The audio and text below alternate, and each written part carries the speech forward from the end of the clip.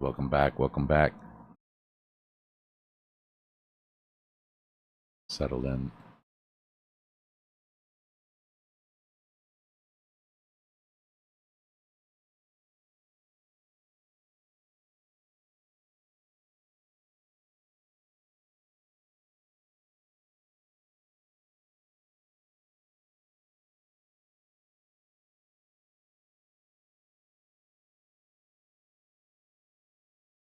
Yeah, I'm swimming in news right now, crypto. That's exactly what I'm doing.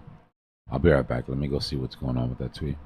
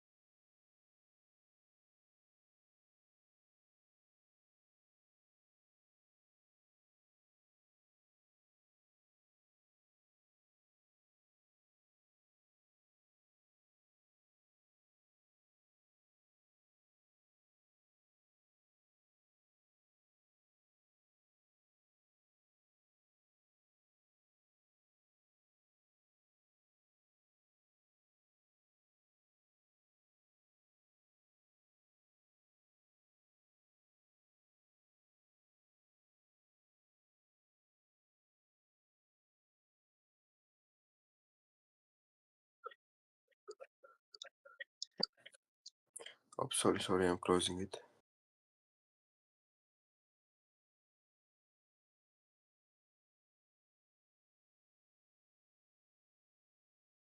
Dbloc, can I ask you what is the purpose of this point of controls?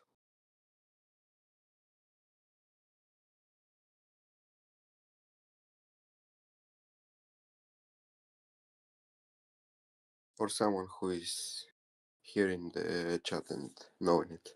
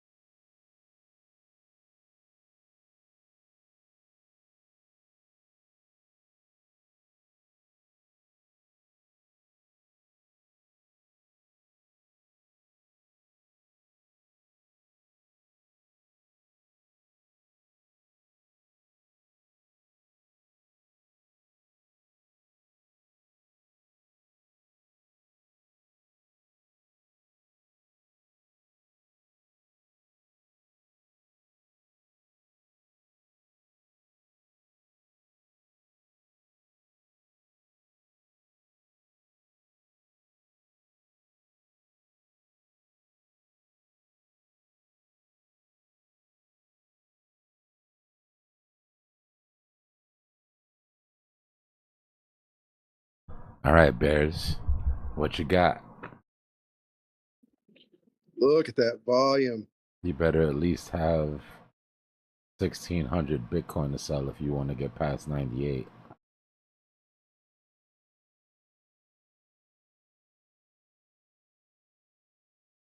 On this episode of To Catch a Fallen Knife, World War III edition. Extreme difficulty.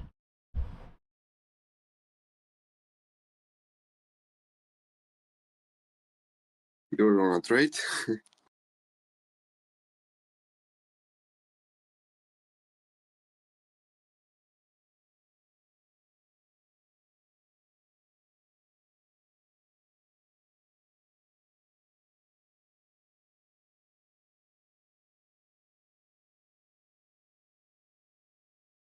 I had to take a break off of Twitter.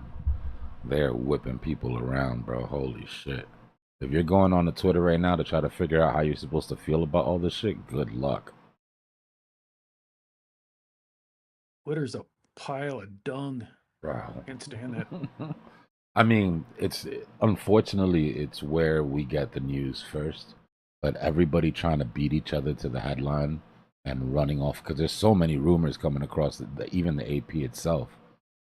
So imagine once Twitter grabs that and runs with it, it's like I've heard everything today from ICBMs being delivered to Iran there's already peace that Putin's going to negotiate peace for for Trump, instead of Iran having to deal with him directly. People are all over the place. No official confirmation of any of that shit, by the way. But it's being posted and reposted and reposted.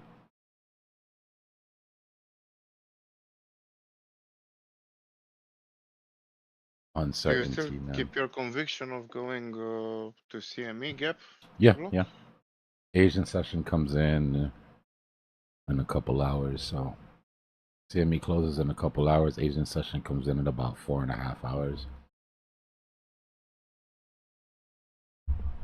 So I'm just waiting for a nice bottom, a nice stopping volume candle, nice volume increase.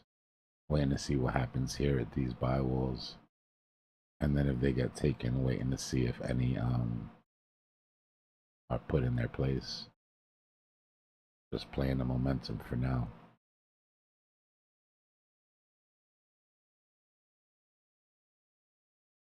Oh, there we go.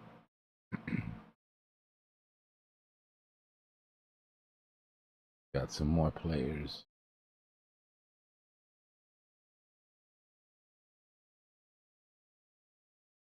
That's that 1400 Bitcoin 97.8. And it's starting to stack up underneath, but not as big. This, from this buy order up, is basically that vector gap that we're looking to fill.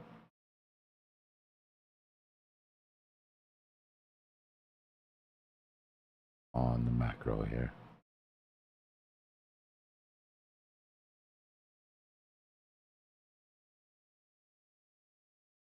Going through our 2-day 50. The 3-day 50 is where the 50 is at, right underneath that volume gap. That's what we would want to hold us.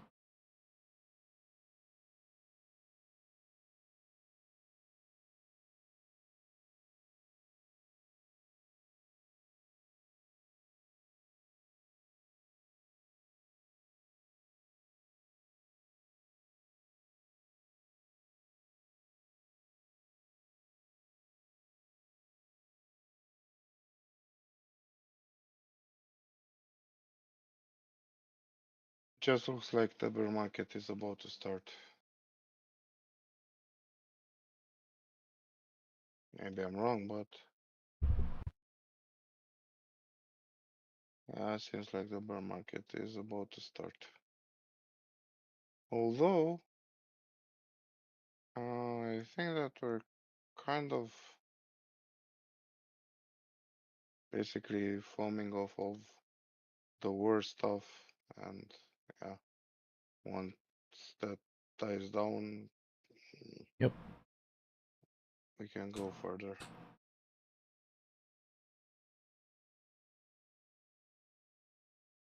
To give you the simplest explanation possible, under today's environment, with the news that we've got going, with the imminent attacks or whatever the hell's going on, the market agrees that Bitcoin's fair value is at 98K. When those catalysts or those fears are removed, Bitcoin will be repriced to what is considered the fair value at that time. Yep.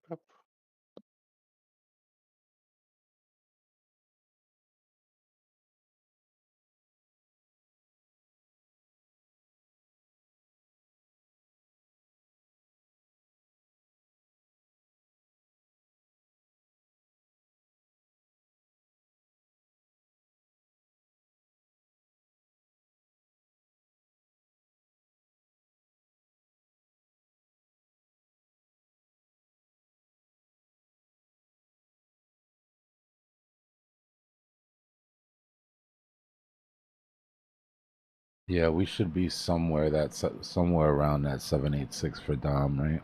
On that fib by now.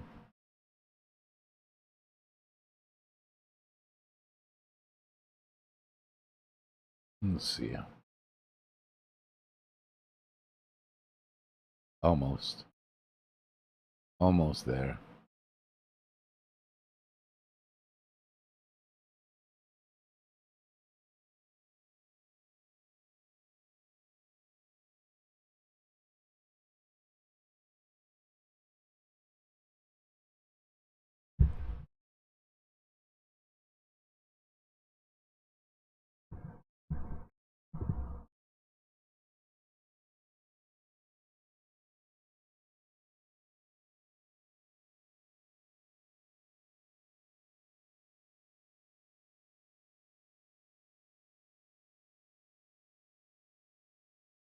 Yeah, any hopes of avoiding that bearish divergence on the weekly is slowly slipping away.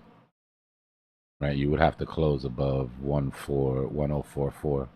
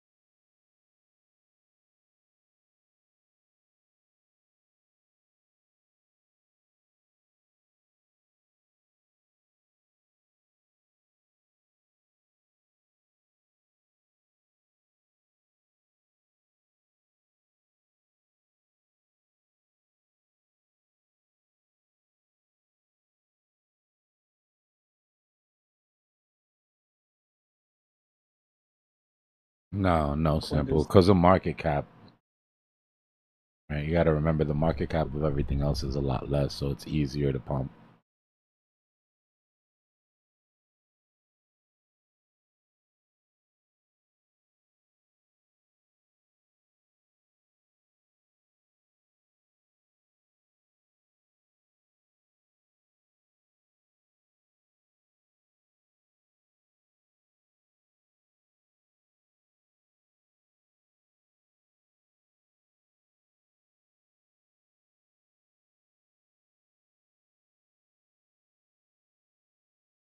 Yeah, sample.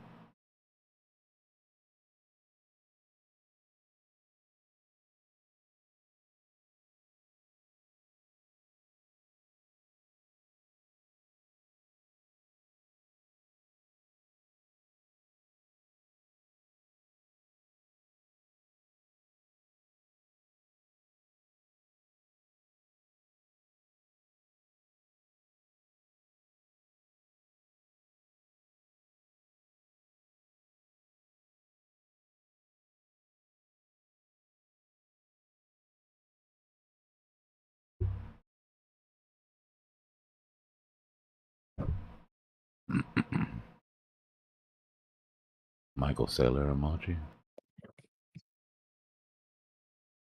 Would have to be this one. It would have to be the disappointed Michael Saylor listening to the chat. Where is he?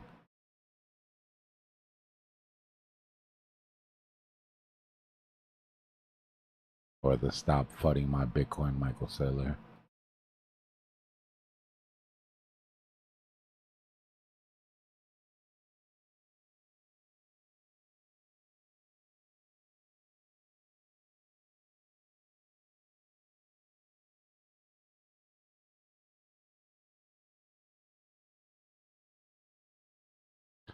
You want to know what's really funny? I don't even know if you can call it funny, but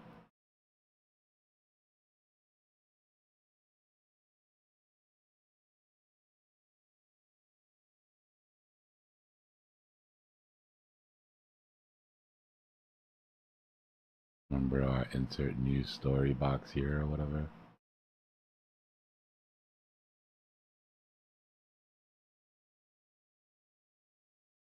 We were just early on the little nuke.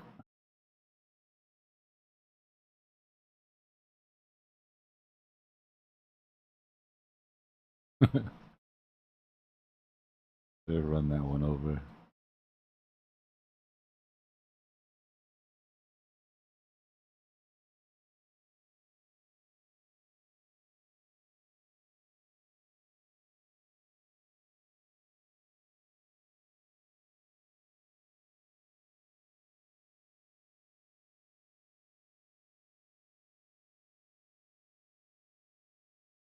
Like it might as well just be a damn constant thing at that level.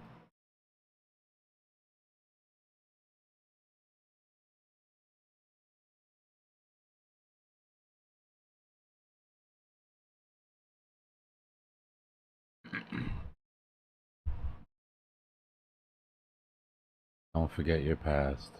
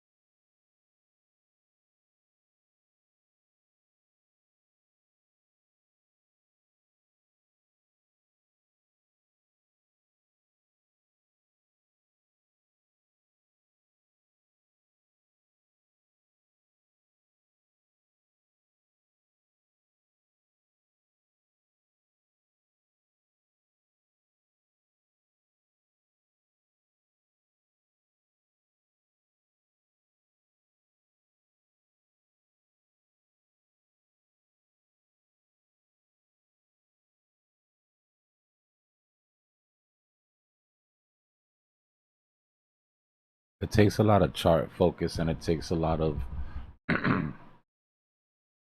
sentiment and news analysis, but being able to differentiate between news that's just fluff and news that actually has an effect, right? Like a good example is the war news.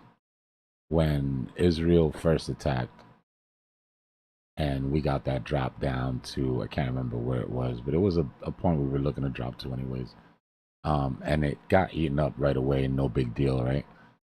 You got to balance that with knowing that we've had hundreds of Iran-Israel conflicts at this point that have gotten to the end of what could be something tragic that have sort of turned themselves around. The difference is when the U.S. went in, right? Now you got to balance that. How many times has that happened?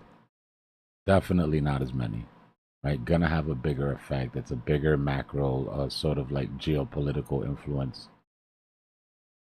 It affects more countries. It brings in more countries, possibly, right? So that news is gonna affect more than just sentiment. That news is gonna affect sentiment, and it's gonna affect supply lines, right? Which affect gas prices, which affect everything.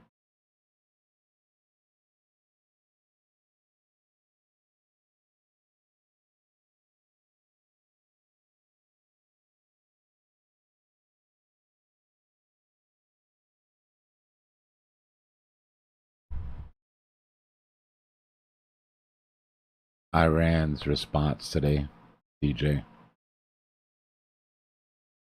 Remember yesterday, CNN and the president both declared the end of the war as soon as we struck. So those 24 hours that followed, we were talking about, we're gonna have to follow it quickly. I mean, closely, and see if there's any escalation or any retaliation. And I think Iran retaliating today freaked people out. Like maybe they thought it really was just over because they said it was over. Me, it wasn't an escalation, right? I'm looking for escalations. It wasn't an escalation. I think it was an attack to save face. From the reports in Israel that I'm seeing, everything was blocked except for one that did some structural damage, and they've got 25 injuries. So that is a scaled down attack from their last attack. Right now, we look for Israel's response. Right, if Israel's response is a de-escalation to their last attack, and then Iran's response to that is a further de-escalation, then we have to assume that this whole thing was political theater and that there was some sort of deal that the Iranians made to give up their nuclear enrichment, but behind closed doors, so that they could still save face with their own country. If we get escalations, then that's different, right? If we get escalations, then we know this isn't over yet. That's just where my head's at with it. I'm not a geopolitical expert or anything, but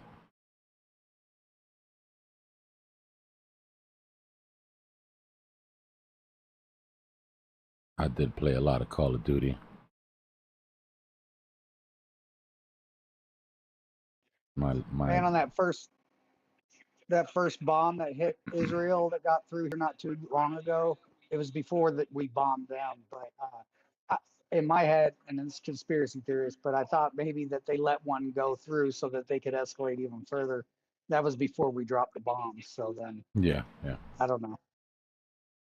Not Rocky. It's not that we're falling because of the war. It's just the uncertainty is leading people to go into defensive plays. Right. So I don't think anybody's selling their Bitcoin because they think this affects the price of Bitcoin. They're selling the Bitcoin because they think other people are going to sell the Bitcoin. Same thing that happened when we got into this whole thing over here. Right. Eventually what happens is the paper hands have to buy higher unless there's escalation. Right. If we're really getting involved in this war in a real sort of way, in an active way, aside from just, strategical precision attack, then yeah, we got to be careful on all risk assets. Because people will just go into bonds and gold. And as much as we hate to admit it, Bitcoin is not at the point yet where it's considered a flight to safety. Just yet, unless there's direct sanctions.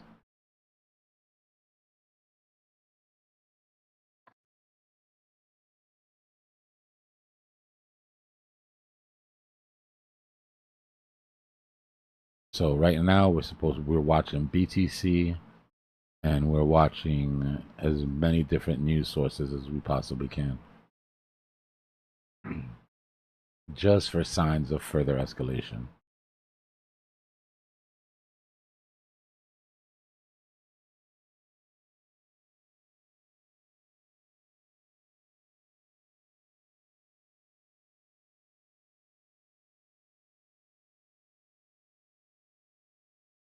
Look at how well market makers keeping up certain coins though, or whoever's keeping them up. I don't know, it's market maker, but like Hype and Fartcoin, they're barely budging. Yeah, they had a lot of volume today, right? I don't know. It just seems like the coins that people, I guess, actual people are in. Like I'm talking about real people, not just bots and algos. They're showing some strength. Most of these coins, man, I don't even think there's actually people really trading it. I think a lot of it's just algos and stuff. I mean, obviously there's some people, but most of like the focus of like actual people, I think, there's a lot of real people in Fartcoin and Hype.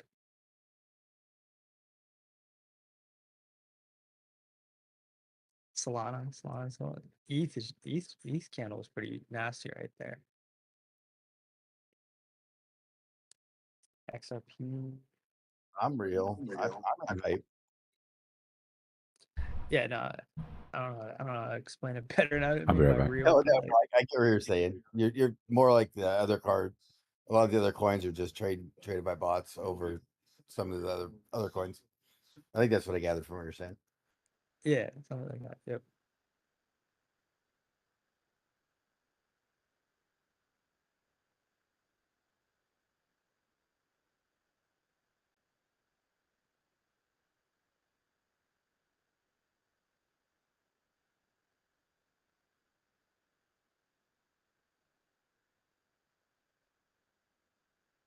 As BTC dominance gets back up to 66, turn it.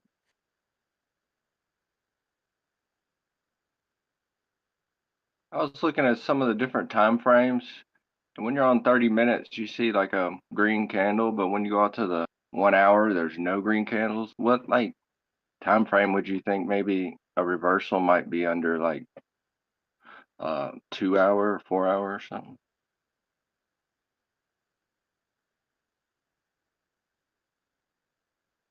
Now you're gonna catch your reversals on lower time frames, 5 minute, 10 minute, 15 minute. The reason that your vector candles are different, if that's what you're talking about, is because sometimes it's not enough tick volume to turn that 4-hour candle into a vector, but it might be enough for the 1 hour, right? Because it runs off of the last 10 candles. So the higher the time frame, the more tick volume it takes to actually turn that candle into a vector.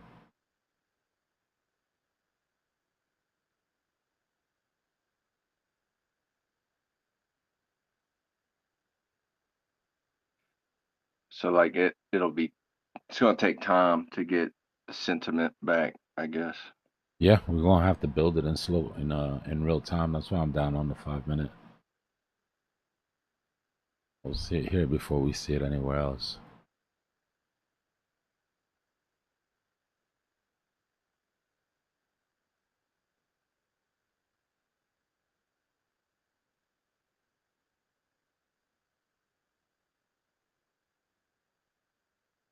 And that CME gap, when that comes about, will there be a lot of volatility then?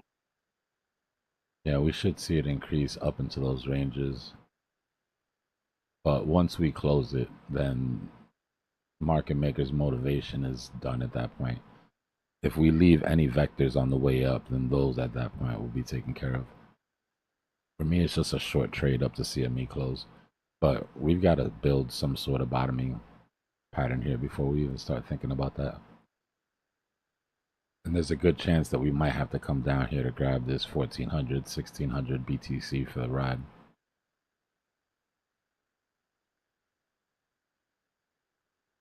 So right now it's a lot less predicting and more reacting. Just momentum trading.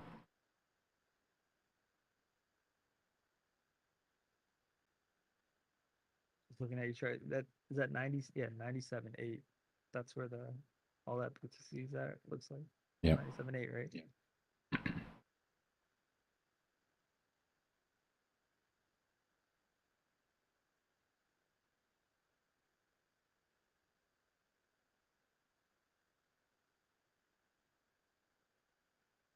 I know everybody's on edge right now, but at least you don't have jets and rockets flying overhead, right? Well, at least for most of us. Well, some of our family in here definitely does.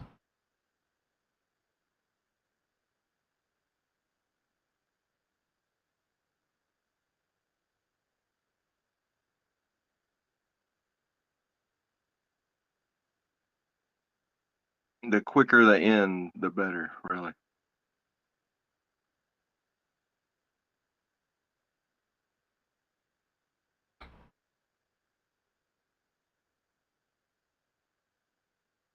Yeah, I'll look at Sui real quick, but it really doesn't make sense to look at many alts right now. If you're looking at alts right now, what you should be focused on are their BTC pairs. If you're down on USD pair and your BTC pair looks like shit, you shouldn't even be thinking about that alt yet. What are you thinking about gold? Gold's gonna do fine as long as the world stays crazy. And I don't think we're under any real risk of the world coming to its senses anytime soon by the looks of it, right? I'm shooting for 4K on gold by the end of this all, but we'll see how long it takes to get there. Yeah, I was thinking 4K gold is not far away. It sounded crazy a year ago, and then the world sort of just lines up for you. It's kind of weird the way that happens. So the thing with Sui is, right, we've come down into that vector we wanted to avoid. We made short work of it. The bottom of the vector for Sui is sitting at 218. That would be a full retracement. And that brings us back down to that high volume node right here at about 220. So at this point, it looks like that's what they're going to go for. What I don't like is there's no real vectors on the way down on a daily, like, looks rough. 10% for Sui isn't something you see every day. But we'll see if that high volume node holds. Come down, clear that vector, hopefully hold there. One good thing is that on the way up, it'll be just as fast as the way down. Right? These gaps are what make for these quick moves. But price also moves quickly in the other direction when you've got big volume gaps like this. You know, in the past, on pullbacks like this on Bitcoin and everything, Sui would sort of look like what Hype's doing right now. It would just show a lot of strength, but yeah, it just hasn't shown that. Pay attention to what recovers the best here. Right, that's going to give you a good idea of where you should probably be focused on.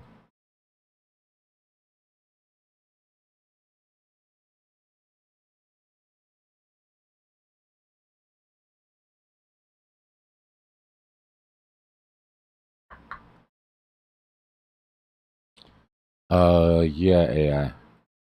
A vector is a candle that has 200% of the tick volume of the last 10 candles, right? Which basically means a 2x of the average of the last 10 candles transactions in one candle, which is a sign that market makers come in and provided liquidity and matched the trades. Right? What that means for us is that knowing that market maker adding liquidity to this drop here, right, meant that you wanted to go long here, or you wanted to go short there, so market maker went long here to cover the trade. So all of these shorts have long positions attached to them. It leaves an imbalance in the chart, right? So as price comes down through and comes back, market maker pays himself for that liquidity. And it's just a set of imbalances that we use to trade towards or away from here.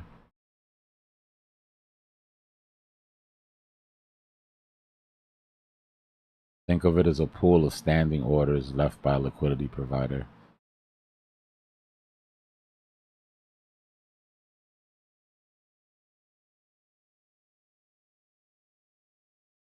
You got it, brother. Yeah, let's hit that like button. We got 258 viewers and 54 likes.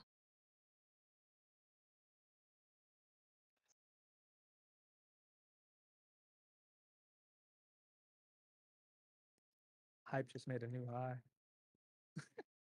That's crazy.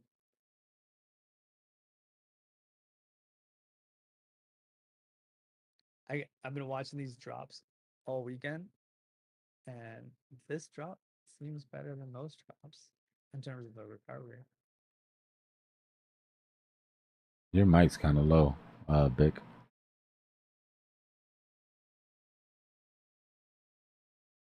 My bad, my bad. Unless it's just for me. If everybody else can hear him, okay, I can't. I just checked your volume on my side and it seems to be good. Yeah, 5-minute stopping volume candle. Bullish engulfing. No candle close underneath. Right? Stop loss at that body of that stopping volume candle. Right? Or a couple of ATRs underneath it, whatever you're comfortable with. And that's typically the setup.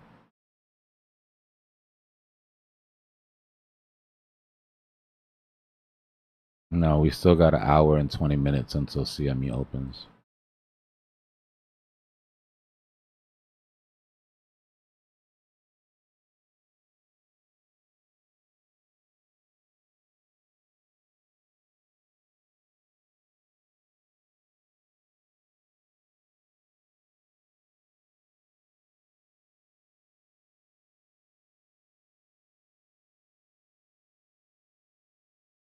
On the 15, that looks a lot better. Stop and volume candle, if you check it. Yeah, these 5-minute candles moved fast enough to create a stopping volume on the 15, yeah. See that?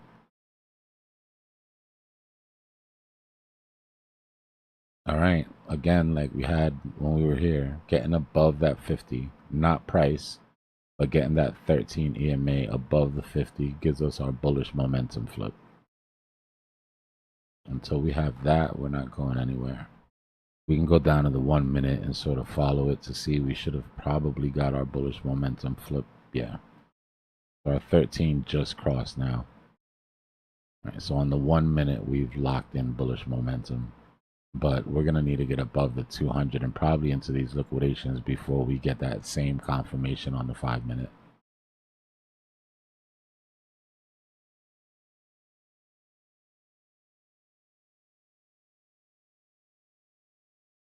That blue line, is that the 50?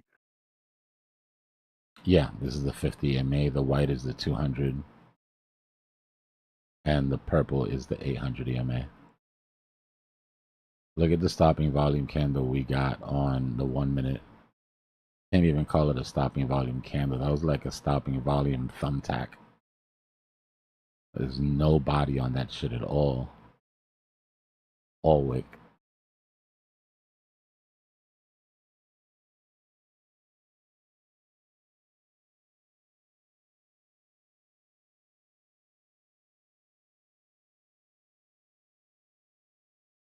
This is the 1 minute chart you're looking at? Yeah, I'm on the 1 minute right now. Once we cut through these liquidations, we'll go back to the 5 minute and see how much progress we've made on that 13 EMA.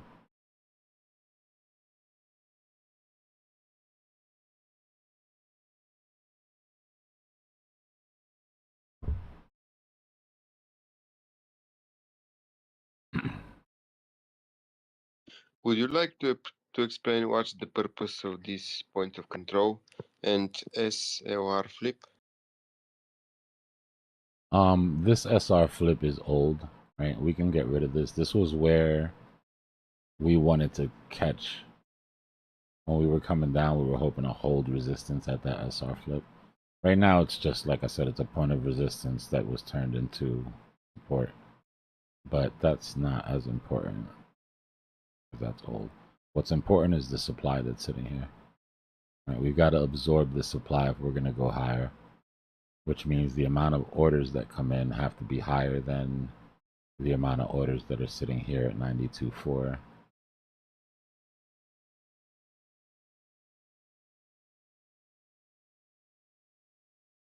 You imagine the stock market opens up Or green. 99.2. So it's got to be more than 30, 40 Bitcoin to be able to get above this supply.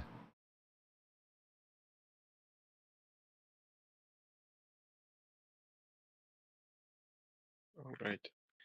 So this is the point of control where those Bitcoins are playing like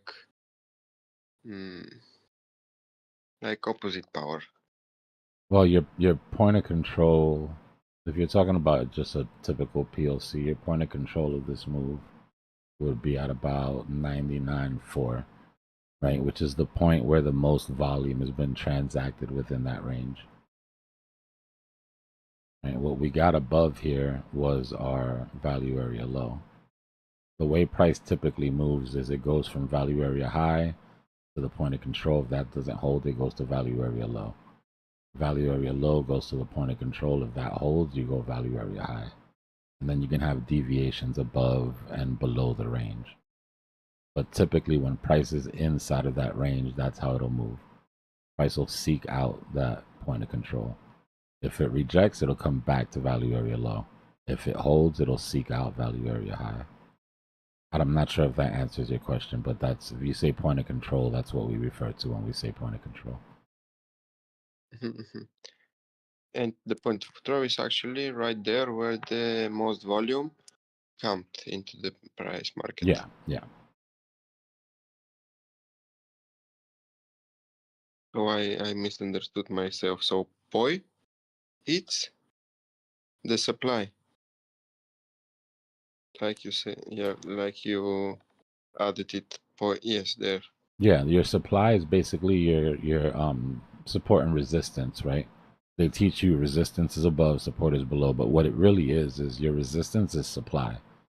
Right? There's a supply of Bitcoin that needs to be purchased at that price, or price won't move up through the order book. And your support is really a demand zone, which means there's a certain number of buys down there. And until the bears can fill all of those orders, price won't move any lower through the order book.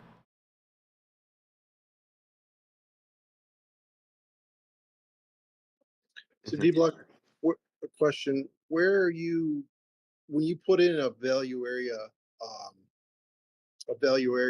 Where do you start and where are you stopping to get your tops and your bottoms? I know that's 70% from the point of control, 35, yeah, right? It depends on, like, when you're using a fixed volume range, right? You can choose what you want to look at. So, like, let's say if you're just looking at this accumulation, but if you wanted to take the entire range, you could do that too, right? If you wanted to take the entire range, you would just go like that. Your point of control would be way up here. But that doesn't help when you're sort of scalping. You want to sort of see what's going on in real time. So Yeah, I you took just it back take to it from the middle. highs and the lows. Yeah, just take it from the highs and the lows of the range that you're trying to analyze. So for me, I pulled it from the bottom, right? I'm watching where this top goes. So do I really need to take all of this? Not really, right? I only want to figure out what's going on right here. I'll take it from like there to there. Your Trump's tweeting. He's on the Twitter fingers. Nuclear site damage is monumental. Yeah, Thanks, D. they tried. Yeah, no problem. They tried to say yesterday that there was no effect, and I don't know if they were just trying to like bait him into saying something, but he was like, no effect. Like, yeah, he took it. He was like, listen, we blew that shit up.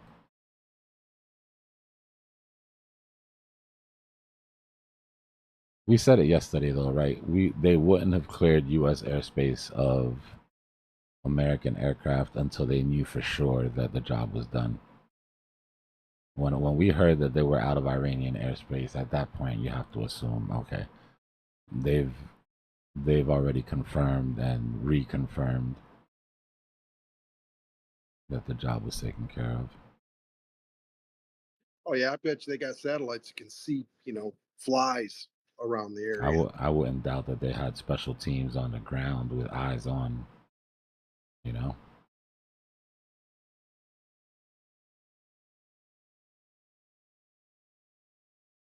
But yeah, when drones and all the shit we got now.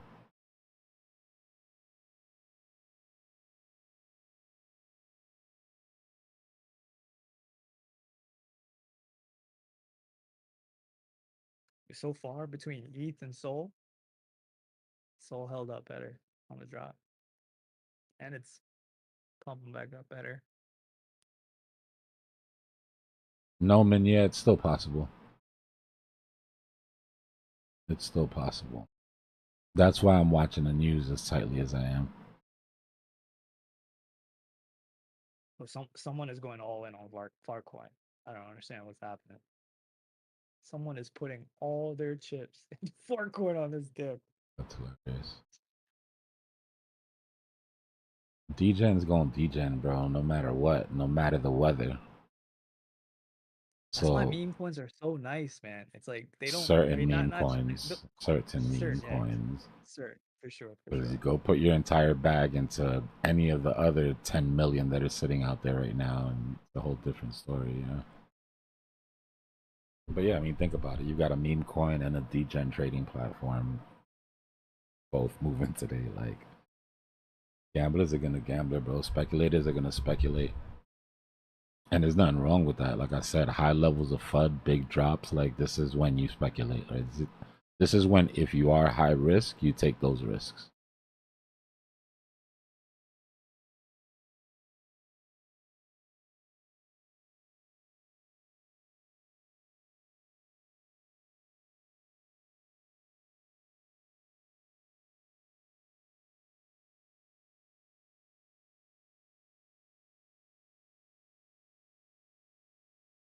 CME doesn't open for an hour and 10 minutes. CME's been closed all weekend, RC.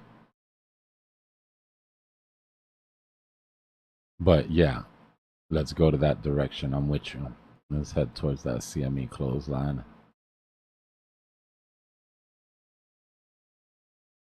Yeah. I hear you. Yo, out of all the drops all weekend long, and I've been trying to catch these falling knives like since Saturday. This is probably the best pop that we got out of all of them. Yeah, we had a decent little one when was this, Sunday? Earlier. But we came down underneath that. That was the first time I swung.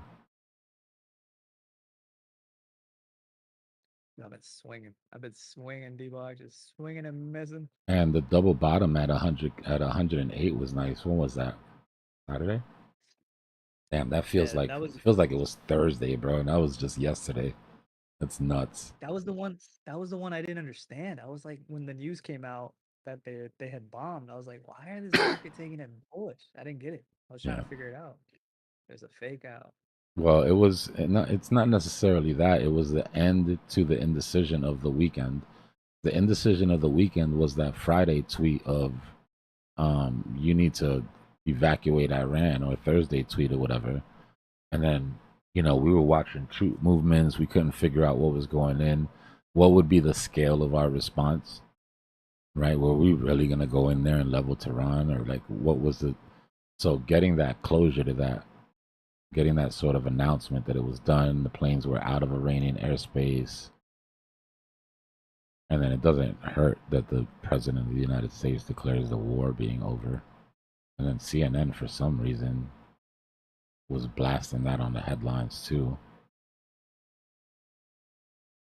And then what happens? Everybody goes from that euphoria, right, of trying to price in the uncertainty of war down to 100K, being told the war is over, repricing Bitcoin to 102K, and then having those continued attacks today. Then now you have to reprice Bitcoin back into wartime, right? If they were wrong and it's not over and this can escalate, then fear comes in and all that bullshit. Not bullshit. I mean, it's valid, right? People's fears right now, it's not like they're unsubstantiated, but the effect on risk assets is sort of short-lived, right? 3 green candles, 4 green candles, and all that shit goes away.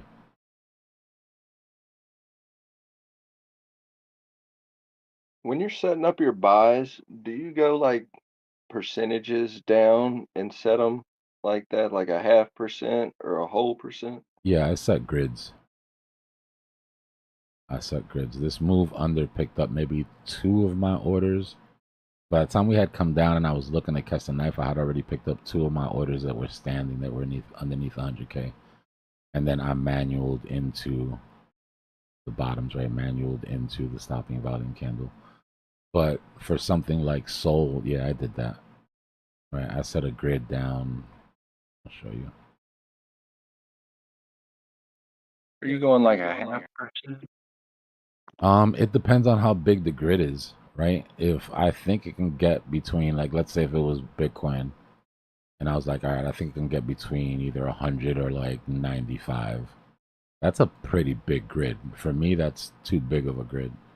But if I was to set it like that, it just depends, like, how much money do I have to put into the coin, right?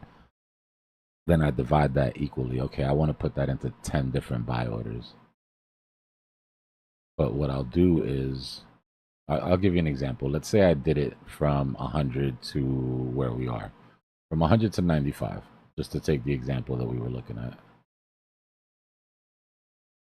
What I would do is I would take the bottom of my range, or let's do 197 so I don't have to move the chart that much. I would take the bottom of the range and I would pull a fib up to where I want to start buying.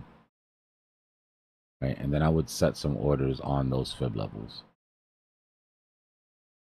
And so I'd be like, okay, maybe my first order is $100.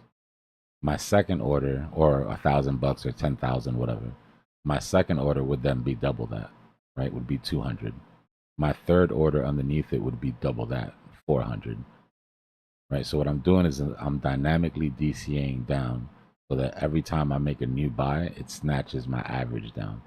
That way, when price turns around, I don't need it to go all the way back up to my original buy before I can take profits if things look bad.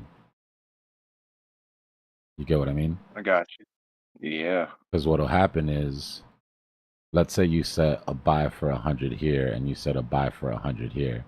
When you buy this, your average is now right here in the middle, right?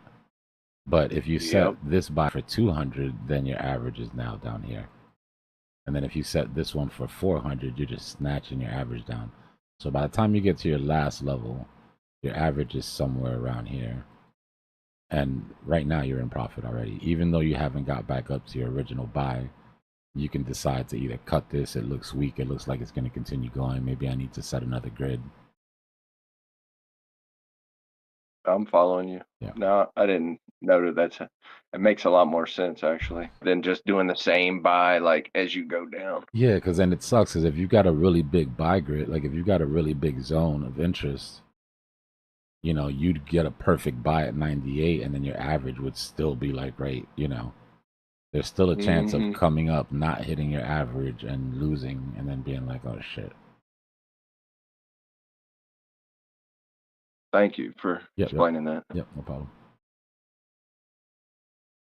A bit of a dynamic sort of buy-in strategy. Bitcoin recovered that dip. ETH recovered its whole candle. So did Solana. What's good, Dbloc? What up? How you doing, brother? Good, good, good. Hold on, let me grab some caffeine. I'll be right back. All right, as soon as I come in and leave, it doesn't hurt my feelings or anything.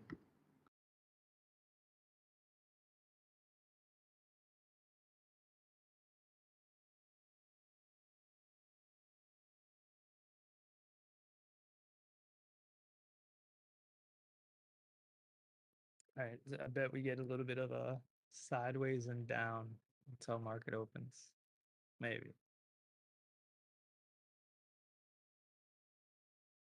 The next hour. That was a good little push there. Yeah, yeah.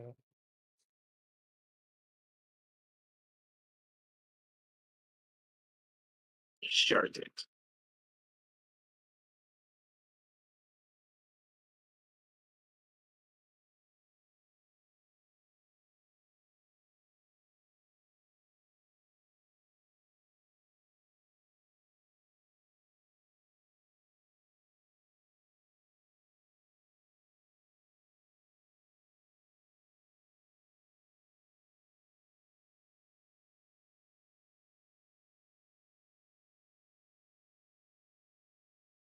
All right, so now that we got that bullish momentum flip on the 1 minute, we can flip to the 5.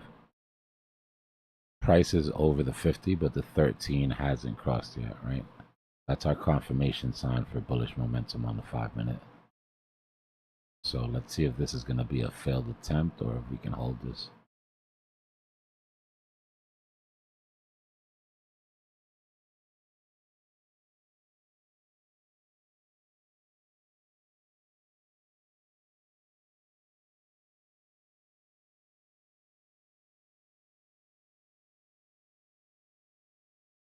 Yeah, sample. Unpaid overtime hours.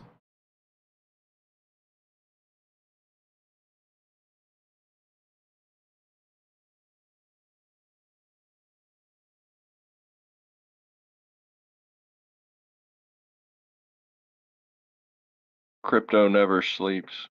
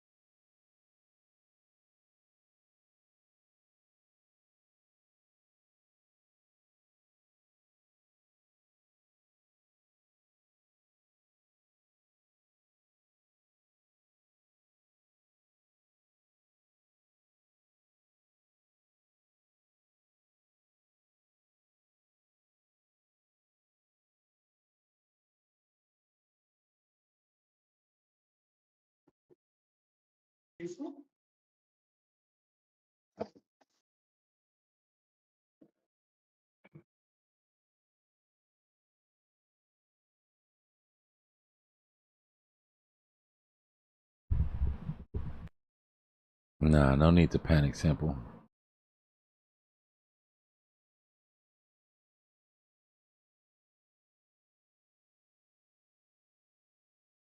We had levels of worry, right? That's why we spent so much time on this macro chart for Bitcoin. We knew if our daily closed under, the chances of us filling this vector gap were going to be highly increased.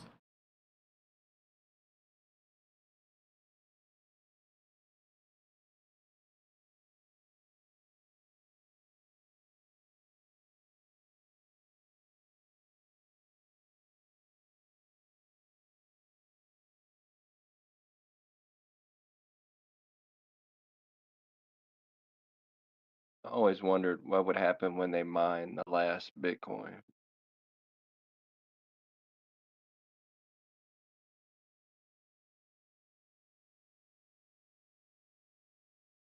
In what way?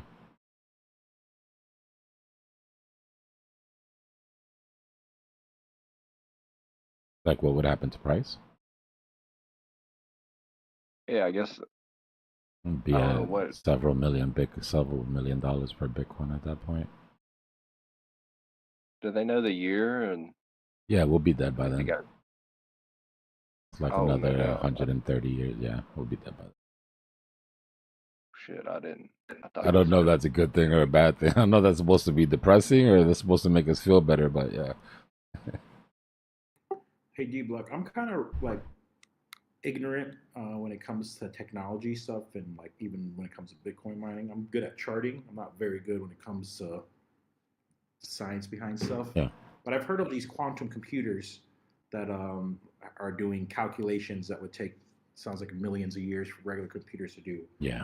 Could they use those for mining at an accelerated rate too, or is that just totally different? The thing is that as depends, because as the hash rate goes up, the difficulty also does. Right, the difficulty will continue to move through. You can't mine Bitcoin any faster, right? Because it pushes forward the halving. Right, what would happen is that they would push the halving way forward, and difficulty would go up to match. But the fear from quantum isn't the mining; it's the cracking the 256. Not even cracking, but it getting past encryption. Right, because then you could have problems like double spend and but with quantum offense comes quantum defense. And at that point, what Bitcoin would have to do is they would have to fork to another. They'd have to fork the chain, roll back to the last verifiable block, fork the chain, increase encryption, and add quantum defenses. I'm not gonna lie, like 75% of that I didn't understand. So, like you're saying, so the encryption the encryption behind Bitcoin that keeps it safe, right, for lack of a better term, is about light years more than what the bank uses. Let's put it like that, right? Bank is still running off old encryption. If quantum computing ever gets to the point where it's strong enough to affect Bitcoin, they would have already attacked the banks, and Bitcoin would have already moved into a new encryption. Right? There's softer targets than Bitcoin. And so you're talking about where these quantum computings are talking about possibly able to hack encryption. Yeah. To be able to, they're like they could figure it out without any. There would be nothing at that point that could stay encrypted, because encryption works because of the amount of computing power you would need to crack it. And like you say, with quantum computing, it's a huge jump in what they can handle. So that's the risk when people talk about quantum computing and Bitcoin. The risk is that they can just double spend Bitcoin and then bring the value of the chain to nothing, because what gives the chain its value is the fact that it's safe and that there's no double spend. They solved the Byzantine general's dilemma, just a bunch of shit that had been a problem till Bitcoin. So what do you mean by double spend? Like you send it like there's no like right now you can't. Yeah, right now what keeps the system safe is that nobody can double spend a Bitcoin. Right? There's no way to spend the same Bitcoin twice.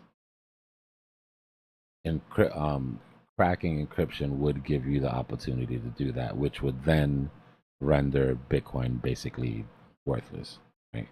Because there'd be no way to track what's spending what. You didn't know if your money was safe or not. So if they don't make a defense in the future from quantum computing, crypto could be dead. No, they will. They will. Like with quantum. Yes. It has the power to bring down to bring down the blockchains, basically. Yo, but Satoshi, even before quantum, Satoshi left word that if any technology ever gets to the point where SHA-256 is in danger, that they are to immediately roll back to the last unaffected block and increase the encryption and fork YouTube. I mean, fork YouTube. Fork Bitcoin. Now So somebody can you said guys make YouTube that in a the little chat, dumber and for me? it got into my brain. What happened? So basically, Can you what make they that would, a little bit? yeah, what they would do is that they would so every block that goes through the blockchain is verified by the verifiers that are trying to win the math problem that rewards them 1 Bitcoin. Right, the work that they do to try to mine that Bitcoin verifies each block, each transaction on the chain. If there ever was to be a problem where there was a double spend or some sort of hack or some sort of, violation of 256, Satoshi said that they would immediately roll back, meaning you would go back on the blockchain, find the last block that every validator agreed on to be a valid chain, a valid block, and start the new blockchain from that point. Fork the entire blockchain from that point with increased encryption. Yeah, so Dbloc, what I read was that they're looking at if they ever have to do a complete new fork, and they could either shut down an entire network for 7 months, which isn't they can't do that. You can't shut down Bitcoin for 7 months, or they can do a rolling changeover. It'll take 10 months to do, and so basically it'll be a fork, just like you're saying, but it can't be an instantaneous thing because you have to update all the validators. You have to update everything else. Okay, so if that does happen, that means all buys and sells would be stopped for 7 months to 11 months. I don't know about that delay. We've had blockchains forked in real time, right? We had Ethereum overnight fork from proof of work from proof of stake to from the old POW to what we are now, right? There was no delay there. Yeah, let me see if I can find the article on it. It was an interesting read. It was Jacob, all about the quantum. Jacob, there would have to be consensus within the validators. Wow, Bitcoin is already hacked at 98. Listen, What the hell is gonna happen at 90K? Every red candle, we go deeper into the rabbit hole, bro. No, it is a bit painful though. No, he slowly was like just this. asking because he didn't know. He wanted to understand how it worked. He wasn't saying nobody's calling for it. I'm not trying to spread FUD or anything. I was just Yeah. genuinely curious, because I just saw an article on quantum computing and how it's just like superiorly outpacing any computer, and it's doing stuff that would take, like, I don't know if it's thousands of years for a regular computer to do. So I was just wondering, Those papers had a bullish effect on quant because people think quant is quantum. And they bought quant. So every time we bring up, in the next bear market, in the next bull market, or maybe the one after, but there will be one coming where quantum resistant will be a narrative that these coins will just slap on their projects, right? And then we'll be trading into that narrative heavily, obviously, because it's going to make money. So just digging quick, it says 4 to 18 months for migration timing. Potential downtime suggests that it could take anywhere from 75 to 300 days.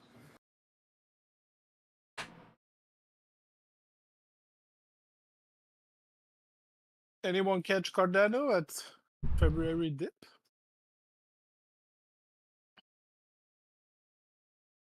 Damn, I'm the only one trying here, catching the falling. No, I'm trying, No. man, but it seems like every one just keeps going lower and lower. I bought some ZC, but it's not my biggest. It's not my biggest holding, but I have some pretty low. Quai, you scumbag. I miss you. How the hell you miss you? Good morning, USA. Or good evening. And France. Is that Rick? Hello, Australia. Yeah. Hey, Rick. Good night, mate. We've triangulated, mate. We've got France, Australia, and the US. And Egypt. Triangle. Oh, we're freaking unstoppable. We're more like a rhombus. Yeah, there'd be a few others in there, I'm sure. Rick, I need to hear it. I need to hear it once. My money don't wiggle. What? My money don't wiggle. It folds. Is that what you wanted to hear? Yes. I've been making Rick say this for like 2 years now. Oh dear. My money don't jiggle jiggle. It folds. I'd like to see you wiggle wiggle. For sure.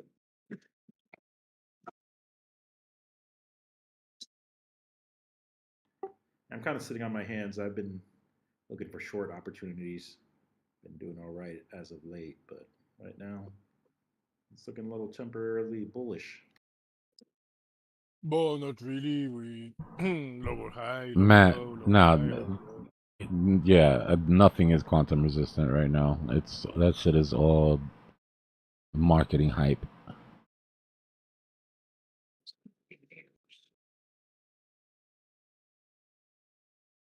Oh, right as I say g'day, I get a phone call. That's really annoying. Hey, Dbloc, when you're also talking about banking when it comes to encryption, Yeah. The banking networks do it a little bit differently because they don't run over open networks. It's all point-to-point connections that are secured by like the RSA cards on each end, which is a little bit different. Trying to get an entry point into the banking system, and the reason they build it that way for that exact reason.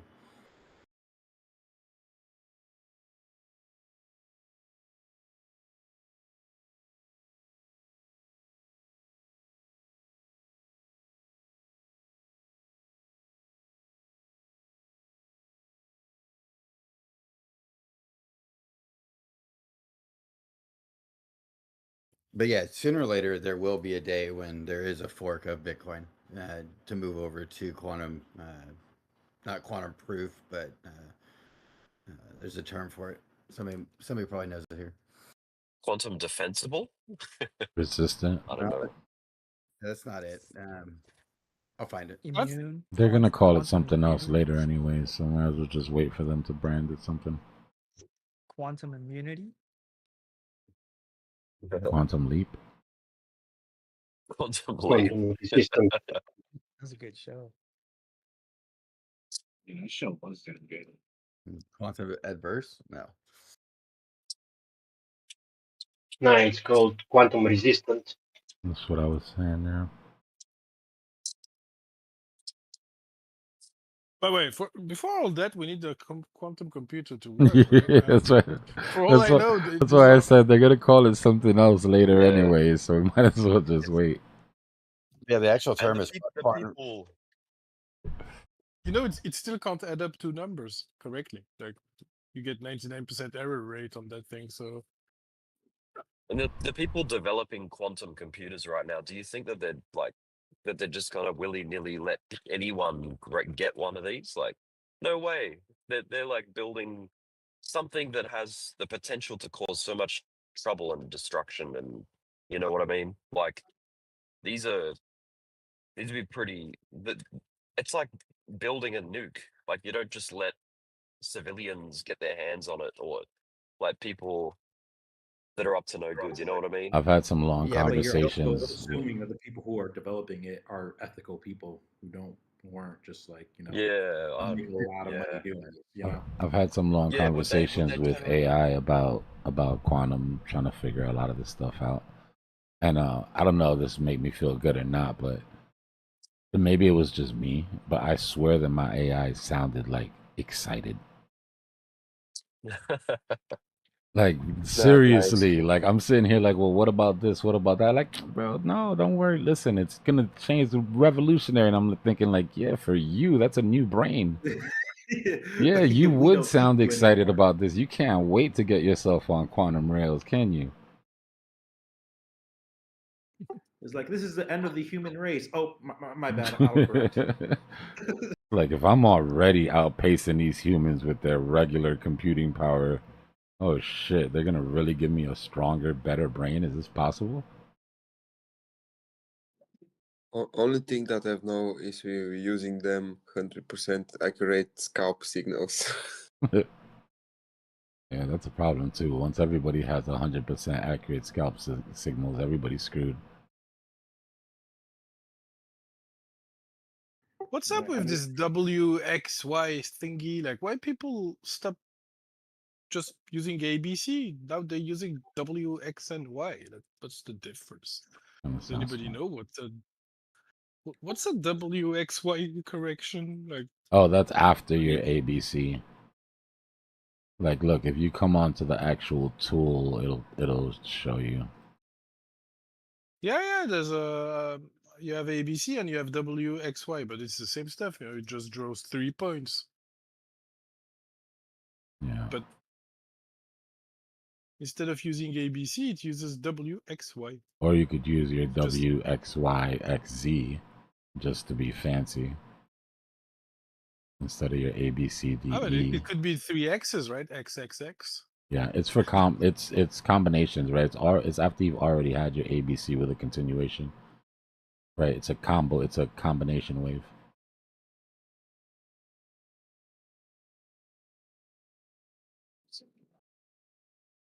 Yeah, well, I'll stick to ABC though. So I think we're doing a C. The question is, where's the C end? You know how I feel. Well, ABC retracements normally are a 1-to-1 ratio, if we're talking Elliott wave. No, I'm not talking Elliott wave, but that's cool to know, 1-to-1. That means, wait, the A was 10% down from 112 down to 100, 12% down. So, well, we've surpassed that already, no? Because we, oh, no, actually, oh, we did exactly the same move, 12% down. Okay, I guess it's a 1-to-1 then. Yeah, for ABC retracements, this is I'm a big Elliott wave guy. They're normally 1-to-1 ratio move. So you normally you'll like you can draw a trend line based Fibonacci from your A wave and then draw that next leg up to your B and it'll give you an idea. Sometimes it's a little short, sometimes it's a little longer, but they tend to be about a 1-to-1 ratio move in a normal ABC retracement when it comes to Elliott wave. Thank you, sir. So, what's the difference between a 1-to-1 C leg and WXY? And it seems like Bitcoin did that 1-to-1 stuff because we dropped from 112 down to 100, then back up to 110, and we also dropped the same percentage down now to 98. Like it started $2,000 lower.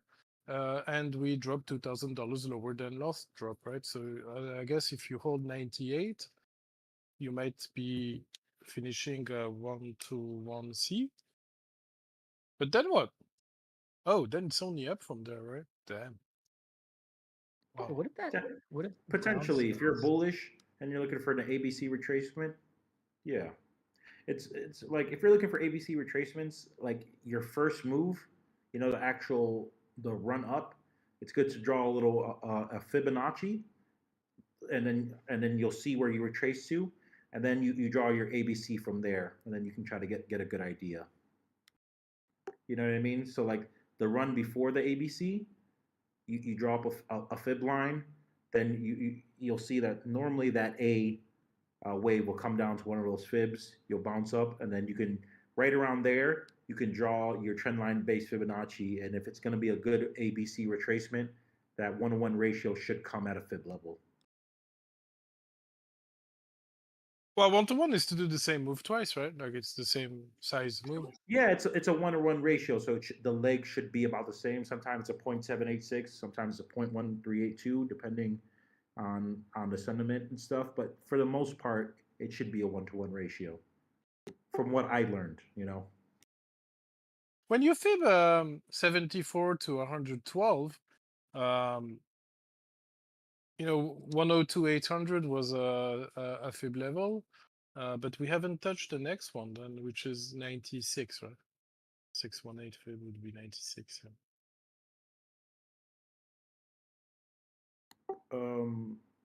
Say that again.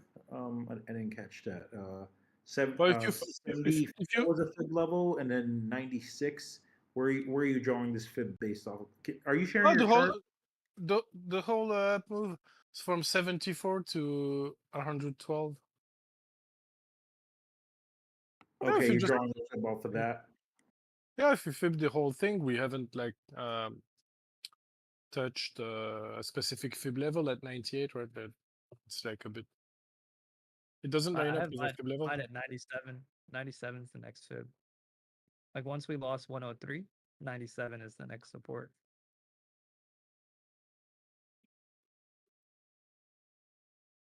Yeah, 97.7. But the 1-to-1 extension is 98 of the previous down move. Yeah, but you can always make a Fibs lineup. What's the 1.618 to 2 Fibonacci trend line based Fibonacci at? 1.618 or the 2? Does that meet up at any Fib levels?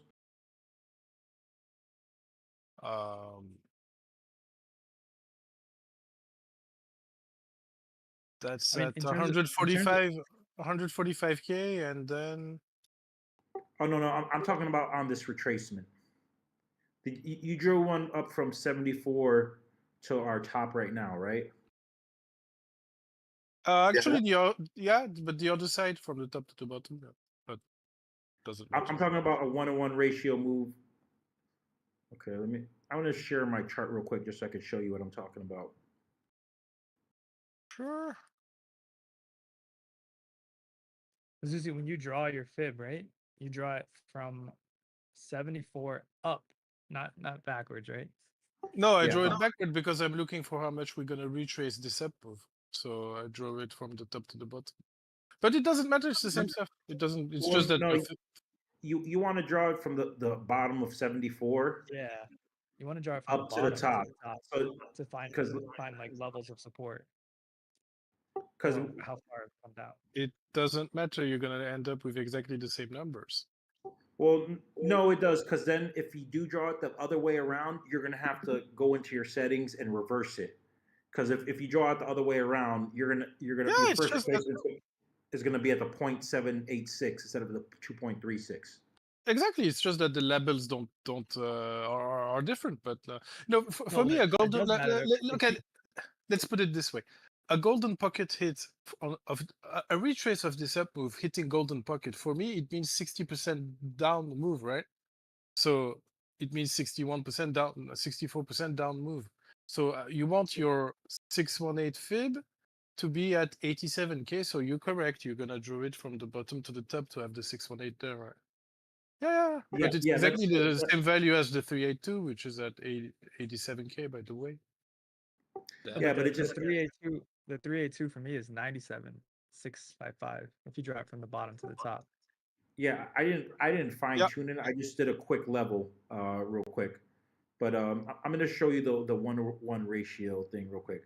So if you're looking for the 1-to-1 ratio, normally you draw up a fib. This is not fine tuned. It's just a quick one.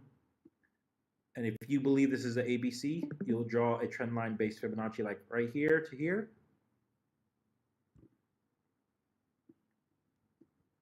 I didn't fine tune it, but it kind of brings you close to that 1.38, the 0.382.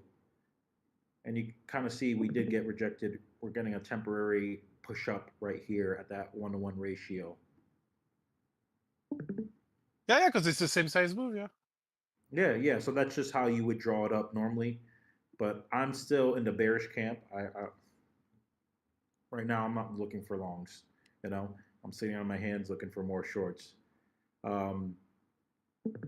So yeah. Well, 104 500 could be a nice short entry, I guess. Yeah, somewhere there. Yeah. We'll just we'll see what happens. But yeah, I've been shorting for a while just because I don't know if I gave this TA before. I'll just go over it really quick. I don't want to spread FUD or upset the perma bulls, but I already agree with you. We've mentioned it a few times. You can be very bearish from here. Yeah, so I'm going off of this angular resistance. I believe that this, I've been calling this the bull run stopper. It's stopped every bull run so far, and we kind of got we've got a reaction off of that lately. Let me go to the daily just so we can go over more of this resistance that we got rejected off of. First of all, let me get rid of. Yeah, I got rid of that one. All right, so we've gotten rejected off of this in December, January. We came up, made all-time highs barely, and we dumped out of that. Let me show up a little closer. Sorry, I don't have my mouse on me. I'm traveling, so I forgot to pack my mouse. We've gotten hard rejections off this angular resistance. One right here. We got wick rejection right here, and that was our last attempt at it. When we did get rejected off of here, we did get we got a little bounce off of our previous all-time highs. I'm going to show this.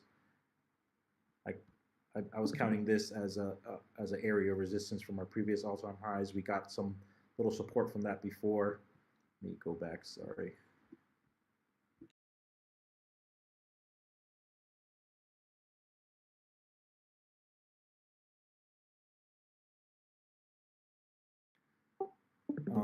All right.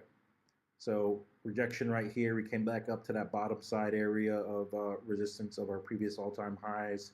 Kind of came back up to the top side, met it, and we got rejected again. What's our saving grace right now is this 100 EMA. This is the 100 daily EMA. Hopefully this can hold us up, but if we don't, like everyone else, everyone has this price target of 88K. I think that was a previous CME gap, and that would be the 0.236 retracement of this full bull run. If you're in the camp that the bull run's over, which I kind of am, you know, for Bitcoin can trace to that 0.236, and that's based off of our full bull run right here. And we have an area of resistance and that CME gap right there. We just got to see. The weekly is not looking good, in my opinion, at all when it comes to momentum indicators. We got rejected at that 70 mark. Maybe our saving grace is we're at the SMA. We can bounce up from here, but it's not looking good. Stochastics are starting to turn down. We're about to have a signal line crossover, and the histogram's crossing. You know, we're switching momentum on the histogram. We haven't gone over to red yet, but it's not looking very healthy. You know, again, maybe we can get a little temporary bounce up at this 100 EMA, but you know, it's been a fucking hell of a bull run, guys. Like 100, we went from 17K to 111K. Like, what is that? 9x or 8x? Or, no, wait, it's a lot less than that. Where am I at? 6, 7x, yeah. 6, 7x. Yeah, but that's great, and you know, we need to retrace in crypto. That's why we're able to make these massive returns. And we still haven't had a real alt season yet. A lot of these alts have had diminished returns, so you know, maybe a retracement on Bitcoin wouldn't be the worst thing. Yo, Paper Hands, I got one quick question though. Yeah, I forgot I changed my name to Paper Hands. My bad. Do you have the same analysis on the U.S. stock market? Like, do you believe that it's topped out? I honestly haven't charted to SPY for a little bit. I stopped trading stocks for a little bit, and I started going to crypto. The only reason I ask it is just because if the SPY hasn't topped out yet, then I don't think Bitcoin has topped out yet either. Just because of just I know Zusi says like there's not a lot. There's still inflow and there's still eyes and attention from the stock market, especially with the ETFs.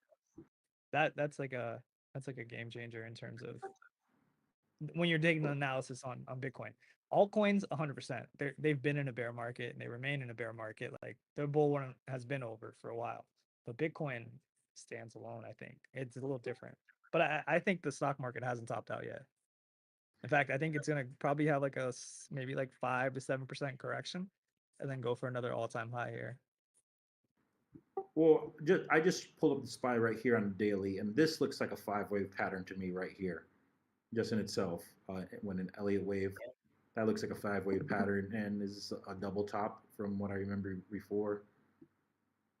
Okay. Almost, yeah, almost. So, oh yeah, I did make some money short, doing some puts on the SPY here. We did go down to that 0.5 retracement, and it looks like we bounced up right here. Let me draw up a fib based on this. I mean, it's getting hit by the 886 right here, so it should have a pullback, but I think it fills some gaps and it bounces around 560. Thanks a lot for sharing your chart. Honestly, it's very clean. I like how there aren't 530 indicators. You have a clean setup. Yeah, pretty much. It wasn't. I didn't want to go too deep into. I could really nerd out on Elliott Wave and stuff, and it gets kind of fucking boring. But you know, I would just wanted to do a quick rundown of what I was seeing for BTC. Language, please. Oh, I'm sorry. I'm my bad. I did construction work most of my life, so I have So a very potty mouth. in that scenario of the bull market top being already in, where would you see the dead cat bounce from to? Like, you're thinking like 74 back up to 100 again, or maybe you said 88, right? So 88 to 100 again, and then continuation downward. 1 second, let me switch back over to BTC. Because it's not gonna be straight down, right? There's still longs to take, even if you think we're starting the bear market. Yeah, absolutely, and but we're traders. We can make money both ways, up, down, sideways. It's just we gotta make our money.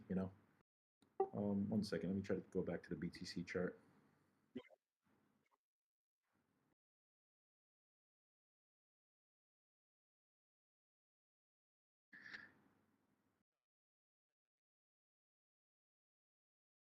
What up? So like, honestly, I wouldn't look for.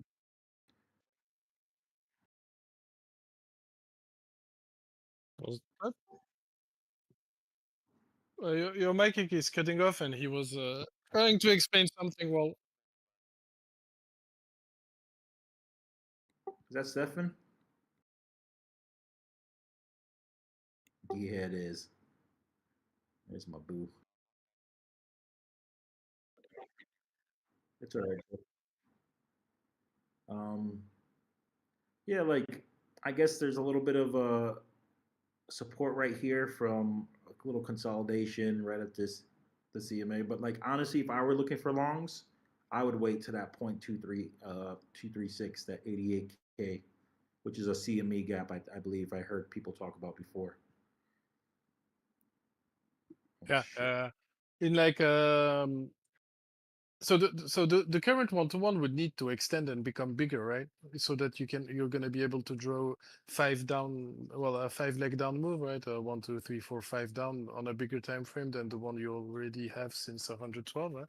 So this current dip, like, it has to turn 100K into resistance and continue further down, right, to be your third Elliott wave down, and then you would potentially catch along for the 4 up, right? I'm gonna guess.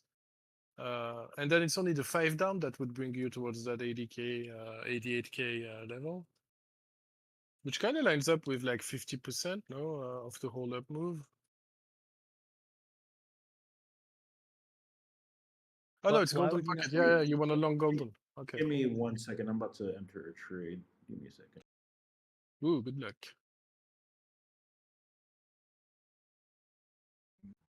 I've been doing nothing but shorting since Wednesday night and just tagging everything. It's been a good 5 days. Like, just playing the market, like whatever the charts give me, I'm running with, because no sense in sitting here on my hands when I can be making bunch of little bags to equal a big one. So when things do change around, I can just pop a big spot on Bitcoin before it starts launching again. No, I'm with you. I've been doing the same thing. I've been paper handling a lot of these shorts, but I've been taking quick profit, getting in and out, and yeah, I'm with you, bro. Yeah, I'd say my average winning might only be $35, but when you flipping a whole bunch of them, like I usually have 4 or 5 in play at one time because they all follow Bitcoin. I'm doing like Bitcoin, Sol, SUI, XRP, ETH, ETH, and fuck, it's just it's like clockwork. It just goes down, down, down, down, and keep a real tight stop loss right behind it. So if I do lose, I'm only losing like $2-3. It ain't about how much you're making. It's about percentages out here, brother. You know, if you're making good percentages and doing a couple of them, that's all that matters. Grow that bag. Money comes and goes. The problem is to keep it when it comes up.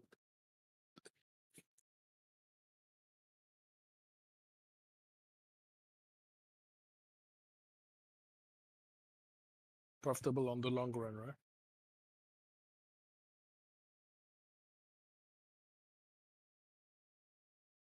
It's like bread and Dbloc used to say it's your bread and butter trades. I like that analogy.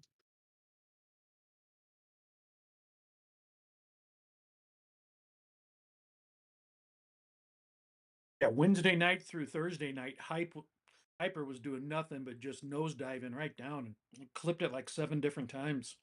It just was guaranteed winner like every time. It just down, down, down, down, down. Hardly any retracements.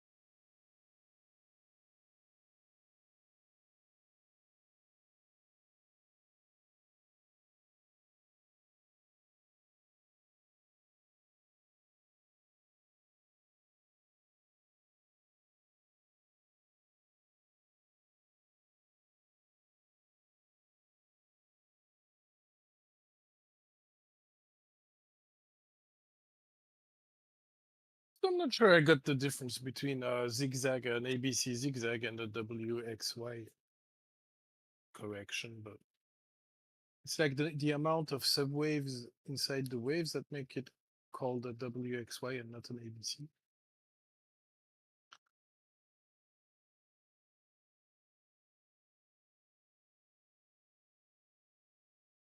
Dude, what if the stock market opens up green? That would be pretty well. What if it reacts just like Bitcoin reacted on the news initially, and it's a ripper? I don't know. War is good for economies, and there's certain sectors that would do good off of it, but not this one though, because it's oil. The oil impact is bad for economy, right? Yeah, but like steel, defense stocks. There's some places that it does do good. Yeah, but Israel is already buying all the American weapons produced. Like you're not gonna create new factories to produce more because of this. It's going to be bad if they get intelligence and find out the bombings didn't have its intended results that they wanted, and there's still some shit left over that didn't penetrate far enough or whatever, and they got to do it all over again.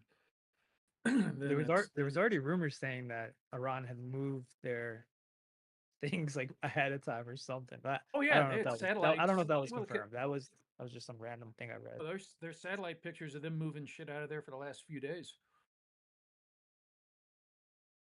So it's not like we didn't warn them we wanted to bomb those sites. They've known that for like Oh 10 yeah, years now. easily. Now we got 20 minutes still. Stock futures open up. As of right now, the futures are Dow Jones is plus 35, but it can definitely change pretty quick between now and tomorrow morning. No, that's Friday's reading when it was. Futures aren't open yet. They open at 6 p.m. Eastern. We'll see what happens, but it kind of makes sense to gap down at open and then attempt to climb back up, no? Yeah, I think that would It's be. also the same for ETFs, right? Like for CME and all. These guys didn't have the opportunity to panic like we had. So it's going to be their turn to panic now. But maybe they won't because price has already pulled down below support, right? So. Yeah, I can see it gapping down and then just grinding up going into Monday. And yeah, this week pretty volatile. I don't think there's any big data this week either. We already got Powell out of the way. There's not even that much data. It's just this war stuff.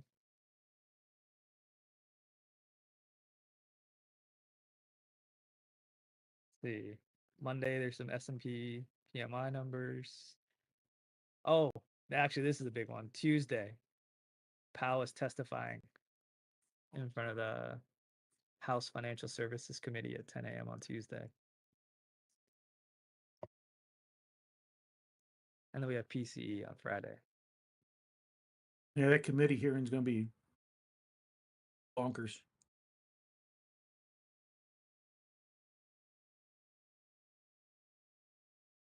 Yeah, usually those hearings, I don't know if Powell ever says anything directly that is different than No, what but he's it's going to usually. be all the MAGA nut jobs are going to be just screaming and yelling at him, trying to get some type of a 15-second little clip to raise money off of, and and to make Trump happy, and they're not going to get a damn thing done except for screaming and yelling at him. So, he's gonna get grilled. Those hearings are pretty hilarious, man, because it just seems like the guy just sits there and he just gets yelled at. Anytime anyone wants to say something back, they're like, "It's my time. It's my time." I'm like, dang, bro, why are you asking a question if you don't want to hear the answer? Too many of them filibuster. They never answer the question. They just try to eat up that 5-minute time slot by giving out a bunch of BS. And it's like, it's a yes or no. It's a yes or no question. Like, just say yes or no, but they'll never give you yes or no. They just drag it out and try to eat up as much time as they can. When CME reopens, and when they get the same opportunity as we did, it's going to be important to know the answer if CME is buying or not at 98. Like us, it seems like the market decided to at least pause its dump at 98 for now, right? When they get the same opportunity, if they do the same stuff and buy 98, I guess that's when the potential to close the gap is going to be, right?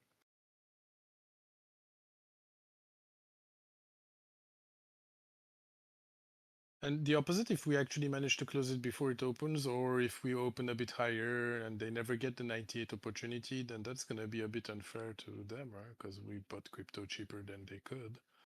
So we'll probably come back there anyway.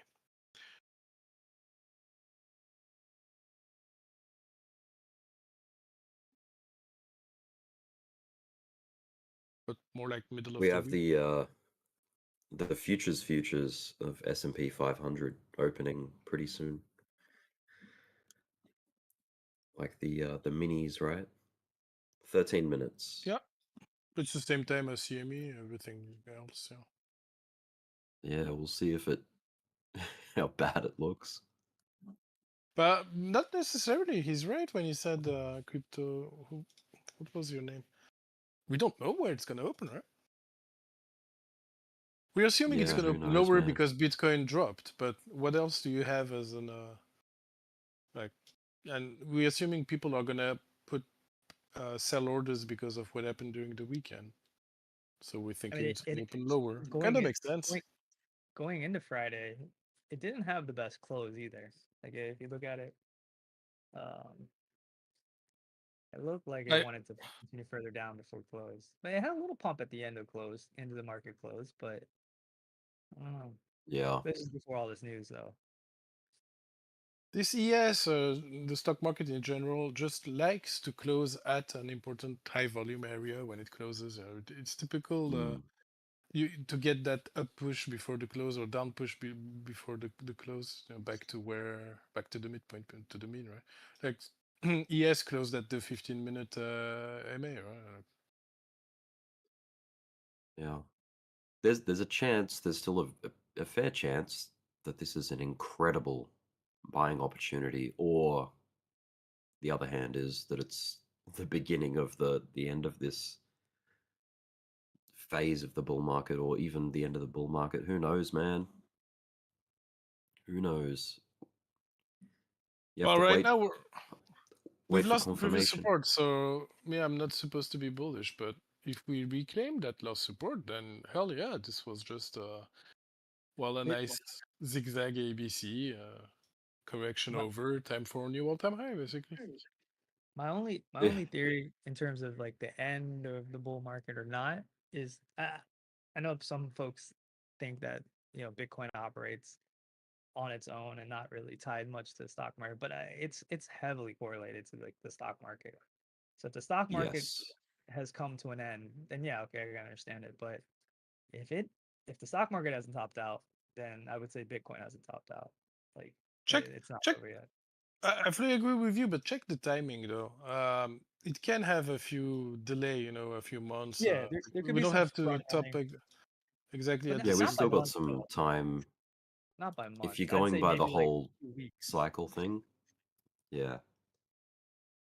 If you're going by the whole Bitcoin halving cycle, I think there's still like a few months to go. Technically, like that window is still open.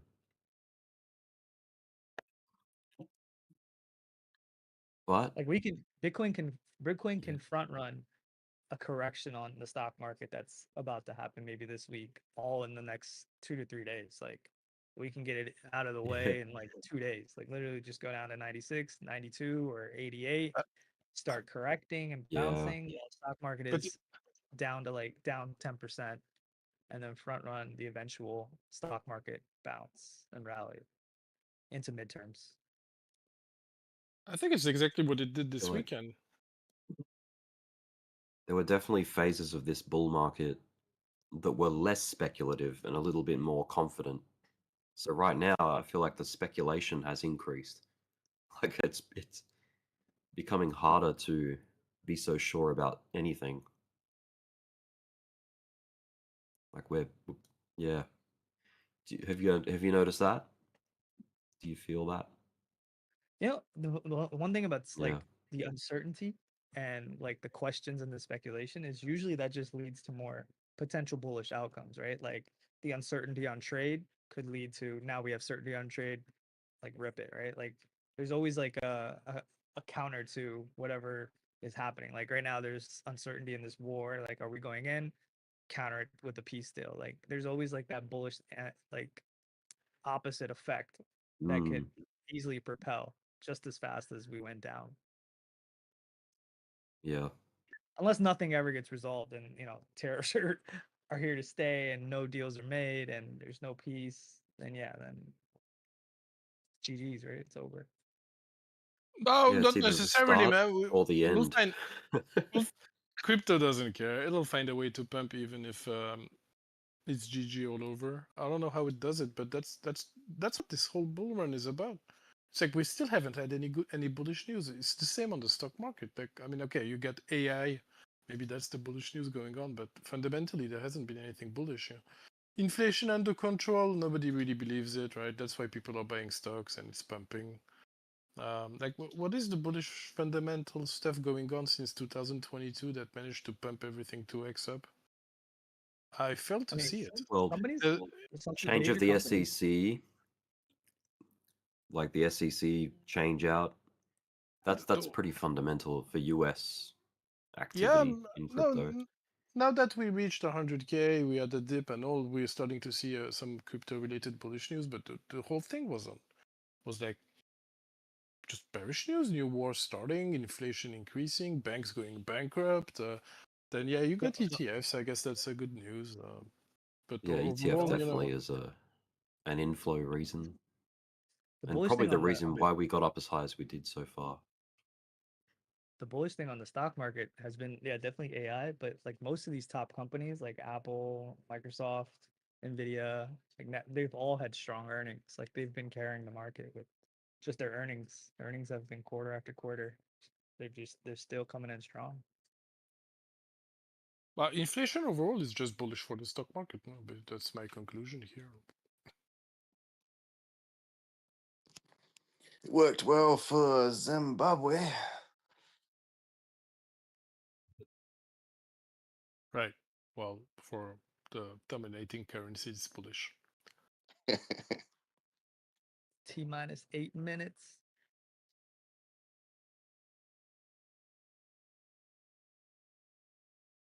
We gonna come close that CME gap? Yeah. Probably not. I You mean, sure we that need Bitcoin's not going does that to gap need to zero? be closed before CME opens, or could it could fill it after, right? I mean, There's not really enough time here to go to 103 before it opens, so CME is likely going to open at 100K. Well, a bit above because they have that premium going on still, so it's going to open like at 100,500. I mean, unless we pump $3,000 in 7 minutes. And Bitcoin doesn't care. And they will the initial thing is they will have the same opportunity.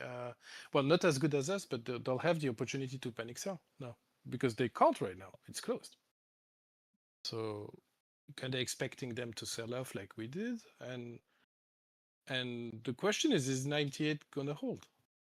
If it holds on that initial sell-off, I think yeah, I think then it's let's go fill the gap, right?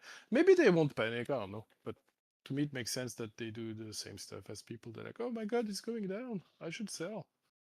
but that's the thing. The initial reaction wasn't a panic. Remember yesterday when the news came out, it was a pump, and the panic just came in afterwards, I guess. No, but that's the typical. Yeah, but that's the liquidity grab, right? Let it pump to attack it from higher, basically.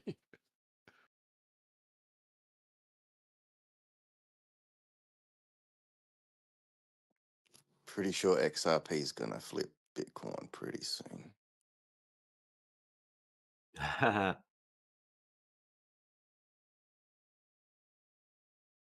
yeah, this whole you're right thing though. with B2s taking out those sites, does this end it, or does this open up a whole can of does it inflame the issues, you know? Well, it's the beginning of world peace, Rick. That's the big Yeah. That's the big question, isn't it? Some people think it's like, oh, that puts an end to all the. But I think, yeah, I don't know. There's a good chance that it just inflamed the whole problem, all the tensions and the hatred. I don't Yeah, it know is if it good. inflamed it. Like it's If they been get rid going of the on nukes, for it's about good. It's been going on for a good 700 years. These battles, so I don't think it's the end yet. Hmm. No, I think it's going to keep. There's going to be, yeah. Well, they can't retaliate on the level that they might have, but they'll still be like upset in the region. It's just going to keep going, bro. We'll see. Hopefully it calms down. Hopefully they come to a peace deal. Yeah, you know, Rick, there's a lot of bad karma goes around when people fight. Never just sort of. Oh yeah. People feel like they're like it's unjust, and they need to retaliate to make it just and balanced, you know. And we go round and round again. Tit for tat, yeah, exactly. It's just that every side has a different like score. Like, oh, we owe you a bombardment because you did this to us, but yeah, it's just it's never ending, eh?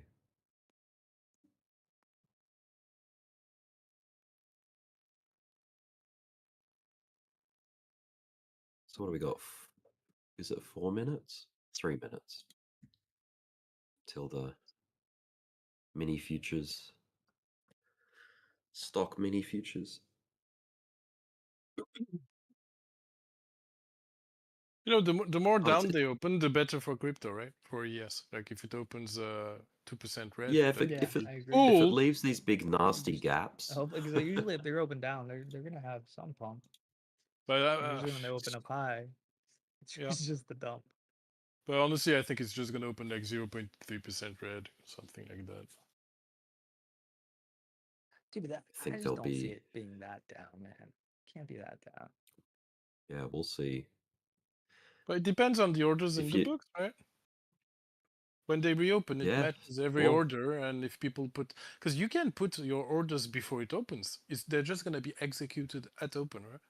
So when open candle is Potentially, yeah, I don't know. calculated, it looks at the orders, it matches, it finds a buy at this level, a sell that matches, it executes all that, and it gives you the initial open. And I'm gonna guess there are Just more boils sells than down buys to in the books right now, so it makes supply sense. demand, man. Yeah.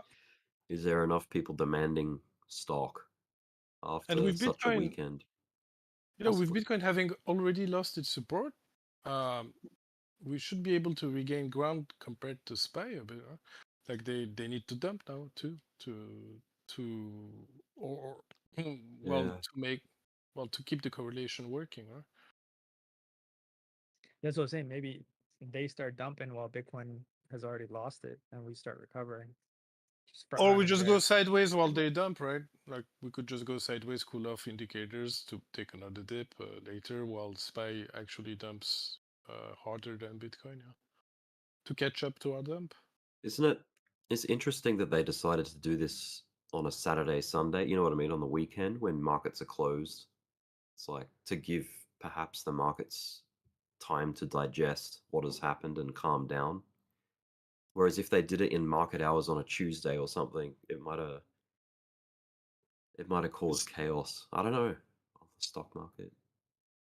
But ES Speaking should strictly be of financial. ES should be below 590, no? Well, 5,900. Like open should be somewhere there. If it was I would imagine, yeah, man. To mimic No, crypto, they could open up at like right at 6,000, try to hold 6,000, and then start trickling down. That's like 0.3%. 15, here's the 15 scenario. seconds. 6,000, find out. and it trickles down all night, and then on U.S. stock open, maybe we get a pop. It can do 4, half a 3, percent 2, gaps, 1, 1% 0. gaps. Yeah, it's hasn't moved yet. 5962, 5962. Yeah. Oh yeah, there's open down off the close. No surprise. 5962. So just 0.3% down, right? Oh no, 0.6. But it opened up with a green candle. Like it's definitely trying to go up.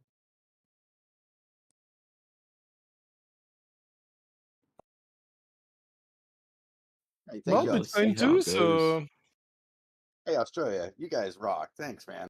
Hey, Rick, thanks for being awesome. What happened? Thanks, mate. Did he just open and you see the green candle? I saw it. Little.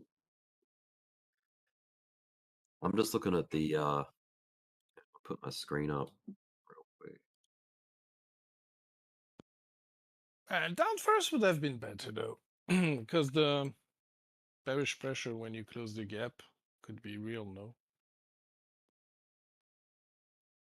It is down. Yeah, The US market opened up there's. down. Yeah, it opened all the way down here. The Nasdaq. Yeah, but off the order flow close is up. over here. The order flow is upward Yeah. first. The first move is to fill that gaping hole there, I would imagine.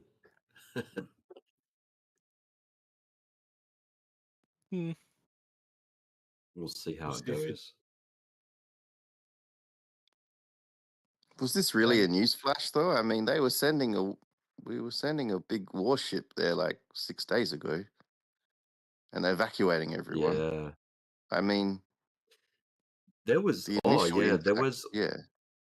there was already uncertainty. Like we've been correcting for the last like last week was all corrective pretty much on the stock market. Like it wasn't an uptrend. Like ever since Trump said evacuate Tehran, or when you know, Israel and Iran striking each other with, you know, missiles. Yeah, he's evacuate at least 14 million people, he said. Like, all evacuate. Yeah, it's a that's big city, crazy. right? It's one of the biggest Yeah. cities in the world. So that was a pretty significant little event, like a tweet that he put out. Well, yeah, it's going to be an interesting week. Have we heard in any big way how Iran has responded to this? Like nuclear bombing, like the nuclear enrichment facility takeout? But they're probably gonna just have terrorist campaigns, though. It's a poor country. I mean, don't forget it's a poor country. They can't really respond with fighters or bombers or anything like that. So they're gonna do some probably. I wouldn't be surprised if like there's like terrorist attacks or stuff like that going on in the coming months. Yeah, as a response to this issue. aggression. Well, yeah, the problem is like upset people in support of that, right? Like, you know, that regime, Islamic people who do like lone wolf type crap, you know. Yeah, but we've had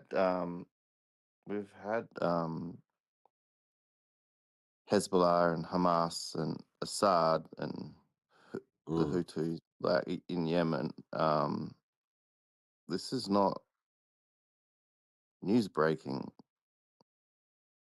And it's not like they took out even soldiers. These were just sites, like No, but facilities. people, They weren't... America just violated a sovereign country, declared war, bombed the country. Like, it's news. Yes, they just did. And America hasn't really done that for a little bit, just come in and declared war on a whole country. Yeah, it's not the first time, but like it's gonna be headlines and news, no? I mean, it is already headlines and news. Well, you know, America's Israel's dogs at the end of the day, so they're just doing their bidding. Israel's been trying to goat America into bombing or taking out Iran for like 25 years now. 700 years. This is not a new war. 1995, they've been trying to get Iran taken out. Yeah, it's wild, man. Yo, SPY looks like it wants to try to fill the gap. So maybe Bitcoin does the same thing. 103. Let's go.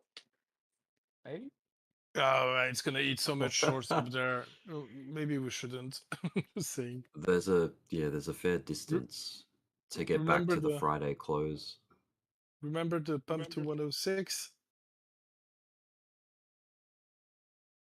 I say we pump it. So what about Lucy? What about France and Germany and UK? It's like, oh we're not involved. Back over 100.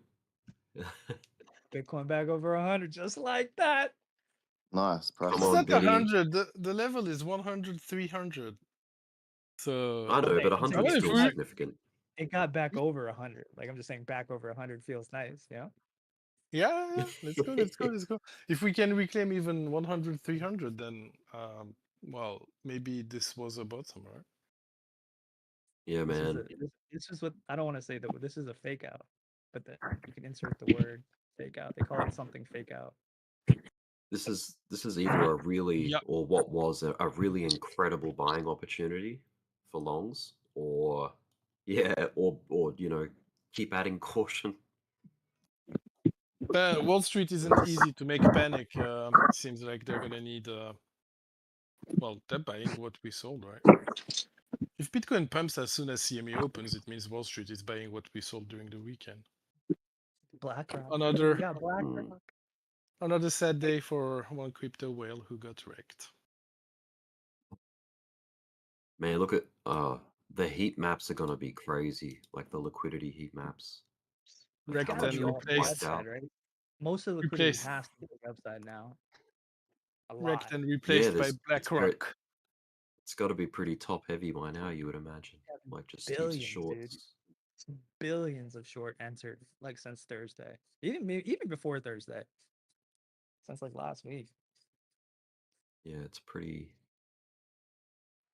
We've wiped out so much Market's not like going long down to 80 with liquidity. all those shorts sitting nice and pretty.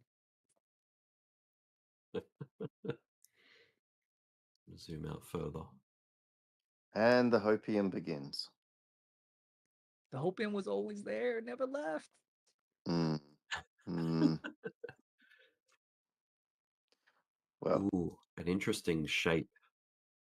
Do Well, we let's see if still we can- have our parallel on Bitcoin as far as this one goes here? Let me go to like the daily chart. So there's a parallel that exists. If you take this line here, which are the tops, because we know that the uptrend got broken. So if we want to parallel it, look at that. Is it? Where's Dbloc? It's his favorite trade, no? Could we be Sunday like drawing evening. out like a giant bull flag, you know, type scenario like this?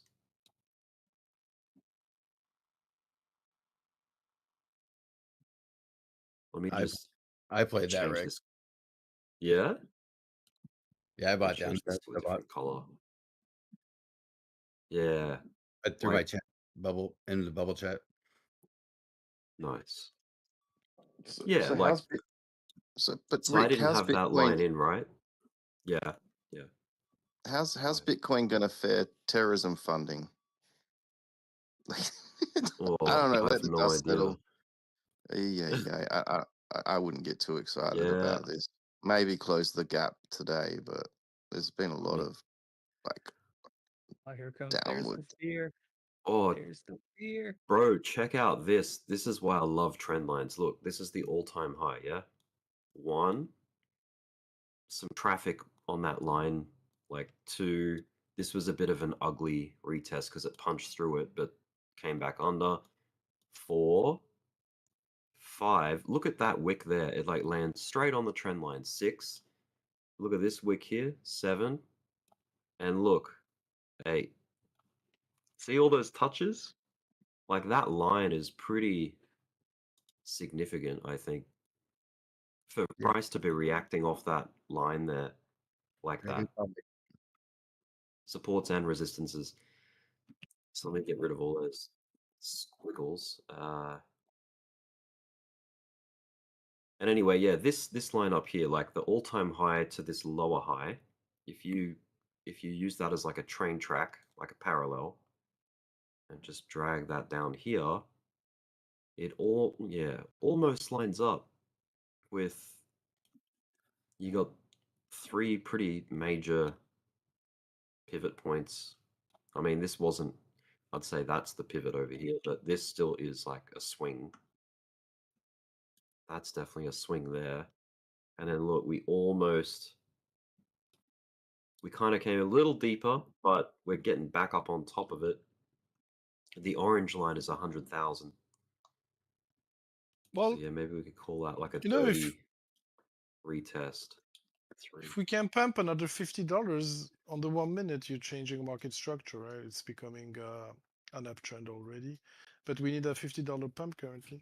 Also, you're reclaiming 100,300 potentially if you turn this into support. Notice how volume is very small compared to what was necessary to go down. Like they're not absorbing the buys; they're letting it pump. Nobody's like limit suppressing price, right? It's just allowed to pump right now. Like you can, if you buy 1 Bitcoin, it pumps. You don't need. Let it breathe. Not gonna get absorbed. Yeah, it's a on bit of a average. fight, Yeah, though, I here. mean, volume has been dropping on average. Wait, that's more the like other thing. It is summertime is always like the worst for volume too, right? We're in the middle of summer, people are on vacations. Like, No, but you're right. But what's interesting here is the amount it took for Bitcoin to go back to 100,300 compared to what it took it to go down from 100 to the recent low. Like there's a huge difference. They stopped putting that pressure. You saw Binance tweeted time for an unwind, like right before. They had a little tweet. Oh, really? Unwind. They put like a beach If we got a chair. They said one-to-one, unwind. if we had a one-to-one extension off this, yes, a WX1. that would take us to $135,000. If we got like a one-to-one of what this move was here, pull back and then I think it'd be one-to-ones bullish all the way right up here. If we just pull back right to like 99 and then just rip. Straight up will be kind of shady, but one little pop back down. Got Asia in 2.5 hours. Yeah. I'm gonna go back to the US indexes or indices. Pretty nasty gap down to begin with, but it's already like filled half of it, I guess. Yeah, it's at You know, if you touch the previous low, it's already almost a fill, right? Yeah. Was there a hole, like a gap?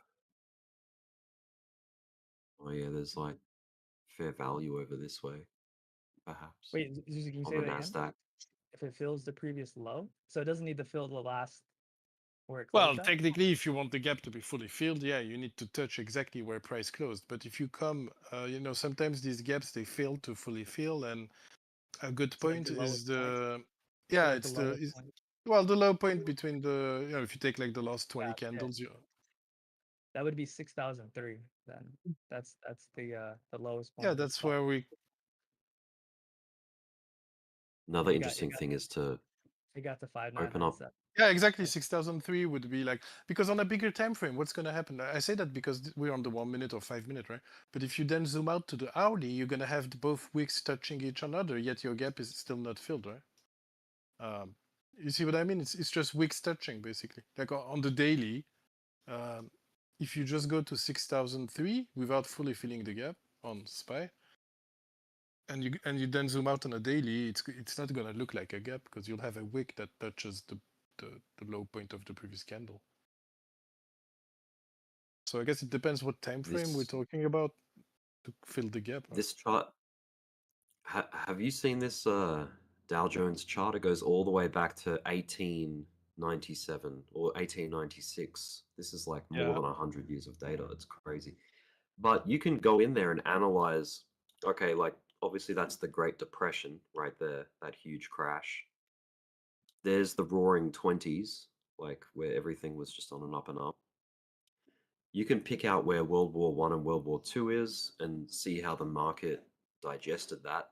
Same with the War on Terror, because that was a 20-year campaign as well.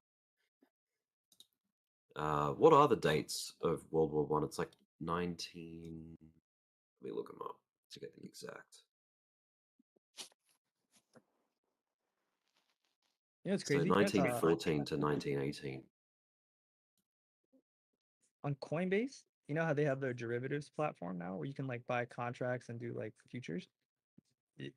Bitcoin got down to 96.3. Like I bought some there, but then I sold already. And now it's finally caught up. Like at one point when we were dipping, everything on Coinbase, like XRP, Solana, ETH, and everything on their derivatives contracts was like a significantly lower than the actual price. I should have just bought it and held that. Coinbase is low liquidity. Often, you know, they can't withstand too many people acting. And when did that happen? When did it depeg? It's a depeg, right? When price isn't similar to bigger exchange than yourself. It was on the dip. Means It was on the break of 100.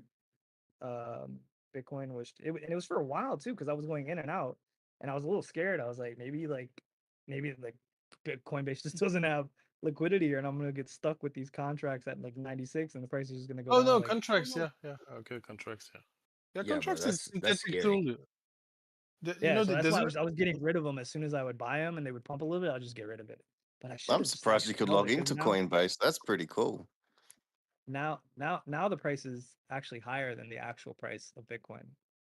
Now it's at when you 100. trade a contract, there's no guarantee it's going to follow spot price. You're trading, you're trading a contract, not the spot price.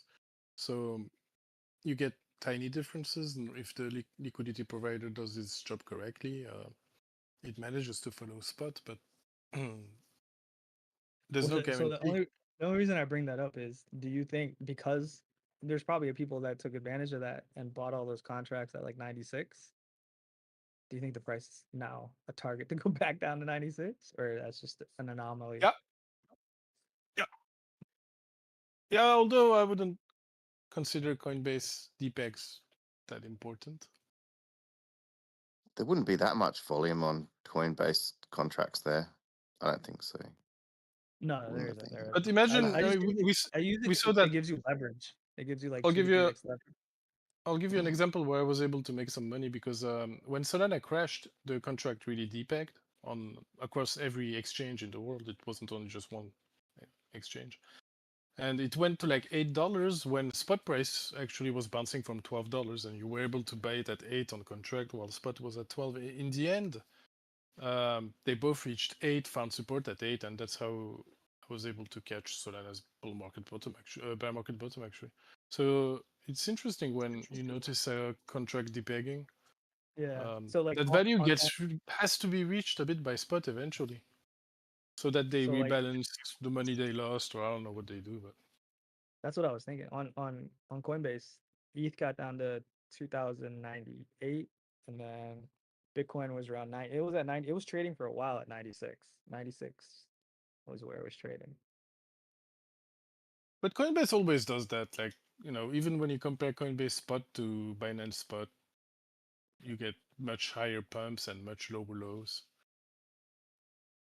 Like they don't absorb as much as other exchanges do. When it was trading at 96, spot was at 99. So that was a significant difference.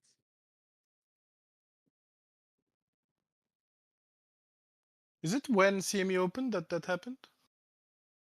No, this is early in the day when we finally lost 100K. When we initially broke, he said it dipped, a wick down. Yep. I thought Coinbase contracts couldn't be traded during the weekend. No, that's the thing. They're 24/7 now for just for XRP, Solana, ETH, and forgot the last one. XRP, Solana, ETH, and something.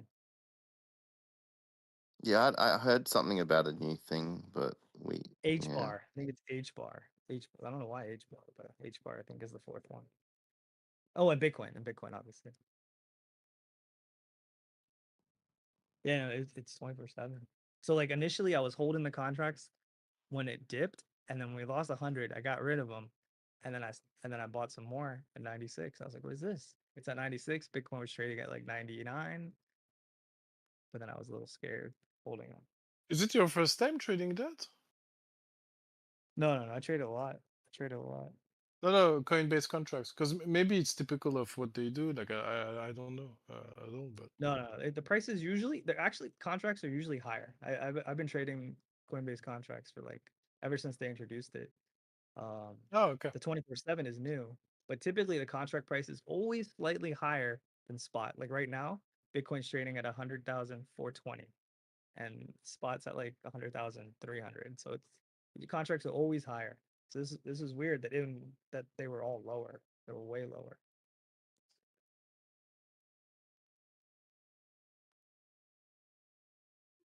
But anyways, these contracts expire the 27th. So I don't know. Maybe there was just a lot of panic sell contracts that were selling, and they didn't have, like you were saying, liquidity issues. Yeah, sometimes the wicks are less on futures, and sometimes they're more on futures than spot. Like it will depend on who can match them and stuff like that. Sometimes they sustain worse wicks, and sometimes they're better, right? You can look on the spot and the perpetual charts on Binance, and it's never one or the other.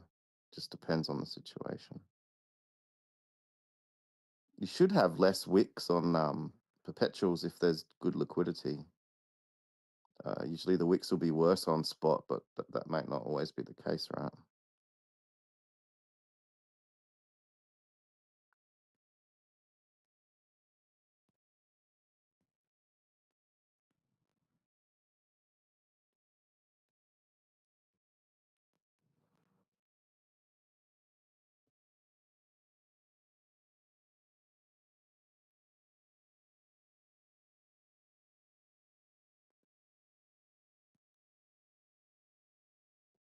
hopefully you made good profit from that. That's good.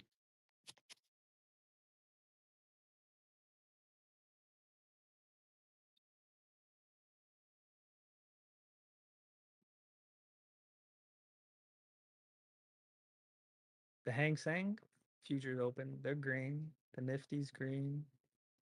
The StockX is green.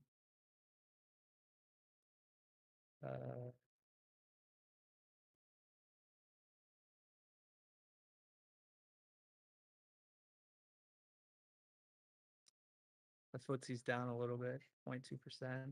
Euro stock is up. I don't know.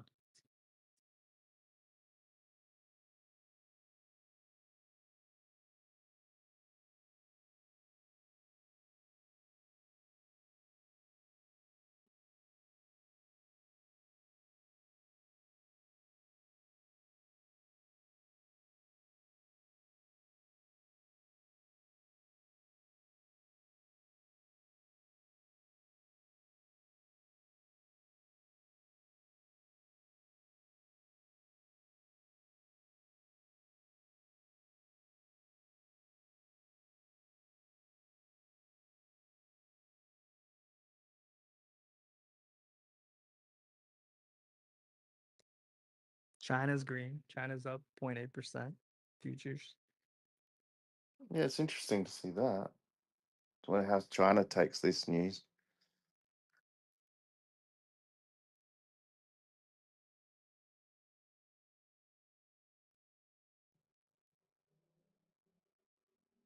Well, if we go up first, we'll go down later. If we go down first, we'll go up later.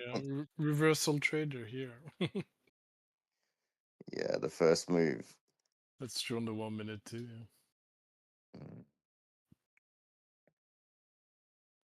But yeah, there's a reason to go up, that 103 CME gap and all that.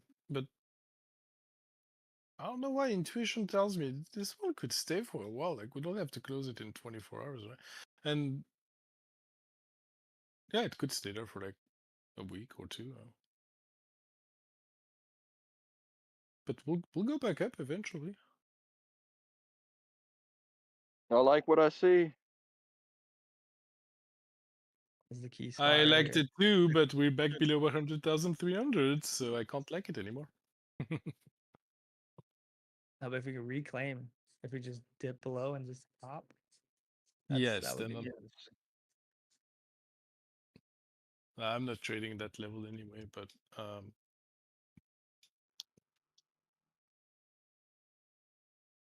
yeah, Cardano pumped 4% in a sea of red since Friday. It's a candle of hope.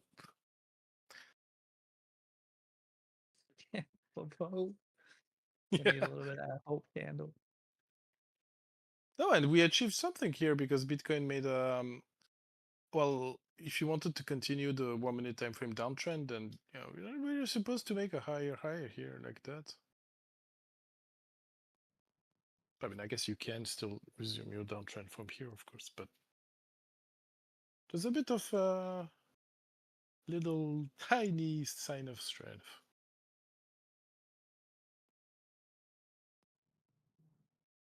People sold 3,000 Bitcoin in excess of what they bought today on market.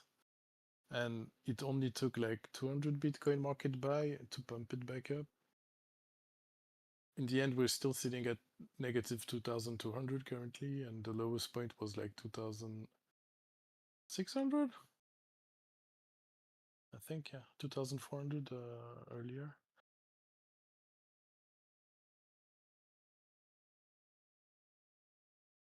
You figure the people that were just like, just get me out of here and let me just see how things open, they aggressively sold.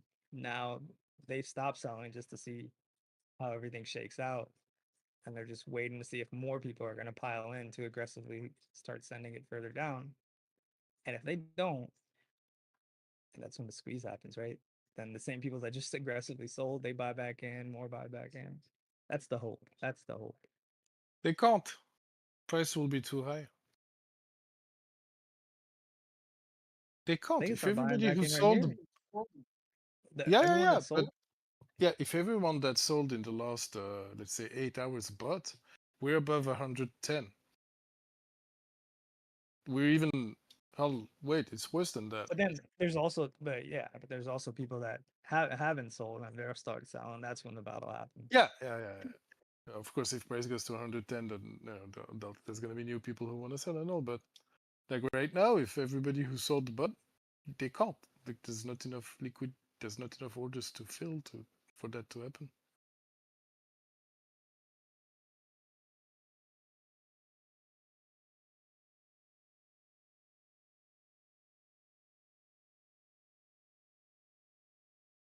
We gotta see a rally off of 100, right? First time breaking 100. If it just doesn't even have a bounce, man. But no one cares about 100 now. We just broke, like we had that huge dip down to 103 just a week or so ago. No, and it held support there with a huge V shape, and now we've broken 100. That psychological is in people's mind. It's like, it can break again. Like it's not. Yeah. Well, that's what I'm saying. Like we gotta have at least an attempt to rally off of 100 now. That it broke, it's been reclaimed. All right, let's see if we can get it back.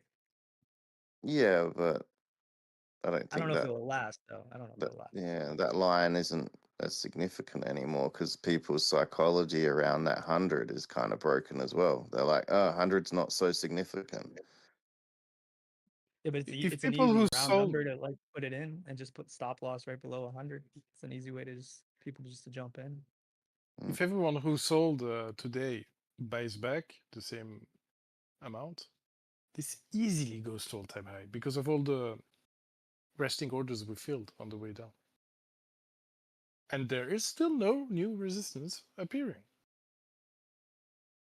Like you would like to see, like, I don't know, a 200 Bitcoin sell wall somewhere, right? There's nothing.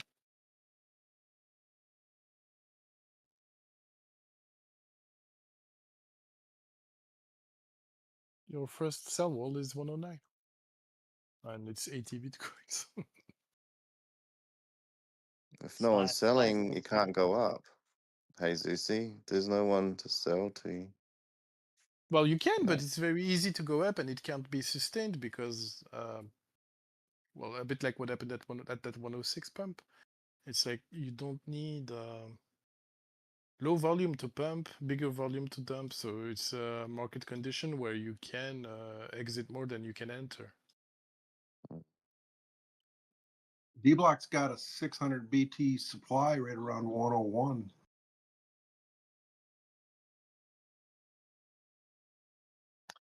That's across different exchanges and all. It's not on Binance, but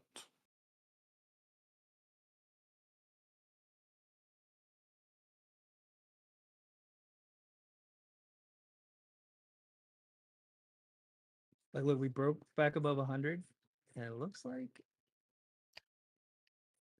bounce rate at 99,900. Okay.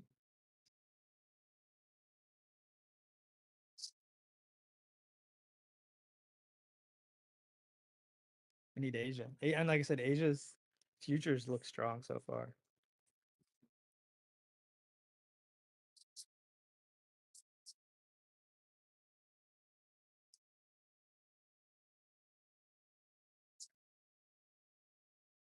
Did anyone buy the dip?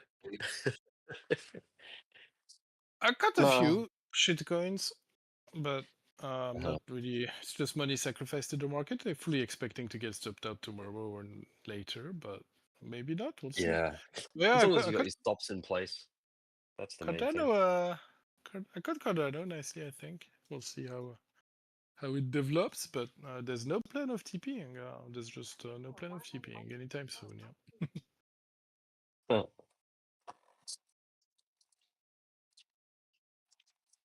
I stopped trading after we had the dip. It was above 100K, like the dip on the weekend. I'm like, nah, I'm done with this. I did sort of wake up and have a bit of a look at Bitcoin at 98, and I was like, I don't think this week's going to be all that. We'll see what Monday false moves and people was hopium, but let's see the dust settle on this one anyway. Like I saw Doge at like 14 cents. It's like, be interesting if Doge goes below 11.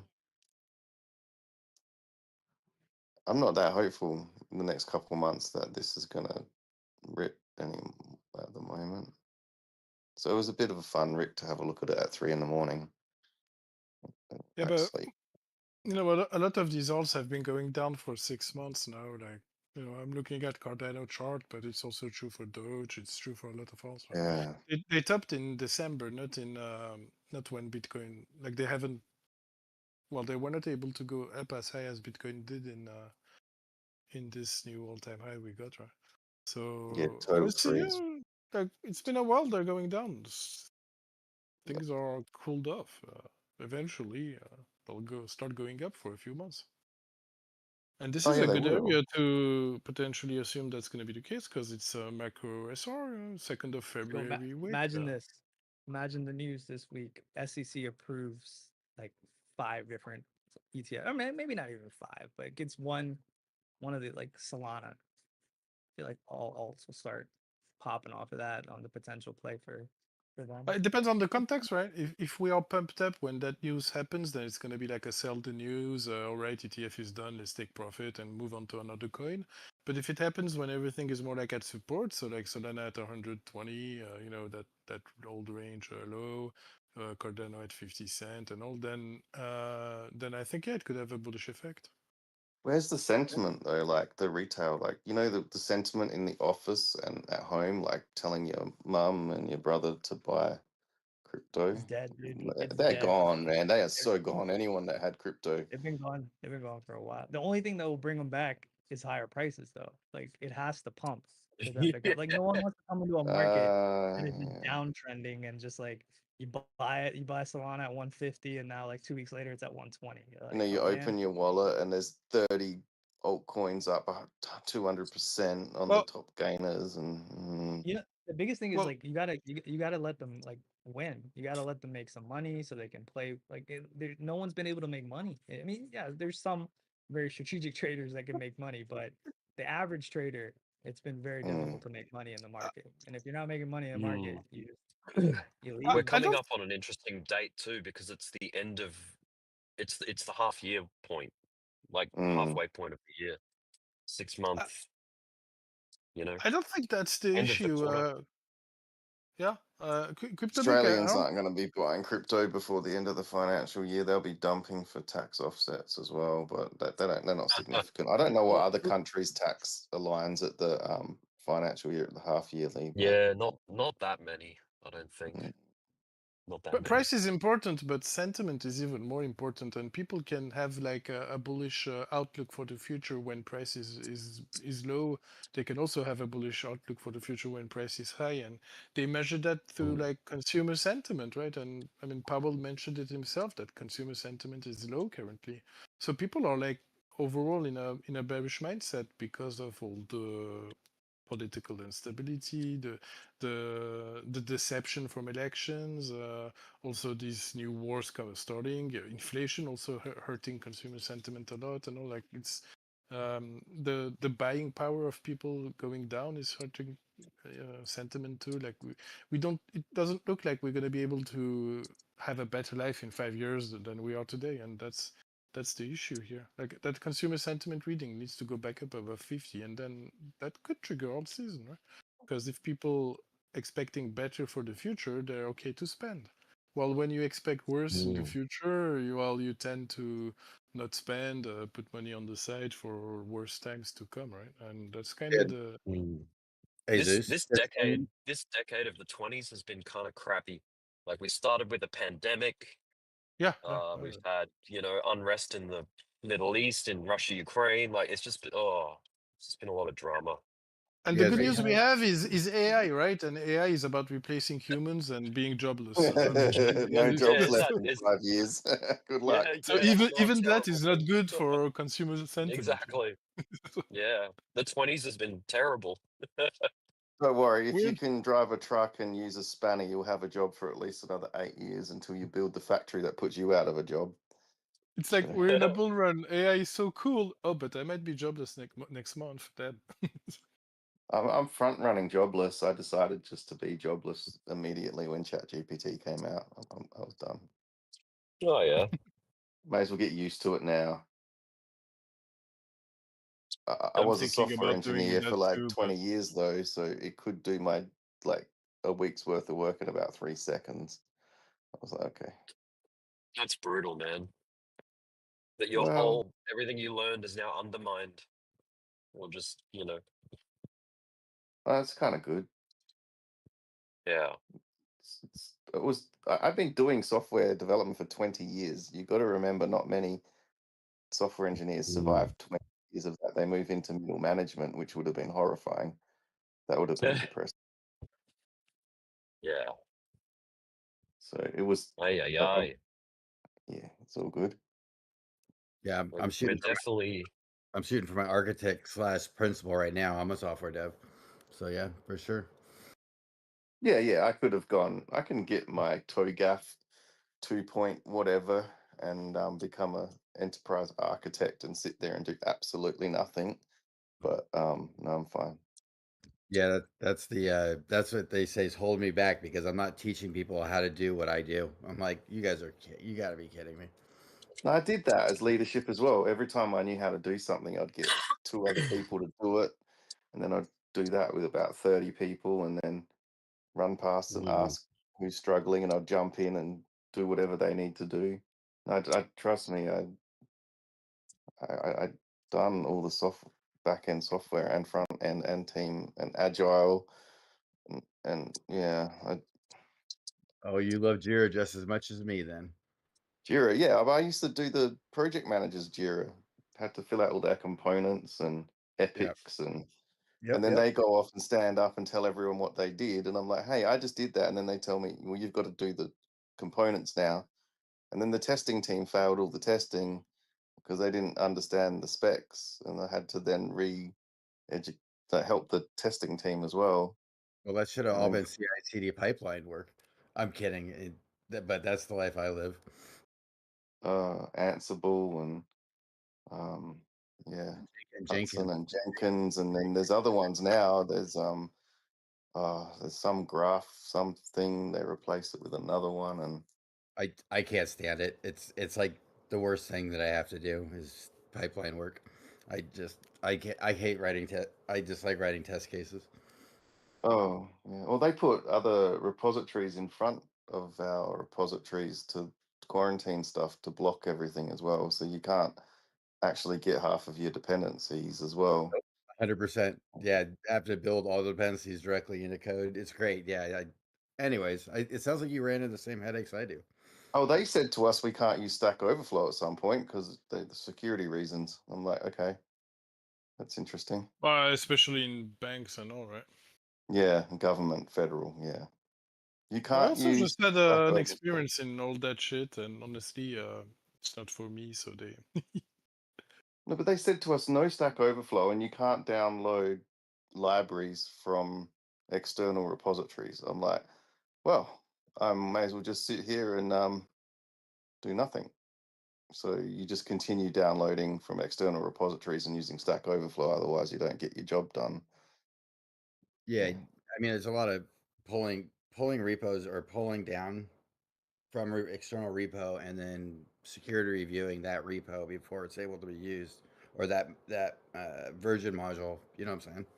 Yeah, I'm glad I'm just starting to forget what that things were, because their centralized repositories and stuff were managed by complete numbskulls that had no idea about anything. So you could never get the latest. That didn't help security either, because then you'd have old versions of things. And Yo, yeah, the spot S&P just hit that 6,300 or 6,003. Sorry, 6,003. Yeah, so now when you look like at a bigger time frame, you can say that the wicks touch at least, right? Like on the daily, you see on the daily on SPY, there's no gap now. The current candle body closes.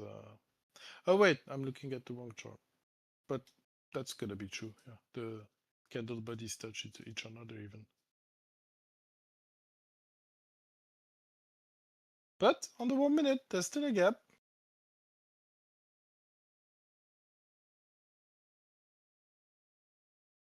Like you'd like for price to really touch where it closed at, then we need to go to like 6,018, right?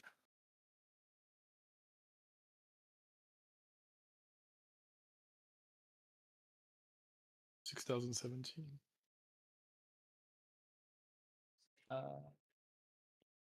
On many futures, I have 6,024 or 6. I don't know what it is. It's like 6,020 something.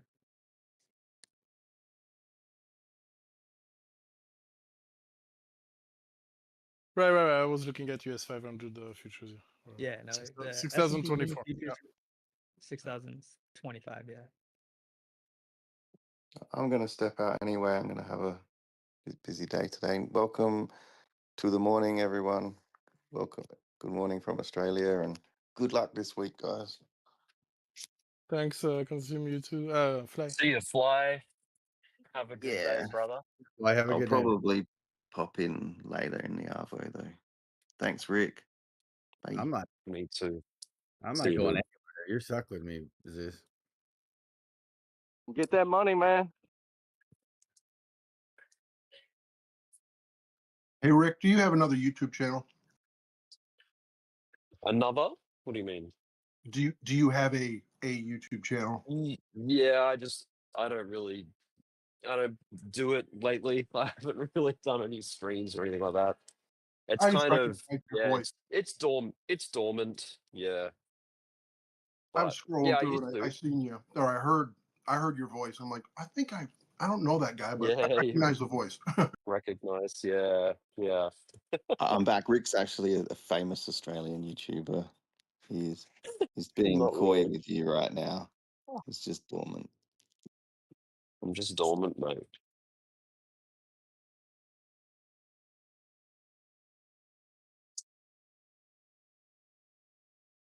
Yeah, I'm just starting work myself today. Keeping an ear out for the trading view alerts that pop up for any major activity. I mean, Notice the dollar gapped up also the like this. S&P is pretty strong. I mean, it doesn't seem like people are panic selling on future. Oh yeah, look at this pop. Look at that pop. Euro is down. This is gonna last, but Euro is down 0.3%. Dixie gapped up also, right? The dollar index chart. Wait, what's the Dixie at? 98.9. Yeah, that's 99. Still. As long as it doesn't, once it starts getting in the hundreds, I'm like, oh man.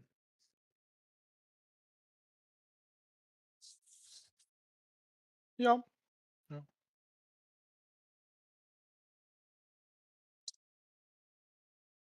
Oil also interesting that it gets rejection candle on the daily. What, really?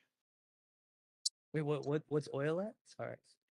Well, it opened higher, then it closed, then it came back down to fill the gap it left, and it's going back down currently since What's 45 the number? minutes. Is it like 80? Is it at like $80? Oh. Yeah, it opened at 80, but now it's down at 79. Yeah, 78.8. So it's coming back down. But I feel like a solid number for oil to not really like to make that much is like right around 70, and it still allows a lot of these oil refineries to still continue to operate. Because I was watching a special, and anytime oil falls below 70, they stop. A lot of these refineries just don't even operate anymore because it becomes not affordable to them. Yeah, 70 to 80 is like the perfect range for oil. I feel same. Yeah, but you know why? It's because 2 years ago Europe decided to not buy oil above $80, so they managed to keep it in a range around $80. Well, below $80. It's political. You know, oil is usually the most manipulated price you can find out there. It's literally a low. There's a law in the European Union that says you cannot buy oil above $80. Like it's a law. Yeah, when you see oil at like $40, that means the economy is in total free fall. When you see oil at 120, we're also in trouble. It's 70, 80 is the sweet spot. Yep.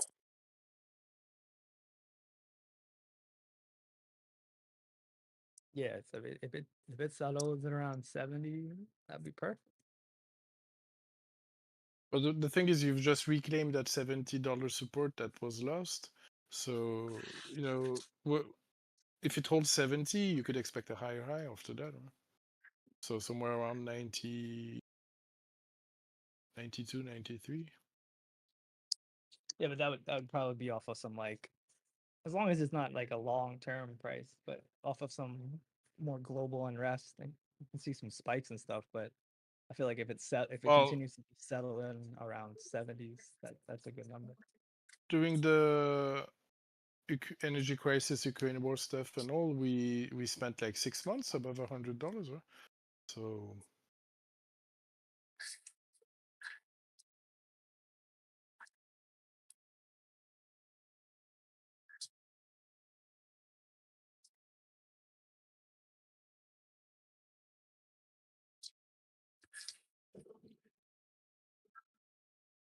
I mean, if you were to think that these things that are happening with Iran are going to continue to escalate and get worse, oil would continue to just keep grinding up, right?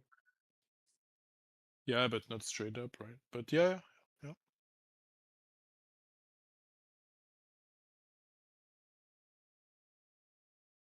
Yeah, I gotta start watching the oil chart. Yeah, that's what I gotta start doing. It's a good fear indicator. So you're saying it gapped, it opened up down, right? No, up.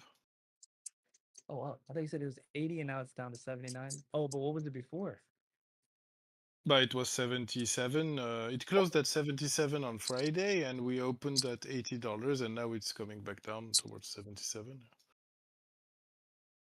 But it opened higher than where it closed. It gapped up. I mean, that makes sense with the news. You know, traders betting oil going up. Also, you're threatening the downtrend that started in September 2023 on oil.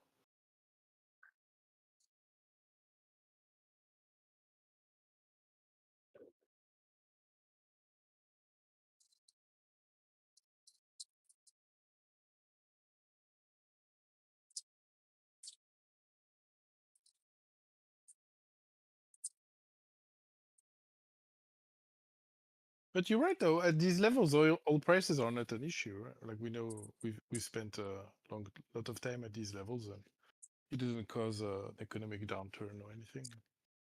Quite the opposite. It made things pump.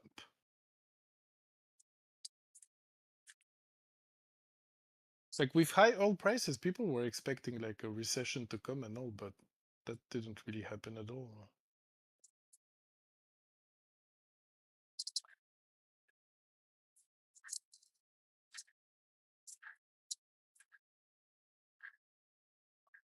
We bottomed roughly at the same time as oil topped.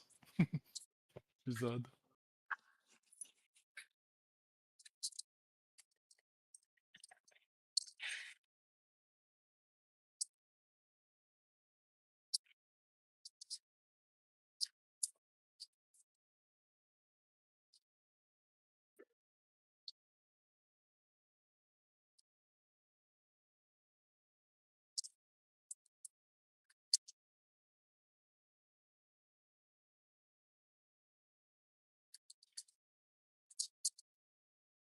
Somebody's got an open mic.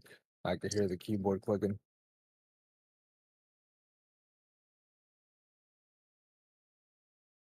Where's Dbloc at? Dbloc?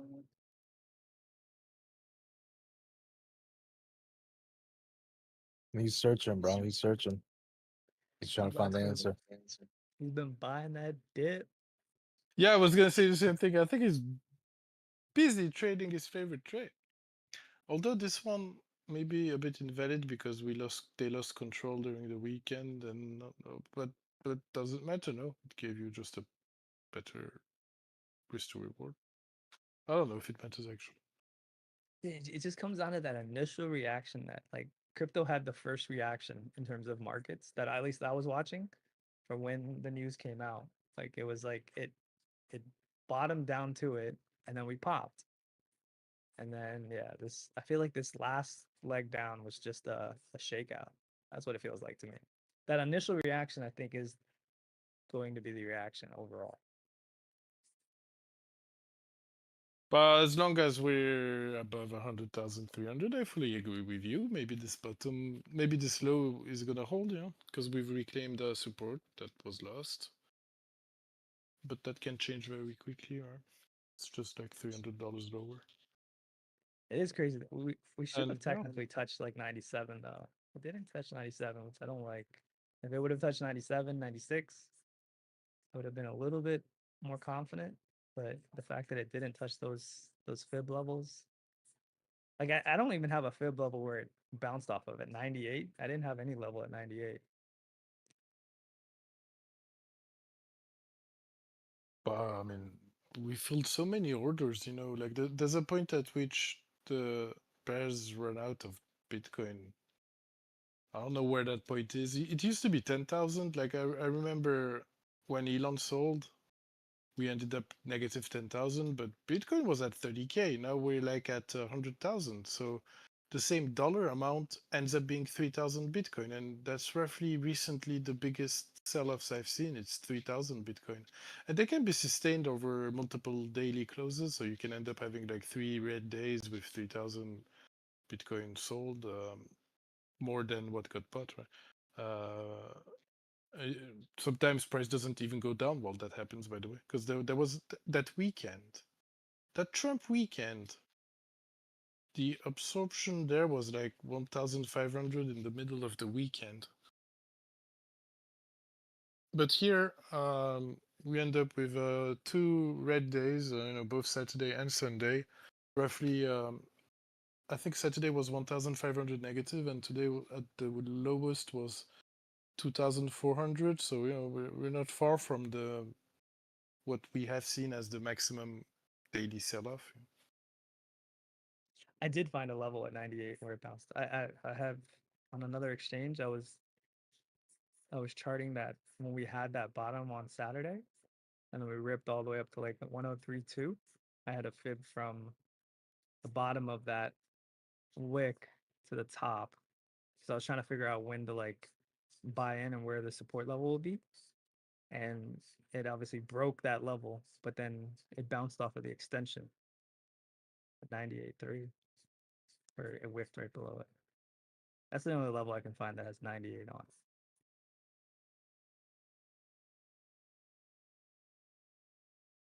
on. Perpetuals touched 98, no, but spot didn't. Yeah.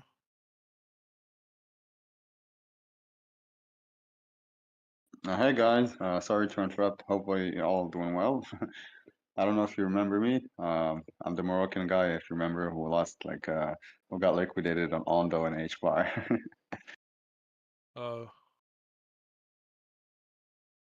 Why not Maybe put a you stop do. loss And you at don't. liquidation? That way at least you have 10% of the money back. It's better than zero. Yeah, well, you know what? I think that those were the done days, because you know, like a few months later, recently, I invested like heavily on XCN. I think we spoke about it once, XCN and the ZBEC network, and bro, it ended up like they ended up exploding. XCN That's got cool. listed. Yeah, it got listed on Binance, XCN, and ZBCN, same. I think it's gonna be listed soon. And it's like pretty cool. PayFi, they have PayFi services. They're with Uphold, and like lots of good stuff going on. Low cap, so yeah. So I learned from my mistakes, definitely.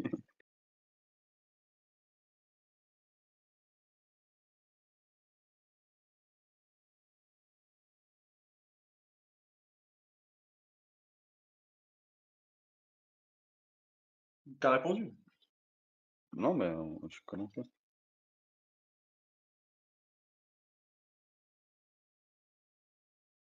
Oh. Je sais pas, il y a un silence. Ah, mais 30 minutes.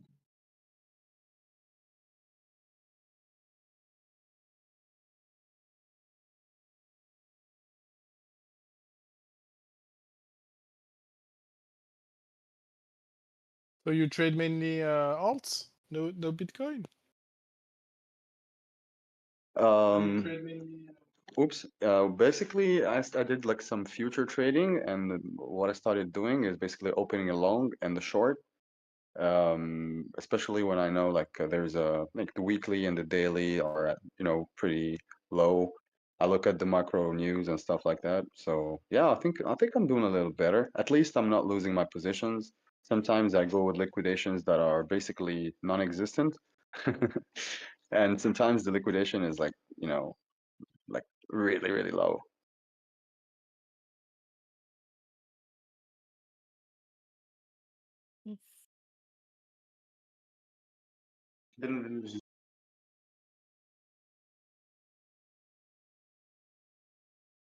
Well, glad to hear back from you. I think I do remember you. Yeah, it was like like 6 months ago, no, at least. Yep. Yeah. Like Yeah. I yeah. remember you were starting to trade and all. We discussed a bit. You live. Yeah, You speak but French too, right? yeah. But I kept listening to everything, once in a while, like maybe almost every day, basically. I just turn on the TV and watch you guys listen to you and listen to your wise words about crypto.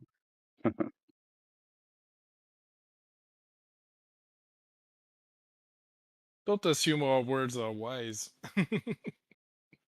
But yeah, maybe sometimes. Yeah, at least a bit. Yeah, but I had a question actually, concerning, like let's say I have like $1,500 or $2,000, and I want to go on spot on some coin, like, who may have like some good potential for upside. Do you have guys any like advices or a little bit of a list on your Nope. radar? Do your own research. We don't chill crypto here. We don't chill individual cryptos. But no, honestly, any few everything is kind of cheap right now. XRP back above $2. Nah, XRP. Well, No, it's I'm a matter. just saying everything is starting to look kind of bullish here, dude. We might actually. Yeah. The weekly close is the biggest thing. Dbloc was saying, Mhm. as long as we get it back over 103, I think that's 103 or something Mhm. like 103.5. Yeah. Yeah, but the fact that it doesn't cost you a lot to do that bullish weekly close is a bit of an issue, right? Like, I don't understand. Can you explain that? I don't. What do you mean it doesn't cost you? well, the strength in the move or the intent of pushing price higher didn't make people spend money. Like, I mean, not as much as you would like to see, right? Like, there's a difference between going back up, having broken a big supply wall, than just going back up on a technical bounce because it dumped a lot. And I think that's what we're seeing here. We're seeing a retrace up of a dump that was very costly to achieve. Well, But yeah, you're right. Well, people run out of Bitcoin to sell basically again, but they need to buy back. But they just buy it back. Yeah, that's what I'm saying. Like the initial panic sell, and then once the dust settles, they're like, okay, maybe it's not bad, and they just rebuy it, right? Especially we're on Sunday, and Yeah, but if you look at the volume distribution in this area, we're gonna need at one point order flow to become bullish, really to sustain the up move. Right? Yeah, it is bullish right now, but the thing is so little compared to what happened on the downside that it's not strong enough to give you a real reclaim. I'd like to say now it can happen, of course, on low volume, like that's okay, but well, we'll see. We'll see. What if the volume kicks in a little bit higher? I got 101. It will at 110. This will all be solved if we go back into price discovery, basically. Because there's going to be enough resistance there, and bulls will have to buy a lot of Bitcoin to be able to break it right now. Yeah, especially that you have like the massive like liquidation levels there. I mean, lots of liquidity going on after 110, 111, stuff like that.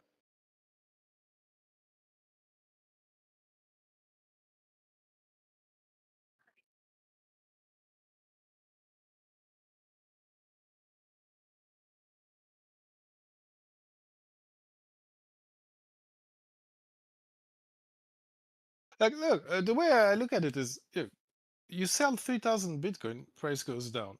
You buy 200 Bitcoin, it comes back to where you started to sell from. What does that tell you, right?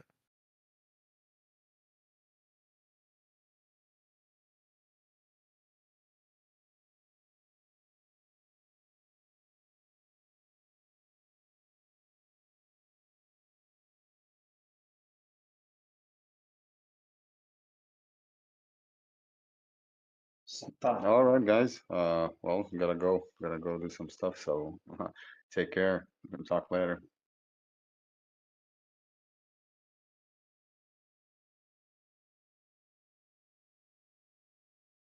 No, in the end, we say the same thing. This is bullish.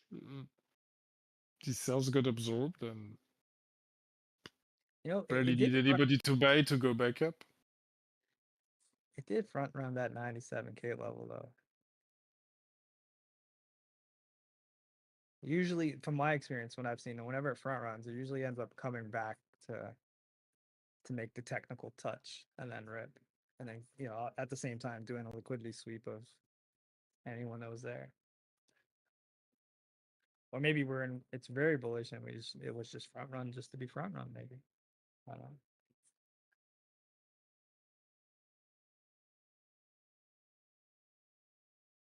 So did it make a double bottom? I don't know, it could just be your classical SR flip, right? Also, with a few % of margin of error. We're going up. Yep, but yesterday Bitcoin found support at 100,800, and today we broke that support, and now we're back at that support. Market is asking, you guys, you sure you want to sell 100,800? And well, people are just doing not much. The volume is down. We're like waiting to see what happens. So. We're back at 100K. Yes, I know. We're back. We're back, baby. We're back. Back in black. Like if I didn't know how to chart and I saw Bitcoin crack below 100K, I'd be like, oh, okay, cool. It's actually it lost as digit there. I'm going to buy this 90 something. And now it's back at 100. If I didn't know any better, I'd be like, oh, that was probably my shot to get below 100K. I think a lot of people are gonna feel like a bit smart, I guess, thinking like take the opportunity of the war to actually get in crypto. Imagine you've been waiting for like 6 months to buy for some bearish news. Yeah, maybe some people are gonna do that. The people that I know that don't follow the markets like we do, but they've got a little skin in the game, and they're like, I got enough in it. That they just don't care. It's just money that they're not thinking about. And when I go, hey, there's a dip happening right now, and they go, yeah, I just don't want to throw any more money at it. Whatever's in there is in there. So it's a weird like cavalier feeling. They're not. I think a majority of retail when they come in, they don't go with Bitcoin and they go with alts, and alts have been wrecked. So that's why a lot of them don't. They just know a few names. They know Ethereum. They go ETH. They go ETH. I got some ETH and I got some XRP, but sometimes they just call it Ripple. I got some Ripple because I heard their lawsuit was blah blah blah, and that's where their research stopped. And then a few people know about Sui because that's what I've spread that word, and so they've gotten some. But the rest of it, no, it's not in their portfolio. At least in my circle. I don't know about your guys'. I'm amazed how many people that aren't really up on crypto think that to get in to buy Bitcoin, you have to have $100,000. Like you have to buy a whole Bitcoin. They don't realize you can buy parts of it and snippets of it and everything else. And maybe that's something that people that, or advertising or have anything to do with crypto should probably try to get that out there, because a lot of people don't realize that. Yeah, people like nice round numbers. It's easy to look at, easy to calculate. It's just like, all right, cool. I got 1 ETH. I got 200 XRP. I got 5 SOL. Like, I'm thinking about when I started to buy crypto and I learned about dips. I'm like, okay, well, obviously I don't want to like keep buying the top. So every time I dipped, I'd buy some. And it was the beginning of the bear market in 2021. I don't remember what year it was. Somewhere in there, the early 20s. And it just kept dipping. And I remember the feeling I was getting of like my money just kept going down by tens of $50. You know, just I was only working with a few $100s, and for it to, I would say below 1,000. I probably had under 1,000 invested in various coins, and for it to dip, like to go from, let's just round it to 1,000 to $600, was devastating to me. I was like, well, this is supposed to be an investment thing. Why am I losing money? And then it made me not care to buy anymore. I was like, I don't want to own something that's just gonna lose its dollar value. I don't know. How soon did that happen when you I don't know. invested that? Like, was Right it away. Right away. okay? So what motivated you to stay in after that? I'm just curious. I didn't. I sold all of my spot because I didn't know how to do any leverage trading back then when I was new or anything. I didn't know how to do any of that. So Probably for the I better. sold for a loss and had ADHD and kind of went away for a little while.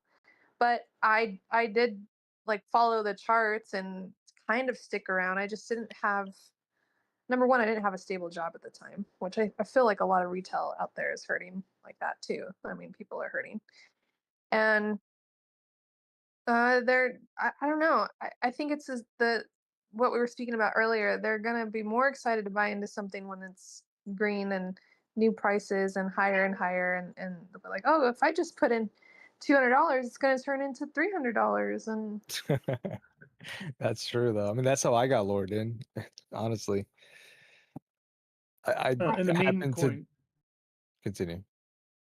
I have seen I was it. gonna s- I have seen, in some Solana poop coins, I did turn $10 into thousands of dollars, but it went What? down just as fast as it went up. I didn't have the right what do you call it? Slippage. I didn't have the right slippage set to where I could take profits properly, so I didn't really get to collect that. But when I'm just trying to think of the mentality of a new retail trader who's learning about crypto, but it isn't the same as it was when we all first started. I feel like there's more people out there that do know more than what we knew in the beginning, and how much easier it is to get crypto than it was for us back then as well. I mean, 5 years ago, the Coinbase app was, I don't know if it was around, but it was a lot harder to buy crypto, and now it's so easy that I think people are a little bit more on track to get some. It's just it's not good for a new trader's mentality though, to buy in and for it to immediately go down. I keep hearing that, though. I keep hearing that this is the roughest cycle yet, or this. I don't know if they mean the whole run or just this specific period, but they were basically saying anybody who's new and makes it through this, you're gonna have an easier time moving forward. I mean, that's what they say, though, right? Like nobody knows what's gonna happen, but yeah, I happened to join on one of those. I guess it was when Bitcoin was going from like 76 up, late joiner. But yeah, this is bananas. I mean, like you said, I guess I'm a degen because I kind of refilled at the bottom, and I'm hoping that I can, average down a little bit, cut my rescue ship a little shorter. Dbloc said we should be getting a little relief, so I don't know. I just want to reposition. If this is actually going to go down much more, I want to grab a better spot. Well, we ran a poll on YouTube a week ago and asked how many people were 100% all in, and how many, I don't know what the other percentages were, but more people were all in a couple weeks ago than they are now. So I don't know if anybody else is like me, where you're just like kind of scraping, breaking piggy banks open, taking the Uber Eats delivery, extra. Like, let me just hustle a little bit. Let me sell my Pokemon card stash. Like, what else can I sell? There's some furniture over here, and then you're just like trying to scrape to like buy more crypto. But that's where I'm I'm not at. the only one. I'm there. No, yeah, no, I'm. I recently bought a wish I guitar. were 100% all in, but I am. I wish I had that. I would go moving forward. The next time I come to a bear market or the beginning of a bull or whatever, I'm gonna come at it so different. And when people say I need to learn patience, or I wish I had more patience, or you got to be patient, like, they're not freaking kidding, because you feel like, no, this dip is the last dip. But there's so many signs out there where patience actually could be months of time, not just hours, not just days. Months. Months of patience to buy down here, like the alts that I'm in. People getting in now, I'm like, dang, man, I'm envious of you. But you need those people. You need those people to buy down here to come back up for you. I just wish I was one of them, though. Right? Yeah. Yeah, it's like $1 can get you way more coin. So yes, my USD value has gone down, but I'm still accumulating where I can and getting more coins.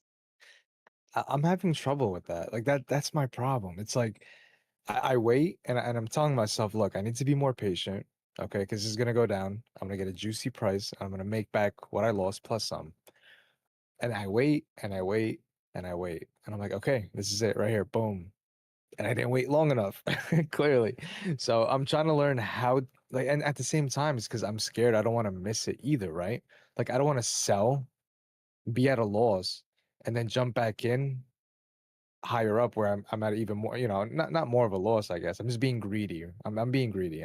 So I'm like, you know what? Maybe it's just better I ride it out. I don't want to leave and re-enter. And it's not that I'm scared to find a good trade, right? Because I mean, we got Dbloc, we got the charts, we got good people here.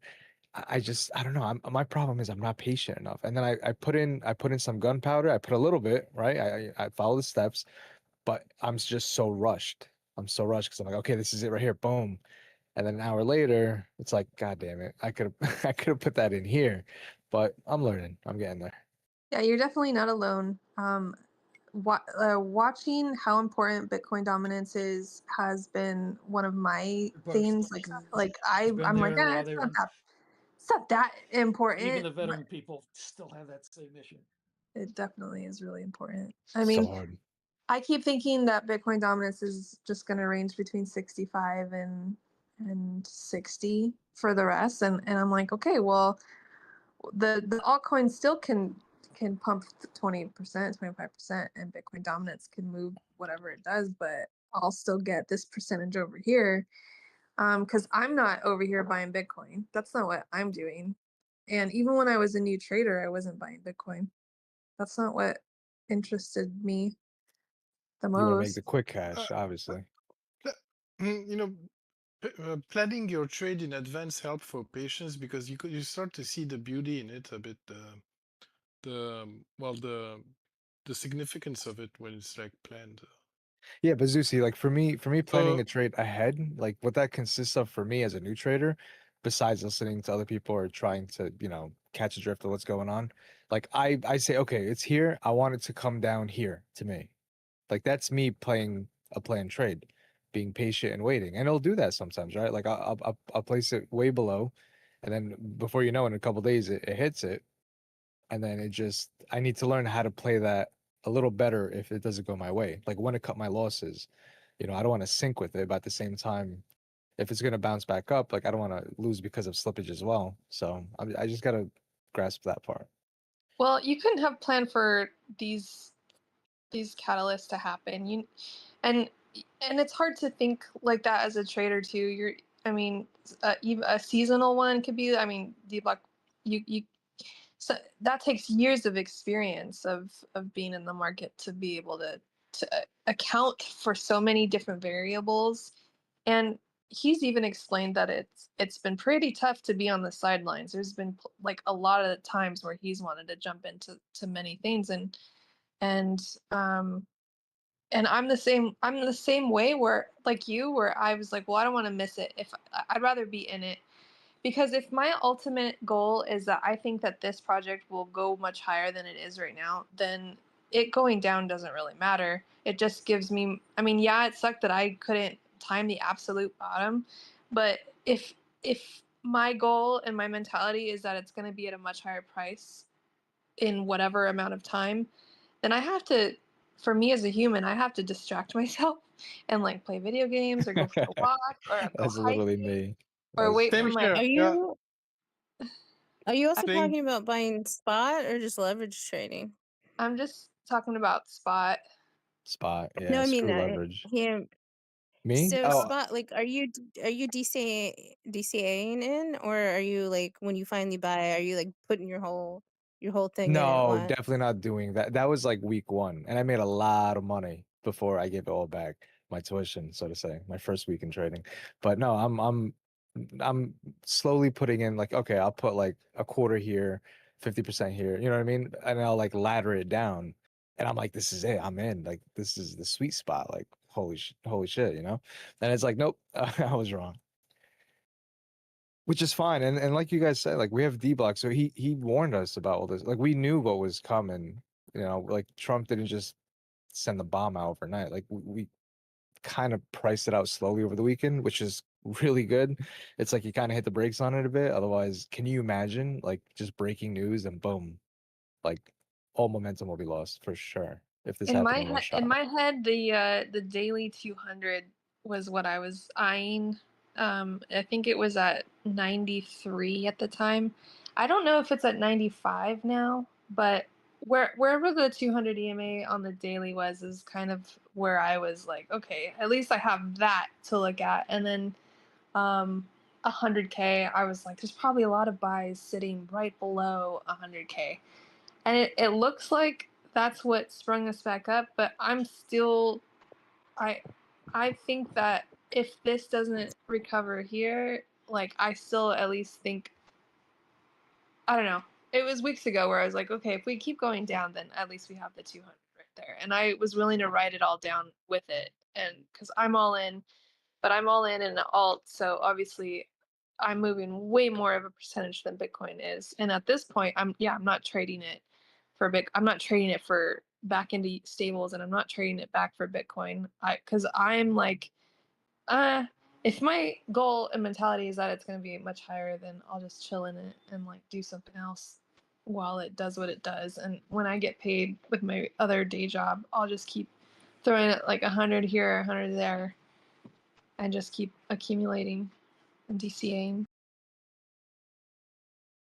Yeah, I'm guilty as charged. I know Dbloc keeps saying don't touch the altcoins yet unless you're taking profits, but it's like you said, you know, the return on investment is crazy when it pumps, right?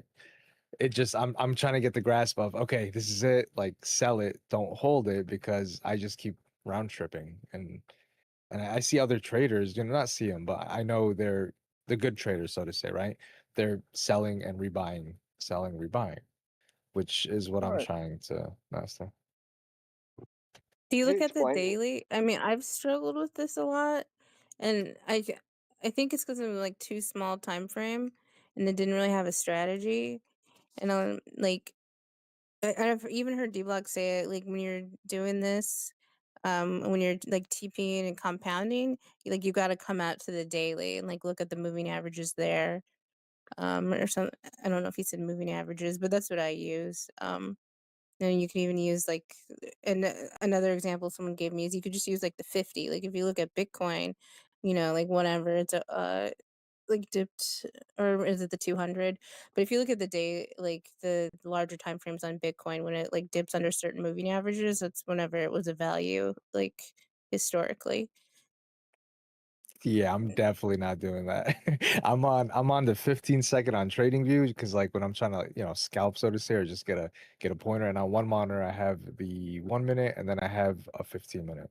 I don't really think I go past 15 minutes. I do occasionally just to do that. Like, okay, let me take a step back and zoom out real quick, just see where we are, because I don't do that enough. I don't think any of us really do.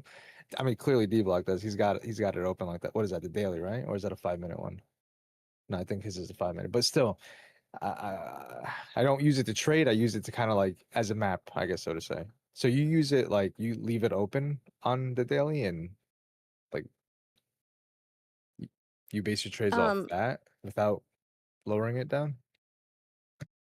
Oh, I look at like multiple time frames, but like I heard him say once, like using you need to like for like longer term trades for like taking profit and compounding. He said to look at the daily.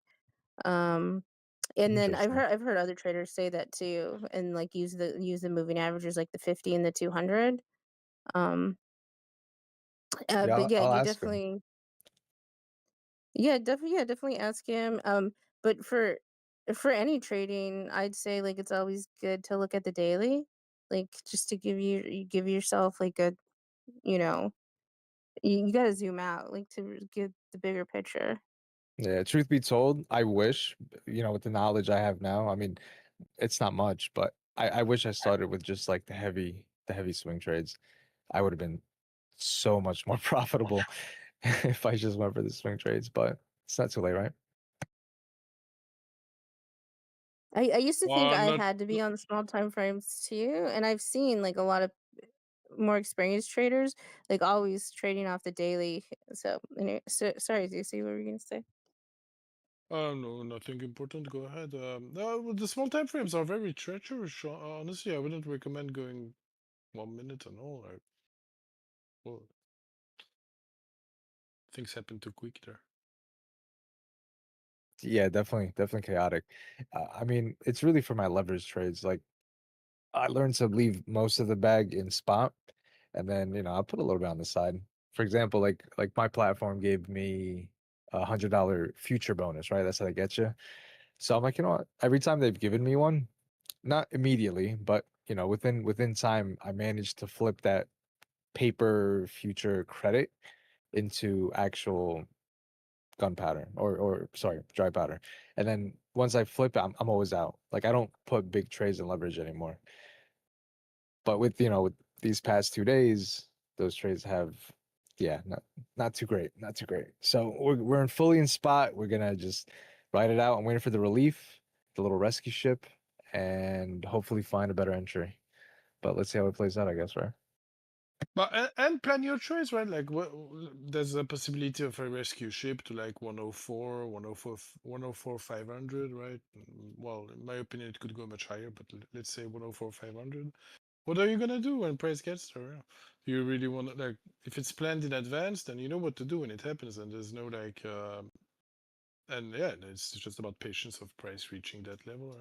And same for lower. Plan your trade.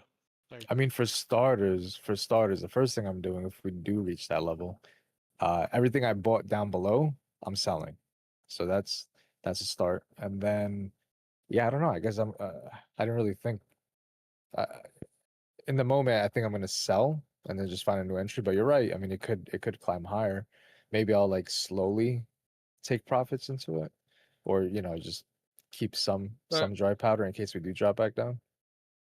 Personally, ever since Bitcoin made a new all-time high, I made a plan to buy back what I sold there at 94, and I'm just patiently waiting. If it happens, all good. If it doesn't, well, it doesn't. Then I guess eventually I'll cancel the order if price is like way too far from it. But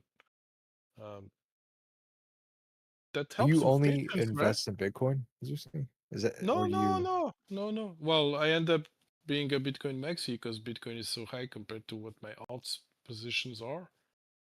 So, Right, yeah. so in the end, yeah, I guess I'm Bitcoin only almost. You know But what's funny? Whenever I do buy Bitcoin, just not in large quantities, because I'm trying to make back some profits. But when I do buy Bitcoin, the funny thing is like everything else will be negative, but my Bitcoin, as little as it is, will still be more profitable than the rest. I'm like, I know I need to just stick to it, but I don't know. I'm like devil's advocate over here. Because Bitcoin's had a bull run and nothing else has. I mean, you got some stuff that pushes up here and there, but it's been a Bitcoin bull run. Well, things that dumped a lot and were able to recover and even push to new all-time highs, I think, while things that haven't dumped that much are, yeah, putting new, well, they're dumping now. Earlier in the stream, I asked Dbloc about entry, and he gave me a good rundown on it, how he gets into his entries, and maybe you can rewind the stream and look at it, because I can't really explain it like he does, but like a lot of the stuff you're kind of talking about, he talked about it like earlier on the stream. Just don't beat yourself up too much. I mean, don't feel too much self-loathing or anything like that, because you're just doing what makes sense and it's entertaining your brain in the moment, and you're there locked in and you think you're doing it the right way, and sometimes you win, sometimes you lose, and we all do it. we all do it. Yeah. No, I was pretty down bad until Drew got on. I think Drew's got it the worst out of all of us. You know, he didn't sound too happy. He said he's hurting. His bag is hurting. So once he said that, Drew I kind of gorilla buys. reestablished. He gorilla buys, He and apes that shit. he got into Doge at, I think you said 20 something cents, 20 in the 20s, and Oh, that recent? I thought he was holding since like 6 cents or something. no, we used to mess Oh, with Doge back in the bear market around 6 and 8 cents, but he hadn't touched Doge since then, since Doge was at 8 cents or something like that. I oh yeah, think, and then then we he's were all messing around with other stuff, but no, he aped in Doge recently, and yeah, it was definitely mid 20s, I think, either 23 or 25, and then he was DCAing all the way down. So yeah, and he's been in it just as long as he's a seasoned trader as well. yeah, he's a cool dude. I like him.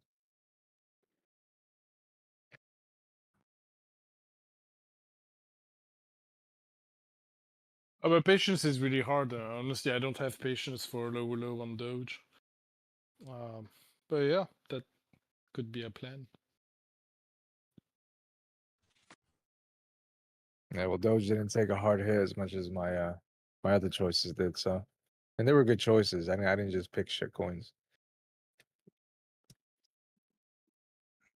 There's some coins out there that I just don't like, and so I don't mess with it. I don't buy it because I just don't like them. Mine is Pepe. I don't know why. I can't really give you a reason.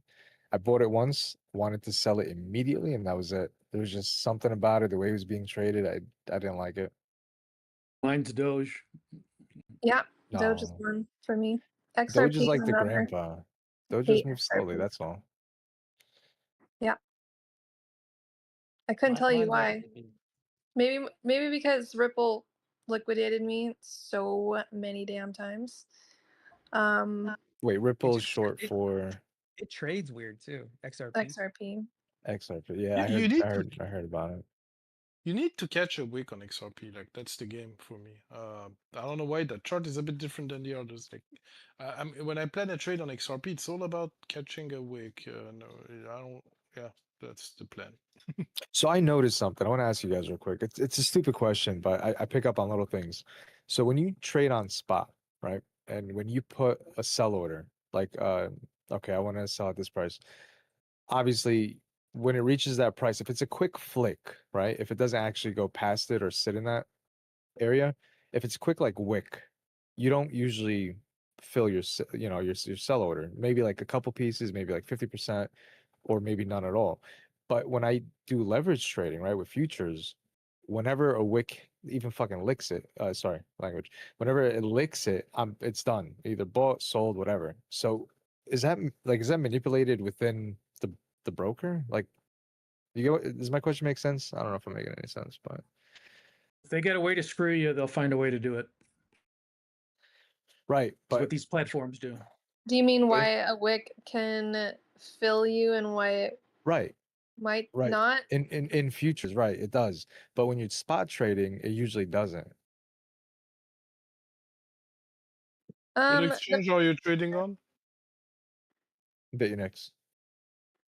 No, I don't know that. It could have to do with liquidity then. Like these exchanges, they have their own wallets of the coins that you're trading. And so they can manipulate on their platform as well because they can offload their own bag. That's why it's just not a fair game. But yeah, house always wins then, right? I mean, they so want if to you're make their share at least. that's why it's not your coin until you send it off exchange and onto a wallet. So What? What you mean? like you don't own those coins until you send it off the exchange. Because then what So you're they doing is you're buying it from them and then you're taking the coin off of their exchange and out of their wallet into your wallet. And is that what I should be doing? some DeFi projects have done that where they'll try to collect from the exchange's wallet so that that exchange has to go and buy more if for some reason like volume came through and they don't have the liquidity for it, they'll have to go and buy that coin so that they have more to trade for people on their exchange. Sounds pricey, like you're buying at the top. So when you buy, like say you have, your portfolio, right? When you're getting offered tonight, you transfer it to your wallet. You don't leave it on the exchange. No, in fact, it's like a technique that some projects use. I don't know whether or not it works. I'm not sure. I don't stick That's around. interesting. Yeah, no, I haven't. I have actually. I don't even know. I haven't even tried to withdraw anything since I started on here. I've just been depositing. That's a good question. I feel I should that. look into that. You know, one time that really bothered me. I was like, "Wow, I've gotten really fast at reloading my futures account with money. How fast am I at taking it off of there?" And withdrawing it took so much more time, and you have to go through so much more authentications and two-factor authentications and all this other Right. stuff. Get the email code, get the text code. Oh, the SMS code's not working. Great. Now, and it's good to have to practice that one as well, so that you're not in a mind frame of like, I can't get my 5 figures off of this exchange. Why can't I? I better teach myself how. And when you're only working with 100 or less, if you can just try to like figure out which direction you want to go with offloading, like I think I ended up doing Sol. Like I would transfer everything out of my futures, put it in my spot standard wallet, buy Sol, and then withdraw that Sol onto a Phantom wallet. I think is the fastest and cheapest way I ended up figuring out how to do. How But cheap is cheap? I've never used your exchange in particular though. Yeah, no, because I was gonna ask you guys another question. When you guys want to deposit, right? What's the cheapest way to go upon that? Because I'm going through like PayPal into Coinbase, and then from Coinbase sending it over here. And I feel like there's got to be an easier way. I tried asking ChatGPT, and she's giving me a whole bunch of fucking crazy answers. So, is there like like you said, Sol? So is Sol cheaper than Bitcoin for like gas fees? I guess so to say. Sol is pretty cheap, but because some exchanges like Sui is cheaper, but some you have to see if your exchange allows that blockchain to receive. So, but I'm pretty sure Solana is like the most like receivable. Yeah. But if not that, using then some people BitMEX? use XRP. Yeah. XRP is pretty cheap. Yeah. Bank transfer is the same price as a Solana transaction. Like on Binance, you pay €1 for a bank transfer. Yeah, but the problem with a bank transfer with Coinbase, it didn't do it at first, but it started to do it after they got that whole hack thing where they wanted like 20 mil or whatever. They have a delay to transfer it out from Coinbase. So they'll give you an instant balance to use, right? But you cannot transfer it out from them like 3 to 5 business days. I think they stopped that. No, you can have there's instant transfers on Coinbase. You just have to pay a fee for it. I do. That's what I'm saying. It's like $100 fee. So they forced me to join Coinbase member one, whatever, so that it gets dropped down to like $15 or something. So obviously I did that, but that's why I'm asking. Is that how everyone usually does it, or is there a different So technique? if you're No, doing no, it the no. Coinbase way, if you link your debit card, that was supposed to be the way around that. And like, but then your max is I think 5K or whatever the limit is. 3K. 3K is Okay. the limit. Yeah. It can increase Wait, because what? it's higher than that. But then you don't pay or so you're able, let's see. I think there's a higher fee if you use your debit card to buy spot, but then you're able to transfer it off Coinbase and to wherever you want right away. And that was the workaround, that 5 to 7 business day like settlement period if you were trying to use your ACH. But I think they changed it to where now you can, because I was doing it that way to work around that settlement time. But try a small amount with your ACH now, because I've been doing it that way and I've been able to buy SUI on Coinbase with my ACH linked, my bank account linked. See, And then that's how they got me there's though. no That's fee. I started using the ACH because it was like phenomenal, like you said. But that's that. I mean, again, maybe they removed it. Maybe it was like a precaution How long because of ago? that whole. When I don't know, I would say about a month ago. I deposit on Robinhood, buy XLM, and send the XLM. And sending the XLM, sending XLM is essentially free. Hey, just a observation from my experience. You don't need to link Coinbase directly to your bank, because sometimes after too much money goes back and forth, your bank will just close your account and tell you we're closing your account. So Robinhood is a good alternative because your bank can go through Robinhood and they're not worried. What do you If mean you your bank can close your account? Your bank, when you go to Chase and try to withdraw money, they say, "Oh, your account's been closed. Where would you like us to mail the check of your balance?" Because at least that's how it was in the years past. Like the banks were frowning on crypto. So if you go through your bank to Robinhood, you can buy the crypto and you're kind of clean.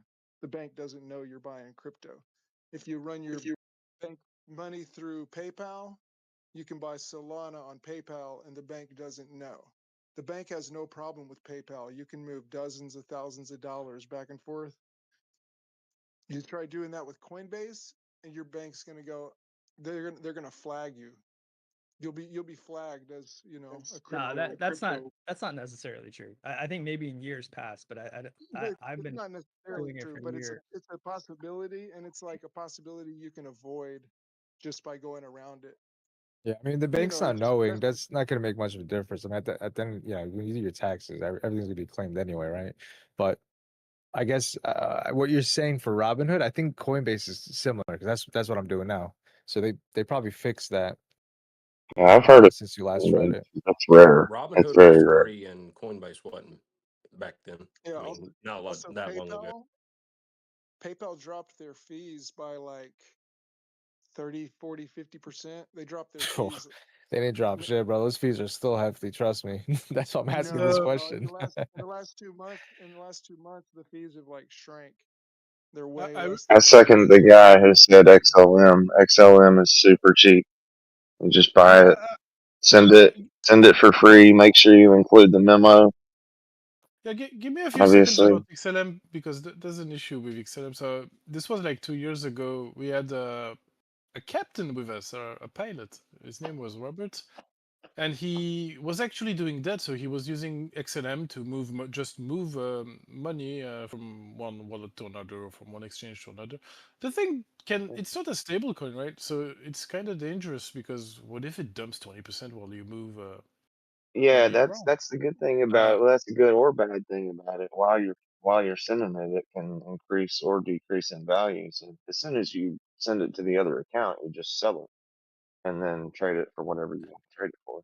Yeah, but if you're like a trader and you just happen to have bought XLM and it just dumped 10% on you, well, you might end up actually trading instead of just moving the money around, right?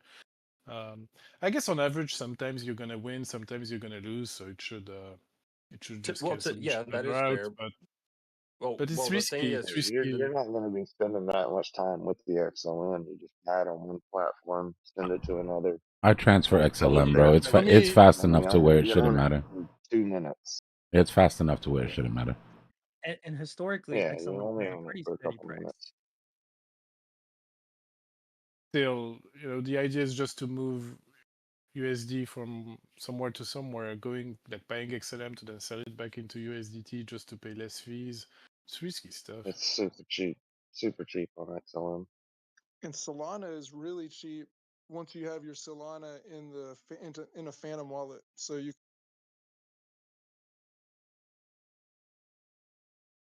and then it's free to send it from PayPal. They do all their sends. They don't charge any transaction fee to do a send, but once it's in Phantom wallet, it costs like 1 penny to do a Solana send, so you can send it wherever you need it. Just finished watching that emergency United Nations Security Council meeting this morning. That's 2 hours of my life I'll never get back. What are they saying? A whole bunch of bullshit. Not bullshit, Did they honestly. I say mean, it's not bullshit. They're not happy about it, but they ain't gonna do shit. did they say prices going up or prices going down? United Nations doesn't care about the price of your risk assets.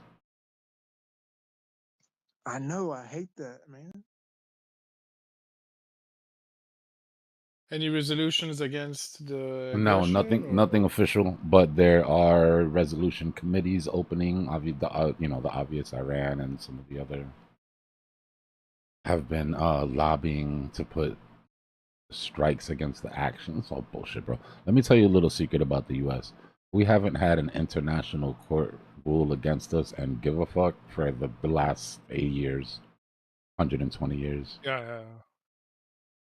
Yeah, and Count my being rank. a security council member, you'd just be able to veto whatever the other countries come up with, unless France, Great Britain, and all get in.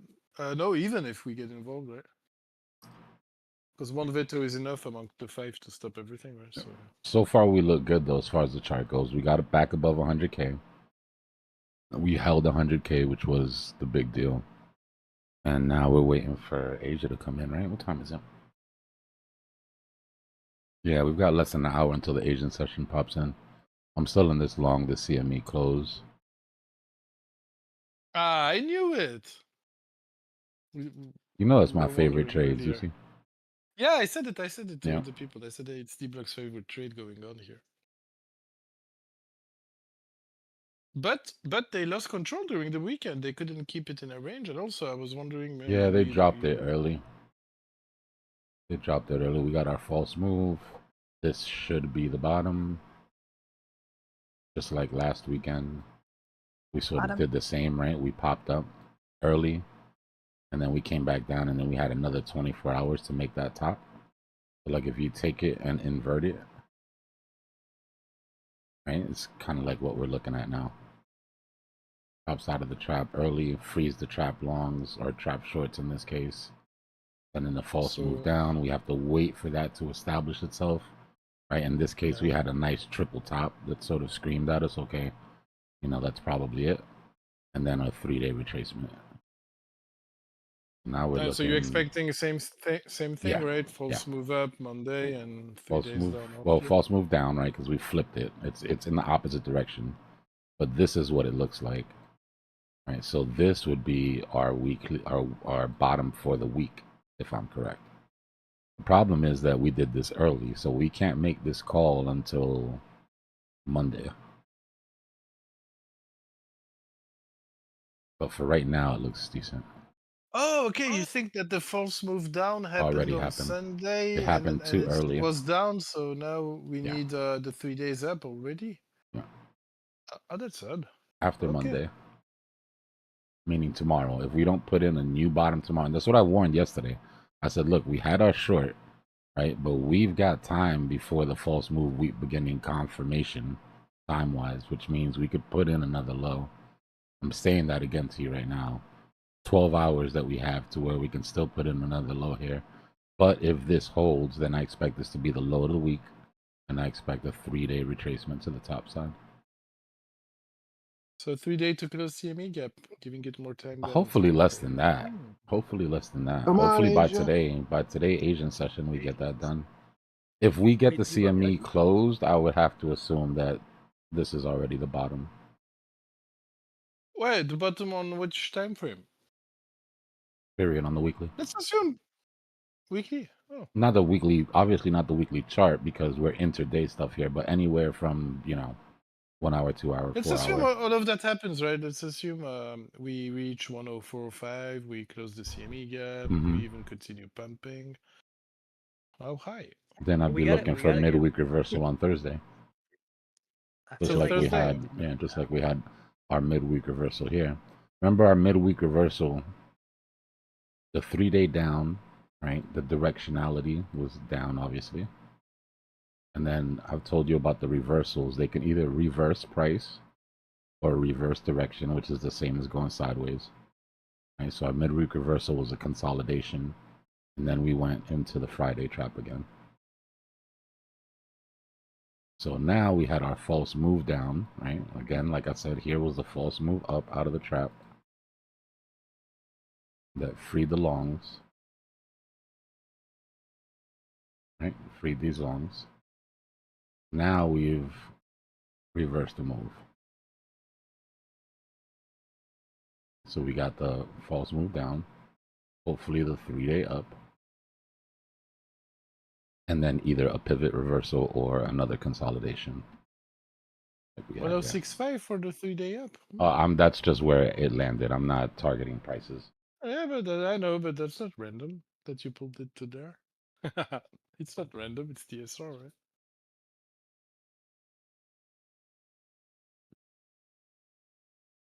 That's the thesis that I'm trading on for the rest of the week. As of right now, my stops are still underneath. I'm a little worried about these buy orders coming to get snatched up. But if we can start showing some good support over 100K, then I'll move my stops up under 100K. I'd like to see another lower high here. I mean, a higher low here at some point. And then that'll be where I do it. I feel like on US Open tomorrow, they're going to give one last dip for people to buy the dip that, like the ETF buyers to come in. And that's going to be to get those buy orders right below at 97. It's possible. Yeah. The further away we get from it, though, remember, these orders aren't static, right? So, like, the further we get away from it, these guys could very well move their positions. Or these could have been buy walls that were meant to protect longs. And for all I know, they're already gone. Yep. Wait, what was it? It was... Yeah, 97.9. 97.9, 97.8. If they're gone, that means that they were just there to protect those longs. 90, yeah.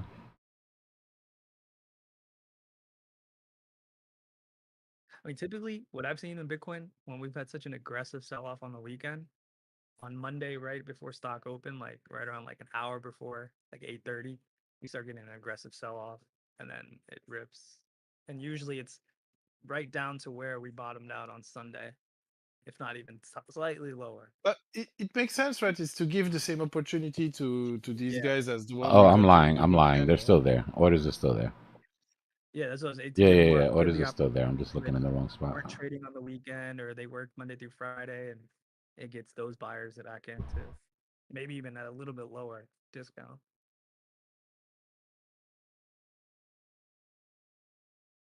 A little bit lower gives you an ABC.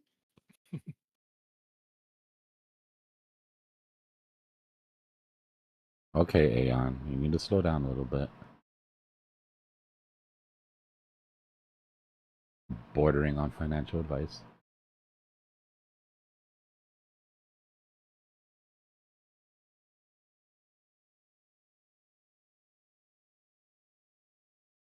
No, I'm just talking shit. Did you scoop up any no alts? Still no alts? No, I went heavy on Bitcoin underneath 100K though.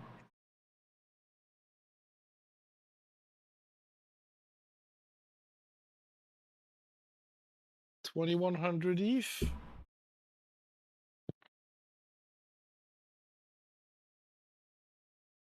I think that's what they're gonna do, dude. I feel like they're gonna rip it into Asia, and then right around like between 5 or 6 a.m. when U.S. stock opens, like pre-market, it's gonna start pushing down, and then right before the market opens, dude, we're just gonna get like a nasty wick down. In my opinion, if we get above, how much time is left? Is it even worth looking at this? 8 minutes. 7 minutes. Oh, that's so disappointing, man. That's so disappointing. Although, that is a stopping volume candle on the daily if it closes the way it closed right now. Next 2 days are going to be super important. Next 2 to 3 days are going to be crucial for how this ends up. I don't think I could take any more beating. Yeah, but we're leaving a week to explore, right? And it happened on a Sunday, so.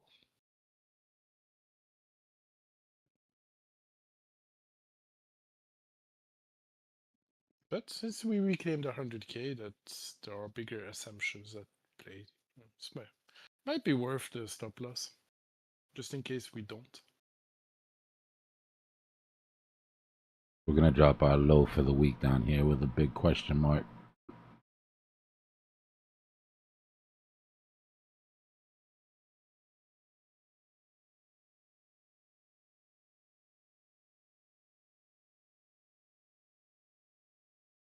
It's almost like that low. It front ran like that. I was talking earlier that there's a Fibonacci level there at 97.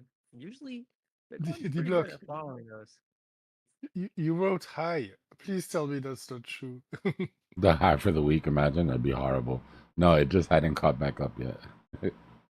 I changed it. It just took a minute to change.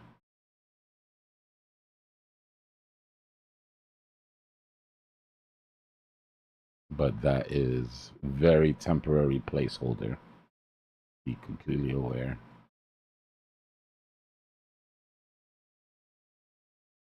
Depends on the, it a bit depends on oil, on like, I don't know, it's a bit hard to call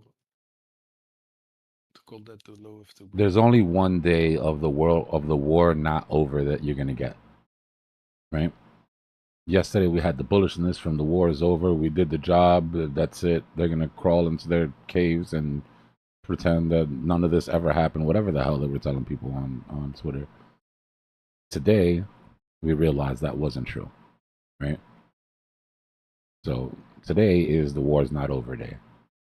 What's tomorrow? Tomorrow, Legacy gets to react to it.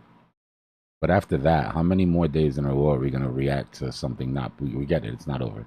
First it was here. We were worried about it here. Cool. Said it was over. We felt better. Now it's not over. Cool. We repriced Bitcoin. Now what? Well, we saw what supply disruptions did to the economy last time it happened, right? During COVID. We saw what this oil supply issue is a problem, though. Yeah. It is going to be a problem for the economy, which does push Powell in a certain direction.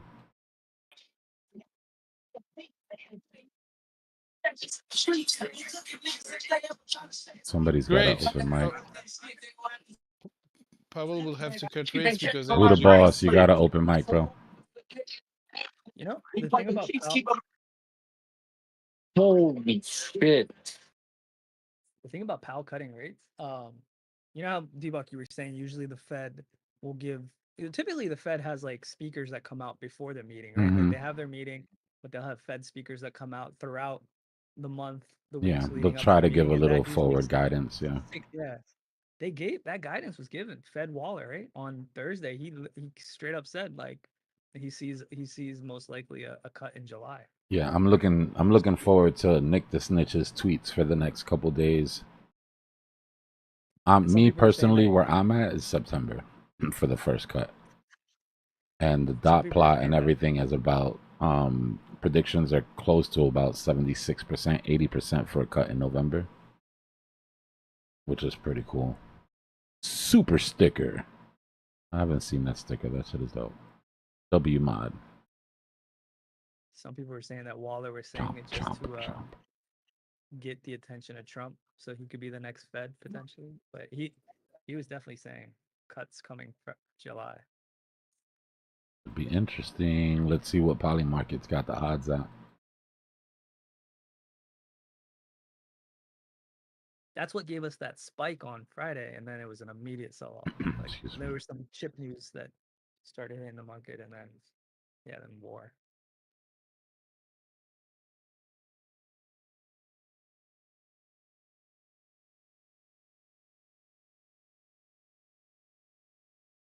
But we get a cut in July. Let's see. Fed rate cut in 2025 is at 80%, but that's very vague. Emergency Fed rate cut in 2025 is only at 10%. Let's see how many rate cuts in 2025. 50 basis points is winning by 28%. 1 basis point. And that's pretty much where I'm at, bro. I'm stuck between 1 and 2. 2 cuts? No way. Yeah, 2 cuts is actually because. So what they're saying is we could get a September, December. Or because I think there's a gap. 3 cuts. I don't know. That would be crazy. 15 isn't. I mean, 3 cuts isn't far behind. Does the Polymarket have July odds? I'm looking to see if they have any specific, but they didn't have it by date. That's what they should have. Oh, here we go. Fed decision in July. 87% no change. 13% 25 basis points.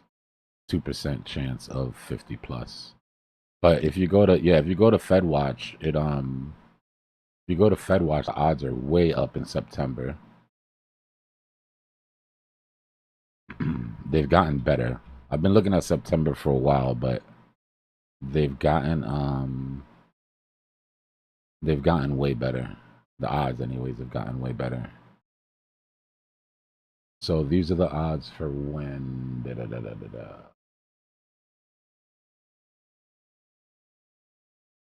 December 2025. Oh, they've gone up a little bit for July. July's up at 83% to stay. Wait, is that saying July? It's 83% chance that they're gonna cut? Yeah, hold on. Let me check against December real quick.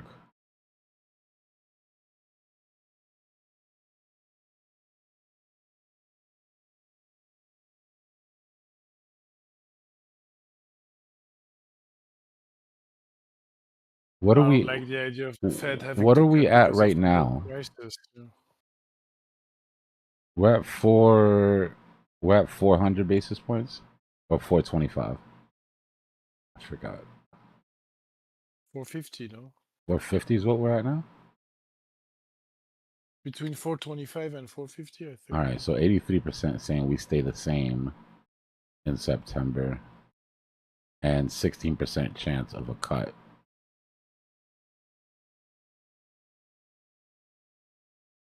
And then here we have a 58% chance of a cut in September. Sorry, first one was July. September has a 58% chance of a cut. Actually more, right? Because you got to add both of these together. So we're talking about a 70+% chance we're going to cut. In October, it goes up. About the same, actually. Spread out, but about the same. The discrepancy is how much the cut's going to be. Daily isn't, if it matters. But yeah, only 16% chance that we cut in July.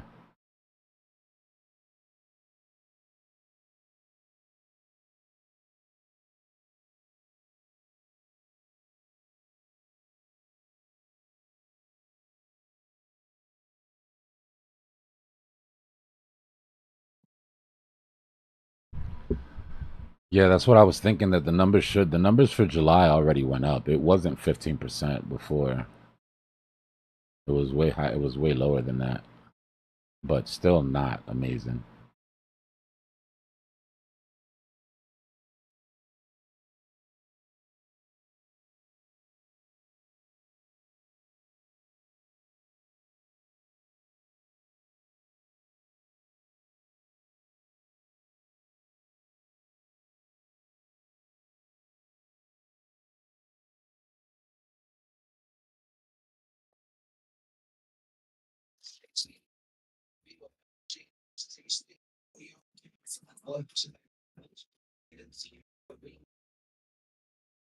My food's almost here.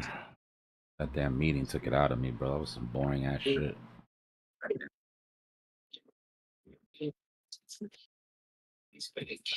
Who the boss? You gotta open mic, brother. You gotta mute your mic.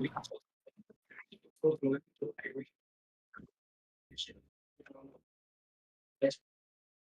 right, hold on.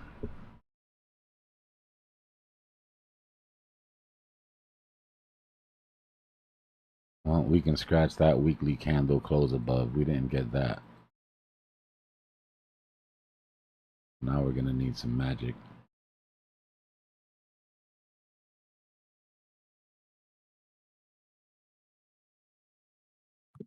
White swan. Just kill some of the black ones. Like, we don't even need good news. Just start removing some of the black swan possibilities off of the table. And that'll be good enough. Yeah, this sucks. Yo, isn't that 60-day pause or whatever for tariffs coming up soon too? July something? 90-day pause is over in oh. Yeah, 1st of July. Oh dang! So we got like a week. I think it's July 9th. Sucks because we should have pumped into that thing, but it is what it is, man. We can't control the world. I don't think it's gonna be bullish. I mean, I don't know. Shit, at this point, even if it wasn't supposed to be bullish, he better make it bullish. Yeah, he's gonna. But I don't feel like he's getting a lot of deals done right now, or people aren't. I don't know. It just seems like there's just not a lot of deals happening. I don't know. After that bomb drop, bro, that phone probably started ringing. Saw that. It's true. They saw that monster bomb drop. They were like, "Hey, about that tariff deal, we're ready to talk." We're ready to talk. Exactly, dude. He kept saying, he's like, I gave him 60 days. They should have done it in 60 days. You know, a lot of it has. Yeah, it's trying to make a point that if I say something like I mean it or something.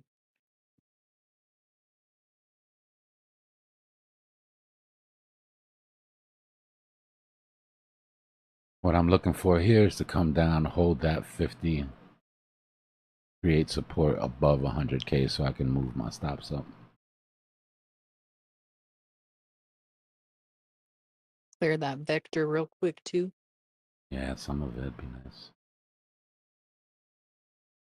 I think got a big bull flag on the weekly, maybe, or is that not? Is there a possibility of this being like a giant bull flag? We have a couple days to crawl back above that 50 EMA on the daily. We can save the bullishness if we can get above that and hold. But the problem is that we did put in a bearish divergence officially on the chart with that weekly close today. So we're going to have to deal with that sell pressure. Doesn't necessarily mean it's going to go down. It just means any pump that we have is going to be tempered by that bearish divergence. It's going to be a harder fight up.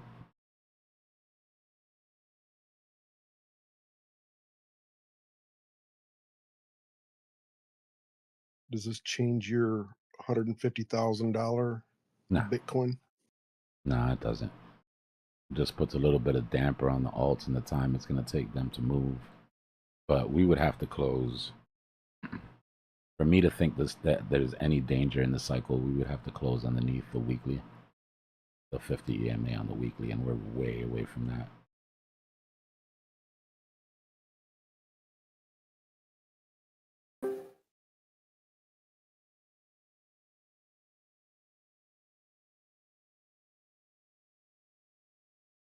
If I was worried, I wouldn't have gone into Bitcoin under 100K. I would have gone into stables and just sort of sat on the sideline and waited a little bit. Not that there's anything wrong with that. Definitely nothing wrong with waiting. If you don't got the same level of conviction, I do not invest on my conviction. Because I'm just a guy. Right? Build that conviction for yourself. Or if you don't have the conviction, there's nothing wrong with sitting on the sidelines until things look a little prettier. Even if it costs you a couple percentages off the bottom. Right, you're going to save it in stress. stress and anxiety.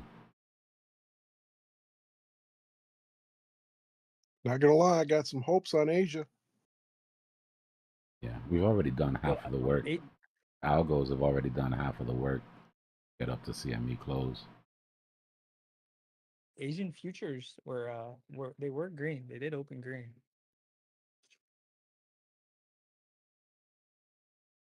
I mean, Asia likes this news. They're like, hey, at least they're not bombing us. But we're not in it, you know?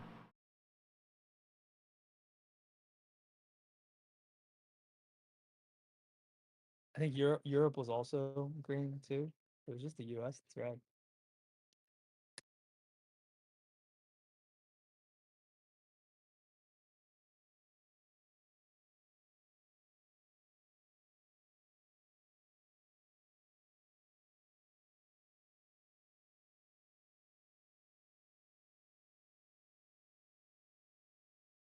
I was watching some of those, watching some of the videos of the Iron Dome knocking out those incomings. Boy, is that thing impressive. Like, you see this big ass ballistic coming in, and you see this tiny little white light just shoot off. You know what I mean? Just like direct impacts. The accuracy of that shit is insane. I saw a couple get through, but for the most part, they were swatting them shits right out of the sky. Yeah, I was watching that too. Actually, it was pretty bananas. But I thought it was direct impact as well. But after looking closely, it looked like it would just like explode within the radius, which Yeah, would they get close set and it blow off. up. Yeah, yeah. Right. Yeah.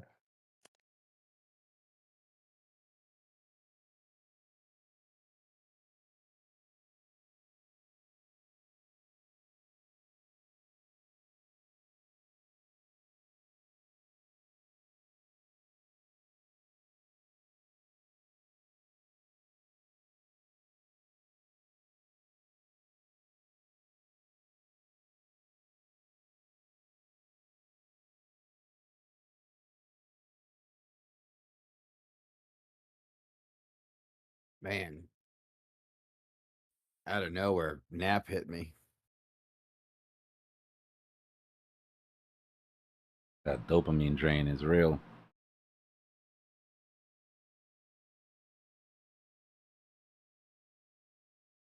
It just lost like 30 minutes of the charts.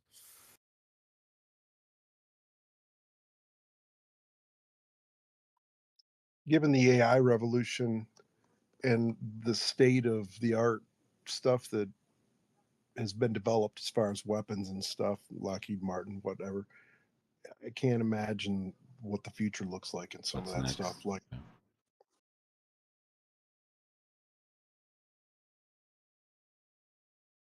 There's one thing you can trust humans to do is come up with brand new ways to kill each other, bro.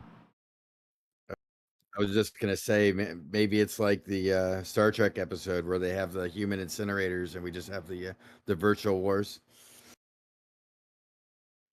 right on. I'm just talking about, the Iron Dome was impressive, but stuff got through. Give it another 5 years. Them hypersonics, yeah, they can't stop the Iron Dome can't stop the hypersonics. Both of them got through. Yeah, so it'll probably be some laser technology, be my guess. They've got those pinpoint lasers now. They'll be able to track faster and shoot.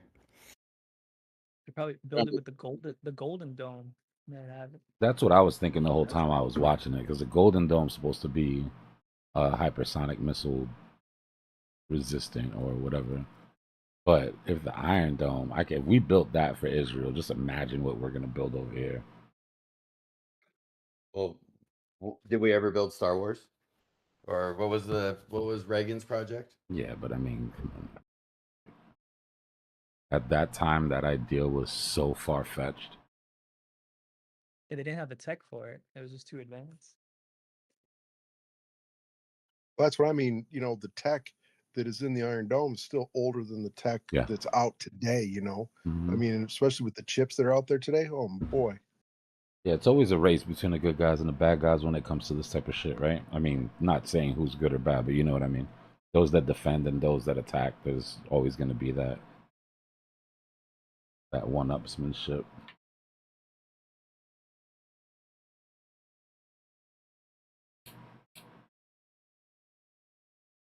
Yeah, just some of I the think stuff they're that's going into drones, especially like drone swarms and like smaller drones, that would go into cities and whatnot. Just craziness.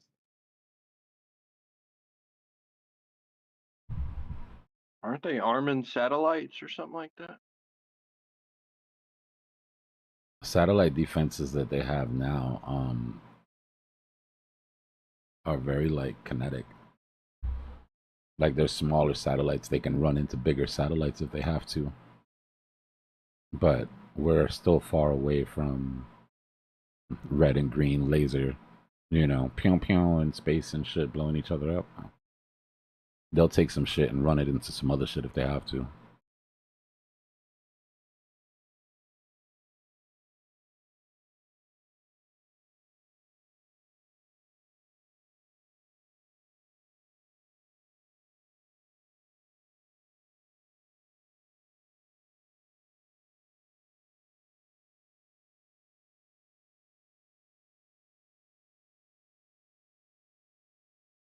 Yeah, Bam, those B2s are ninjas though, bro.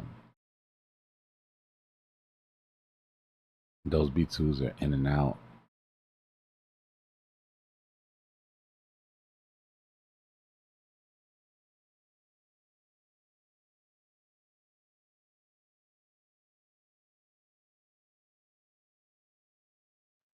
COVID taught me I'm more afraid of a virus being set loose than all these bombs.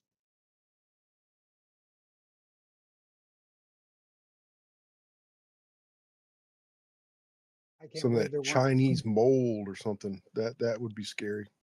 Yeah, I can't believe there aren't more. After all of that with COVID, you didn't see anybody out protesting gain of function research, and it just amazes me. Well, we shut down the CDC, right? I don't know, or something. We defunded the CDC or something. We put a anti-vaxxer as the head of the public health. I mean, come on, what the F is going on in this country? It's one extreme to the other, always. The pendulum swings, guys. Pendulum swings. Swings too far to the right, it's going to swing too far to the left. BTC's coming down and alts are holding their ground, or it seems like they are. I just saw a little candle from ETH. Well, Bitcoin's got a little red. Dominance is bleeding out a little bit. That's going to help the alts here. It's tired of your shit. Yo, ETH got slammed. That's when grandma comes back and goes, all right, granddaddy, sit back. Grandma's going to take care of you for a while. Grandma's here. With some chicken and dumpling. Soul hit 126. Why did I get turned on when you said that? You down bad? Down bad, bro. Wow.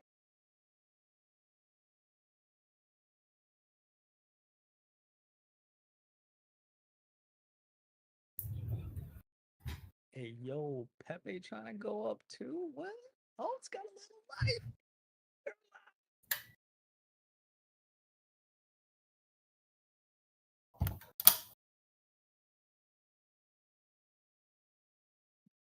Dbloc, how many years has it been? And people still talking about Pepe? There's like so many other things.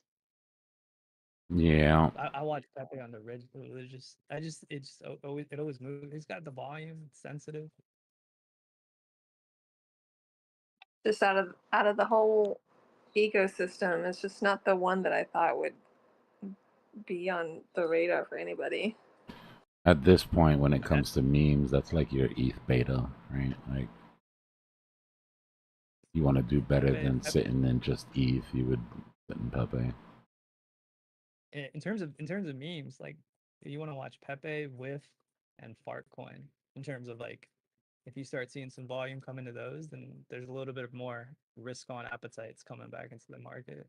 Like they don't move unless there's some risk appetite or there's some weird bullish. Like I remember Whiff would pop on some news that they're gonna have like a dome with the dog on the Vegas, but I don't think that happens anymore. They've been talking about that shit for so long.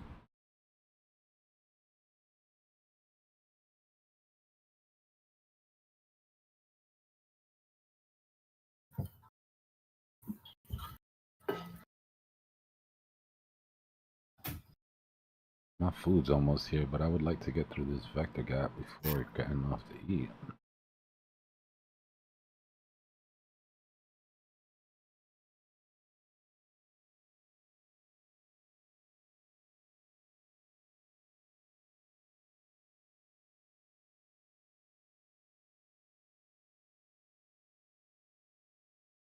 Yo, Dbloc, I don't know if you were here earlier, but I was telling these guys that on Coinbase, you know how they have derivatives and futures? Mm-hmm. Their contracts went super low. Like Bitcoin, they just enabled Bitcoin, XRP, Solana, and ETH to be 24/7. And dude, when we broke down below 100K, the contracts for Bitcoin were going for like 96 for a minute too. So I was Crazy. freaking out. I mean, I bought some and then I sold them because I didn't want to get stuck with them if maybe they were having some liquidity issues, and because the price was just going down while even Bitcoin was climbing back up. Like Bitcoin got back up to 99 and the contracts were still stuck at like 96. ETH was stuck at like 2080. Solana was at like 120. I still have a little bit of them, but now the price is caught up and it's actually higher than spot.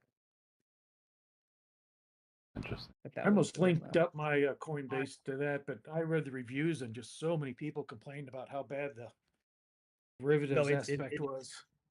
It is really bad. I mean, it just sounds like a bad idea. Dude, it's bad, bro. It expired, so there's an expiration to it. It wasn't 24/7, so on Friday, whatever price you got, you're stuck with it over the weekend. And usually there's always crazy volatility. So Sunday they open back up at 6, and I'm stuck with like a contract either super underwater, and very rarely was any time that Sunday we open up in a gap up. I don't think we've had a huge gap up on a Sunday in a minute. Coinbase futures are like a Burger King breakfast burrito.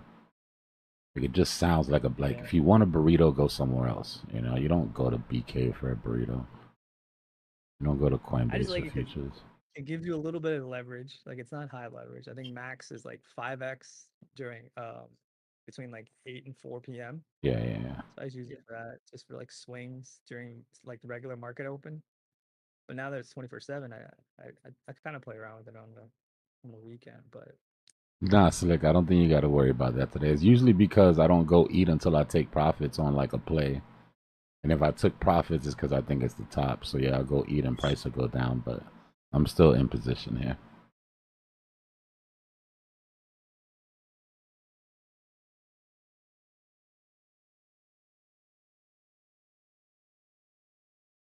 I'm not saying it's me taking profits that makes price go down. I'm just saying I usually don't take profits until we're at some sort of pivot. Yeah, my food's not here yet, Pep, and it's on the way.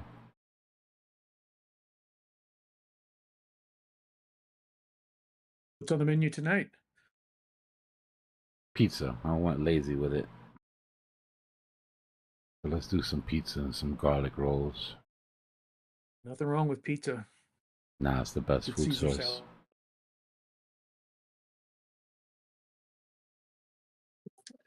If we go any lower, we're gonna have to go from pizza to bagel bites. Ramen.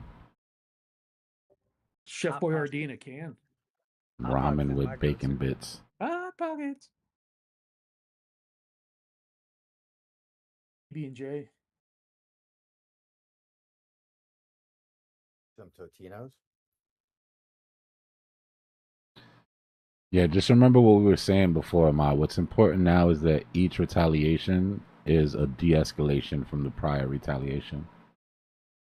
Right, what we're watching is for de-escalation here. If things escalate, then the uncertainty gets bigger and the price gets lower.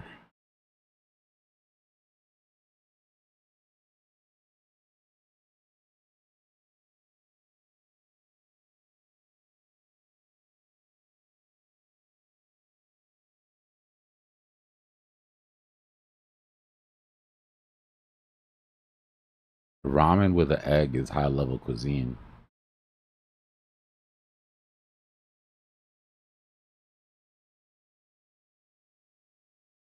Freshly cooked ramen, drop an egg in there, let the heat from the ramen cook the egg. Good to go. I already de-risked after yesterday's daily close try. I moved out of a lot of alts into Bitcoin underneath 100K. Like I put it back into Bitcoin when we came down underneath 100K. Yo, I got a question though, Dbloc. Yeah. I was doing the same, but then I started thinking, what if this was the time to buy the alts? Like people that Don't do it. So you can't. You'll drive yourself crazy, bro. You got to make a decision and stick to it. There's always gonna be what ifs. You can't like. For me, I have very deterministic lines in the sand drawn. Right? If this, then that. And that's why I went through so much trouble to draw it out and just let everybody know. And the main thing was if we closed underneath the that line on the daily, and we received increasing volume, that things would get worse. So that's when I de-risked. And then the target would be that vector gap at the bottom. Now, especially that we closed the weekly underneath, right? That was our second danger sort of signal. No weeklies underneath this line.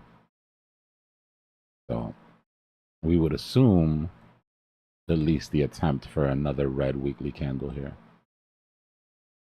But on the daily, like I was saying, we're at the 50. We took more than half of this vector gap with that wick, right? That 50% of the vector is clear.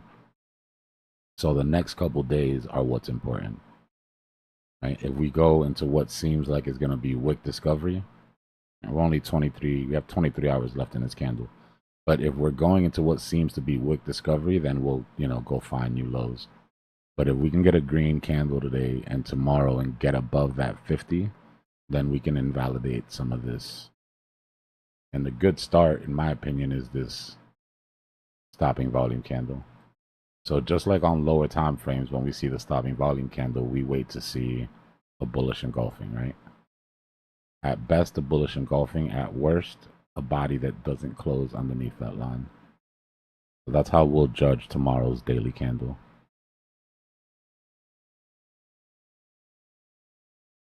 The bottom of that vector gap, right around like 96.9, 96. 97, that's where yeah. That's where those Coinbase contracts were at for a minute. Yeah, that's interesting.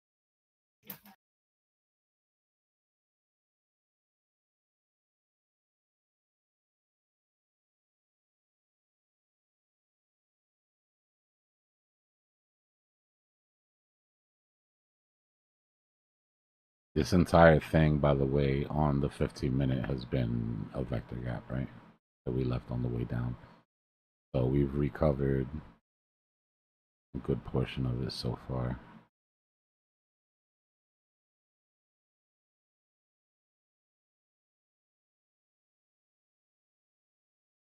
Probably not going to be able to wait for this shit until my food gets here. So I'm looking for a retracement into this 50 EMA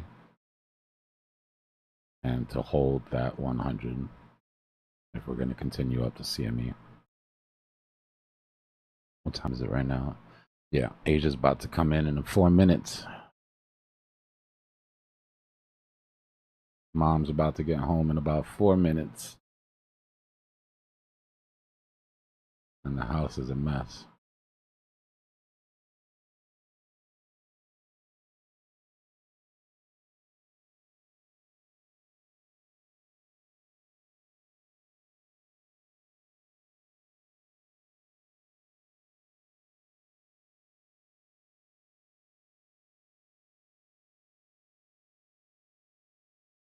I'm just having some pizza slick.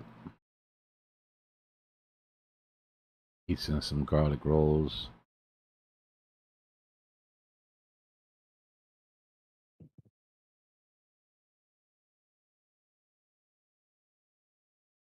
Nah, never fails. I mean, you can get it from the wrong place, but yeah. Pizza's always a vibe.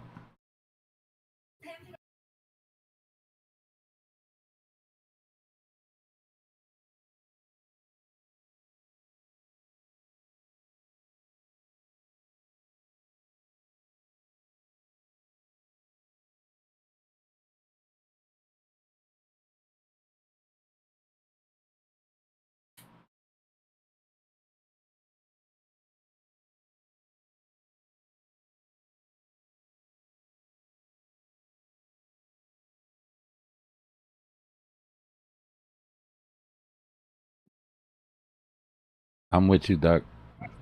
Going to the gym. Oh shit, my bad, boys. I thought I was muted. You're good. A good workout, bro. Thank you, bro. I'll catch you guys in a bit. Yes, sir. Well, when we get to CME, we'll have to judge that. Yes, like I said, this isn't necessarily a rocket ship. This could be a rescue ship, right? Like this could be a push up to give you a chance to get out of some positions that you were stuck in, at least at yesterday's prices. But we're gonna have to figure that out when we get there. It's all gonna come down to how much support we build on the way up. Jack, what's going on, brother?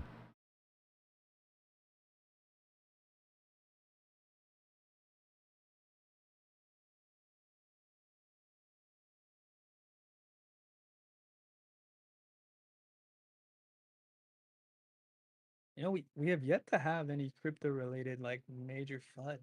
I don't remember the last time we've had crypto FUD. Funny how that works, right? Like crypto news shouldn't just stop happening because other news is happening. It just goes to show you how much bullshit crypto FUD is normally. Because when there's already FUD and it's not needed, it never pops up. You know what I mean? Never, exactly. Yeah. It's only when there's no news at all, nothing's going on, and there's some FUD needed that all of a sudden you've got all this crypto FUD. World War III, crypto's fine, running smooth, no problems.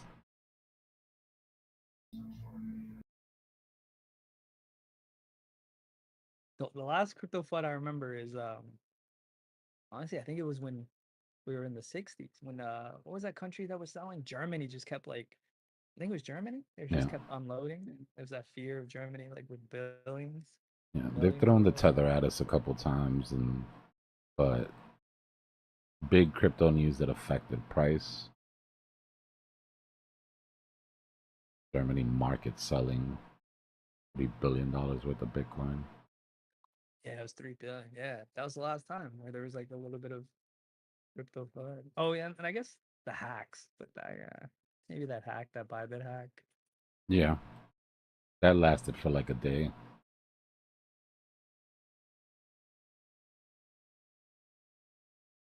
Some of the good news that's failed to show up has done more damage than any of the bad news. Like the expectations for the good news and then the failure to deliver on it seems to have had more damage. Or the overselling of shit. Bro, we had a strategic reserve put in place and it was seen as bad news because it was oversold so hard. Like the fact that Trump didn't pick up his phone and buy a bunch of Bitcoin on Coinbase live on television, like somehow it was like, you know, like, bro, we just literally took all that Bitcoin and locked it up for, might as well be ever, for at least the next 30. And it was still seen as bad news because it was oversold, right? It was overpromised.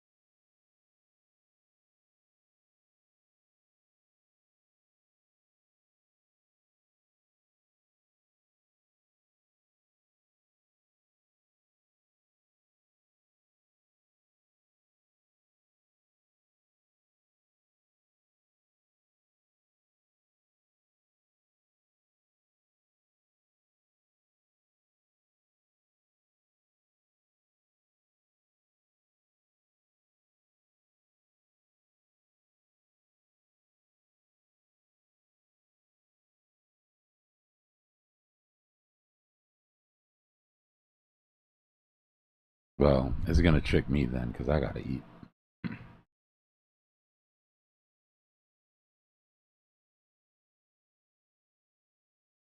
Can you just eat in front of your computer? Mm.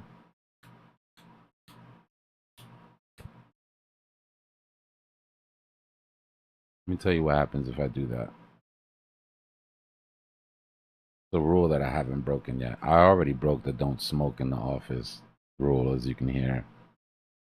If I start eating in here, it is a slippery slope. I'll give it a month before I'm covered in takeout packages and empty soda cans. Looking like azimuth gold. Put your bed over there. Right? Just move into the office. Nah, it's good to disconnect. It forces me to disconnect it sometimes. It's hard enough for me to pull myself away from the charts. So that's just like a little brain hack. Yeah, I do that for water. I had a buddy that had a camel pack, and he used to play World of Warcraft, and he just hung his camel pack on the wall with a thumbtack, and he would just sit there with the hose in his mouth and play World of Warcraft. See what I'm saying? You're 3 steps away from a portable toilet. Like,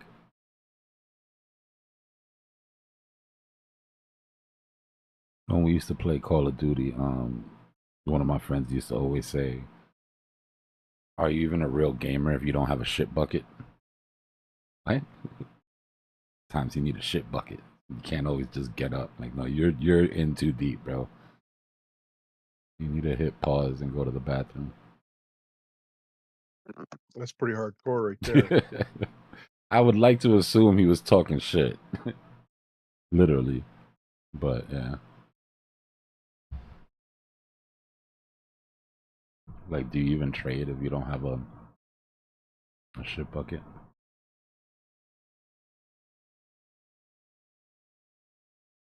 No, dude, I'm on an iPad. I take it with me.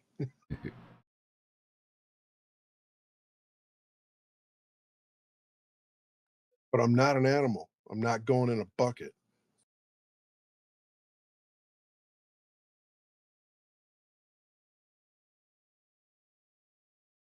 Indoor plumbing's only been around for 100 years. I don't know why people feel like they need a bucket. I'm perfectly fine just shitting my pants.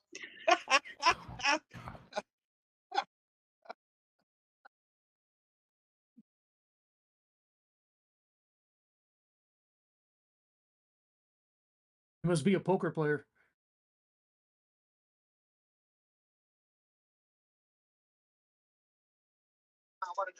I'm just lazy.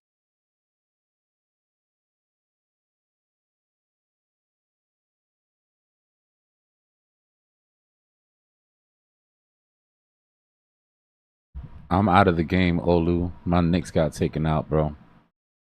I'm out of the game. I hope they both lose.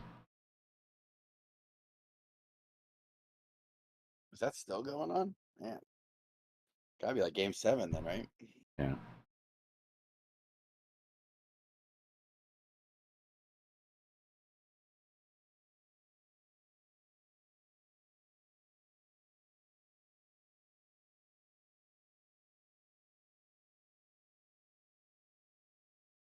You know, the NBA's got to love it when it goes game 7. All those extra ticket sales, extra advertising revenue. Indiana's one of their star players got hurt. They carried him off. Halliburton.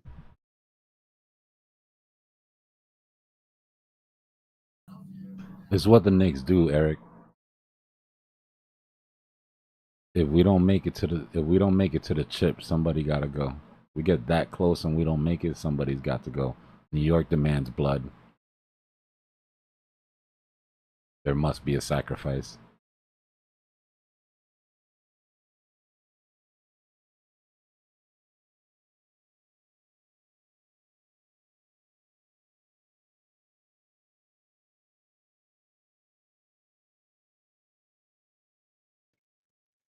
They weren't supposed to be any good this year, though. They weren't even supposed to make it that far.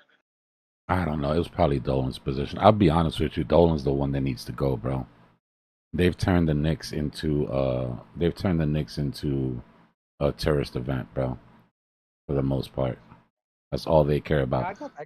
The problem with the Knicks is even with the shittiest team, we're always gonna sell seats, no matter what. And all he cares about is filling that arena. Yeah, I thought the coach did pretty good because I thought he coached a better record than what roster he had, to be quite honest. Roster ain't great. Yeah, they were punching above their weight, that's for sure. They do the same thing out here in Seattle for the Mariners. See? But all I care about is ticket sales. I don't care about having a winning team. I mean, honestly, it's not always bad because usually what it means is I need star players because star players fill the seats. And if we win, we can fill the seats. But when you're in a position like the Knicks, where like it's like a Broadway show, it's just something to do in the city. Oh, let's go to the Knicks game. Most of the people aren't even fans, and there'll always be enough tourists to fill the garden. So it's like, isn't Billy Crystal a Knicks fan?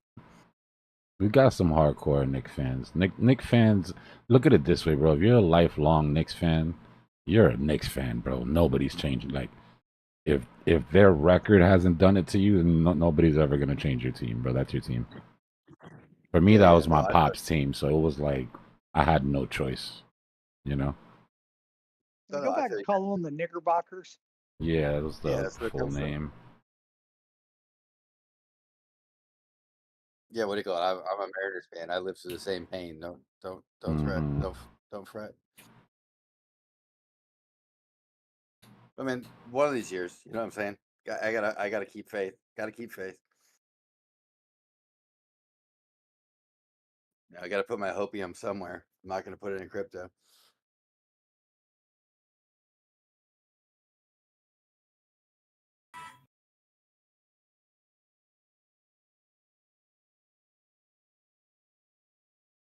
Yeah, it's ownership, Eric. It really has to do with ownership.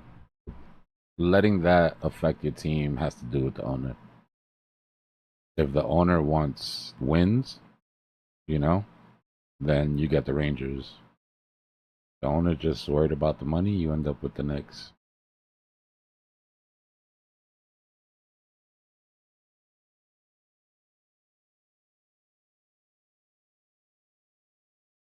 Thank you, Danny. That makes me feel a little better, bro. You're absolutely correct. I could be a Mets fan. Or I could have been one of the turncoats that were Knicks fans and became Nets fans. And then had to watch the Knicks have a hell of a year. And then jump on the bandwagon at the last minute just to lose.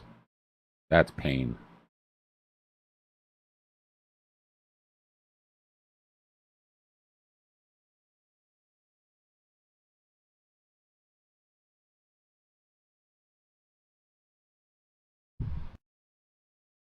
Does Dolan own the Rangers? That's interesting. Maybe he's just racist, bro. Like, we figured it out.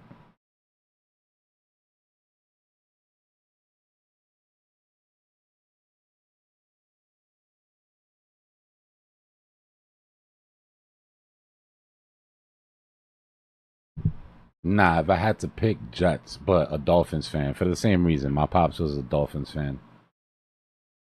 So my childhood sort of loyalties are Yankees, Dolphins, Knicks.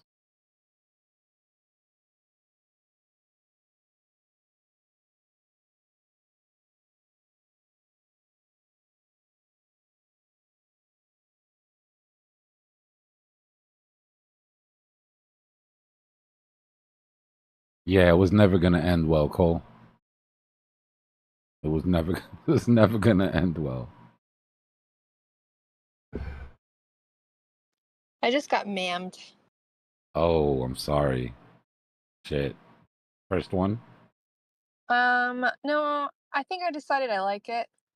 I was holding the door open at a Wingstop and then was flooded by a bunch of teenagers that were coming out in like different groups. And then these teenage boys said, "Thank you, ma'am," but like really meant it.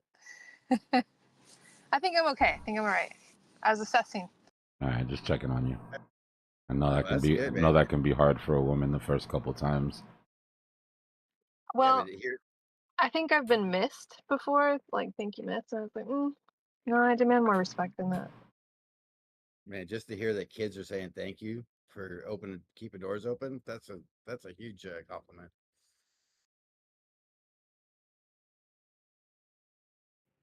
Yeah, I thought that was nice of them to acknowledge that.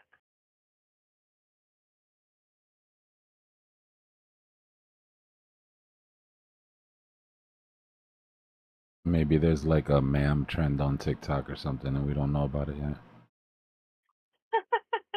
Filming on the way.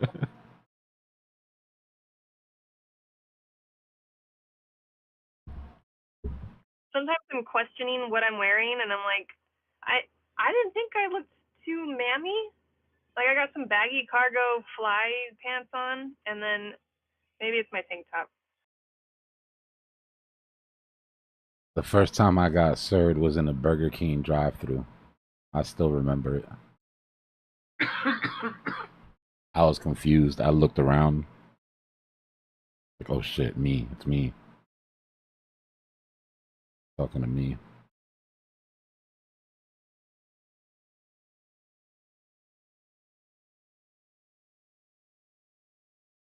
Got him.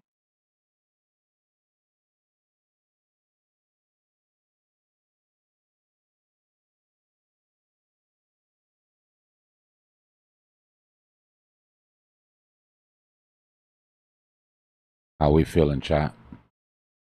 Everybody happy with this fallen knife catch so far?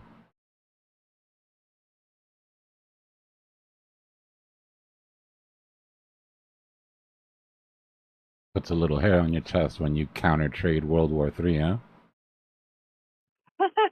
Hey, what if you are the knife? Yeah. Who's that?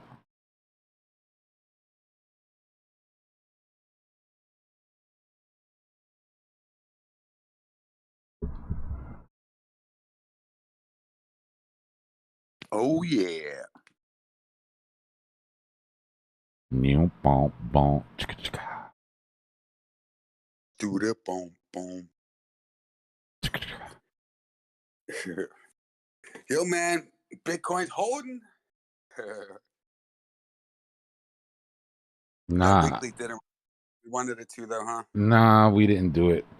We didn't do it. We put in that bearish divergence. I mean, the good thing is the majority of the after AVAX has effect. been making a nice climb for the last. The good thing is the majority of the after effect already played out.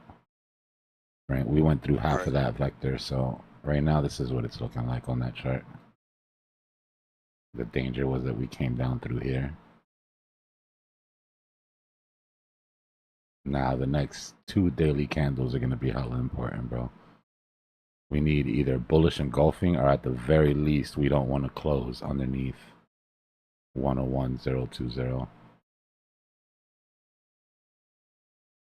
Yeah, I'm not gonna lie. I'm starting to get a little fidgety, but I'm just like adding on slowly and just sprinkling whatever extra dry powder I get. Like I said, bro, it's a natural reaction to feel weird when you're counter trading a possibility of a world war. Like everything inside says that you should squirrel your nuts and go hide somewhere, right? Exactly. But it's like feels like we've been here before, you know. Best times to buy are when it seems the craziest. But that's also the best time to have really good risk management. Like obscenely tight stops. Yeah.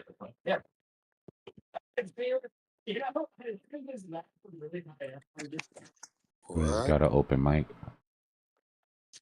No, this is just as bad. This is just as bad. Oh, man, I got her. Yeah, go. Well, one of y'all's gonna have an open mic one day when I'm not here to stop it. Or Gloomy or Ann not here to snipe you guys. And there's gonna be some shit said that can't be taken back. And these guys in here are savages. You're gonna hear about it. There will be jokes the next day. I promise. Be careful with personal information too, because Yeah. Aside from that, but just like, you know, you don't want people to hear you baby talking your cat or getting screamed at by your girl, or you know what I mean. You got to be very careful. Yeah, I got caught baby talking my cat a few times. Nah, there'd be no coming back from that, man. You don't want to hear me. That's a different Dbloc. I cannot hear you, but I mean, I can see you. That's a different He's gonna have to Dbloc. surrender his man card. Yeah, What's that's that shit like like? negative aura for sure. Ruins the whole facade. You think, Gloomy? That's not a bad idea, bro, honestly. A micro, just for like repeat offenders.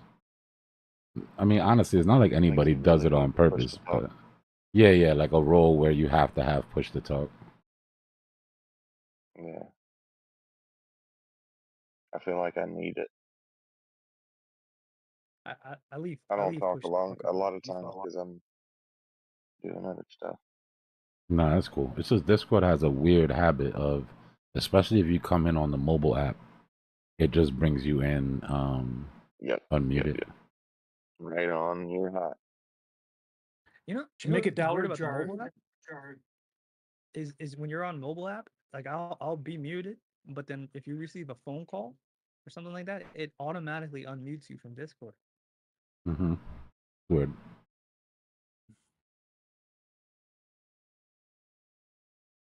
All right, yeah, I'll do that. I'll put a push to talk role. Yeah, I haven't been muting. I've just been throwing them in the open mic gulag. Most of the time, people realize, like, when you wake up in the gulag, then you check your mic and you're like, oh shit, it's open, you know? Mr. Market Maker is paying himself.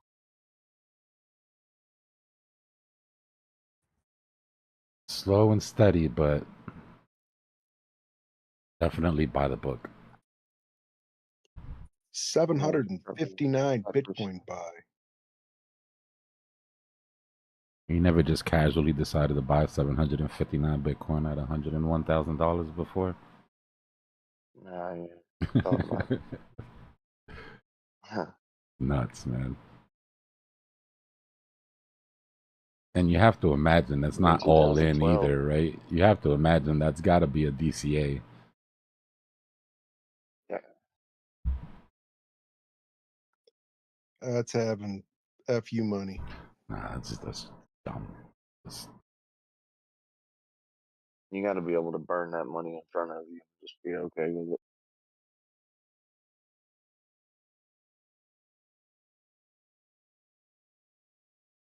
And the price still dips a little. Just crazy.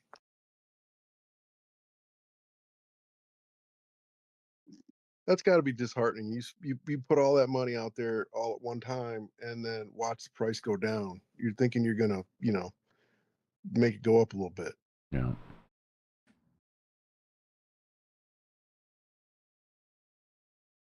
You gotta watch that this doesn't turn into a stopping volume. If it does, then maybe we have another. I haven't retested 100K. Like, I'd really like to see price come down here and sort of solidify that. We did briefly touched it. Well, right, like we In the broke through, beginning, and I was yeah. telling them, I was like, yeah. Yeah, that was a good sign on lower time frames that held. That's what I entered. But on like another exchange, I was like, I'm going in. Take it easy, Duck.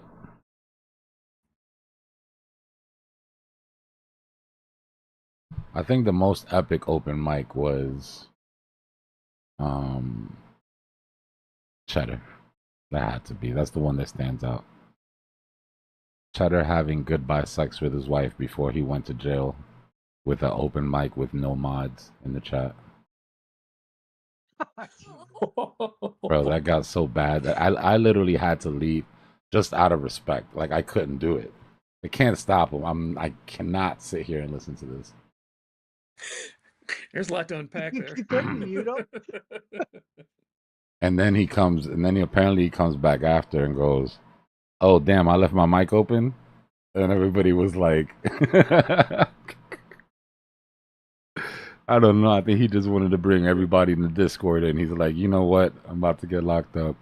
Nah, Cheddar was cool, man. Cheddar had some problems before he started crypto, and they ended up coming back to bite him after, and he had to sit and do some time. But we were trying to get him, get his crypto portfolio straight, because he had a wife and kid. And I'm not talking out of school. He's said all of this himself, so I'm not talking to anybody else's business. Yeah.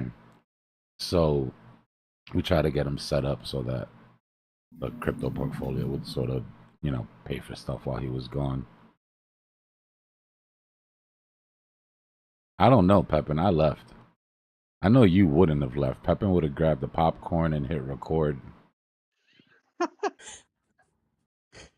Screen won't open.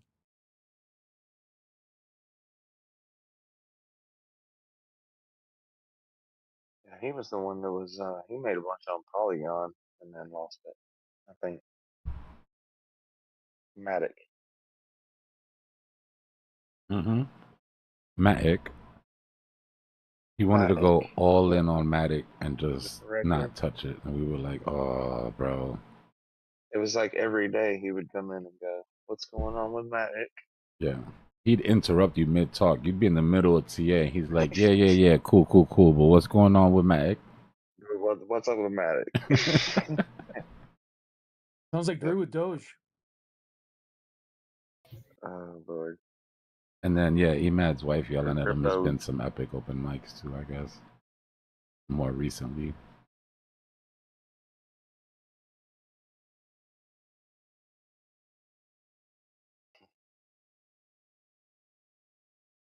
Good old days. Good old days.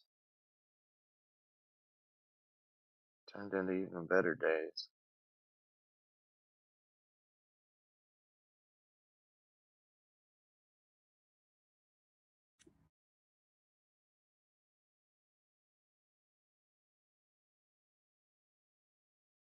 Well, the bulls ate that 600 Bitcoin. Looks like they're having a little bit of indigestion though from eating so quickly. But that supply is gone. We absorbed that. Let's see if there's anything else. Fresh meat above. Bulls.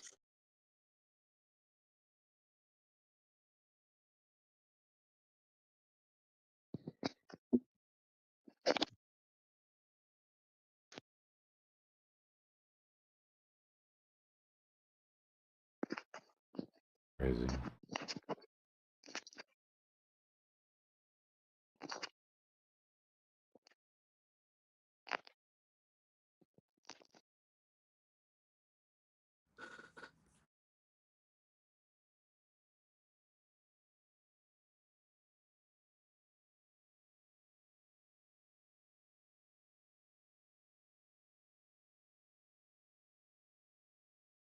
You guys mess around with any quantum computing stocks? I'm not. Check into them at all? I'm looking into a lot of robotics right now. Excuse me. Nice. DeepI, decentralized physical AI, but still in the early stages.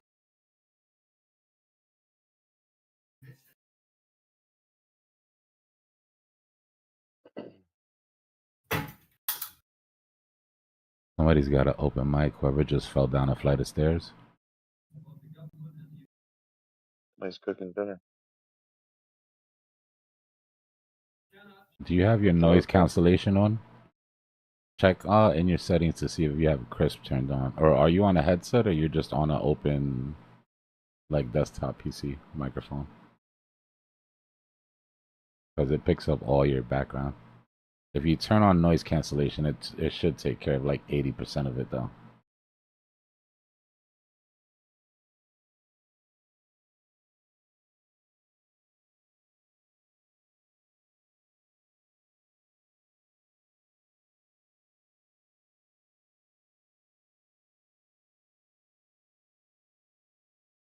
What's going on, Sir Penny? I appreciate it, brother.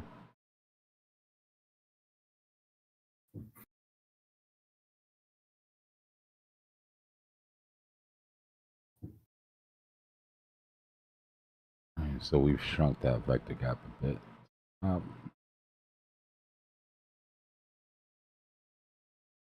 We've got to deal with, like I said, the indigestion from eating that 600 Bitcoin so quickly.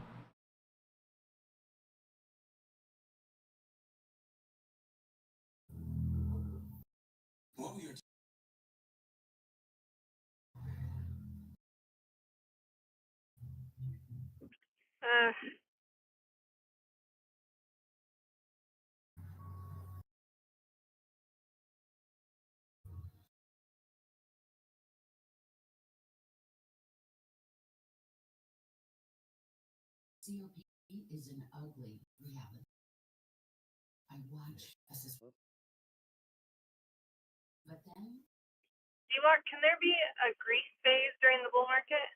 A what phase? Grease.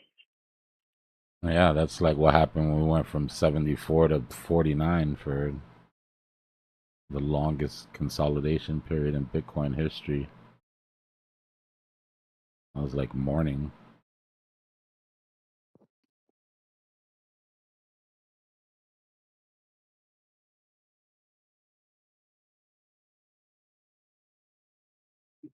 Well, I feel like I'm in some sort of bear market phase.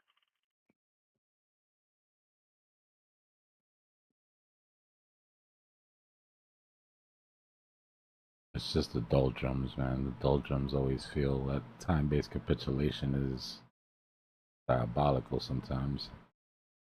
It's almost worse than them just ripping a drop, right? Like the sideways drop and then a pump that doesn't go anywhere and then more sideways and then another pump. Yeah.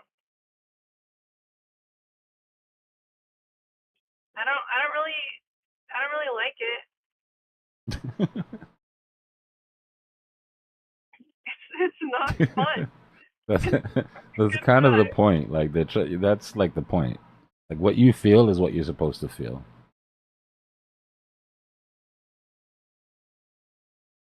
That's what makes people run away. Well, you ran away, but you ran away into Bitcoin. Yep. Yep. Fool me once, shame on me.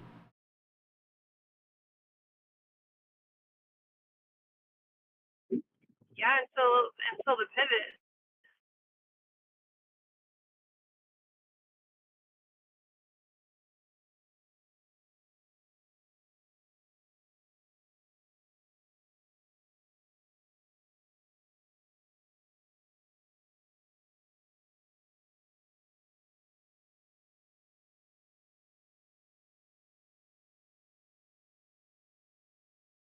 Be mad sad.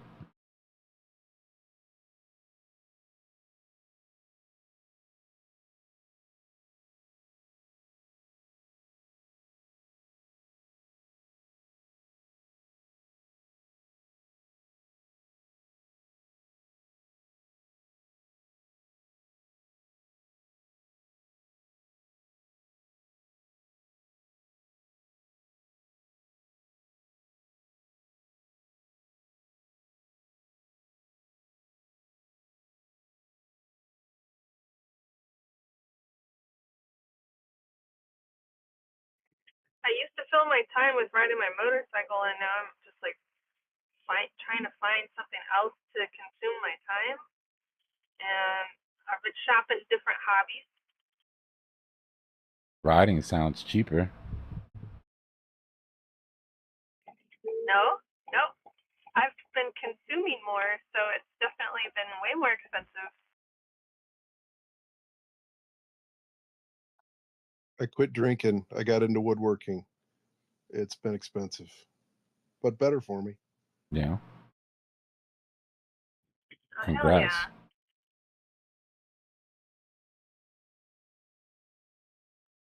yeah. Now I found Bitcoin.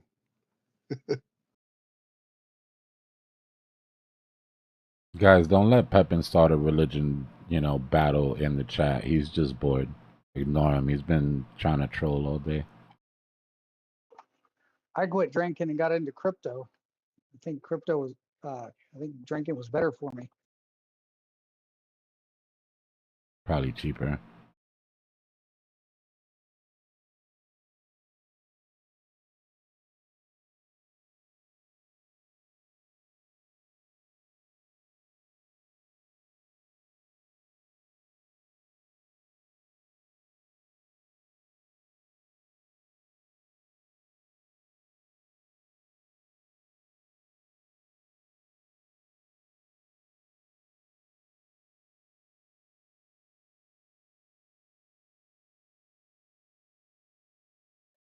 Yeah, I just delivered your wings. better go eat while they're hot.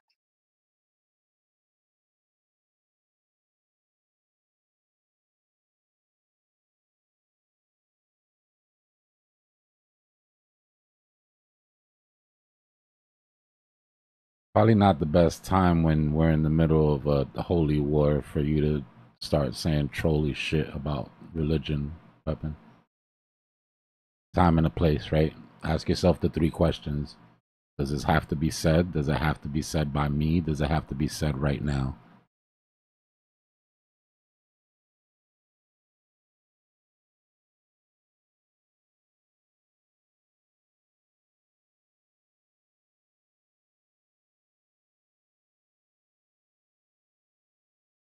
Wonder where all the volume is sitting at.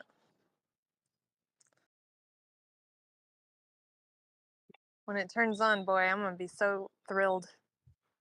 I was talking to Zusi earlier, and when I zoomed out on the daily candles, I was like, dang, it's just gonna take 1 week to engulf all these little baby sell-off candles. Mm-hmm.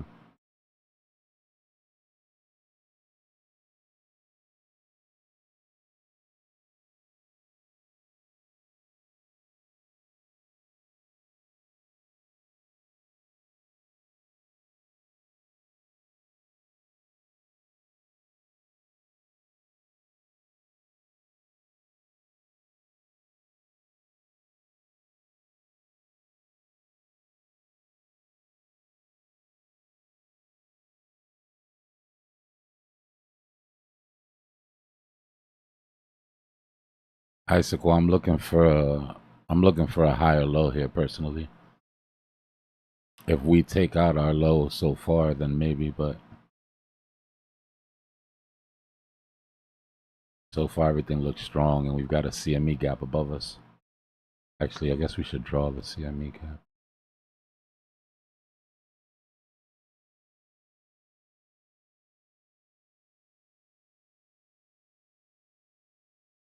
Anybody have the opening price for CME? I just want to see how much of this they've already taken.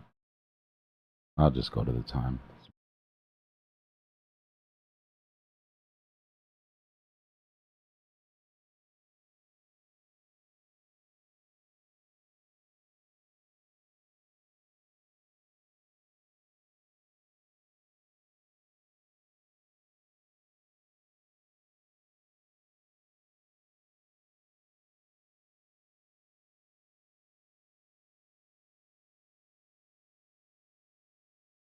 All right.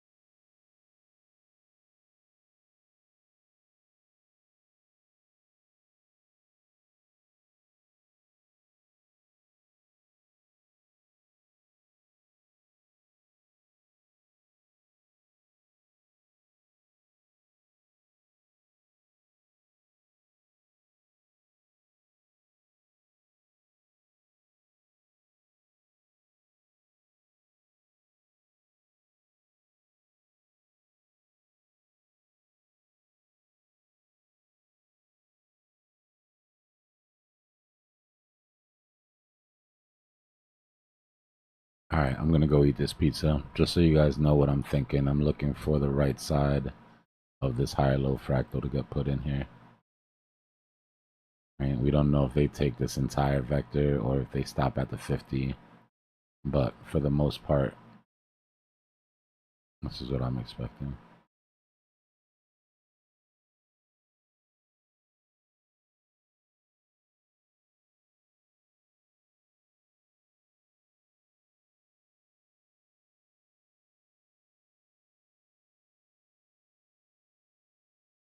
We're looking to catch support around those ranges if we go for that whole vector.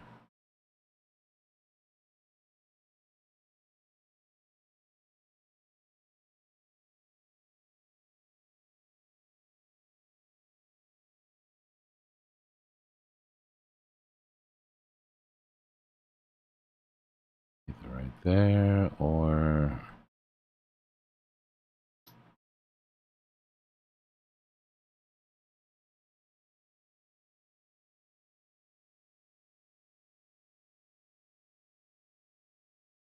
we are now in Asian session, so we can get rid of that.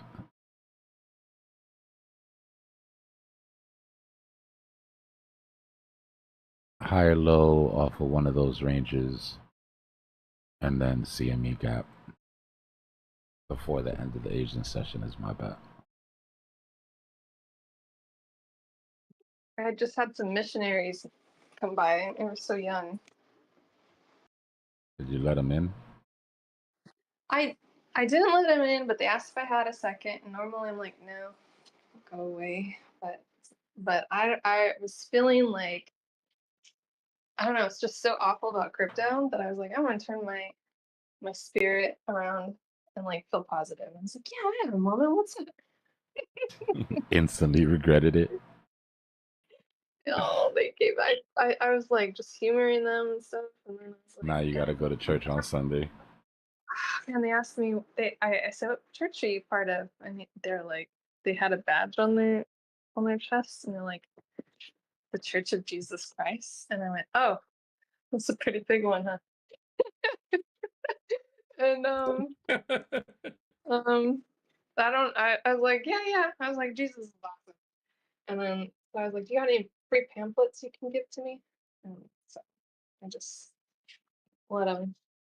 I don't know. I feel like people are shut away a lot, especially like I just feel like it takes a lot to walk around door to door and just get shut out all the time. So I just decided to like, maybe it felt good to just be accepted for a few minutes. So, but then they asked, what's a good time to come back to ask you questions about that material? And I was like, oh, see, Wednesday. Oh, Did they sorry. ask you, ma'am, can I come back later? They didn't ma'am me, but I don't know. I find it interesting because my arm, like I have a full tattoo sleeve. So I don't know. I just feel like a tattooed woman to be ma'amed is interesting. I feel like, I don't know, maybe I'm judging myself. Anyway, they're gonna They come. always want. They always want to come back. Yeah, if you talk to them once, they keep coming back. I made that mistake in high school.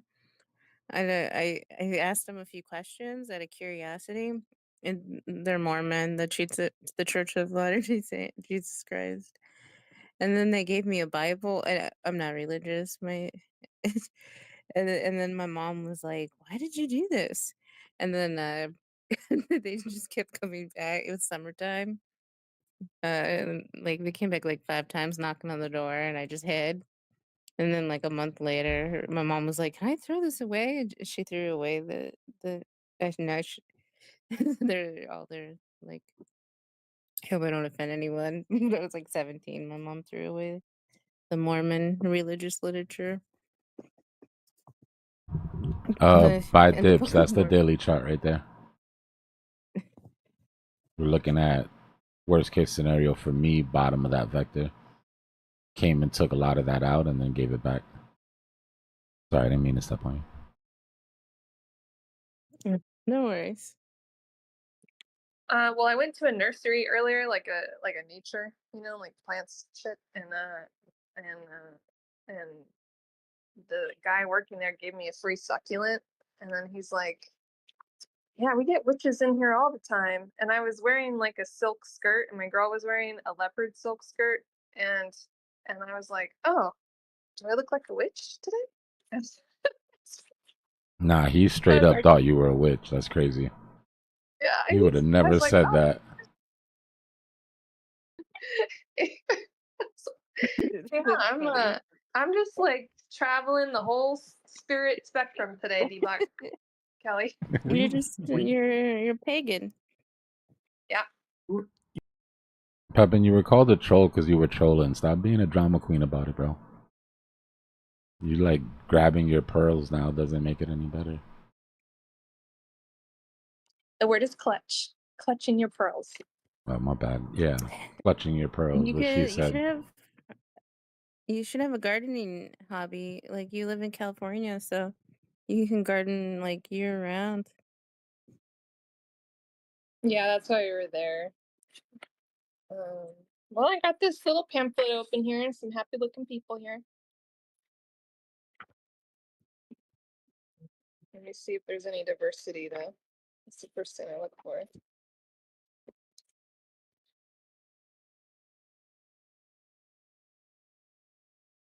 All right, guys, chill. I can call him that. That doesn't give the okay to the chat to just pounce. Maybe I don't know if they saw my pride flag in the backyard, but Not too much on supporting Pepin. the backyard.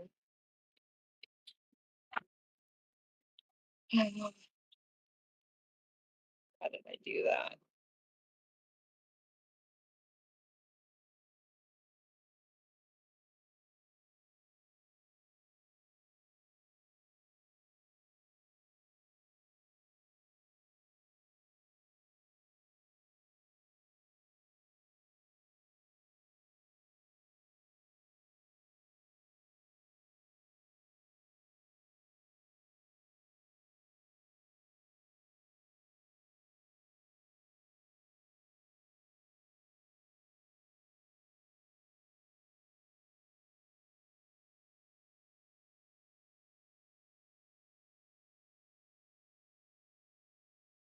Why are they always young men though? Like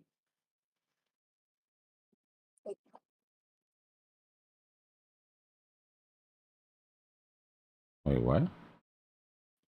I just, it's just interesting to me because these aren't the first two I've seen walking around my neighborhood, and they're always two young men. And I'm wondering, is it like why don't you have two women or old individuals? Like, Oh, is I see it what you're because saying. I don't know? It's interesting to me. I think it depends Is on it the because religion. you're safer? Like you're safer as a young man to be walking door to door, and if you have a woman that's walking door to door, that's a little bit unsafe. She could be like taken. Depends on the religion though too, right? Because I've had like sort of regular Christian churches come door to door, and they've got everybody, just a group of people walking. And then it seems like the Mormons are the ones. The Mormons are the ones in the white shirts with the ties and the bikes, right? I think they got to level up to a bike. But the guys around here have the bikes and the little helmets. But yeah, I've never seen a girl with them. Now that you mention it, It's because you put a woman in pants, and then they've got pockets, and with pockets they got opinions. I'm dead. What the hell? Look at me in my pants. I've got pockets and opinions. Look at. All right. On that note, I gotta go eat my pizza. I'll be back, guys. I got a whole biology of opinions. Oh, a lot of Mormon women don't wear pants. I remember in elementary school, like Mormon friends I had always were like wearing skirts and dresses.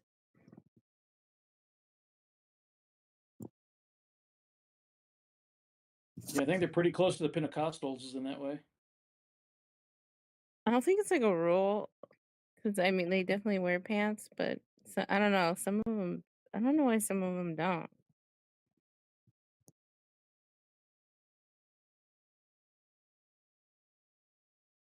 It's old fashioned, but if you look at like pictures of women in the 50s, that most of them didn't wear pants. So it's just an old fashioned tradition. Yeah, you weren't a tradition. Yeah, glad that's gone. I'm treated a lot nicer when I'm wearing a dress or a skirt, though. It's magical. Doors open for me. People smile at me. More They think positive. you're a witch. Then when I got my pants on, I'm just too opinionated, I guess. I walk a little bit more utilitarian. You know? Sassy. Get out of my way. I can open my own door. No, I'm just kidding. I'm the one opening the doors for everybody else and getting mammed.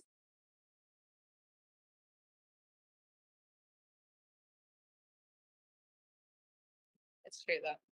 If I dress like a character from Mad Men, and I put red lipstick on, I put a nice little dress on, house dress, whatever, like the way that people treat me is so different than when I wear my like cargo pants and tank top. It reminds them of a time when women stayed in their place where they belonged. Good old days. Oh shit, my mic's still open. I'm sorry. Let me stop. I'm gonna go eat. I can't with y'all right now. I'll be back. Where's my martini?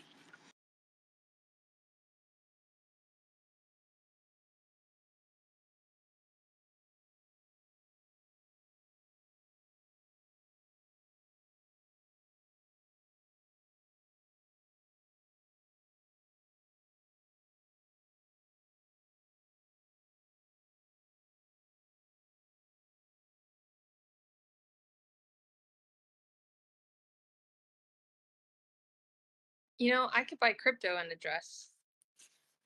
So, heh. Your crypto might treat you differently. I bet some of these guys buy crypto in a dress.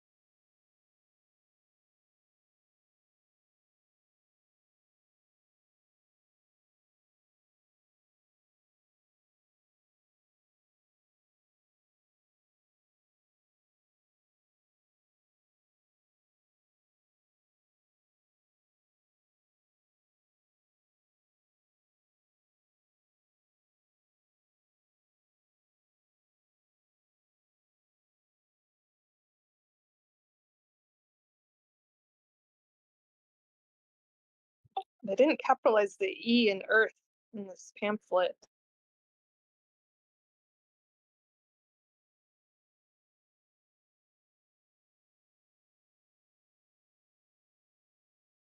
They think it's not important enough. They think they're going to another planet. The G and the H are capitalized, but not the E in Earth.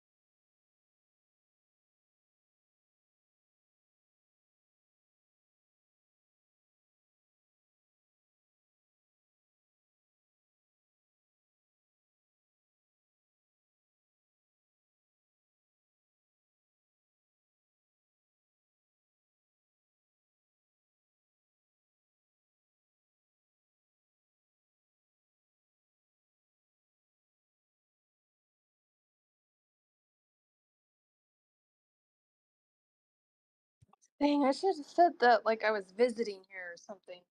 Damn it.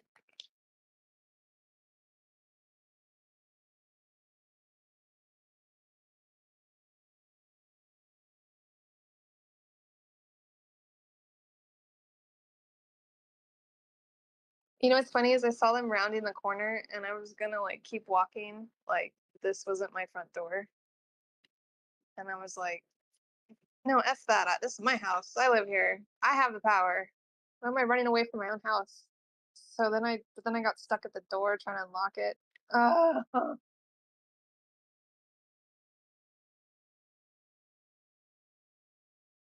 It's like being in a horror movie where the monster's chasing you and you can't get the key in the door, or you trip and fall. Yeah, you dropped the keys. No. Oh, there's a timeline here. Free Earth life.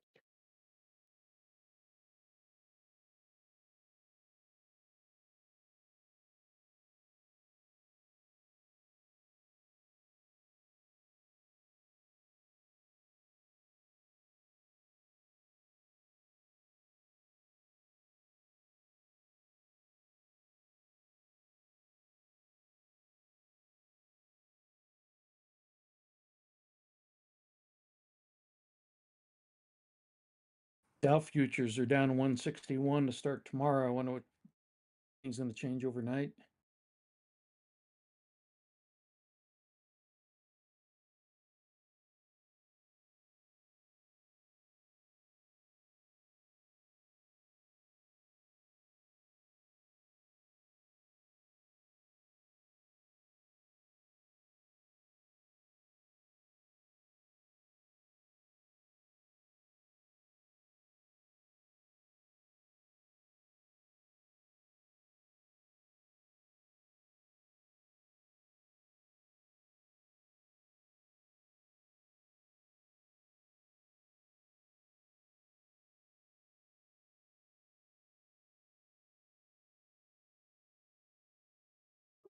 Is anybody scalping any altcoins right now?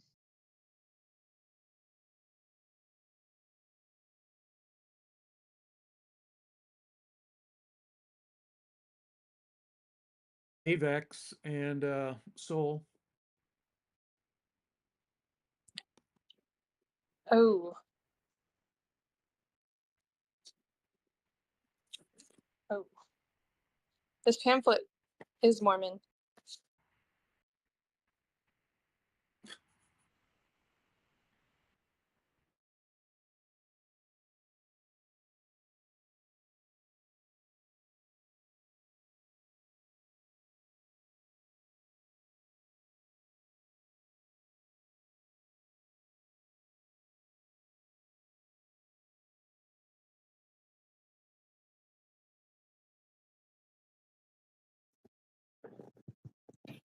He'll never be free.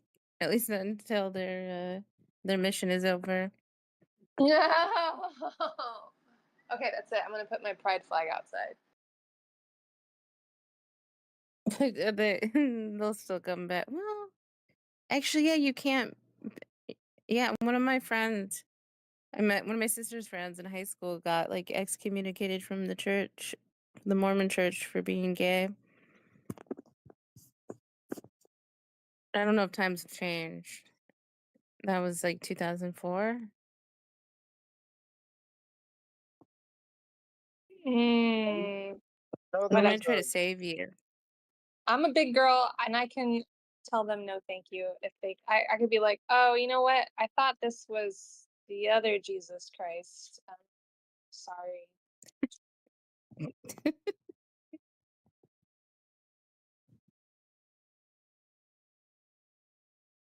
Sure to get a video of the look on their face so you can share it. I asked the kids if they realize that they belong to one of the biggest cults the world has ever known. And they said, what do you mean, sir? I said, someday you'll understand, but right now I'm not interested. Thank you. They didn't come back. I like in my mind don't want to hurt anybody's feelings, even though I'm not like if I were interested, I would go. Like my aunt is a pastor, and like I think it's lovely and sweet, and they'll pray on me, and it's beautiful, and I feel love. But that's where I stop. And other than that, I'm just like your average witch. Nice. I just want to plant things and then eat tomatoes. Play with my cats. Which is a bad. Is it a black cat? Yeah, I got a black cat and then like a marble looking cat. Like Salem. When I was a preteen, I wanted to be a witch like Sabrina. I don't know if you watched that. It's just average.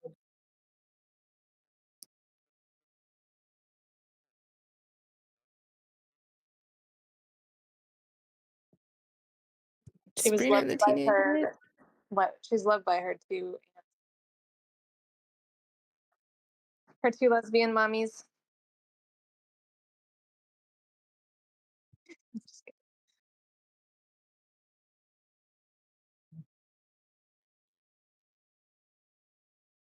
Oh yeah. They were her aunts. Or were they her two lesbian mommies? She calls them her aunts. So if they are, that's a pretty weird relationship. I mean, but hold up. We're talking oppression, right? Then you might teach them that you're the ants to help protect you from the cruel world. When in reality, The whole thing is a metaphor. No, it was her parents were not witches or warlocks, but her aunts were. So she went to go live with her aunts so they could teach her how to be a witch. You tell him. Yeah, but maybe Tell you him. told that was the parents. And maybe just like how witches had to hide who they were because they faced potential burning and flogging and, tarring and feathering, right? So, like, maybe they were like, yeah, we're your aunts. Yeah, we're your aunts for sure. Because they were both. Because maybe they were both witches and also both moms. And so that's kind of like a dangerous combination to be back when that show came out, okay? Not gonna lie. Right, yeah.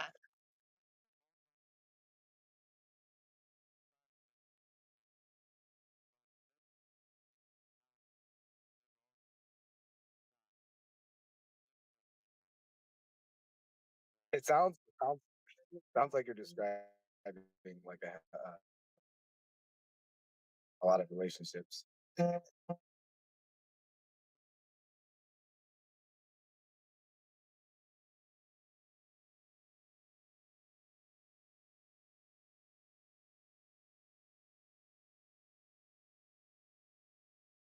Yeah, when I was growing up, there weren't a lot of shows that I could watch that were like me. So I always had to rewrite stories.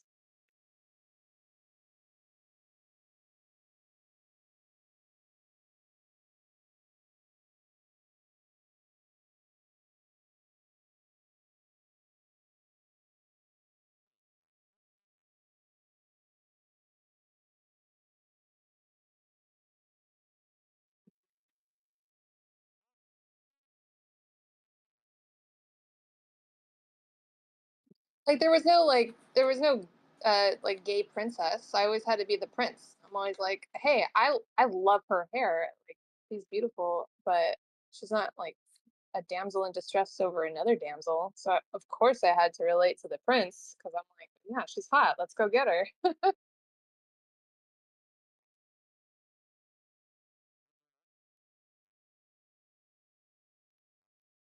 There's just like no show that I could relate to watching growing up. I was raised on The Simpsons, Married with Children. It was not allowed to watch Beavis and Butthead.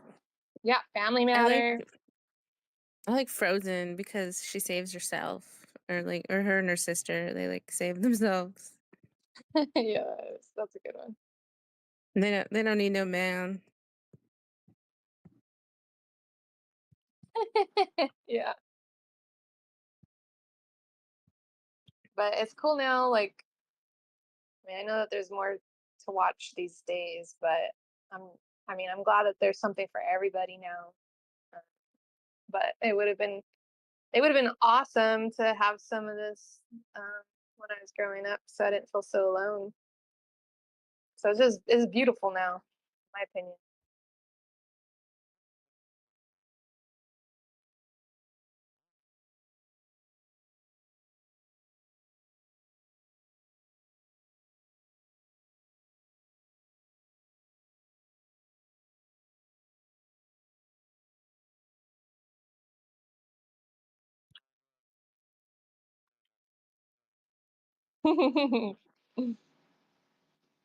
I put the pride flag out not for me, but for those of my brothers and sisters who can't or aren't allowed to, or be put to death if they did. So that's why it's out there. That this is a safe space. That's what it's supposed to resemble. Like there was a really cool PSA of like cab drivers and real estate agents and just like your normal occupations out there, and they showed like the couple going up an escalator and whatnot, and just normal circumstances, like they were holding hands, but then they'd let go once it became like a serious part of their life, like daily. Oh, we gotta get in this cab now, but we don't want to offend the driver. Like, let's stop holding hands. And they'd get in, but then they'd see like just a tiny rainbow, like somewhere on the dash or something, and then they felt like, oh, we're safe. We can, love each other. So it is beautiful. So I put the flag out not only for myself, but for those that are just walking by. They're like, oh, that's a safe space.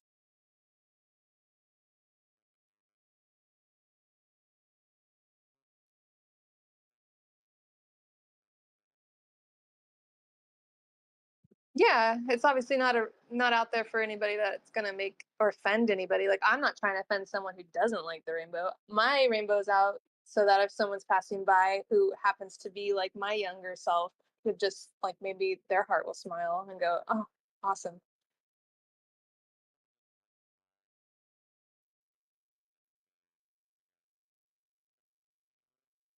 I actually had to ask permission to put it up because I noticed that there weren't any there's like no American flags out, which bugs me too. So I asked the leasing agent, I said, hey, I don't really see a lot of flags and I didn't see anything in the leasing agreement. Am I allowed to put pride flag out? And he said, I honestly wouldn't put it out where people could touch it or do anything to it physically. And he goes, and you're opening up yourself for any hate that happens, just so you know. I said, okay, well, if someone damages my window, am I liable for those charges and the damages? And he goes, no, like well, that'll just be a fix-it ticket or a service request, and we'll fix it. But if the damage comes from the inside, because they're double paying, so if the damage comes from the inside to the outside, we'll know. And I'm like, well, okay. But he was just explaining to me like what had happened to someone else before. But so it's just in a place where no one can put their physical hands on it. But it was like, I mean, yeah, I mean, I'm just trying to, like, this is my little area, and I'm not trying to be like a big old shining beacon or anything, but just I like being subtle about things like that, just a little subtlety. I'm not a walking, I mean, I suppose my heart and my entire like being is a walking rainbow. If you meet me, I'm gonna hug you.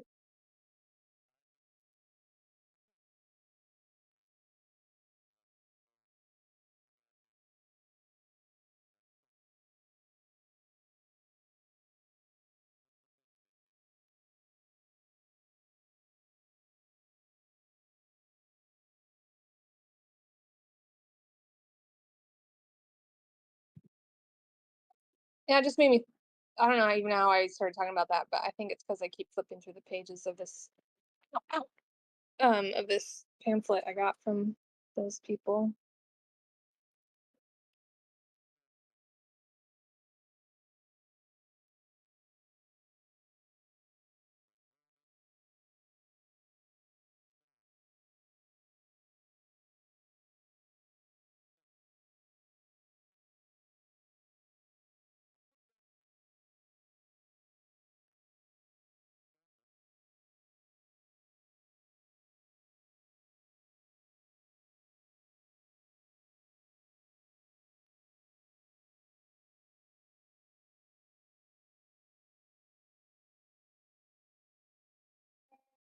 when I would ride my motorcycle, I had this rainbow wristband, like a sweatband, like one of those tennis kind of sweatbands around my front brake reservoir.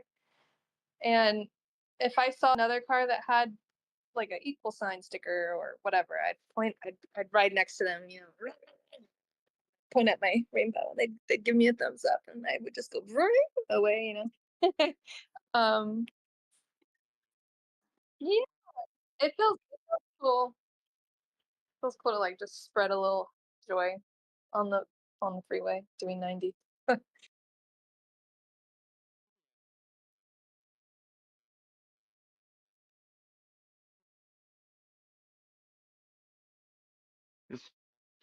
What are you, the cops? What? What's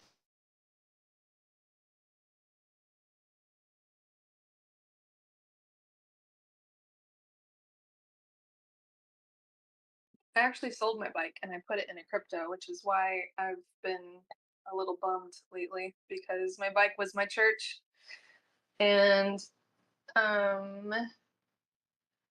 that's why I feel the way I feel about the way I feel. And when I say I'm all in, like I put it in.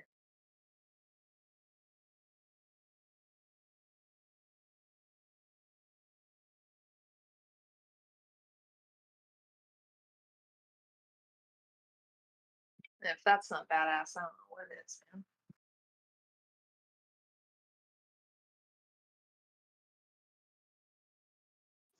The whole earth is your turf. Own it.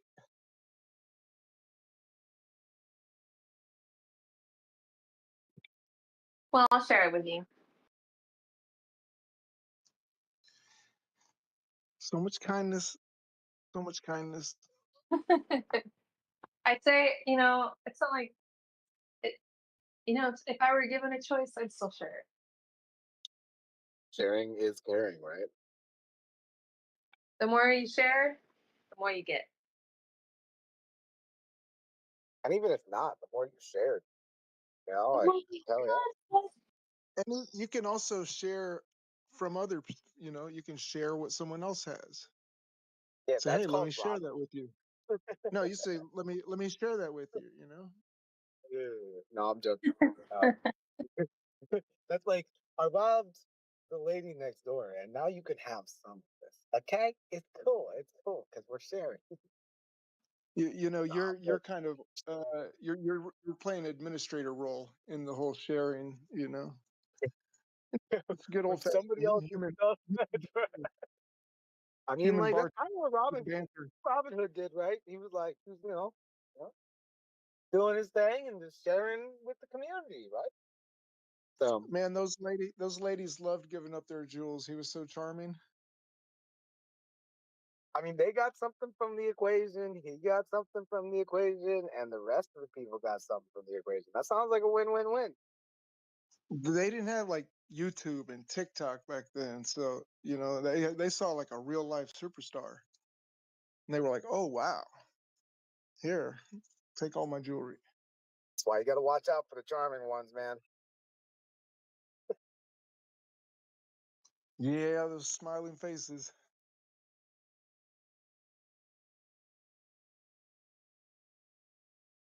I'll never tell a smile. What is Bitcoin trying to do right here?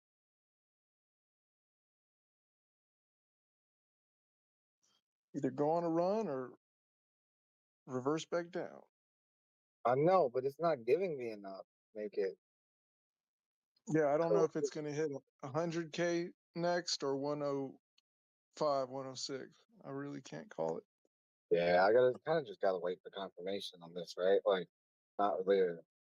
I mean, I have entries back at like You have a but you have a pretty strong bullish reversal in play. Hey. It could go back down, but it's got a lot of you know, a lot of Bro, I leanings. bet you It'll continue. Bro, I bet you 1,000 Doge that Bitcoin will hit 100K before it hits 106K. You know, that's my bet. That's the bet I wanted. It's definitely going to 100K first, and then 106K. But that's Right, I think we retest the low. I bet you 1,000 Doge that will hit 100K before we hit 106,000. I'll do that same bet. I'll do the same bet, but I'll raise you. I'll bet you 10 Doge. I mean, but we're not betting, right? Because YouTube. But like, No, I would 10 agree with the Doge sentiment that jar. we will likely Yeah, hit there's no 100K. betting on YouTube. That's right. There's no betting Yeah, on we the will live likely stream. hit 100K before we hit. You can bet push-ups. But That's all right, do you you're think allowed to we'll bet hit? non-monetary. Do you think? How about this? Do you think we will hit 100K before we hit 103? That's a crapshoot. I would almost Right. That's bet that's on where I'm at. I'm like I don't know if we're gonna jump before we pump. It's like we're still kind of like we could close this gap between the EMAs, right? Between was that the 800 and the 200? Well, bottom line is whatever Asia is going to do, they're the ones that are going to do it. So it's like, you know, we just got to watch what they're doing and have a plan for both ways. And it's like Asia might just go sideways for the next like hour, 2 hours, 3 hours. Cause like every time I try to like, I closed all my like, cause you know, I got in at 98 something or, you know, what was that, 98.5 or something like that, 98.6. I got in pretty decent, you know, and I had a few running, and I mean I made some good percentages today, but like as soon as I saw that Asia was about to come up, I was like, all right, let me just close everything and just wait. Well, except for like I still have a runner, you know, from down there, and it's got a stop loss before it drops all the way down. But like, just wait. Every time I try to make money during Asia, I end up giving Asia my money, and so I'm not going to give Asia my money today. So I worked hard for this, but I'm like, man, I feel like it wants to go, you know, but it's so hard to say because we've got this big gap above us. I mean, yeah, we're in an uptrend, and we're in like a pretty strong, like nice, Well, solid we're in pump. an, you know, we've broken the downtrend and we're in an attempt to, you know, reverse the downtrend. It could Right. fail at any point. You know, we're just waiting for it to either fail or not fail. Right, exactly, and that's curious. You know, I'm proud of myself. I think I did really good today. I, I think I did pretty good today, but I stepped away before like you know where I didn't have a strong conviction. I was like, all right, things are slowing down. I don't want to round trip. What I you know would in the past was like I'd round trip. I'd be like, oh man, we had this great pump. Let me put more in or whatever. Or try to figure out like or assume the you know. So like instead I was like, step back and take a look. Yeah, I'm just curious to see what happens here. I mean, like, love to see us get up in this CME gap. I almost normally I'd rather go down before I go up. I almost rather go up so we could go down so we go up way further. Is like that's kind of how I feel about it right now. But also I don't know how sustainable that is. And if we like double bottomed at the low, right? Like that wouldn't be the worst thing either. Just depends on how we do it.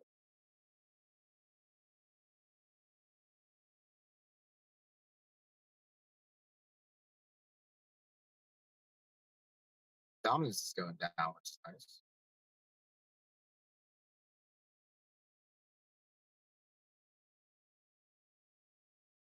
Dominance right here.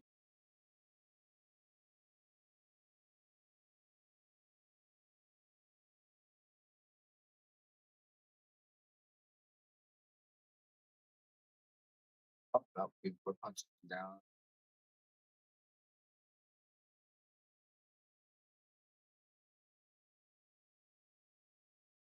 Oh yeah.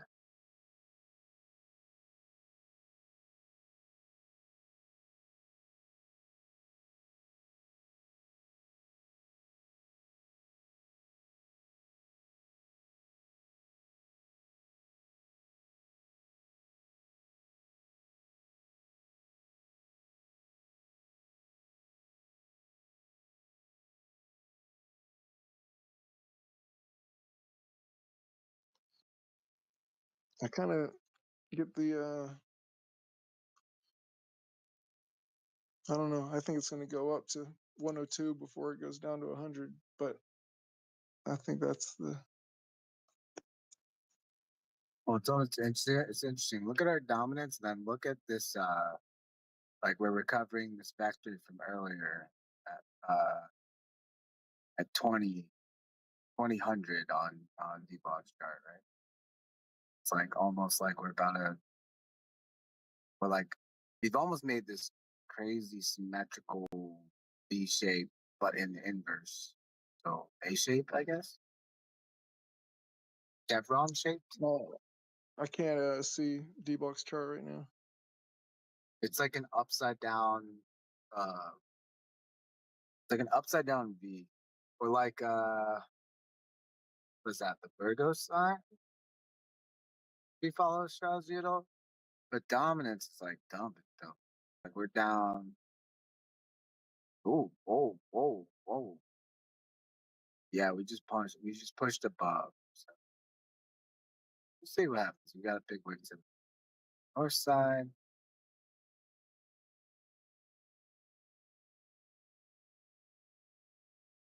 Just how sustainable is this, right? Yeah, yeah, dominance dropping. That's a good sign for bulls. Good sign for longs. Yeah, but it's looking like it's reversing right here. Like we're kind of getting like the V-shaped recovery on dominance. It might be, but it also could just be that we're taking a step to the side to keep dumping. Yeah, it's 250-50 for me. I don't want to enter or do much of anything right here. Waiting to see what it Exactly. does. Yeah, I'm with you on that. Like I guess I'm being impatient. We've had such an interesting day, and I've done well. But I'm fighting that impatience. You know, just trying to figure it out, see it. If it starts going up and it doesn't not go up, like it's either going to go up from here or it's not. And if it doesn't, you can kind of read how it plays. But if it starts going up from here, you know, I'll open some longs then and just have some tight stop losses, because either it stops going up and goes back down and I'm fine, or it does continue up and I can, you know, finish this trade. It's like if you didn't jump in on the longs or you sold and now you're on the sidelines, like this, you know, wouldn't be a bad place to, you know, attempt an entry. Considering it, I would say. But you don't have a tight stop loss because they could, you know, drop that down Well, and fast. that's the thing, right? Is like if this isn't the spot, then wherever it goes is gonna end up being a good chance for another entry, potentially, right? I feel that that's what it feels like. But also, you know, Bitcoin is the most interesting and engaging chart in general. So it's like, you know, it keeps you on your toes a bit. It has this uncanny ability to just like go on a little bender where like it kind of just like throws everyone for a loop. You know what I mean? Like wrecks people both ways and just, you know, and it can be irrational for like an extended period where you're like, you feel like you're strung out because it's been like 72 hours of psychotic, you know, behavior. Nothing makes sense. It can just like, you know, usually it'll do that, you know, an hour within every, you know, 12 hours. It'll have a weird hour, but sometimes it'll just be on that for like 3 days straight, 5 days straight, where you're like, it drives people mad, you know, like. It can be very enthralling to watch. Yeah, for sure. I would agree with that. Like I don't. So I'm like sort of glad that the thing that brought me to watching charts is Bitcoin, because I don't think I don't know that I would be quite as engaged with anything that as Bitcoin engages me on a chart.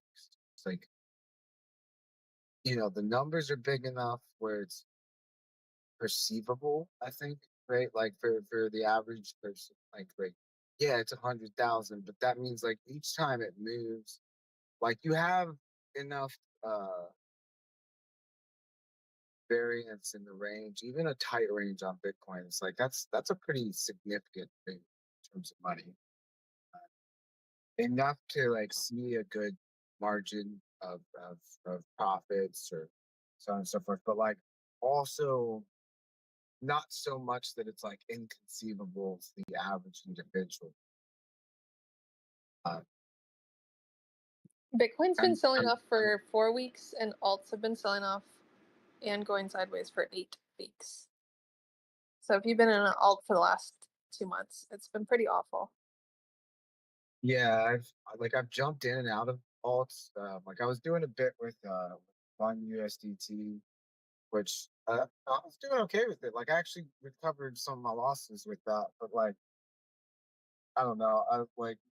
After I started seeing where we were oversold and so on and so forth, and watching Bitcoin dump earlier, I was like, all right, let me just step out completely and just wait, because it's so variant, you know what I mean? That like when Bitcoin's making these big moves and like when we've been this kind of slow but steady downtrend with like these big spikes to the south side, it's like it's so hard. I mean, I'm already not the most educated with alts, but it was definitely scary.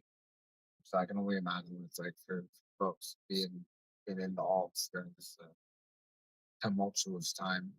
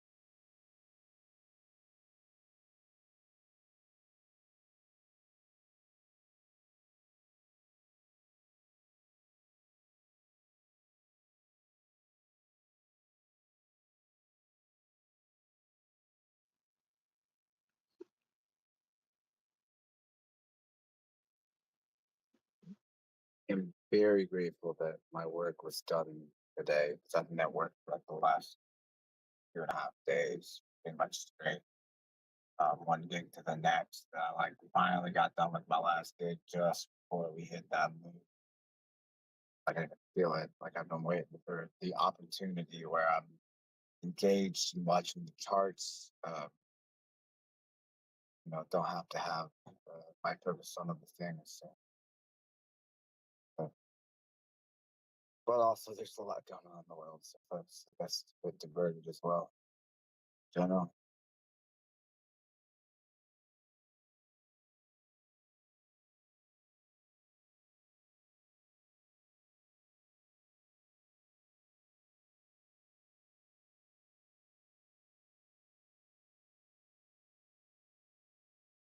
It's looking like we've already kind of recovered 2/3 of that red vector right here, right? Just about.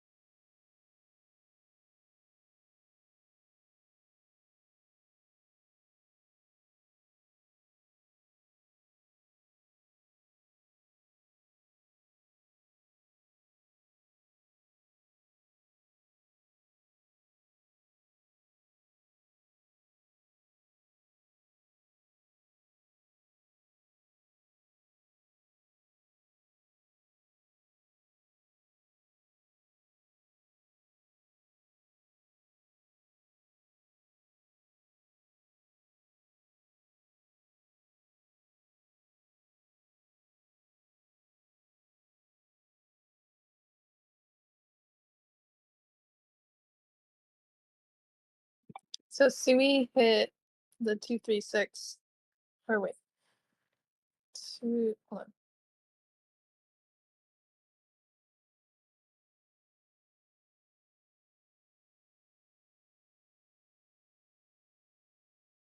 Yeah, the 236 on the macro hit it perfectly. Just from the bottom to the top, this range on the daily. The 236 was $2.31. We're at 248 now.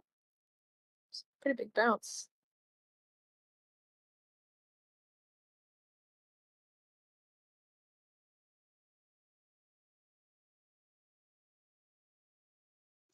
Yeah, strong rebound. If it continues, it might turn into something. Yeah, it's like hard. It's hard because when you're live and current, and you're trying to, okay, when are we gonna pivot? Is it this candle? No, is it this one? It's got to be this one. And you do that about 5 more times, and you're like, it's this one. Okay, what's this one though? You gotta know when it's time to just give up all hope, and you're like, okay, just gotta wait till got.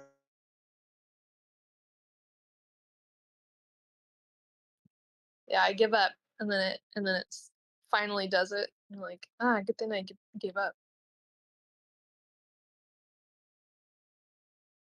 It's like, I was just kidding. I didn't really give up. I've been in the whole time.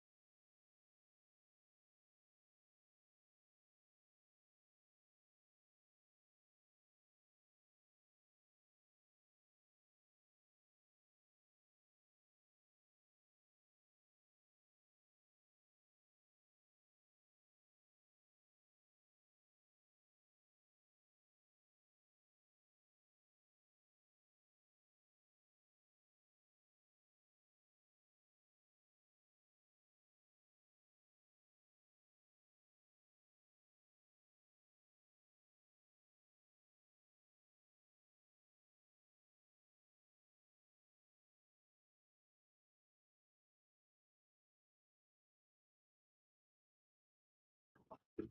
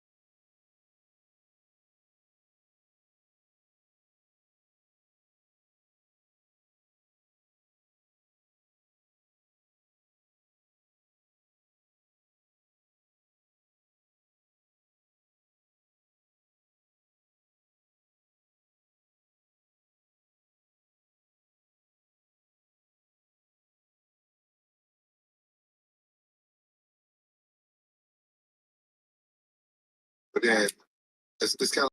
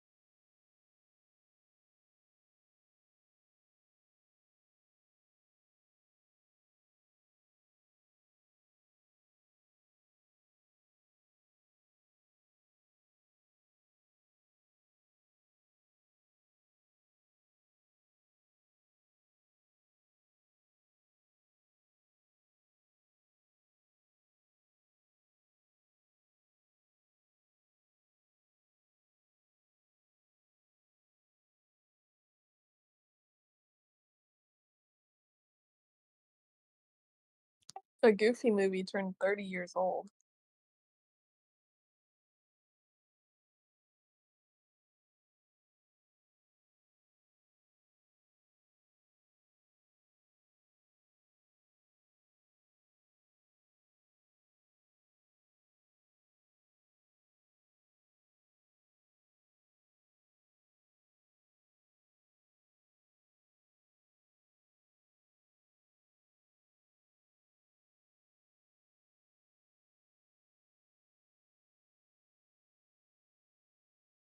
Damn, that means I'm getting really old.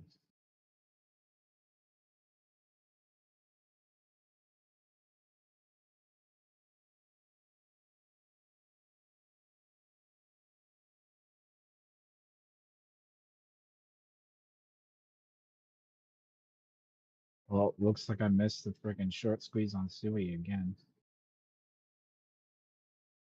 No. Son of a biscuit eating bulldog. I didn't even buy that dip. I ran I ran out of money a long time ago. Well, I had planned on actively trading it, but the universe had other plans for me today, apparently.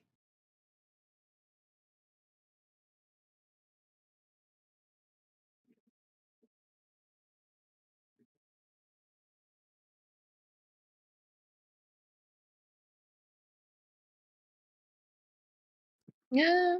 I mean, people are probably playing it up to at least $3.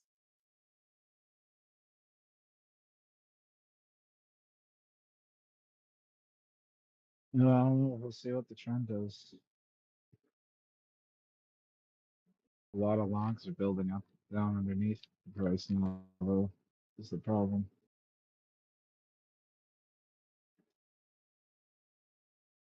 I probably would have already taken profit if I did end up entering where I should have. Well, the 5 EMA on the daily is at 259. So it's price action is pretty separated from the 5.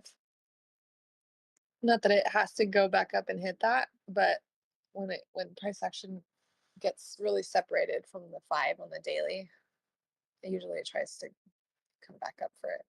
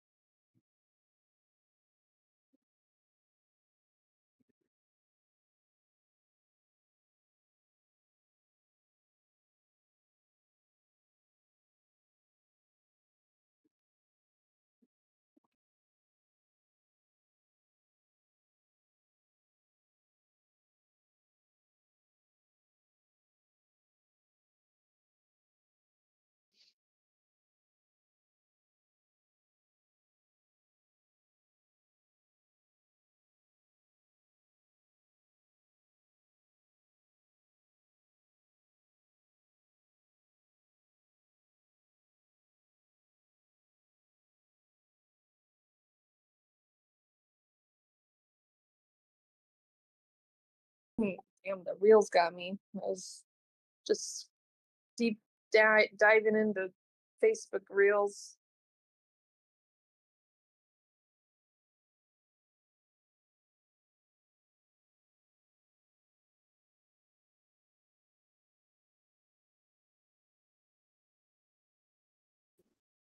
I hate that. How long was I sitting there?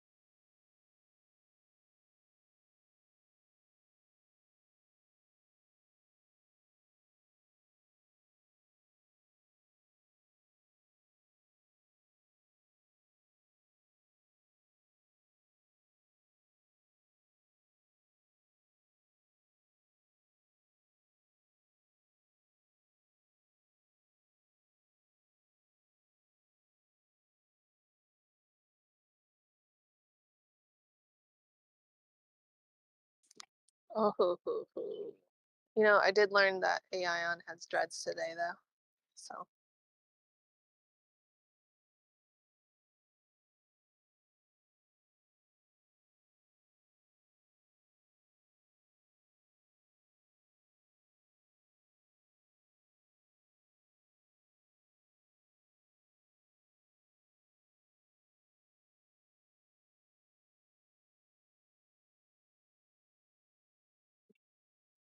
Ooh, mushrooms are growing here.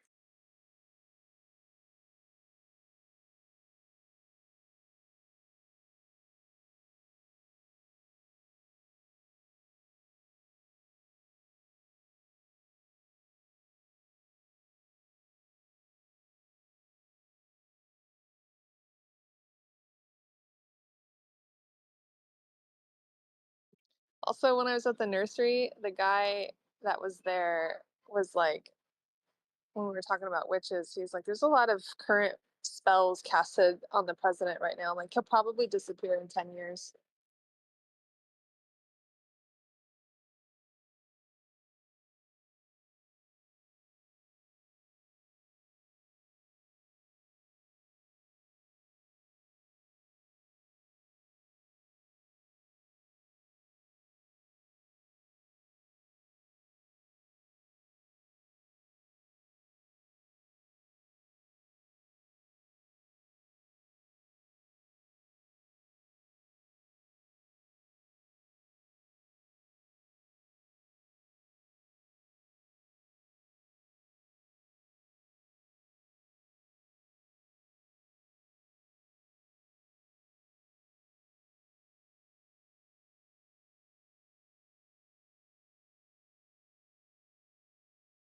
It was crazy. One minute we were talking about 90s bands. So I have a tribute in my tattoo to a 90s band. And so he's like, oh, reading it. And then he starts listing the 90s bands that he liked. He goes, he grew up the 90s then. I'm like, yeah. And so he's listing out these bands, and then he just took a left turn to spells. Super.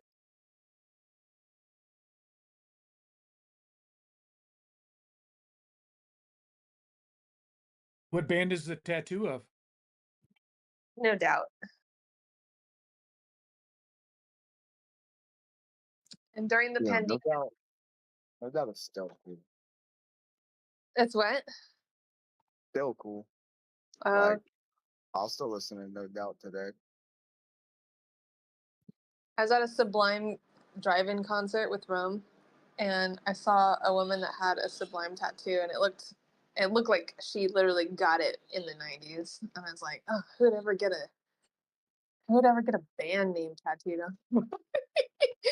And here I am with a freaking No Doubt tattoo.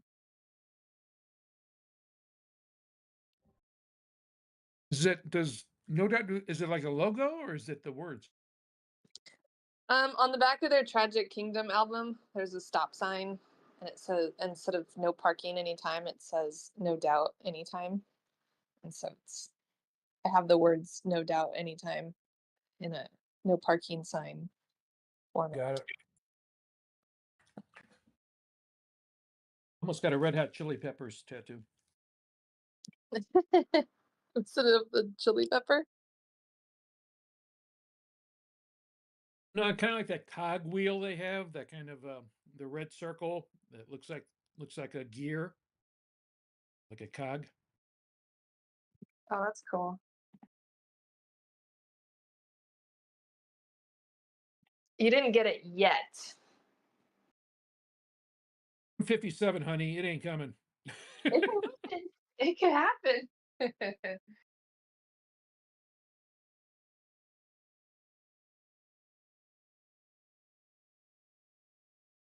Just got to pick out a smooth area, where it's still smooth. I shaved my head, but I don't think I want their tattoo on my head. Oh yeah, no. I'm 57. I don't have a single tattoo, so I don't think I'm gonna start now.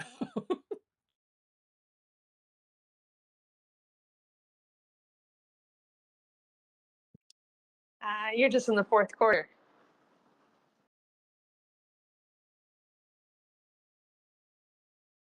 Life I've led, I'm in quadruple overtime. No, you're not in overtime yet. Where I used up 7 of my 9 lives, so I'm on borrowed time. There's a flag on play. Much fun.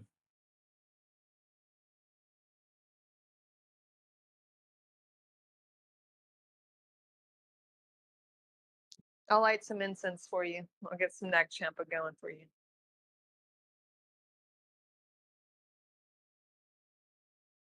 Deal. Light it up.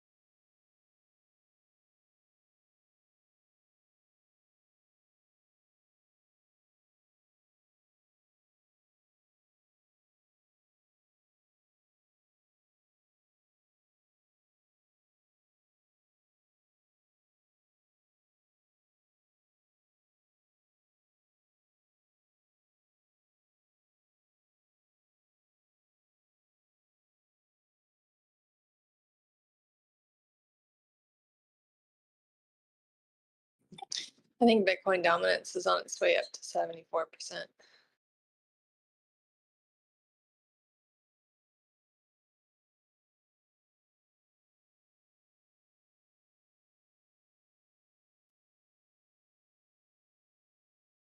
$73.7.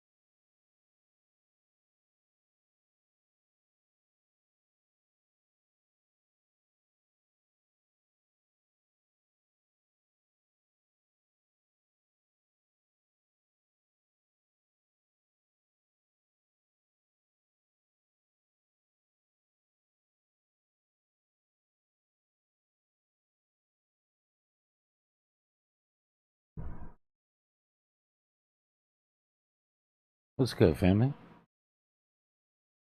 What's everybody up to?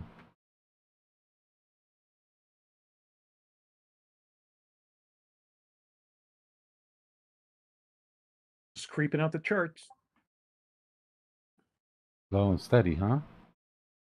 Oh man, a lot of sideways going right now.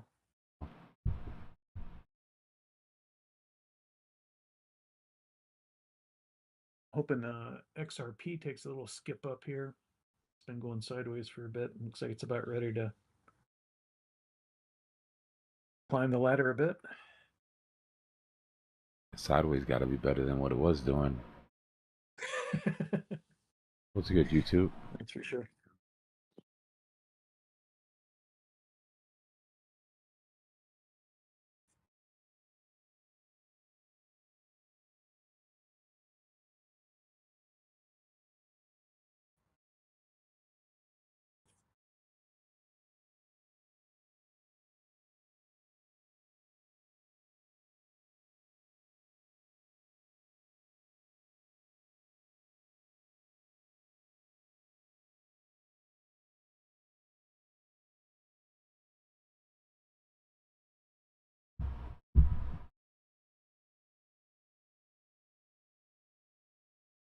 Let's see, on the top end, a couple 4%ers.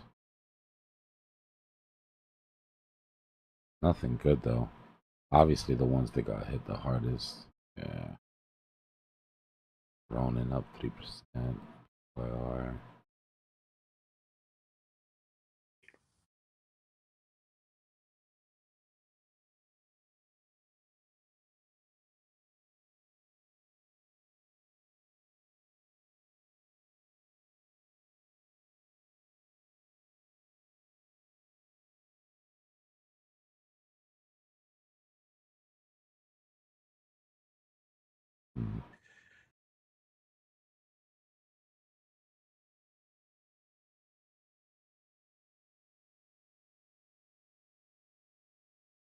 Was the pizza? Good, good. Nice. I had to go to the gym. I did too much. Yeah. I ate like half of that pizza. Had a good New York style place there. South. Yeah, it was decent. Miami? It was decent. It wasn't bad. I was watching that brand risk game, that brand risk boxing. Aiden Ross, a streamer, put this boxing event together and had a bunch of streamers beat the shit out of each other for money. It was great. Oh my god. Good times. It had to be a sideshow. Yeah, some of these streamers, you want to see them get punched in the face, and then you finally get two that you hate Get to see it fighting each other. Like the title fight was Charleston White and one of the Island Boys. I was like, bro, you can't lose here. Oh no. Like it's a win-win. Whoever gets knocked out. Then I went to the gym because I ate half of the pizza while watching the fight, and I was like, okay, you did entirely too much.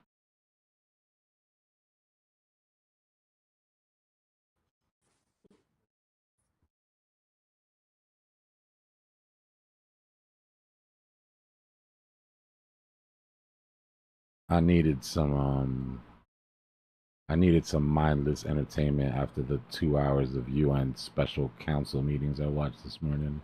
Oh jeez. Oh my God. That'll give you some brain rot. You guys see the play-by-play of that the strike in Iran though? I haven't seen that yet, no. Yeah, we were pretty close. Like we caught a couple things they did. Like remember early in the morning when they sent those B-2 bombers to Guam? Right. And then they ended up not landing in Guam, and the other ones they ended up sending two different squadrons. They sent one east and they sent the other west. And then they apparently leaked to the press that, hey, these things have been seen moving towards Guam to like get the story out for some like misdirection. Right. So that made sense because the Guam thing never made sense. No, because Going the Like I wrong said the way. other night in the thing, I'm like, those suckers don't land. They take off from Missouri and they fly nonstop around the Yeah, that's globe. exactly And what they refuel did. and Yeah, they said they took off from continental United States. They refueled 3 times in flight, 18-hour flight. Hmm. Imagine an 18-hour flight, and then you gotta be locked in enough to make that hit. I mean, I'm sure a lot of that shit is fly by wire, but sure. Yeah, they have a little bedroom in there, a little kitchen, and a little bathroom in there. It's like a tiny apartment. Which you look at that plane and you're like, where the hell did they put that at? But it's in there. yeah, that thing is deceivingly big. Right? It looks small because it's so sleek and shit, but when you see Did you see the somebody standing propaganda? next to it, it's like, oh shit. Yeah, did you see the propaganda picture of it tonight? They showed of one they showed that it looked like they'd shot one down and it was down in a field and it was so badly doctored and Oh it was no, they just tried to put out it, like some AI shit. yeah, Yeah. it was. But with the size of the people that were next to it, though, this thing would have been like the size of like 2 city blocks by 2 city blocks. Like, oh my god, you guys didn't even get the sizing right. They never saw it. They wouldn't know. That's true. They never saw it. They said that they had submarines fire the ballistic missiles to take off some of the top infrastructure around the nuclear sites or whatever.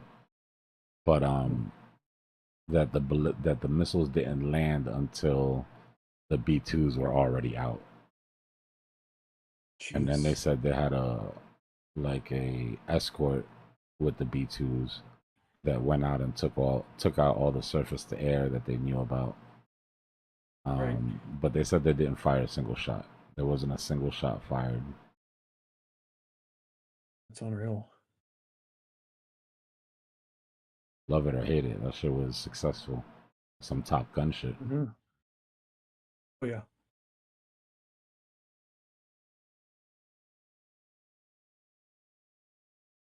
Love to see how much of it if they were able to take care of it 100% or 75% or how much of it of course Iran's coming out and saying that a bunch of their stuff's safe, that it wasn't affected, but Yeah. Dude was saying it was extremely effective. So I mean, I guess we're gonna say we did a perfect job. They're gonna say we didn't do shit. The truth probably lays somewhere in the middle. Yep. I imagine they didn't leave until there was evidence that what they needed to take care of was taken care of. Yeah. No telling how much stuff they got out beforehand. Yeah, that's true.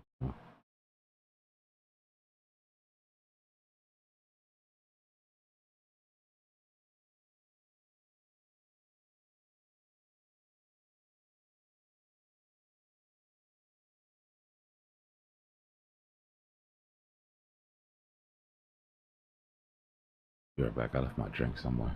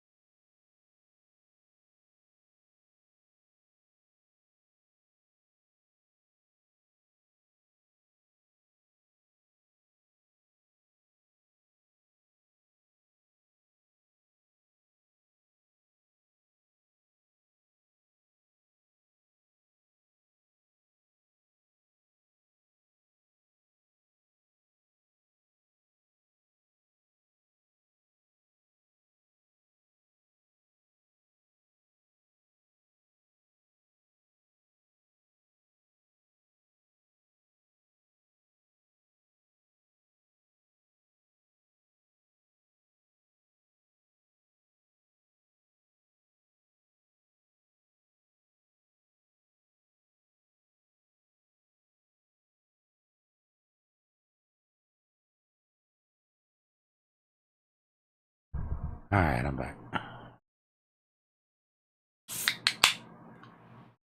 My bad, that was probably loud.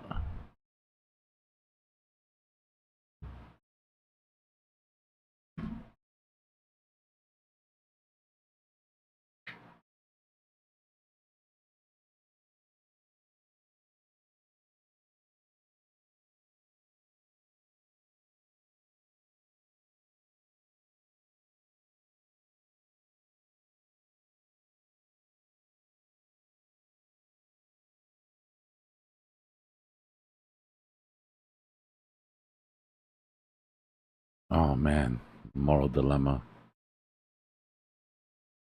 Do I lie and sound cool and say it's some sort of alcoholic beverage, or do I admit it was just a Coke Zero and sound No, like I'm Coke Zero's watching my better than figure? Coke Zero's better than telling us it was a White Claw. That's true too. Joe's a lot more under control than I am when I drink. Let's put it like that. Might have to light it up one night. If I ever come get on a here, few- if I ever come on here drunk, there will be signs. Won't ever say it out loud, but something will be different. For sure. Okay. My ears open. Nah, I don't know. All It's the crazy, charts are bro. going to be I was inverted. like a recovering alcoholic before I was 21. Not even recovering. I don't know. It was fun when we were kids. And then maybe it was the environment. I got to a certain age where it wasn't safe to be intoxicated in public. You know what I mean? Yeah, get taken advantage of. Yeah, you're more of a target than anything else, walking around all sloppy and shit. Yeah. And then now, I don't know if it's because I stopped for so long, but bro, I'll have a beer and legit get a headache. Oh, jeez.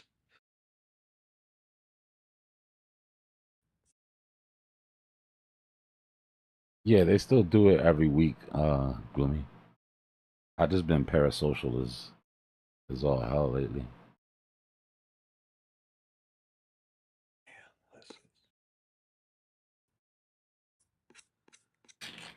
There's no volume tonight.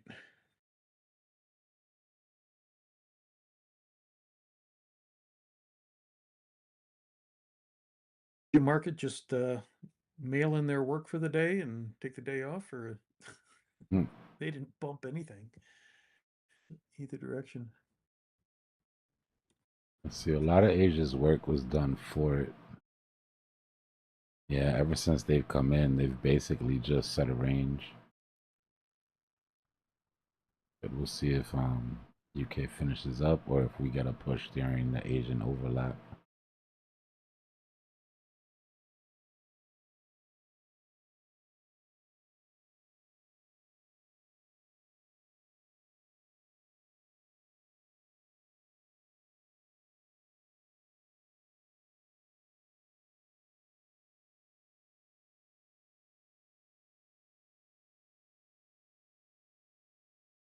Yeah, that little spot, Gloomy, they do it at different spots. Last week it was at last week they did it at this big skate park underneath underneath the overpass. So I saw pics in the group chat.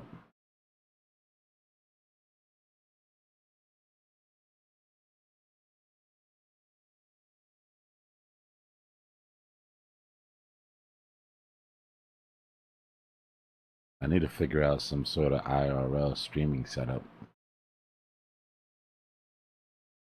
Take y'all on a roll with me every once in a while.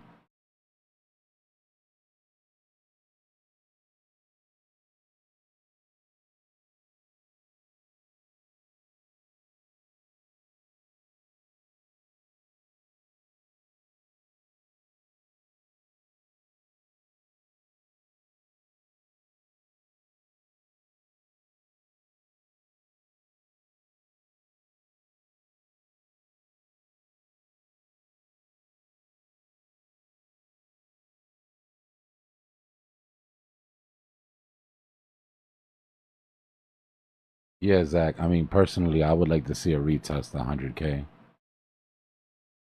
We retested it on the 1 minute as soon as we broke, but I would like to see a larger time frame retest of 100. Just to prove that we turned it into support now, you know?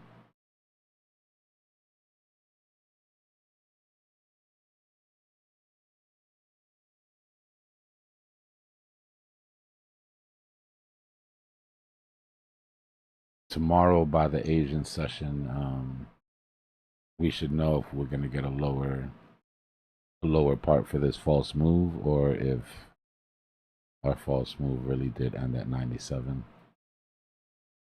And then hopefully anybody that bought that when it was spooky, bought down there when it was spooky, will be able to be in position for that 3-day trend. Yeah, it does well. The bearish divergence and everything. We said that before. I said if we go to 112 and retrace, everybody's going to say this looks exactly like the last time. The difference is that the last time we did this, we were at the top where we should end time-wise. It's not time yet. Unless somebody can show me something that's going to stop global liquidity early, then we can have a conversation about it. But as long as M2 still looks like this, remember when I said when we were looking at it and I said, if it gets through my sell zone and then starts putting higher lows, then that means that I was right on point for TP. I would love to see it keep going, but honestly wouldn't be upset if we saw M2 break down at this point.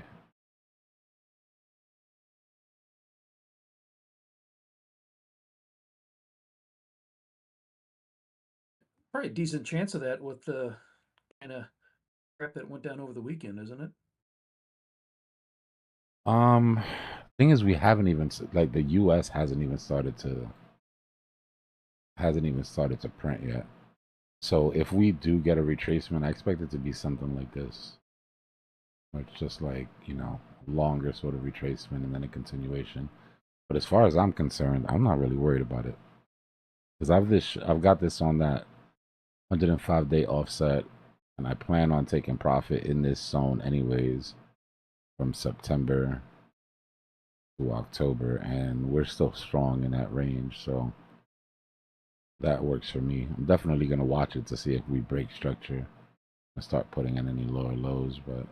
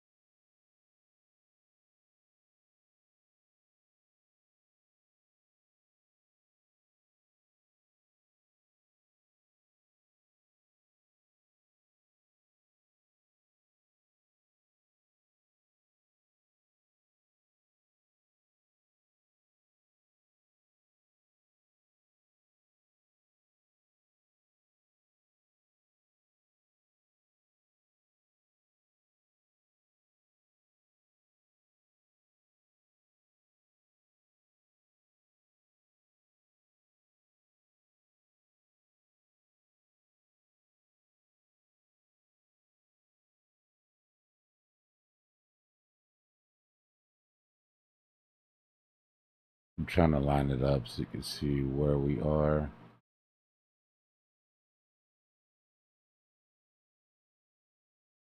About where we would be time-wise. We are diverging, obviously, right, because of the news. Remember, this is an offset, right? This happened a long time ago. So there's no way for this price to know that we had war coming, you know. So all that means is that we're not dropping as hard as we could be because global liquidity is still pushing up. If global liquidity was downtrending like this, like let's say we were still on this downtrend, I think that drop would have accelerated way more. Not this So one global specifically. liquidity, Well, M2. go ahead. My bad. I was just going to ask if M2, the global liquidity, is that something that is like a readings that we get here? Is that like days ahead of time, where we're getting? Let me put it this way: we're getting a days delayed or a week delayed. No. So what it is you mean like in real time when it comes out? You get updates every. Yeah, like right there. Like it is updates that every as it week. was now, or is that as it was 5 days ago? Sorry. What do you mean? Sorry, say again. I was saying, so like at the very top there, where you were Yeah. pointing at the very end of the green line, Mhm. is that global liquidity as of this Today. hour right now, or was that Yeah. from 5 days ago? This is as of. Okay. These are daily candles, so this is as of today. It's just on the line chart. Actually, can I change it to bars? Don't remember if it lets me change it to bars.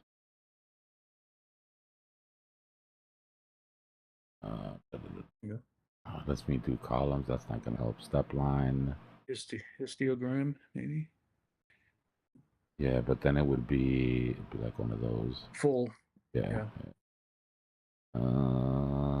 Yeah, no. Columns, same difference. That's dumb. Circles looks like shit. That's not gonna help anybody. Step line with diamonds, maybe. Same shit. But yeah, each step is a day. Gotcha.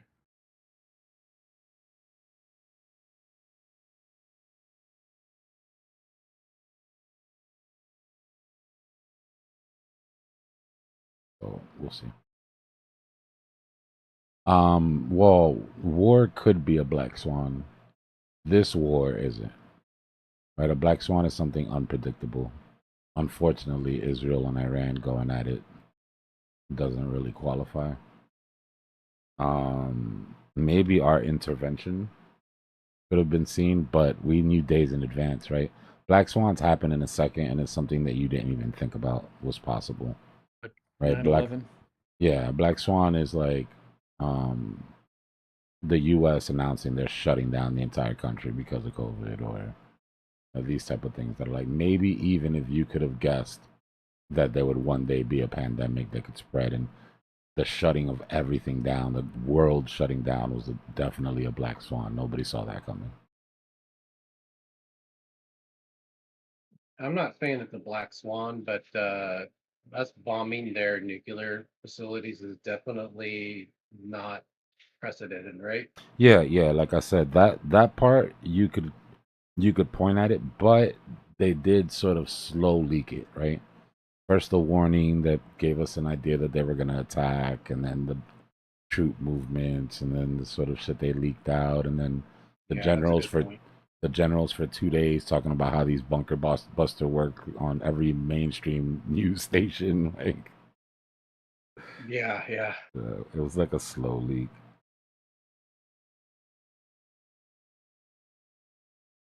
And still got in there undetected. All the warning in the world. That's what makes me think a lot of this was probably a mixture of theater, saving face, and deterrence. You remember when he was like that Soleimani guy? He talked for like an hour. He's like, he's dead. He's died like a dog. Yeah. Like, the reason why I think he wasn't over exaggerating the impact of these strikes is because he just went to the point and busted out. Because when something is not adequate, he needs to boost it up. Like, he needs to parade it around a little bit and exaggerate it. And he didn't do a lot of that. He just said what happened and made a couple comments, and then just left. Yeah, he let it speak for itself. If you saw the debriefing today, it was kind of funny.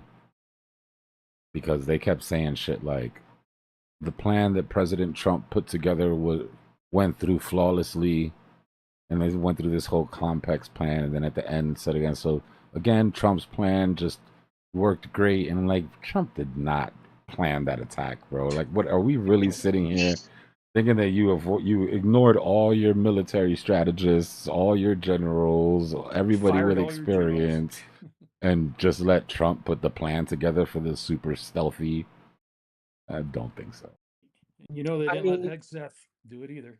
I mean, I he appreciate probably, the loyalty, right? You know, I I admire mean, the loyalty, but he probably did his macro, like, this is what I want. This is the result that I want. And that's probably what they're talking about, is like the macro picture, even though he has no ability to do anything micro. Maybe that's what they're doing. blow it up. I want you to blow it up. Oh, and in those types of announcements, like he did last night, those are typically just a thing to the public, and it's a quick thing just to get it out there and then leave. If they don't make a press conference out of it, they don't do same thing Yeah. when we got Bin Laden. You know, Obama came out, he gave about a 2-minute, 3-minute thing and turned around and walked back out the doors, and then till they That's get why more it's info. Yeah. that's why it's so funny to watch the Soleimani strike versus the Osama bin Laden when you see the two. It's so funny, man, when it's side by side. Beautiful dog. Look like you've never seen before. It's best dogs.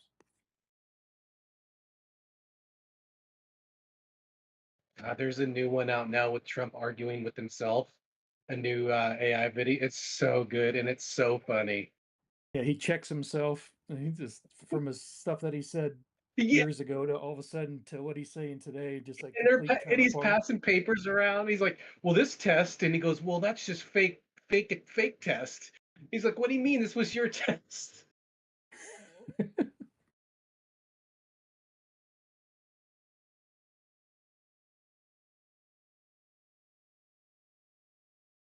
I love AI, man. Sometimes, like, that's good use of AI when you know it's satire, you know it's not fake. I mean, you know it's fake, but it's just like it's so relevant. So on the nose.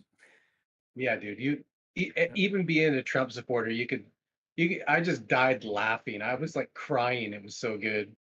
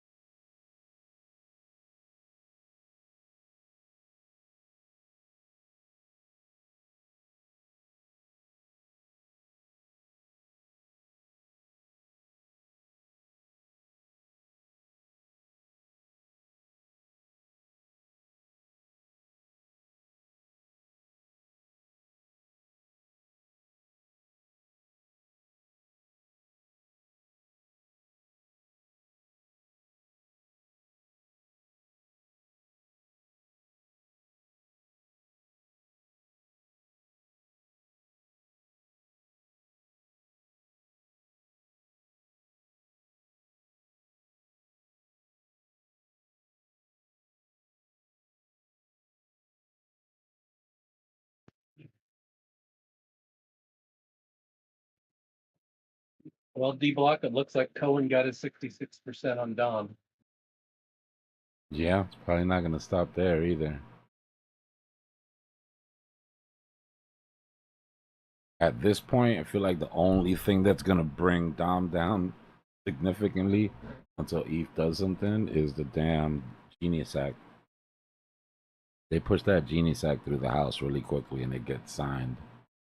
The amount of stables that are about to come into the market will be absolutely nuts. All right, I got some research to do. The problem is that XRP stable too. the problem is this, right? So stable coins coming in are going to bring down the dominance just because of the sheer number of stables that are going to come in, right? But that doesn't really lead to price go up on alts. Yeah. It'll lead to the price going up if people that are waiting to buy alts just go off of the fact that dominance is going down. Right? If they take that as a signal and they don't understand why dominance is going down, then maybe we get some sort of, spark that actually starts something. But it doesn't directly have an effect.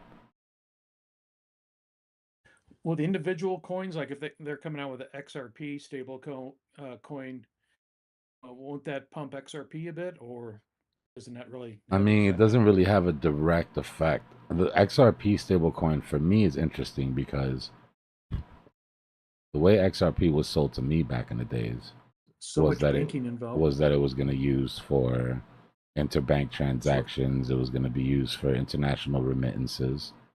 It was going to be used to move money around on the rails for the institutions, right? So what's the stablecoin going to do then? And if the stablecoin is going to do all that without the stink attached to XRP, then what exactly is XRP going to do? Like, as soon as they dropped that stable, I was like, doesn't make a lot of sense. I've yet to have somebody explain it to me. I'm not the biggest XRP guy, so I'm sure there's somebody in the trenches that can explain how the stablecoin increases the price of XRP, or more importantly, how the stablecoin doesn't take utility from XRP. But I haven't got a good answer to that yet. So if they do like an international bank transfer now, it's XRP going over, it's not Tether via XRP? Well, it's supposed to be XRP, but then they came out with the stable. Then they said something like XRP will get priority. Like, if there's a transaction that needs to go through, if there's XRP available, XRP will get priority. If not, it'll go to the stables. That shit just doesn't make sense to me, bro.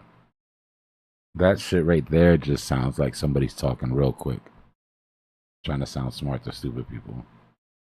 Explain to me how this doesn't, if it's supposed to do the same thing XRP does, except it's stable, so you don't even have to worry about the price moving during transaction. How is that not a bad thing for XRP, the coin itself? Great for Ripple, right? Not a problem for Ripple at all. But for XRP holders, how does that pump price? Is there going to be some sort of like, you're taking the fees from the stable coins and you're using it to buy and burn XRP, something, but tell me something. You know what I mean? There has to be some circular part to that.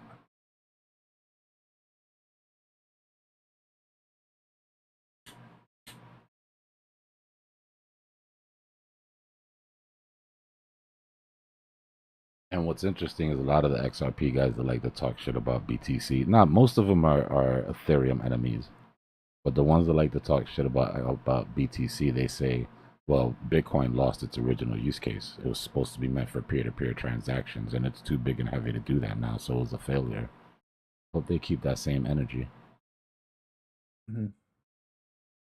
When the stable starts doing all the heavy lifting for peer-to-peer transactions on the chain.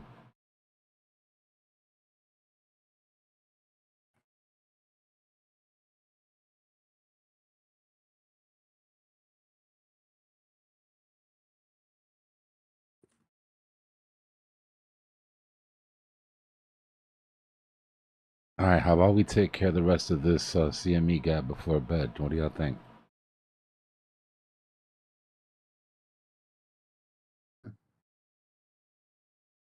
Remember when we were back here and we were setting our psychological ranges and we said the fact that they're so wide is important because usually price moves back into that range during the week?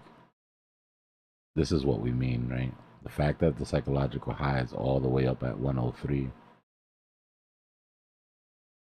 leaves a nice sort of mean reversion gap for us, and that entire gap is full of gas. Like all the way up to the psychological high, you got liquidation levels. And you've got the gap from the imbalances left by the CME gap. So this entire thing should be like a vacuum that sucks price through.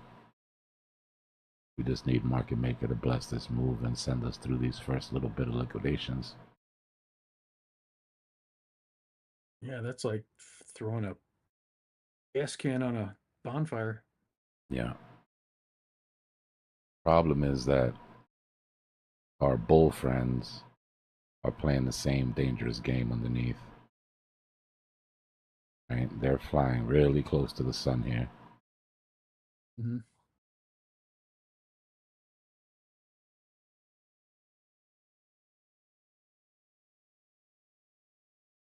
Yeah, I'm peeling some off when we finish CME, but I've got a way bigger bag than I'm supposed to. My profits that I took from the alts and everything, I dumped everything back into Bitcoin under 100. So I'm gonna peel out what's meant for other what's meant for other coins when we get up through CME gap. And that'll be another successful knife catch for the Cypher.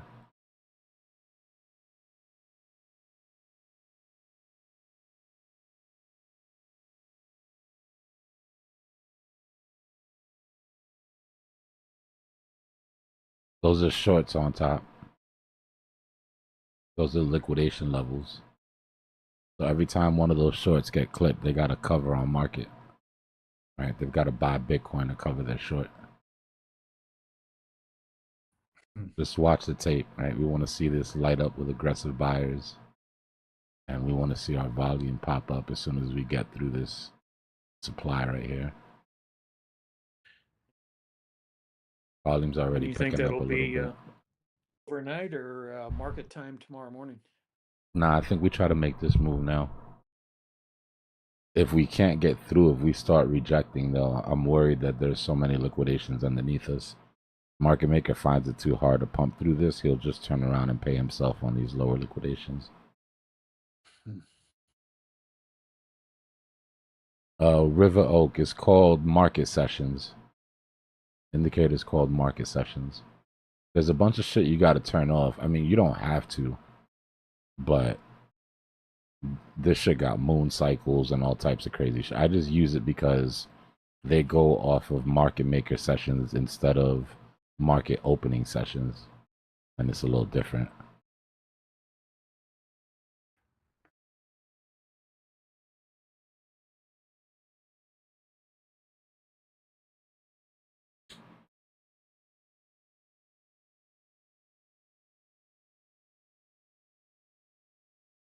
You got it, Bit.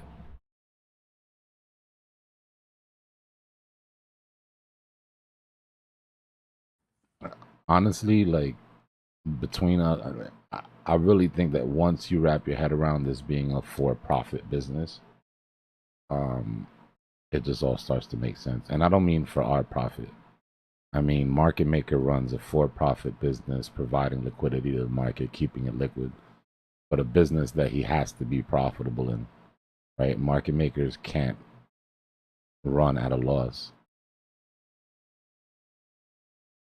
So when volume is flat, when there's no real buyers, and the market's just running on algos, then we use a cost-benefit analysis to put ourselves in that market maker seat and say what makes more sense, right? Where's the money at? What's the cheap play? With all the rest of our tools, obviously. Right. The true hybrid system.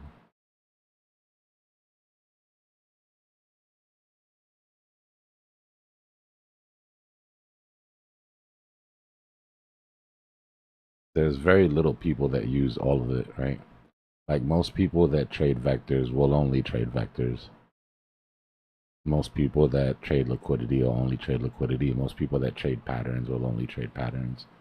Most people that trade momentum will stick strictly to momentum trading. But each one of them has a flaw, right? Each one of them has a flaw in a different part of the cycle. So really understanding, yeah, so really understanding the cycle and understanding what tool to lean on during what part of the cycle, and realizing that if you're a vector guy and you're shitting on guys that use patterns because you're calling them retail patterns and that's for noobs, then you're missing part of the puzzle, right? You could be 200 IQ if you want, but that market maker that you're following is painting patterns for retail to act upon. And if you don't recognize these patterns, then how can you fully say you understand the motivation of the market makers? It's good to have all the tools in the toolbox, but you got to have the right tools for the right job. Yeah. And if all you have is a hammer, you know, everything looks like a nail, and you just just run around pounding shit with Fibonacci lines or extensions and shit. Right. Do you think maybe why XRP might need that Ripple stablecoin or whatever? Because XRP does fluctuate, obviously, in its thing. Would that allow the? I mean, I could send something overseas, and by the time it gets there, could have been a dip or a spike. Yeah, yeah, but I mean that's always been the issue. So the problem I think was the over promising of what XRP was going to be in charge of, and then that caused it to be priced in. Well, damn, if this has got to be used for everything, and no matter any transaction, if banks have to buy, if banks are not going on market to buy XRP to move money that they already have in the bank, change it into XRP, move it across some rails, they're not going to do that. There'll be a stable for that. You know, if you're really talking about billions and billions of dollars, then you're talking about tens of thousands of dollars that are lost every time a transaction goes through because of a small movement on price. Yeah. Yeah, that might be why they're doing it then. Get a little more things involved. And there's not a problem, but they have to make the economy circular, right? They've got to make the money that's flowing through that stable somehow pump the price of XRP and not just Ripple shares, which are eventually coming.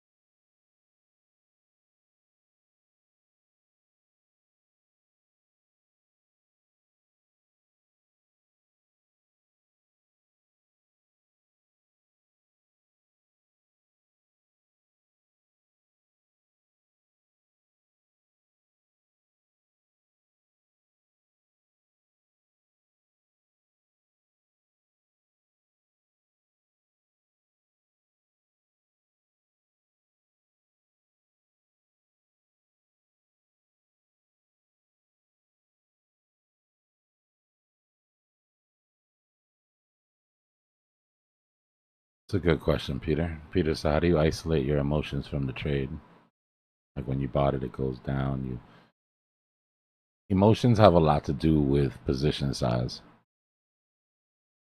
right? Like whenever you're in a trade and you feel an emotion, that's an indicator that there's an action that should be taken at that very moment in that trade. And I don't mean get scared, sell, or get excited, add to your position. I mean, if you're euphoric, it's probably time to take profit, right? There's more profit than you expected to see, right? If you're anxious, your position size is probably too big, right? If you're depressed, you probably ignored one of your stops or moved one of your stops, or you're in the hope part of the trade where it's going against you. And, you know, like every emotion that you feel should tell you something. Like there's a walk away test. If you can't take a trade and walk away to go make a sandwich without like freaking out, then there's something wrong with the trade, right? Either your entry isn't good, your position is too high, your leverage is too high.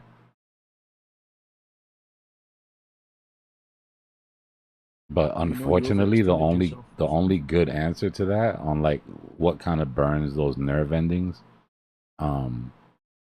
is losing a shit ton of money and getting it back. Nothing makes you go more robot than losing more money than you thought was possible to get back, getting it back, doing it again and getting it back and then at some point it just becomes liquid. Like the money just becomes like this fluid thing. But then you're dead inside. So so if you want to keep that from happening, you want to keep that from happening, it's best to learn from other people's mistakes. You know what I mean? Like you don't have to touch the stove. Like just understand that if people are warning you about your position size or about leverage, it's not because they don't want you to be rich. It's because they're trying to keep you from going through some of the growing pains or some of the setbacks that we went through.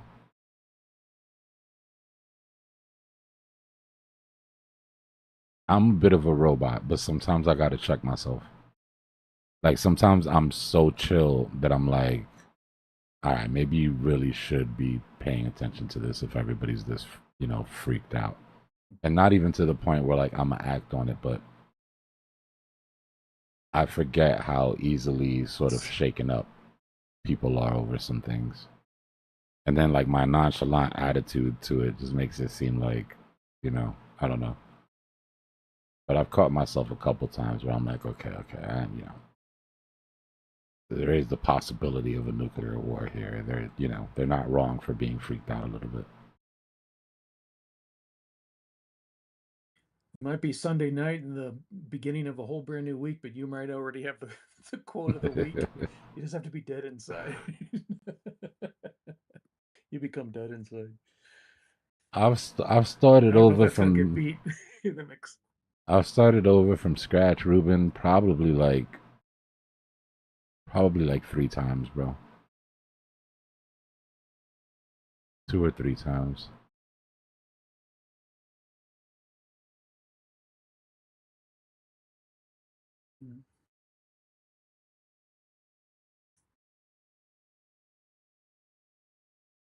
For what response, MS?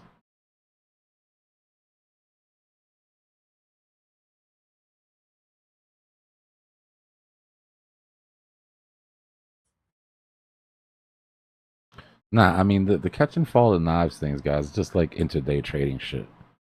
Right? The money's really made understanding the cycle and in your long-term investments at the bottom of the bear. All this other shit is just to keep you entertained, make some money to buy some stuff so you don't have to touch your long-term investments. You can make some really good trades during the bull market while everything's parabolic, and you can pay yourself on those trades and then go buy the dumb shit, you know, and not worry because your long-term bag is still in place.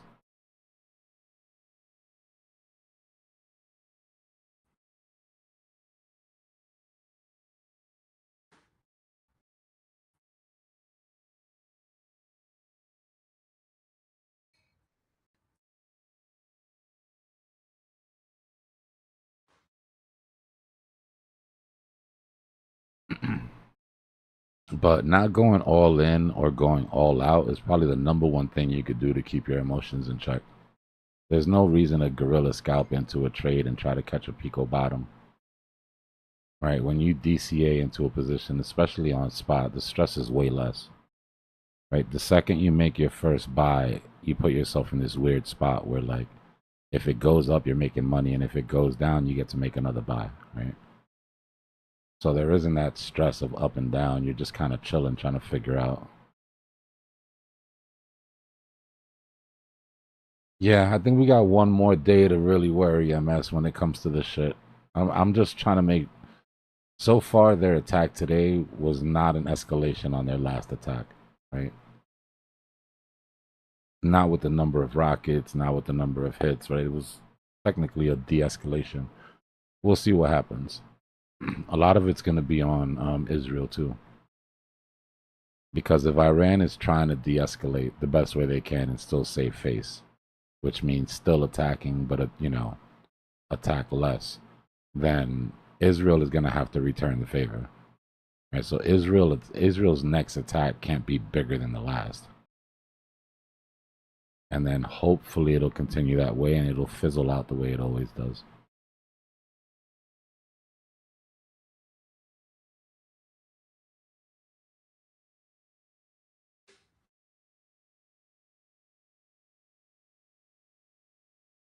Having a plan, Peter, when you get into a trade is important.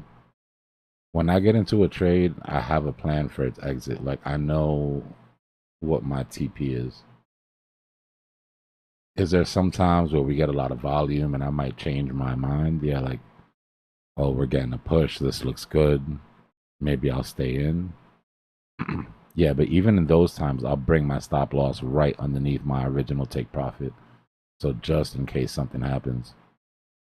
But you guys see how I take profits. Like, I rarely take my entire bag out all at once. I'll pull out 20% when we hit a measured move. You know, another 20% if we double top or if we get a higher high. I slowly exit.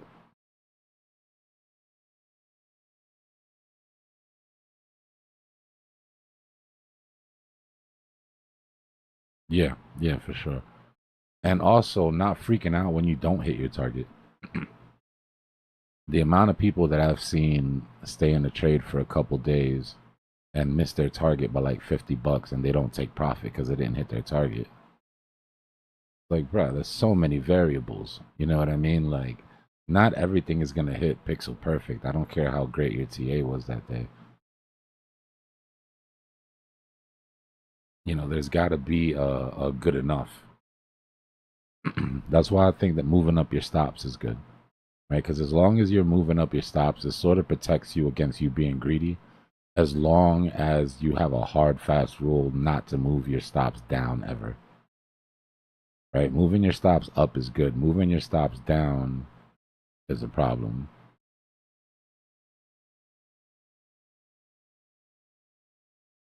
Yeah, moving my stop down cost me $1,200 one time. On this was like a $40 original, $50 original placement. It's never a good idea, man. I don't care if you notice that you made a mistake. Even if you notice that you made a mistake, too bad. Stop out and don't make that mistake again next time. That's it. Yep. Not financial advice. That's just more like sticking to your conviction. You know what I mean? You gotta have a code in this game, bro. Really, there's rules that are hard and fast that you can't break. They're gonna be different for each person, right? There's rules that I have that are based on my own psychology that are gonna work for me and people who have my, you know, same sort of personality or same sort of gambling appetite or whatever. But figuring out what makes you tick, where your weaknesses are, and then developing hard, fast rules around those weaknesses so that it protects you, that's the best way to go.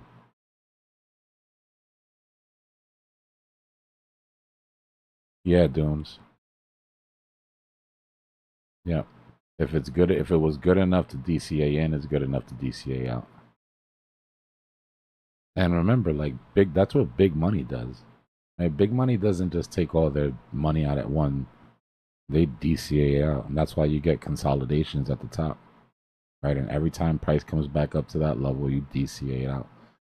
Because when you're playing with a big bag, you got to take your money out as liquidity is high, which means you got to sell into the pumps. You can't afford to wait to get a stopping volume candle. Now everybody's selling because you're gonna get, you know, you're gonna get slaughtered on the slippage, right? Like, put it like this.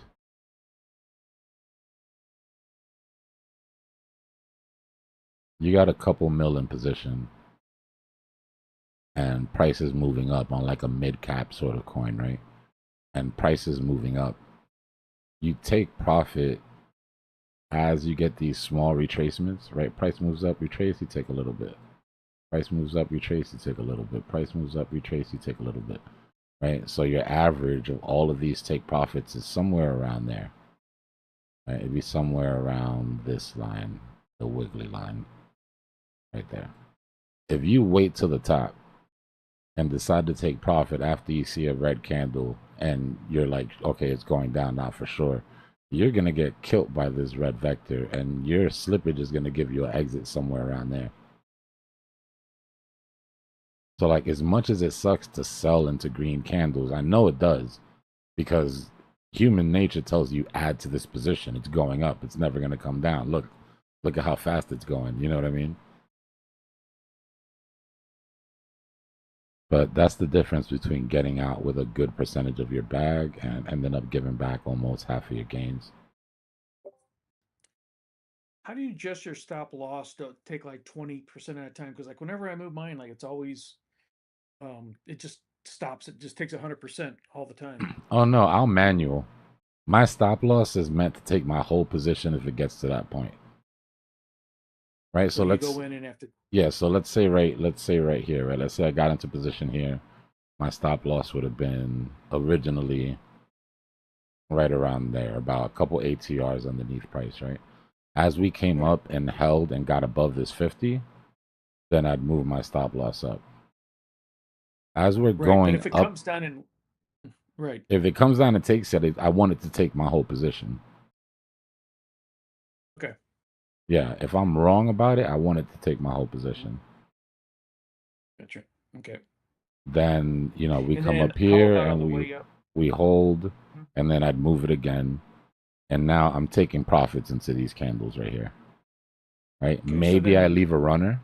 Maybe if I'm feeling spicy, I end up taking like 80% and I leave 20% for a runner just in case price continues to move up. just leave a moon bag in there to. Yeah. So then how do you clip the 20% at a time? Because whenever I move my TP, if I'm like, I'm gonna come down a little bit and get it now because I don't know if it's gonna go down or not. Like it takes 100%. Like I don't know how to get the 20% out at a time. I just close 20% of the position. Or I sell 20% of the coins. Okay, I didn't know if you could set that. I thought that it would be nice if they could make preset settings on your TPs where you just. Oh no, yeah. I mean, there used to be 3 commas used to have a smart trader that had like some macros that was cool as shit. I don't know what happened to it. I haven't used 3 commas in a long time. Geopolitical has that, and that's obviously almost all meme coins and stuff like that. But you have like 4 different settings you can put where once you get your full investment back, if you put $100 in, and all of a sudden you get you can set your different boundaries. As far as you'll get half of it back, and then once it gets up to your full amount, then you'll take 20%. And when it goes up the next set, 20, and that way you can preset it, and it just automatically you could just click it and walk away and go to the store and go do whatever. And if that thing's running up, you're clipping it along the way, and you're not having to go in and sit there and watch it and do it manually. Yeah. Yeah, you can actually do that in a lot of exchange, like set partial stops or partial trading stops or things like that. You can do it. You can set your trade from the beginning with like, at this point I'll get like take profit for only 20%, and if it goes down, you can do like super advanced like programming your trade, which I would love to do, but I never found one that you can. But you can do some kind of that. I do partial stop losses a lot of time. You can stack limits. Yeah, there's different things you could do. I'm actually experimenting with something kind of cool. I haven't used it enough to sort of shill it, But hold on, I do want to show you because it's cool.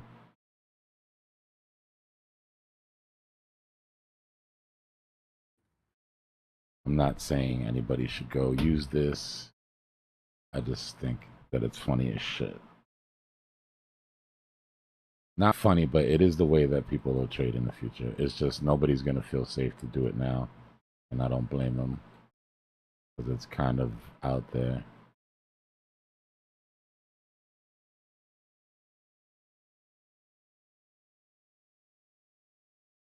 Is it puppetcoin.io, I think? Alright, so this is the original Pepe coin, right?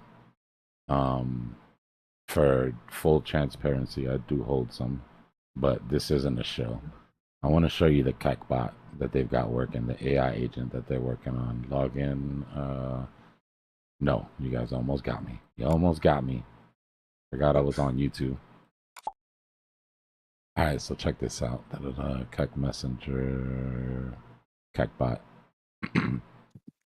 So Kekbot is a trading bot, right? It controls, it's like you could API all your wallets and your exchanges and whatever, and it controls your transactions, but in text form. If the 50-day movie averages crosses under the 200, sell on my Ethereum. Move 20%, 25% of my ETH into the top trending DeFi coins. When gas fees are below 20, sell 2. So you can give it voice prompts on what to do. So you can literally start a trade and tell it, I want you to take 20% until we get to so-and-so. If price comes down underneath this point, I want you to cut that position and move it into the highest trending meme coin on Ethereum or whatever. How awesome is that? So it's pretty dope. I mean, it's really limited by, I guess, your creativity, right? Like your prompts are going to be everything. But if you want to gain some kek or some based AI, this is a based AI project, then you can train this thing. Right? But whatever. The point is that, yeah, in the future, it'll be very easy to just sort of program exactly what we want to happen in a trade with little to no effort.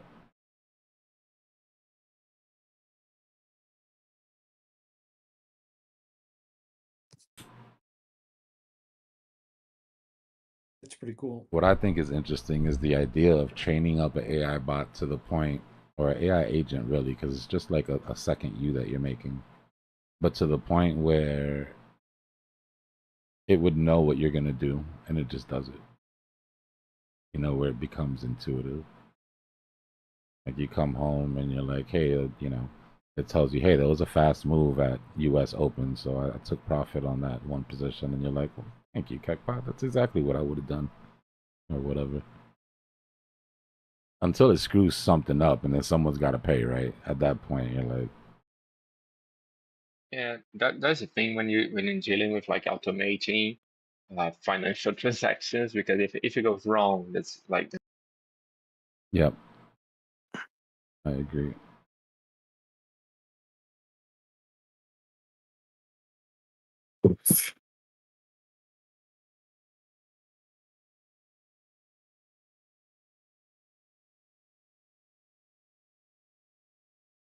Yeah, I know, Davey. I've been seeing it too. That's what they said when we hit 74 the first time. We showed you the cycles on the macro chart. We saw how much time is left. I err on the side of time. I feel like if it really was over, we would have seen the reaction on M2 way down here. First of all. Second of all, time is wrong. Third of all, CBBI is literally sitting at 72. It actually went down. This is the CBBI, right? It gives you a range from 1 to 0 on what the chances are that you're at the top or the bottom, right? 100, you're 100% at the top of the market when it's at 100%. It takes about 9 or 10 indicators. One of the ones that we always use, right? These are the ones that you use to figure out if you're at the top. Your RH holder ratio, your Rupal Nupal, your pi cycle top, your MVRV, reserve risk, all of that. And it gives you a flat number based on it, right? This is a very lazy way to do this. But I know you guys, I can sit here and go through these till I'm blue in the face, and I know you guys aren't going to do this, right? Because it's annoying as shit. I don't even like to do it, and I'm a nerd. So just know that this gives you an average on what all of the numbers are telling you. And this is Bitcoin price, the rainbow, right? So every time that it tops out, we go dark red, right? You see? And every time we get down to the bottom, it goes dark green, right? But every time we're at the top, it gives you a CBBI confidence score of above 90, right? We topped out at 99. Then the next cycle, we topped out at 100. And the next cycle, we topped out at 97. And at the bottoms, it's the same, right? We bottomed out. Bottom of the bear market was a 1. Bottom of the bear market was a 6. And the bottom of the bear market here was a 3. When we were coming down, I told everybody, no matter what the chart is, if the CBBI is under 10, I'm buying. I'm DCAing every day that we're under 10. And that's what I did. So I DCA'd all the way from 20 down to 15. Dynamic DCA the way I do, right? Heavier as time goes. And now we're waiting to top out again. So unless you're going to tell me that the cycle is going to top without us injecting any money, ignoring the money that's coming in from global liquidity, cutting its own cycle down by 4 or 5 months, tricking every single cycle top indicator that we've had, and with all of those things, everybody on Twitter being right at the same time, that's not how cycles top. Cycles top in disbelief, with 3 people saying that the cycle is over and everybody else saying it's going to $1 million.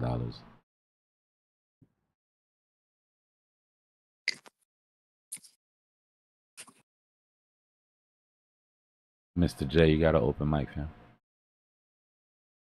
Got some clicking going on. Appreciate you. Of course it's still relevant. The 4-year cycle is a byproduct of the 4-year global liquidity cycle. The 4-year cycle doesn't exist on its own, right? Other things have to collapse before the 4-year cycle does. The 4-year cycle is a byproduct of where Satoshi put the halving, right, before presidency, and the 4-year global liquidity cycle. It was very intentional what he did, right? He made it a 4-year halving cycle, and he had it start right when the U.S. president gets elected, which is when the business cycle sort of, kicks. A lot of the genius, everybody talks about his genius and they talk about the code, but timing and placement was everything, because had that having been at a different part of the year, the cycle would be different.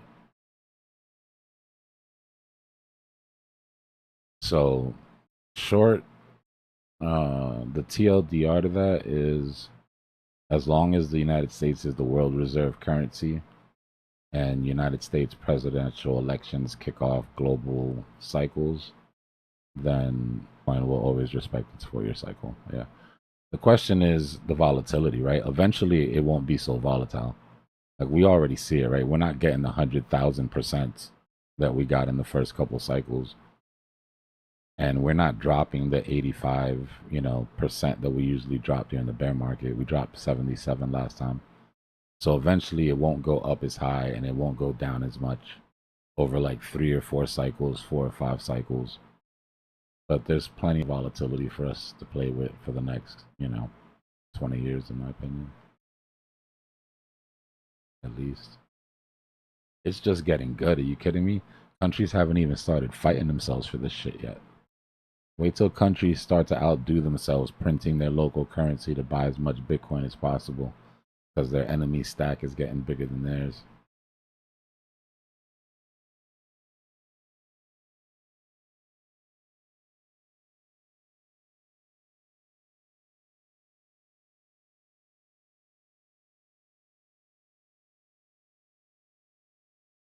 Altcoins need QE, man.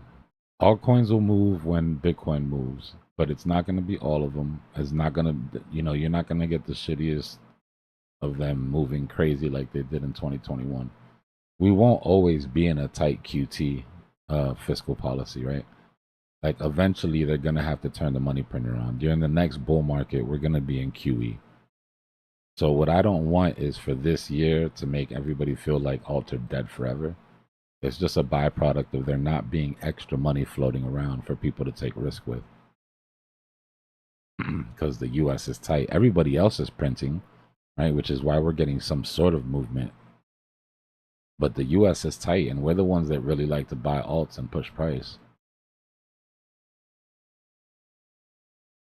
So what we want are two things. We want a rate cut, and we want Powell to come out and say that quantitative tightening is over and that we're now moving into quantitative easing.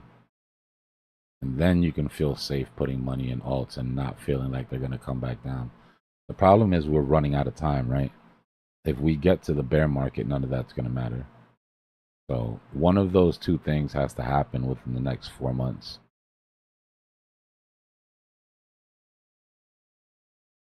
I want to remind y'all though, just take a look at this real quick. This is the monthly chart. Is it? Hold on. Yeah. So this whole thing is sort of the bear market, right? These are alts going down, alts going down, alts going down. You see how fast the move up is? When they go all at once. So it's like, I know it feels like time's running out and all that. And even though I've been warning, now's not the time to take risks on low market cap, mid cap alts. Eventually it will be the time. And when it happens, it'll happen very quickly. And then it'll go flat again. So it's like that explosive alt season that everybody talks about is very short-lived. But the gains are stupid. Now, the difference is that we didn't have 2 years of a bull market where we'd go up a little and hold, go up a little and hold, go up a little and hold. right? So, you know, it's worse than it was obviously in 2021. Because by this point, everybody was already up like 10x on alts, and you were just waiting for that last move to see what else you were going to get out of it, right? A lot of people are at break even right now, and they're waiting for this next move to hope that they didn't waste the whole, you know what I mean? So they can feel like they didn't waste the whole bull market. But you can't really get blamed for it because this is the first time that we've had this monetary policy. Like, we haven't been in a bull market with this tight of a QT ever. So for the future, what it means is the next time we go into a Bitcoin halving cycle, and the government is in tight QT, we'll know not to take those risks, right? We'll know to go in Bitcoin. We'll know to respect Bitcoin more. We'll know not to get in alts, and if we do get in alts, to take profit early, right? These are like the lessons that were sort of taught during this. But just like we were talking about using the right tools at the right time, if you take that idea into a bull market that has quantitative easing, then you're gonna miss out on a lot of gains because those alts are just gonna outperform Bitcoin like crazy.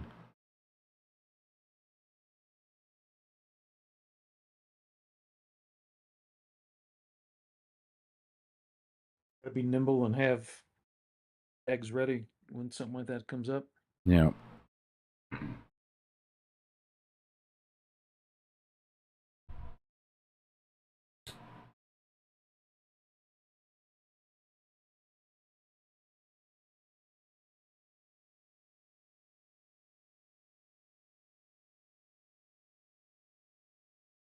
Yeah, I mean, if you're a trader, you're confused by people saying when alt season because, you know, you traded through the original modular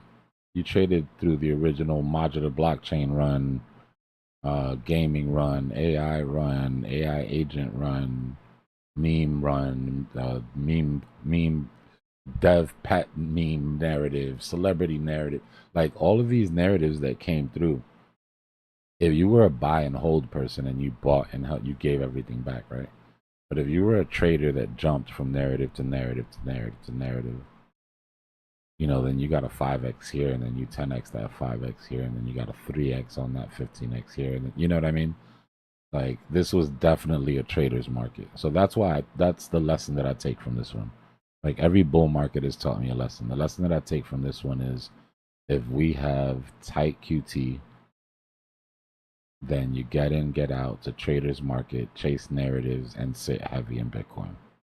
Me personally, that's a new rule in my book.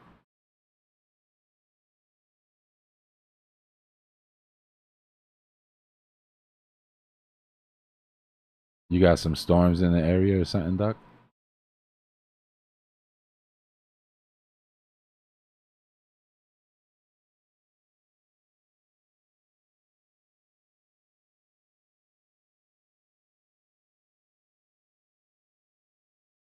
Oh, I got you.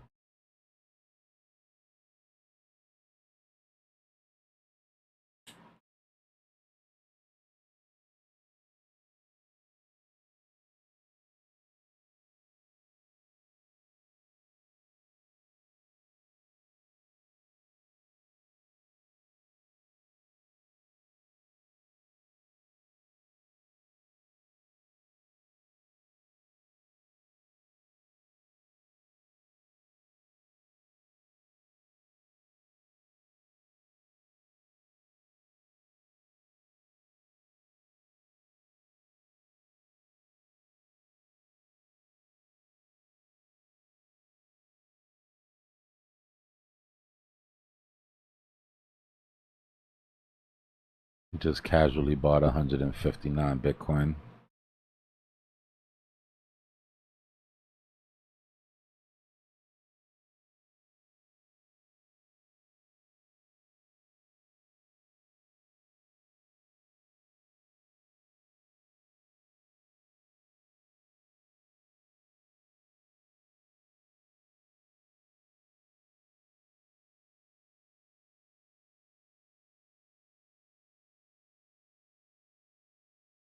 Yo, yo. Yo. How's it going, buddy? You alright? Yeah, man. Chilling, just taking a look at this move, seeing if we can grab the CME gap before the night's over. Is there a certain time it has to be closed by? No, no. I mean, it's already open. These things can take weeks. We've seen them. We've seen some really rough ones, bro. Where we get over a major CME gap with a big, like, $10,000 price difference, and then we just consolidate above it for like a month, 2 months before eventually coming down and grabbing it. You like to see aggression, right? So you like to see the intent. When you worry is when it looks like market maker isn't making an effort to go actually get it, and you're like, oh, something might be going on. But it's one of my favorite trades. Like literally one of my favorite, if not my favorite trade. There's a false move down on the weekend trap, and then a long up into that CME close when Asian session comes in. Right, yeah, I've been watching you make that trade for a while. Since I've been watching you try to follow some time. Yeah, it's just one of those high percentage trades. Do you think there's an expected sell-off in the stock market? It's gonna be a reaction, man. The stock market hasn't reacted yet. The good thing is that we get that like fear out of the way, and then they'll react tomorrow. I don't think if it happens the way it's been happening, it won't affect us, right? We tend to price in worst case scenario on the weekend, so you get a retracement, but not something that takes out the lows, unless we get new news tomorrow, right? This thing is so liquid that anything could happen. What we're trying to figure out is if this is a rocket ship or a rescue ship, right? Is this just giving you an opportunity to get out of some positions for lower lows, or yeah? But we won't know that. We need a couple of daily candles.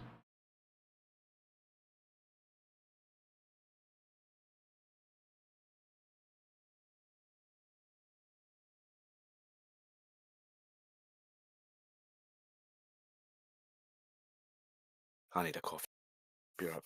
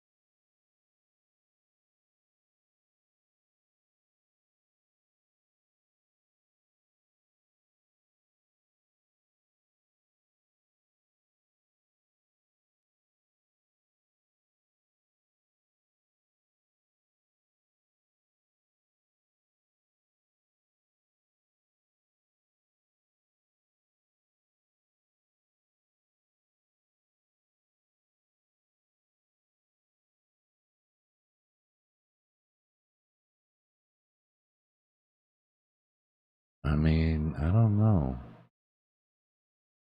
Sorry for the flashbang, but the Fed doesn't believe in dark mode, apparently.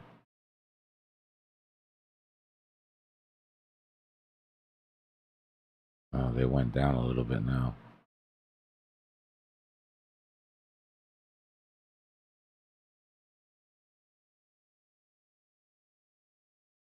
I mean, there is a decent chance that we get a cut in September, bro. If we get a cut, it's all bets are off.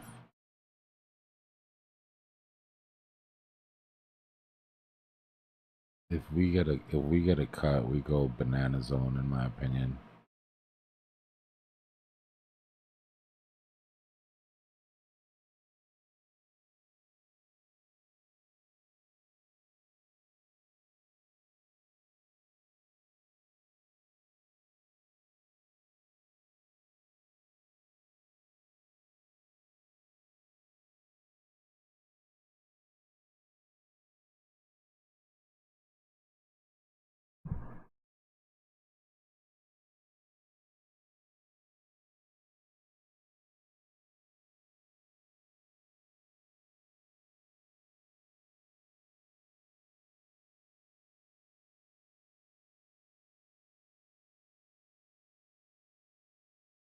Yeah, but it doesn't react the way it would if it hadn't already gone through it on the weekend.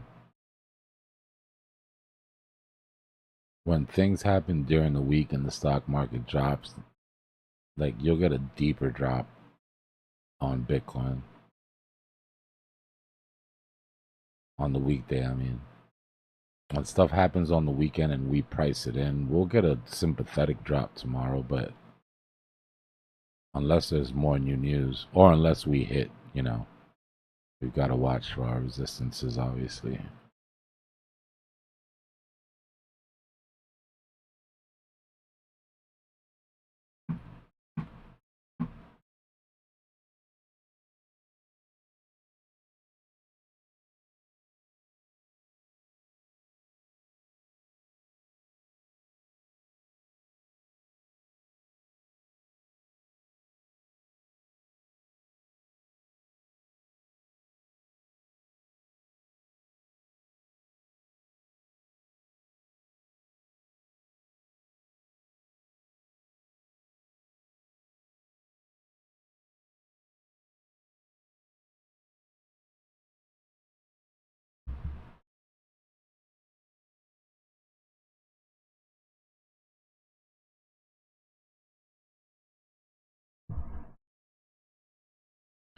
Yeah, we'll see how many games they let them play with the straight over there. If they let them shut it down, or if the Houthis go, you know, the Houthis been pirating that straight for the longest, bro. I saw a crazy ass, this was before the war. I saw this crazy ass documentary on the Houthi pirates trying to go after like US naval ships and shit. They're nuts. They make the Somali pirates look like amateurs.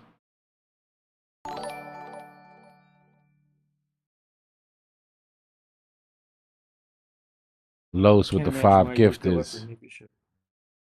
What happened? No, I was just saying, I can't believe it'd go after a Navy ship, like with all the armaments. Nah, bro, they're crazy. They're absolutely dumb. Shooting RPGs at destroyers and shit.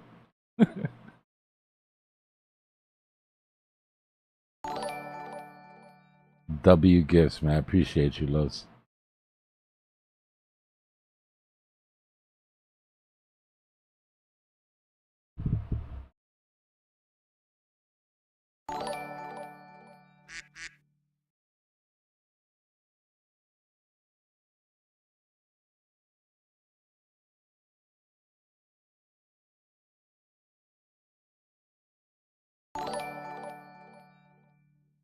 Welcome to all the new members. Are you really a duck? W Super Chat.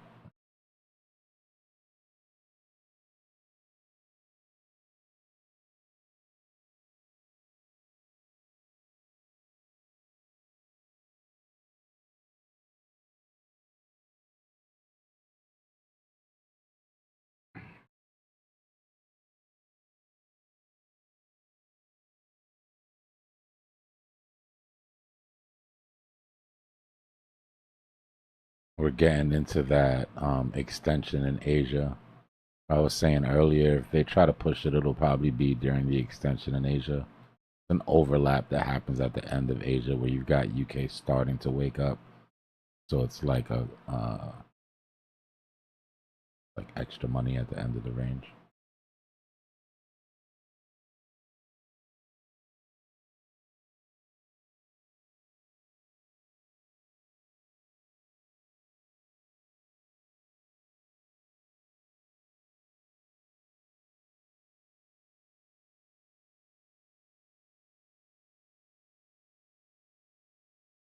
Come on, Market Maker, give us a green vector through that 800.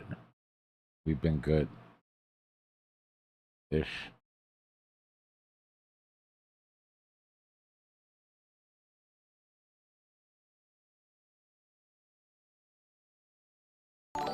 For crypto with another 5 gifted memberships. W gifts. Like that. Green candles bring the gifties out.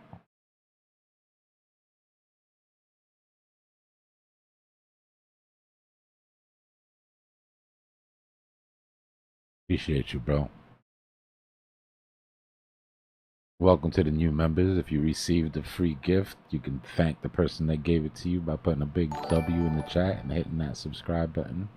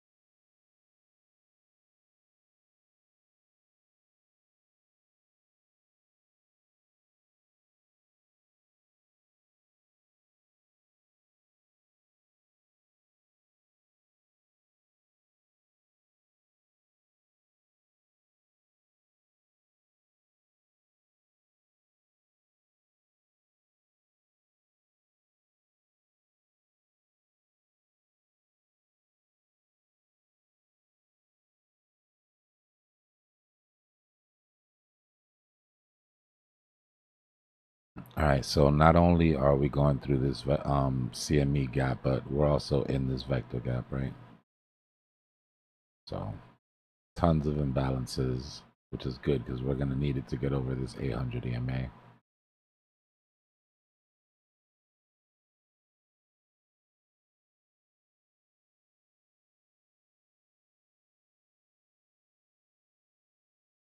Yeah, for the time being, Tonka, the question is, you know, is it going to be is it just going to be a higher low, or are we going to break some of these we're going to break some of these highs, right? My first goal is to get above or at least back into our weekend trap range. And if we can reclaim that range, that'll be a W. That's a full recovery at that point, right? From the dip. But remember these V-shaped recoveries, bro. We haven't had a good experience with these V-shaped recoveries in the past. I would have really liked to come down and put in a higher low and build some sort of structure.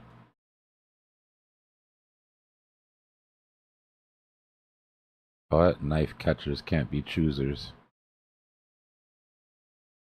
Take what we're given.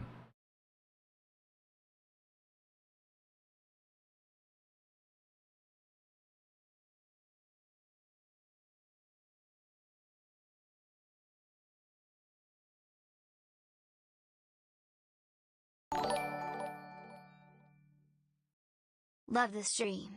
Gets a little heated sometimes, but hey, brothers Yeah, you know always how it talk is, bro. smack. Love for everybody, we're all in this together. Emotions and finance always bring out the best in people. But it's family, being able to fight with your brothers and sisters and still laugh about it the next day. W Super Chat.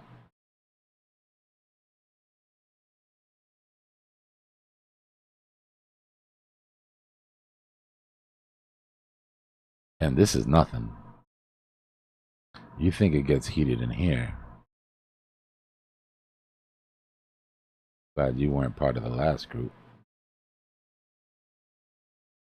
But, yeah, we set a different vibe in here. To be fair, I had zero control over entry and membership and all that shit in the last group, so I do not take responsibility.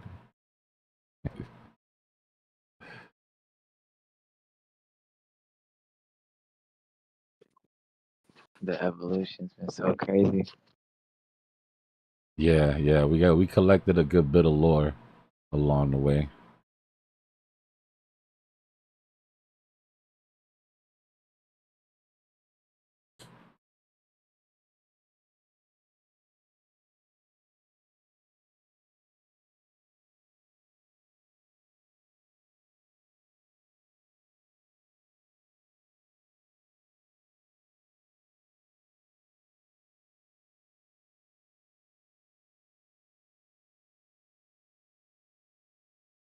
That's such a hard question to answer, Try.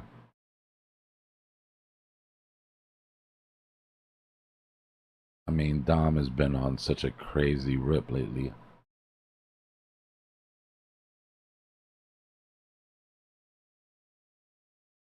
There's two options, right? Excuse me. Now, keep in mind, anything can happen with Dom. Right? Dominance is such a dynamic. But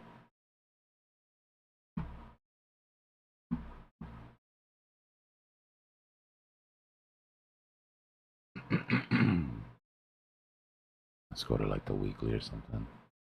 The monthly better. So we're at our 786 retracement right now.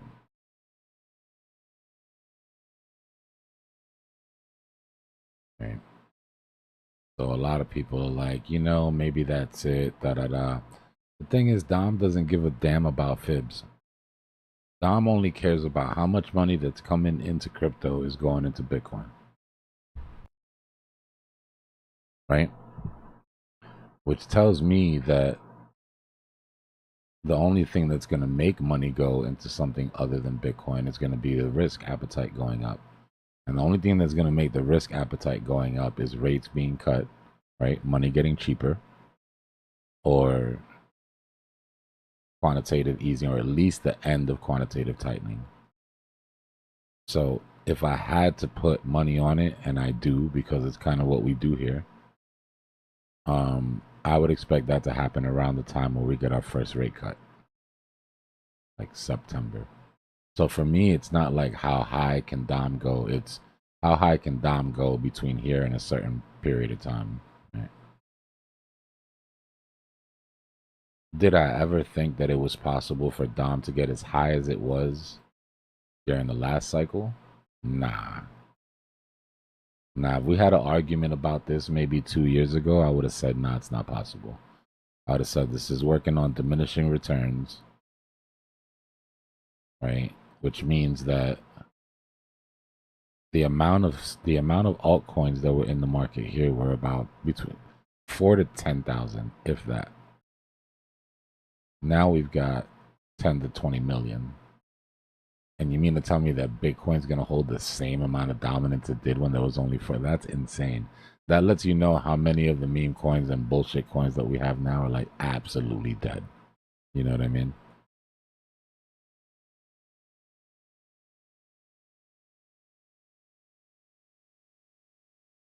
Sorry, that was a long ass way to just tell you I don't think Dom stops going up until we end QT or cut rates.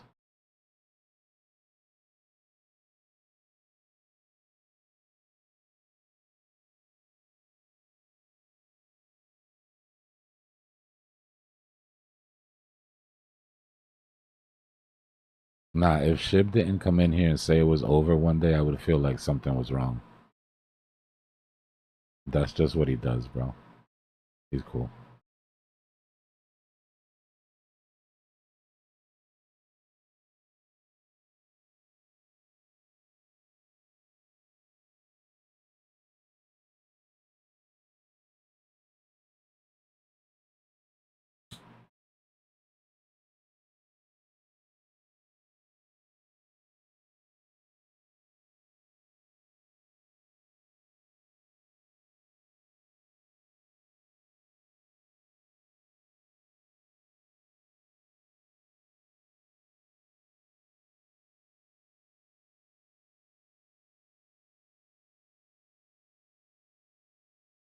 I like oil. I like oil as long as things are sketchy. But oil, like, you should have been in position when the Israeli thing happened in the first place. When I opened my oil position. This was just icing on the cake. Unfortunately, I'm already out of like 60% of it. So only like my runner basically got to eat off of this. It sounds so nasty to say it, got to eat off of this war.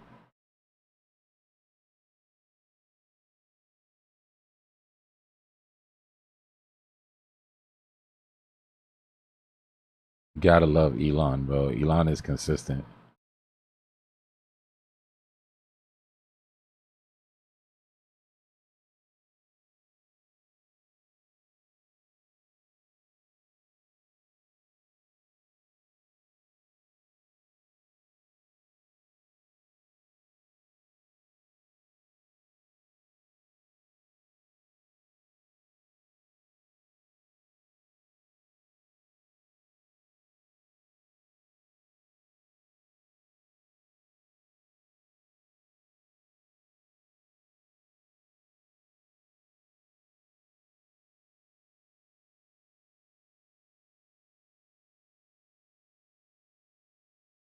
It seems like such a natural choice for Robotaxi to, like, it doesn't cost Elon anything to accept Doge unless he just thinks this shit is over and I'm not taking this. We're about to go into a bear market. I wouldn't accept crypto for payment during the bear market unless I was doing instant conversion at point of sale, right? Like you spend your Doge and it instantly gets converted to cash before it gets to Tesla.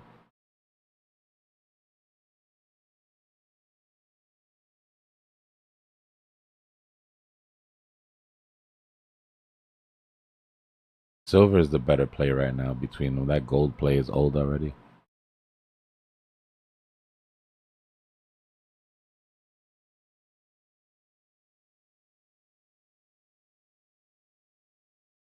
Look, let me show you. You guys start talking about metals, you're gonna get me excited.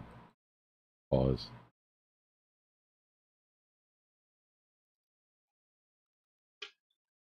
No.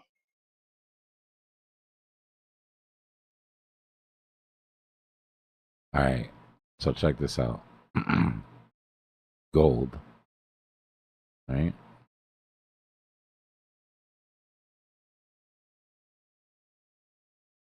This cup and handle started forming in 2011.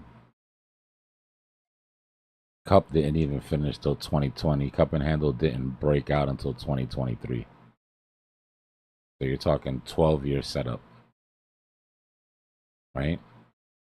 12-year setup, and then I've been riding it for over a year. Now remember, it's not like super exciting, you know, return. You're talking 76%. That's amazing for gold. From where I took my position, almost doubled, right? The reason that it's amazing for gold is because the amount of money that you sit in gold positions isn't your small. This is the safer position, right? So this is money that would otherwise be in a bank account. For me personally, how I play it, right? So we're already to the top of that trade, or getting close to it. I'm trying to take the rest, probably 4K. As long as the war stays on, I'm gonna keep watching it and holding it, right? So take a look at silver.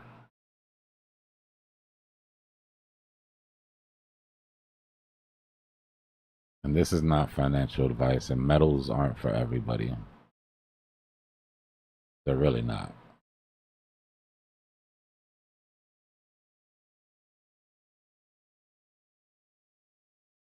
So look at silver. We just broke 13-year highs, right? This was a 12-year setup, and you got 70% out of it. Silver just broke 13-year highs in this cup. This cup and handle started in 1979. All the silver guys, all your dad's silver buddies, or the crazy silver guy you heard, dude in the mountain collecting, this is what they've been watching for the past 30 years.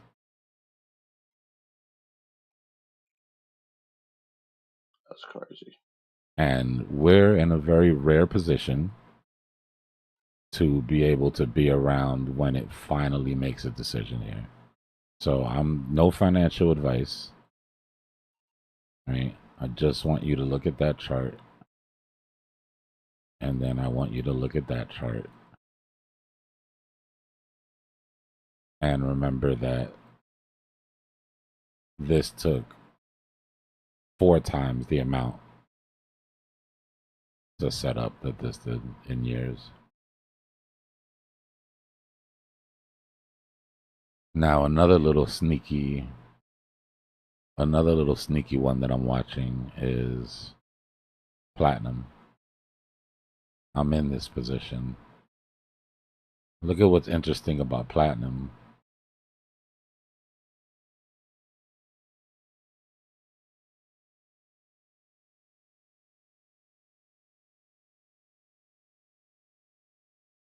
Platinum has only started making its cup,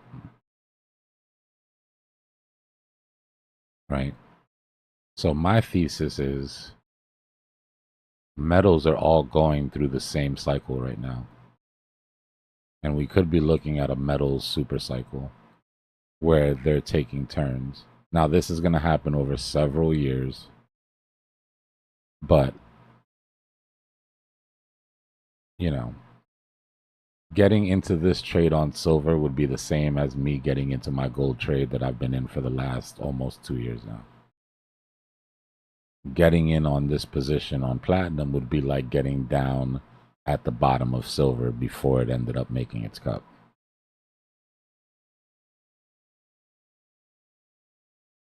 So it's like, anyways, this is how I'll be playing my metals for the next 10 years, probably. And then hopefully by the time silver is done making its run and platinum is ready to break out of its cup and handle, gold will be coming back down and ready to make that sort of flip again and again and again. That's the thing, Hoover. I think that everybody that's talking about a super cycle might be right, but they might be looking in the wrong place. Metals for me make complete sense for them to super cycle while the real estate cycle goes down. Right? If we're going to get a top on real estate, that 18.6 year cycle is going to go down. That means the security of investing in real estate is going to be done. Right? If there's insecurity with America, meaning a war, we happen to be in a war, nobody's going to be rushing to buy bonds. So what does that leave? Where does all that money go? All that money that's in the sidelines because equities are going down, crypto's going down, housing is going down. There's only one place that makes sense to me. This is how this is my thesis, not financial advice. But I think that the defensive play might be here.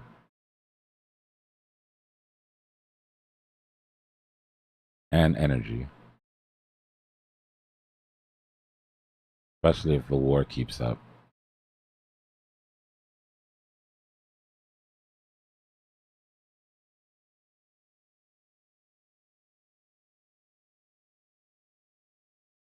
No, I know that that's not for everybody. I probably just put a lot of people to sleep. That's very forward thinking but you know, guys, when you take your profits, you're gonna have to think about where you're gonna put your money. It was all good info. Yeah. Appreciate it.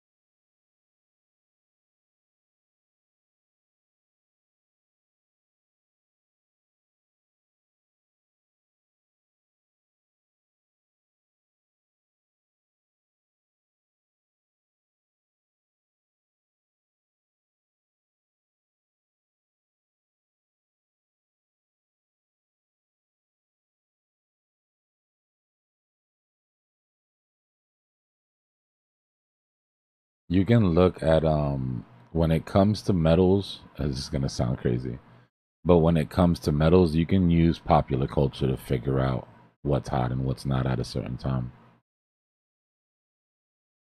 In 2008 and the 2000s, right? Actually, we'll go back. You see this move up from 2016 to 20. I mean, from 19. Yeah, to 2020. Right. This is when this whole run up was when all your rappers were wearing gold, big gold chains. Just recently, after they came off of wearing platinum. You remember during 2008, 2006, 2008, everybody was wearing platinum chains, right? Everybody in popular culture switched from gold all of a sudden one day into platinum because the jewelers see the sheep and they get them. They're like, this guy's got all the money in the world. I'm going to sell him the most expensive metal at the time, right? And after 2008, nobody was wearing platinum anymore and everybody was wearing gold. Didn't just become cool all of a sudden, right? It became expensive. And when the jeweler came in, they saw the stars in your eyes.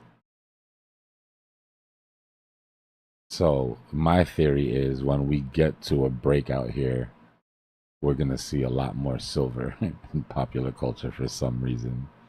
You're just going to see people sort of make silver cool again.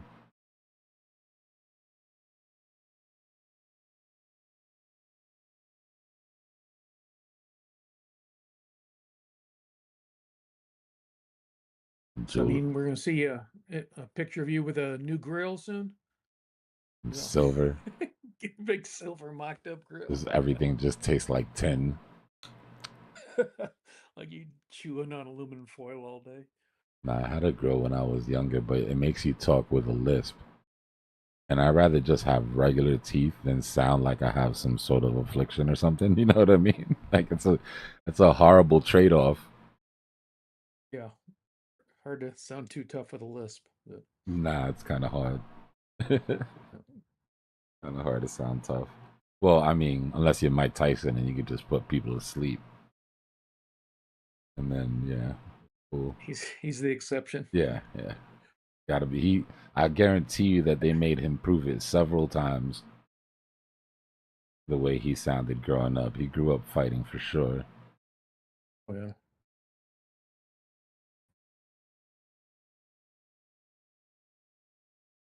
I hated seeing how bad that fight was that he had with what's his name, the YouTuber. That never happened, bro. That's a Mandela effect. I'm gonna create that Mandela effect. Whenever somebody talks to me about that fight, I'm gonna be like, "What fight?" It wasn't even a spar. It was horrible. You guys gotta help me create that Mandela effect. We gotta erase that from history. Like I saw when he walked into the ring, I'm like, "Oh, this is not gonna go well." He didn't even look the least bit excited or pumped or anything, and then just drive safe, Aeon. If he would have, would have crushed that guy if he just accept the deal that he accepted, I guess. Man, I don't know what you're talking about. Never happened. It was just, I reject just your like reality and I replace it with my own. You ever heard that one about the Publishers Clearinghouse? Remember when we were kids? Ed McMahon from Johnny Carson was always the one handing out the checks. And now you can't apparently find... it wasn't. Yeah, I've heard that one. Yeah. I know for sure it was, but you can't find it anywhere anymore. You want to know the craziest one for me? When I was a kid, I was into like old military shit. Specifically like World War I, World War II, aircraft carriers, naval shit. Like I don't know. It's like a book that I got when I was young. Look up dazzle ships if you're close to Google. DAZEL? Yeah, dazzle, like razzle dazzle. Look up dazzle ships. They're trying to tell me now that this was how warships were painted. to disguise them on the horizon from enemy ships. I've seen a picture of like this before. I didn't know that's what they called them though. This is the one that got me. That I was like, nah, bro, not a chance in hell. Not a chance You never in saw hell. that back then. Steel gray, steel blue. That's it. Nuts and bolts. What are we talking about here? All these bright white stripes. It's like a zebra in the water. Bro, I bought every damn kit to build. You think they wouldn't have sold those to kids if that existed? You think they wouldn't have had a kit of every one of those in every toy store across America? Those things are cool as shit. Yeah. Used extensively in World War One. Yeah, my ass. What timeline? How many were there? Just one? They said extensively. That means, Yeah. a good portion of the fleet.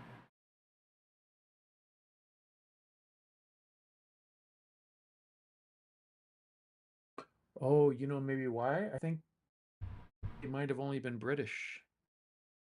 Let's see here. No, it was the U.S. if I'm not mistaken. And then you go back into the old books and they're there and you're like, how, bro?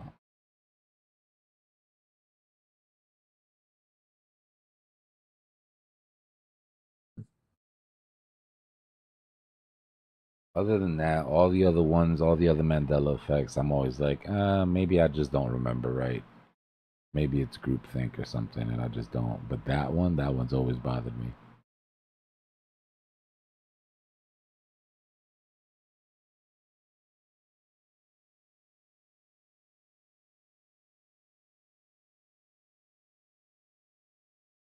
Yeah, it was horrible for the legacy, man.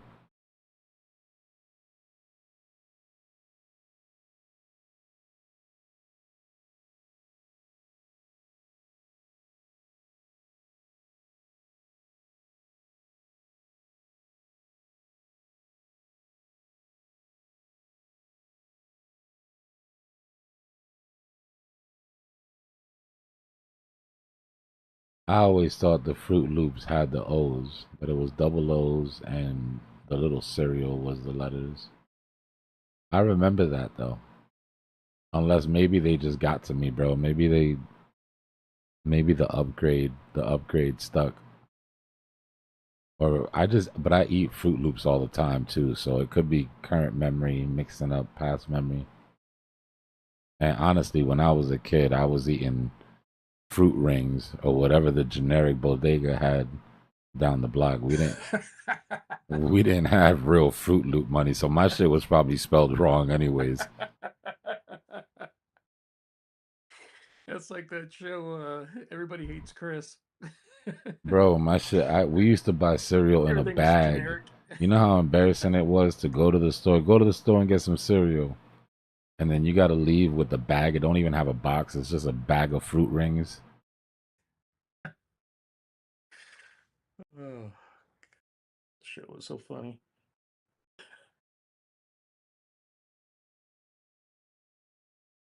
Probably has a lot to do with why I have like 6 different types of cereal right now. Gosh, trauma. Nah, fuck that. I had money for cereal. That's what was important. Some people didn't get no damn cereal. They had to go to school and eat breakfast. Good morning. Rick. Made it to the end of my shifts, mate. Nice. What's going on, brother? Oh, just knocking off. Yeah. Like 4:30, 4 p.m. Late afternoon. Captain Crunch or Captain Crunch? I'm scared to answer now, shit, because if I get this one wrong, now you're going to be convinced I'm from a different timeline. But I remember CAPN Crunch. Cap'n Crunch. Yeah, the hyphen. Yeah, we're going Or down the is that a Mandela effect rabbit hole. Oh, yep. Fruit Loops or Fruity Loops? I remember Fruit Loops. I remember we were just talking about that. I remember the Fruit Loops with the double O's, but I've also smoked a Double O, copious yeah, amount FR of double OT. copious amount of weed since then. So yeah. Yeah, man. Toucan Sam. I'm telling you, WeTube, that How's whole the dazzle Ayatollah? strip things to me. What happened, Rick? How's the Ayatollah going? Is he angry? Man, big mad.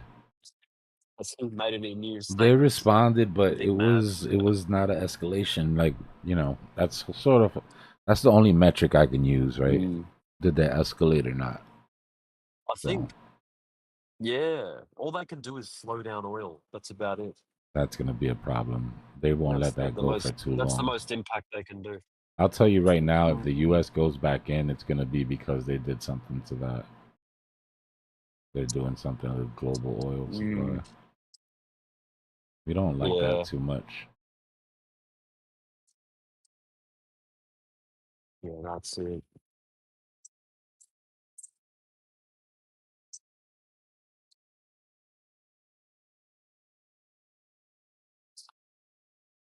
Nah, I'm telling you, Virus. They're switching up. They're switching up the algo on us every once in a while, bro.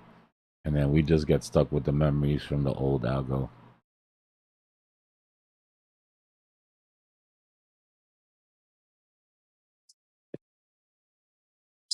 XRP, was it dropping or is it actually coming? Because it didn't look like it could drop anymore without getting into some problems.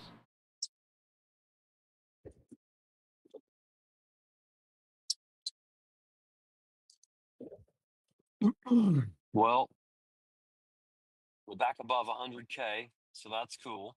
Yeah, yep. Almost took that CME gap.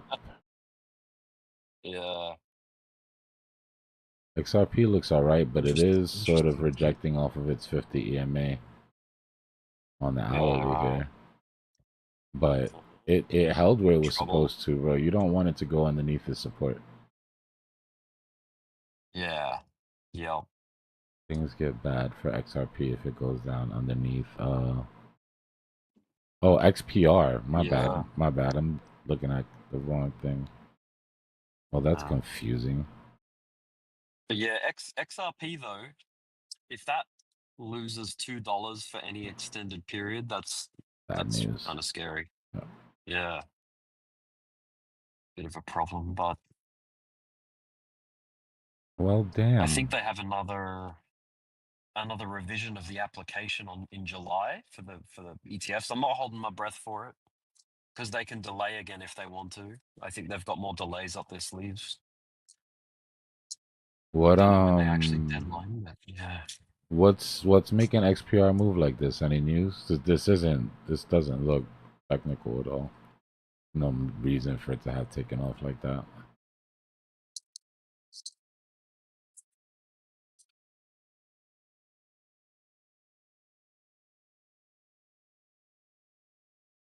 I have a strict no chase rule that keeps me from playing with coins that look like this. But if you're already in position, if you're already in position, your point of control is at 3698. Currently, it looks like you're rejecting off of your 50 on your daily.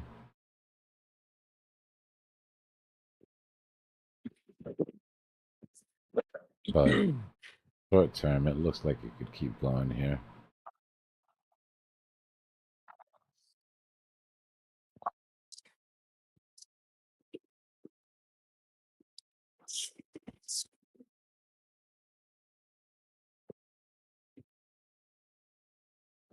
Yeah, if it holds this 800 and turns into a green vector here, which it looks like it wants to, you can see 3.7.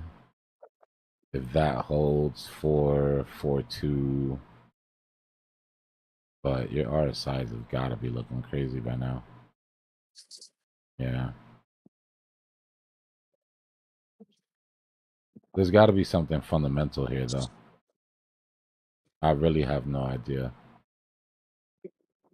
but this doesn't feel like just a, you know, organic move up.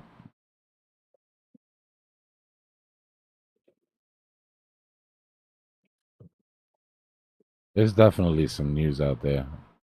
If it's not on Twitter, then it's some insider shit. We'll hear about it tomorrow.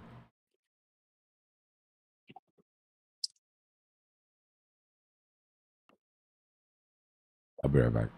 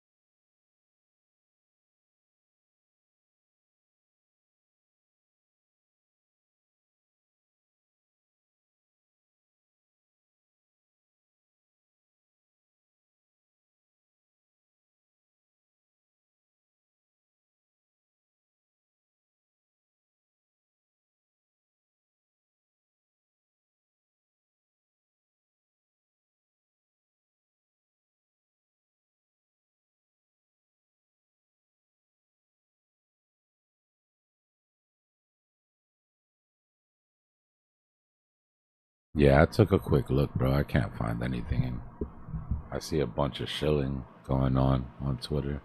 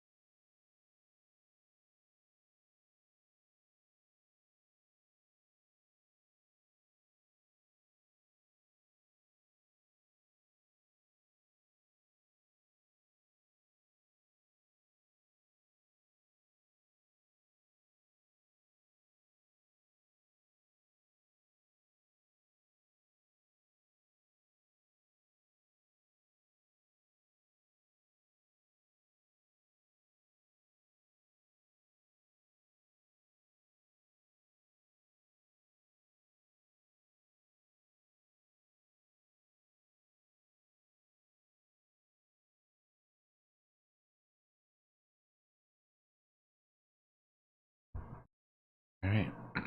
Got a little mean reversion here. Come back to the 50. Clear that green vector.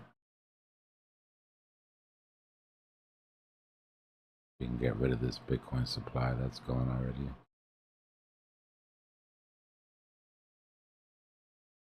What's up, Dbloc? What up? Is this what you would consider to be the rescue ship area? I mean, I'm thinking that they'll go for the whole CME gap. I don't think they'd make it this far and not attempt to grab all of it.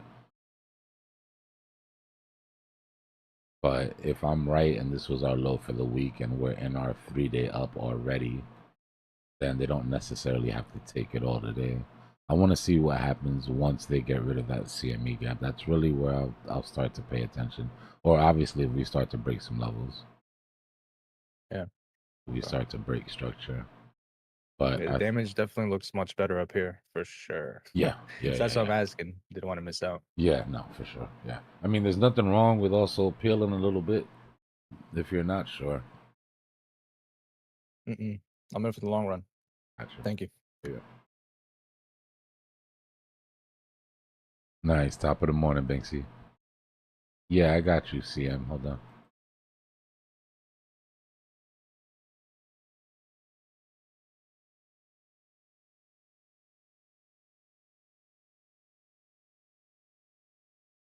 Let me know when you're done so I can scroll down.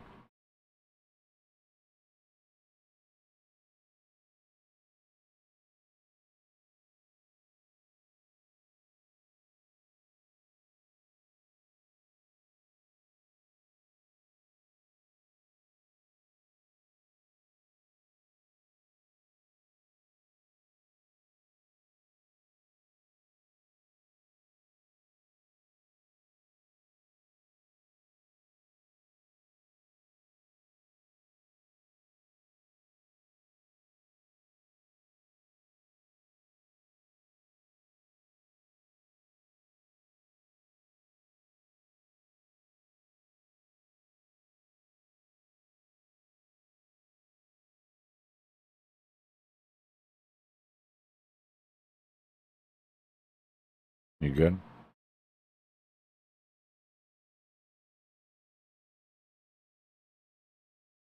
Gotcha.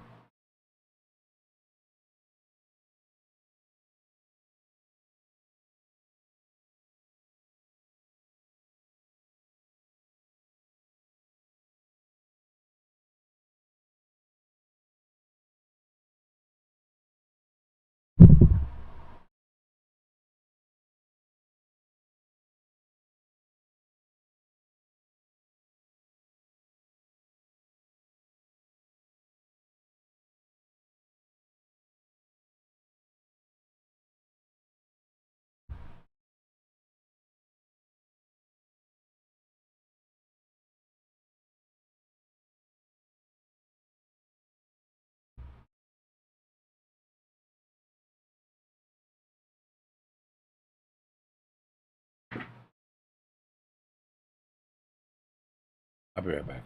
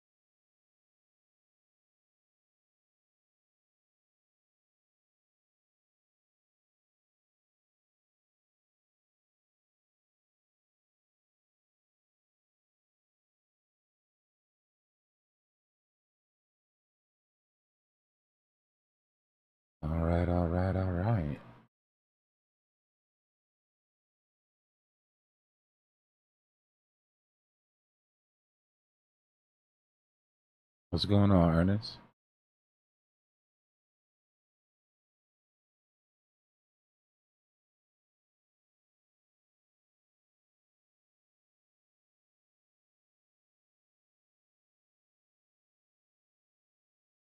I mean, at this point, UK is gonna come in right at Asia's high. That just shouldn't be hard at all.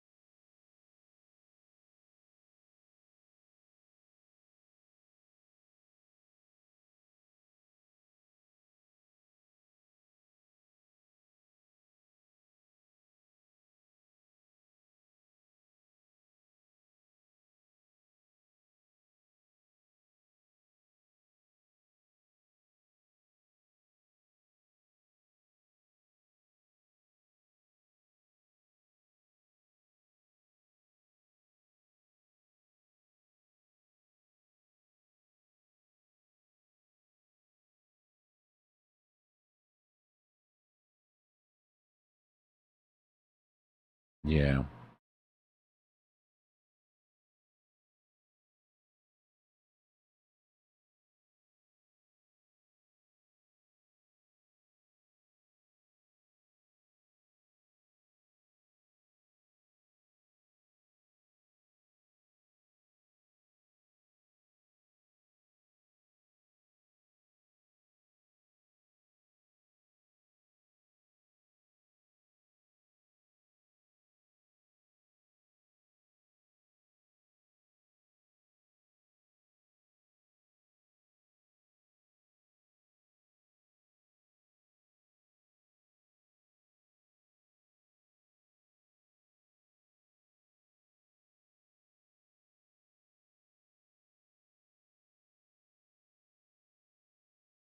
Nah, very rarely.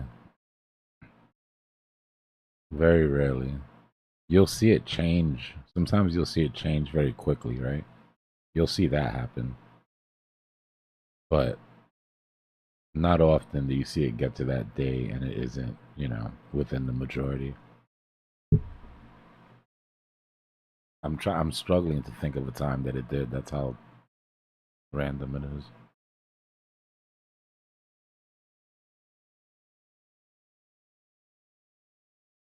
Remember that part of the Fed, part of the reason why it works is because people trust Fed guidance. If people lose confidence in the Fed, then things like inflation become entrenched, and so they don't like a lot of infighting or a lot of like public disagreement.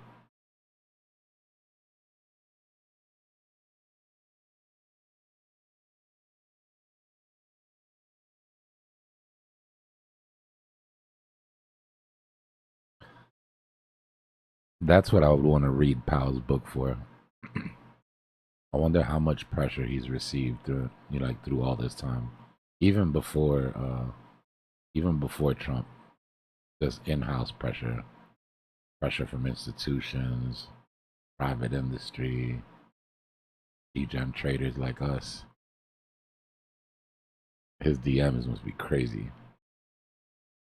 I know his executive assistant is stressing out.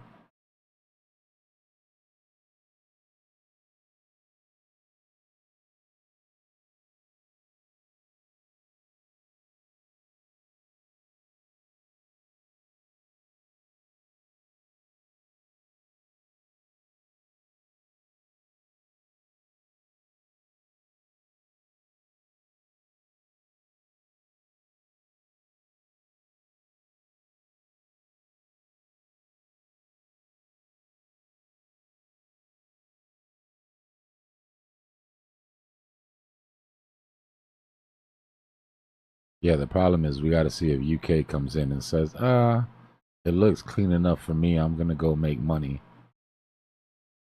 And favors going down for those liquidations for the quick paycheck rather than cleaning up the imbalances. There's a little bit less money up top slightly at this point. So, does UK do the responsible thing or the greedy thing?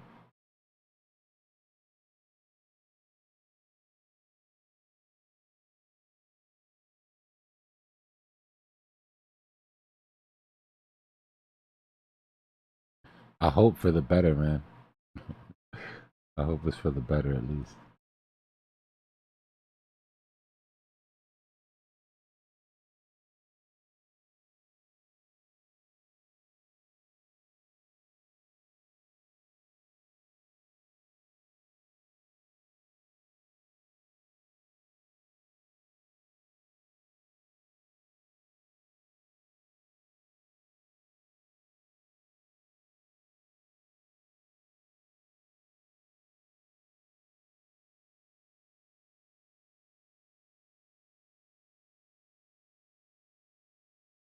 I tend to err on the side of greed, right? Meaning like the biggest pile of money will have the biggest attraction.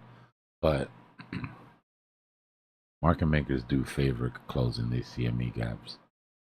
Now, if it's known that the intention is to go up, we could have a situation where we come down in UK, clear these liquidations, and they let US clear the gap. But that's pure speculation.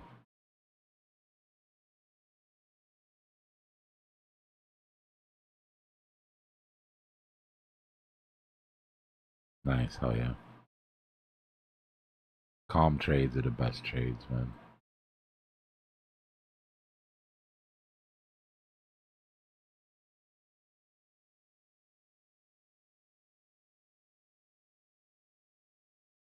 Bitcoin dominance is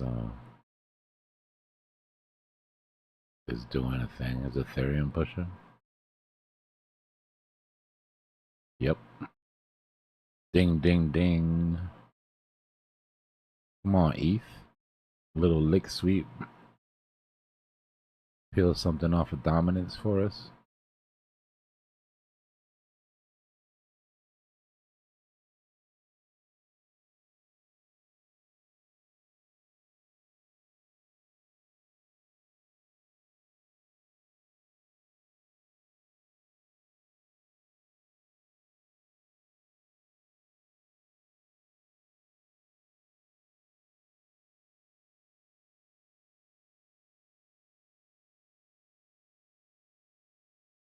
I remember we were watching dominance one night, and it was a really sketchy part of the chart.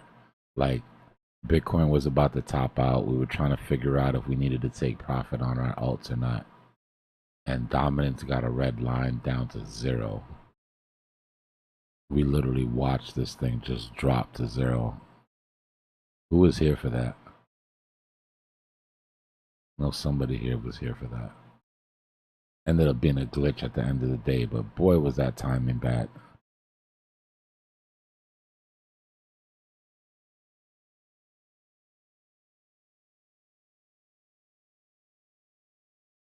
No, I mean it could be part of it. Like I said, if we get a 3-day correction on Bitcoin to the top side, these alts can come up from their bottoms. What we have to figure out is on our midweek reversal on Thursday, is this going to be a small reversal or is that going to be just a dead cat bounce, right? So Wednesday, Thursday, I'll be taking another look at this. I mean, depending on what happens tomorrow, obviously, we still got market open. And remember, the false move is typically finished by US on Monday, right? So if we don't put in a lower low by then this was our low for the week. And then we'll count our 3-day up. We'll look for any weaknesses, any break of structure. And then somewhere around Thursday or Wednesday, we'll have our midweek reversal. And that's when I'll be thinking about exactly how much profits I'm going to peel off. It's really going to come down to one thing for me, guys. Are we above the 50 EMA on the daily or not? Right? Take all of this shit off the chart. We already know where our range was. But just here on the naked chart, screw the vectors and everything. But will we get above 1029? If we can reclaim that 50 EMA, then we're looking good, right? If we reject off of it bearishly, then chances are we're going to make a trip down to clear the rest of this vector. Right. Remember, our heads up for this going bad was the daily close underneath the 50. I mean, underneath the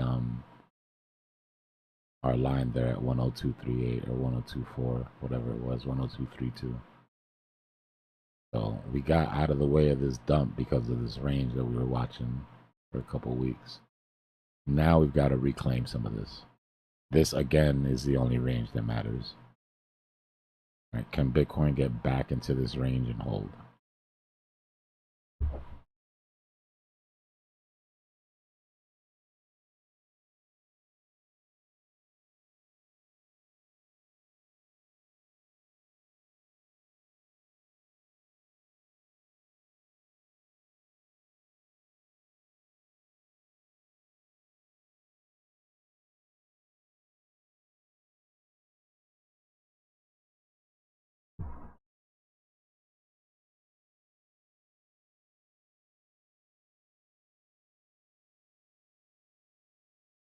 Well, I put it there because the other bear was kind of like, the other bear just wasn't cutting it.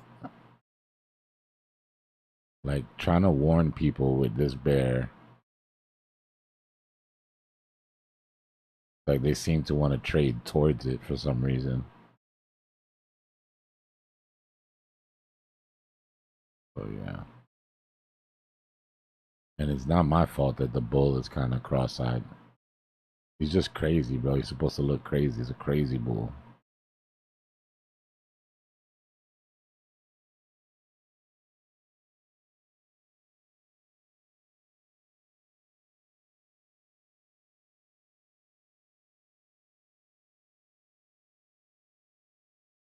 Nah, let's keep it a stack. The bull been through some shit.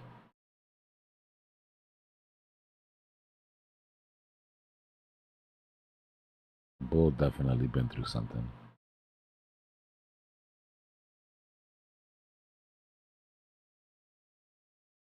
Yeah, focus on one target right in the middle. Focus on a fly on his nose.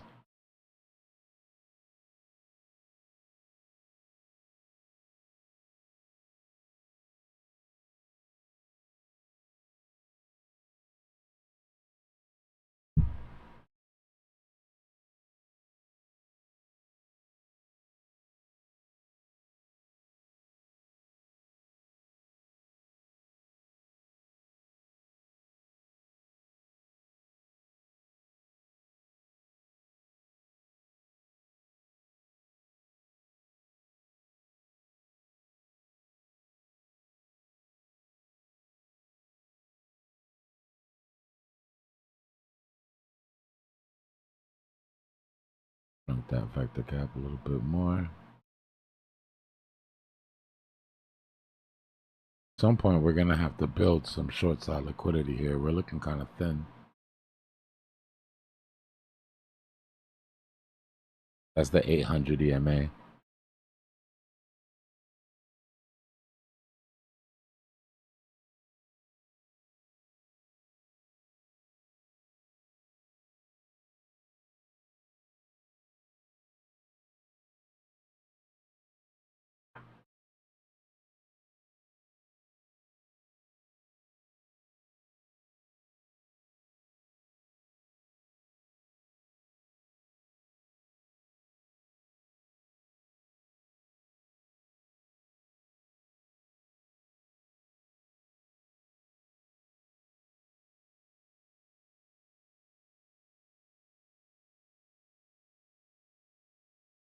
Now, we're in the dead gap zone right now, remember.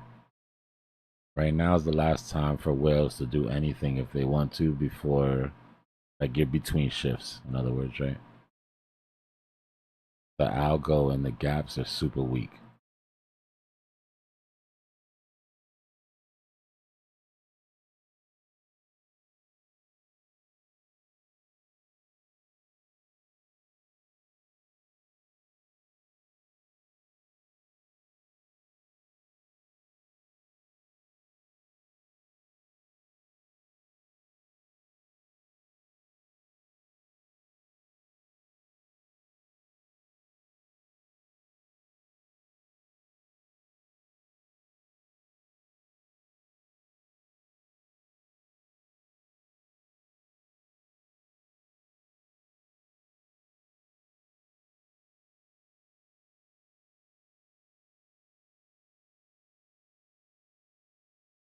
She's fighting. Got some supply there that has to be absorbed aside from the 800. So.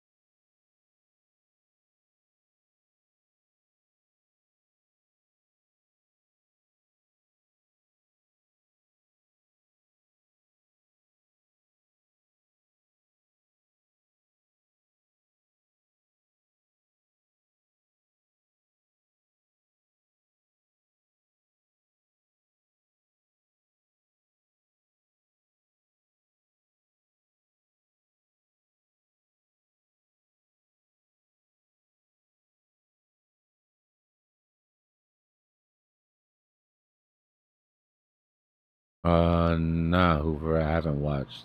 I haven't watched much YouTube in the past couple days.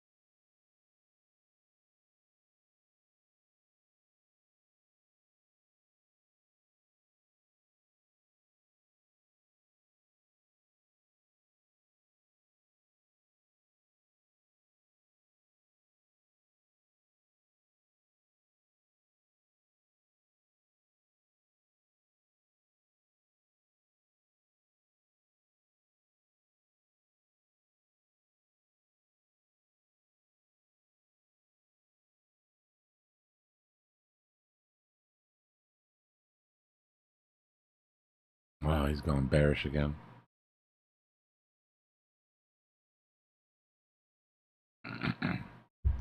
Look at that weekly bearish divergence that got put in. I mean, he's not wrong. We do have the risk of going down to those levels. I don't agree that we would stay there for that long. But if we don't get this daily back above that 50 EMA, that's the risk that we're running. That's why I'm saying it's so important to do that in the next couple of days here.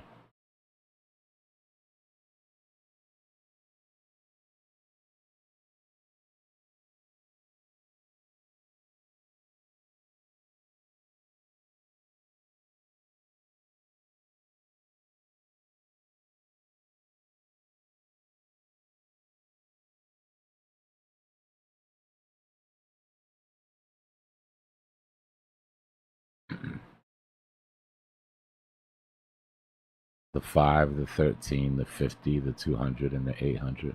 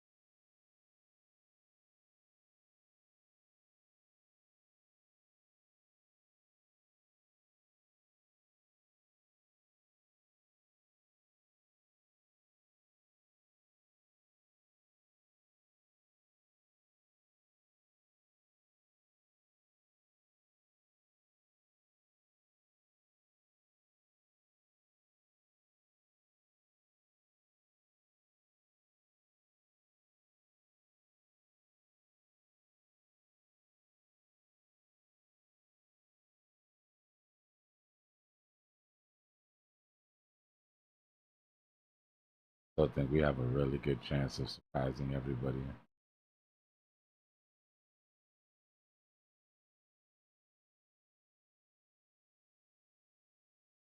Because even the bullish people that I'm listening to are saying that they don't expect price to even start moving until August or September. I don't necessarily agree with that.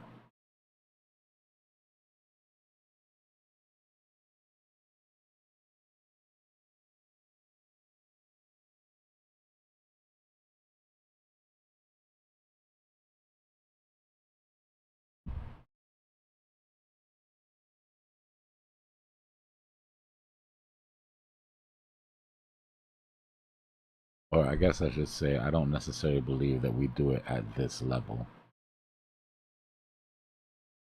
Right? There's a very good chance that we push up and then move sideways at another level.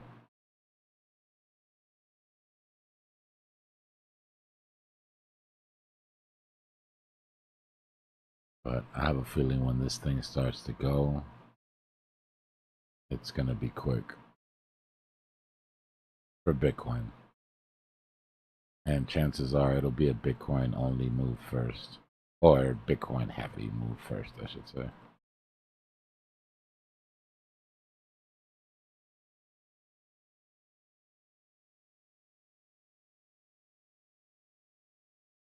Yeah, I think that could be the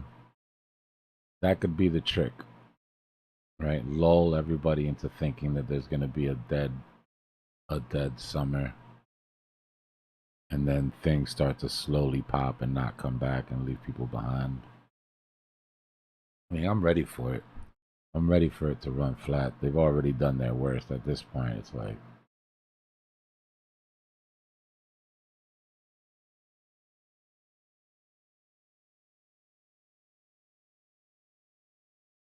let's just say it wouldn't be the time where I walk away.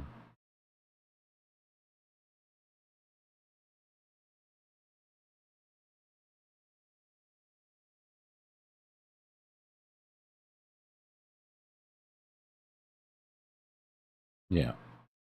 I mean, it has. We saw when it happened at 74, right? We went to 74, and then we had that long, painful, drawn out sideways and down to like 49.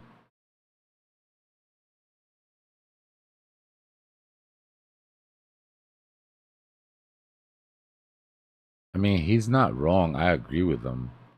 I just don't automatically assume it's going to happen, right? There's some metrics that I need to see before I just assume that it's going to retrace. One, like I said, is can we get this back? At the end of the day, this is a stopping volume candle on the daily off the bottom of the 50 EMA cloud. Right? We've got 16 hours left in this candle. If this candle comes in bullish engulfing, then we've got a drop stopping volume candle, bullish engulfing candle on the daily. I would treat that the same way as I treat, like, you know, what he's saying is what we've been watching here, and we've been watching the same thing, right? What he's saying is this metric here broke the weekly candle below that line, right? When we close this weekly. And he's saying because that candle closed, we locked in the bearish divergence on the RSI. And that means that price has to come down now to mid 90s or ish, which is the vector gap that's there, right? So we've got the same targets, the same ideas for different reasons. But I'm saying that that's not written in stone. Just because we put in a bearish divergence doesn't mandatorily mean that it has to play out. You can easily take back this level on the daily, get above the 50, start closing candles up there, and then this whole thing just be a deviation down out of the range.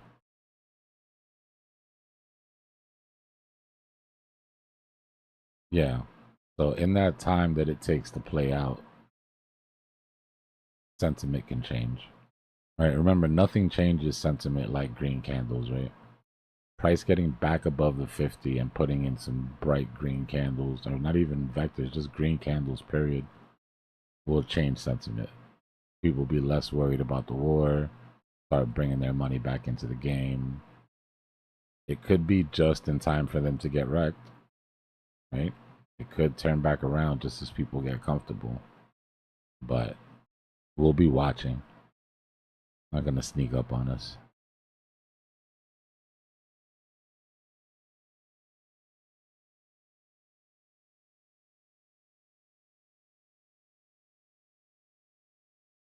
We're already in UK session here. Actually, no, we're not. One more, what is it, like 10 minutes to the first candle?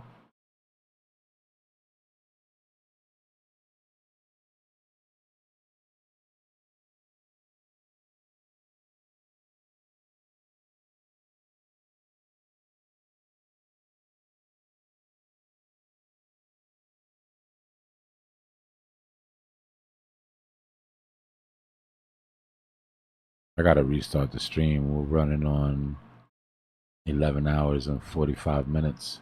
We'll wait till it gets to 12 hours and then I'll reset. We'll be right back.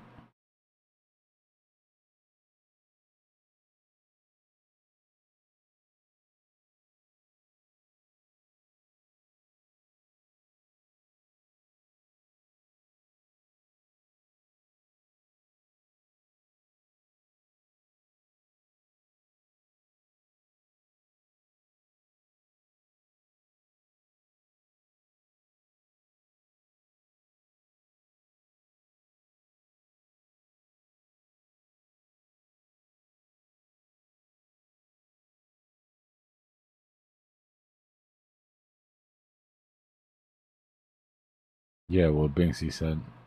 I was just guessing by how many candles looked like there were left.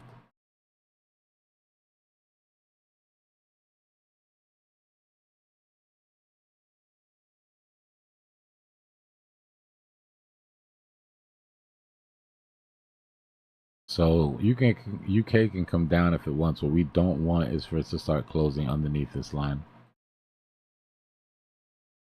Right, that's halfway of the Asian session. Good thing is you got the 50 EMA right underneath it. Right, so that would make sense if price did come down for it to catch the 50 and be able to hold.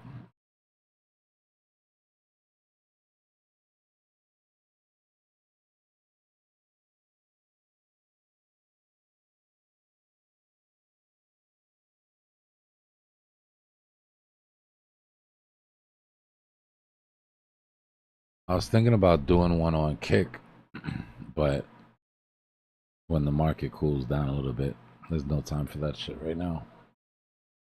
Yeah, as a backup, yeah.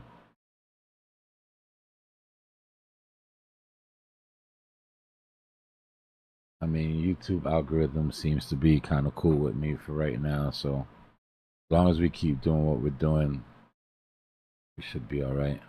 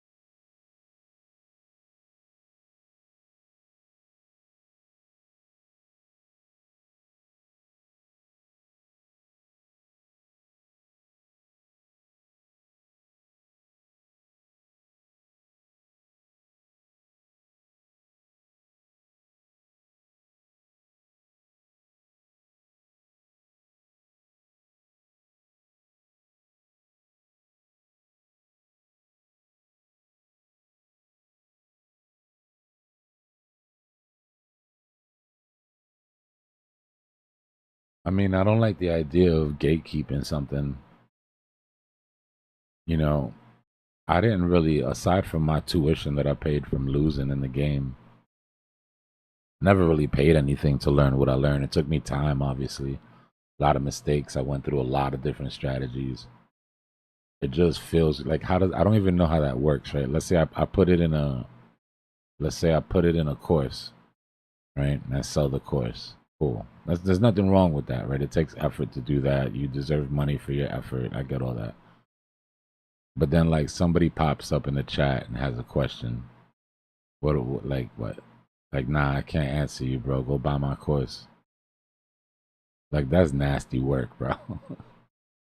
I don't know. Not all money is good money, you know.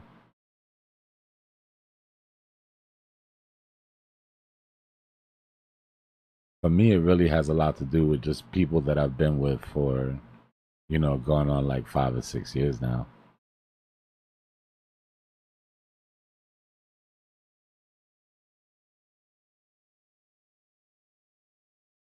You know, eventually, as it becomes more work, then I'm sure we'll have to put the membership fee up and stuff like that. And maybe eventually I'll do some sort of course that's optional that people can buy. It's just, I don't know. There's so much extractionary shit right now in crypto. Like, everybody's trying to get you to pay for something, right? Or join some exchange so they can get some referral fee, or I don't know. It's just not my style.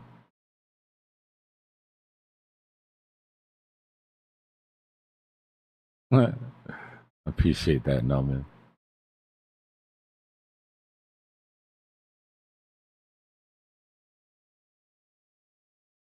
That being said, you know, donations are accepted, and I had issues with that in the beginning. There's a couple of people that, like, you know, I want to send you something, and I'm like, nah, yeah, it's cool. You know, I'd do it for the love, whatever. And they would like legit get mad at me. Like, no, like, you gave me value. I owe you money. It's disrespectful for you not to take it. I'm like, okay, chill. But yeah, I'm never gonna ask for anything.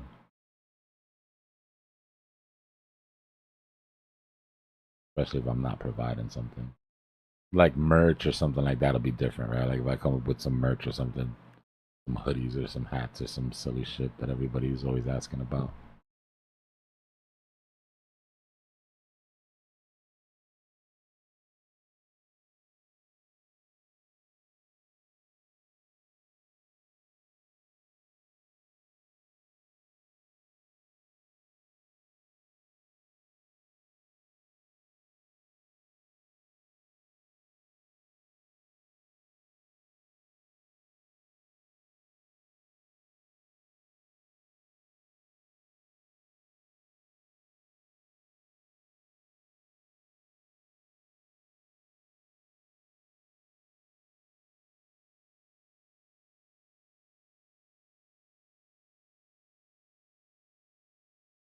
Yeah, those guys.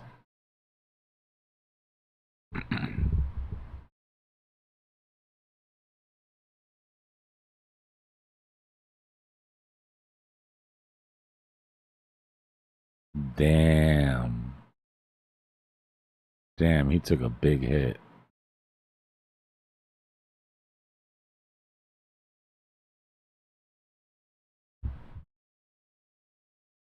I mean, if you're gonna say shit like that, cool, but stand on it. You know what I mean? Like, yeah, I got this one wrong, yo. Bro, if something happens right now and this bull market is over, do you think I'm delete my YouTube and go hide under a rock because I said there was a couple months left? I'd be like, damn, they pulled a quick one. You know, they pulled a quick one on us. Let's figure out why this happened and make sure it doesn't happen again. Like, I don't know.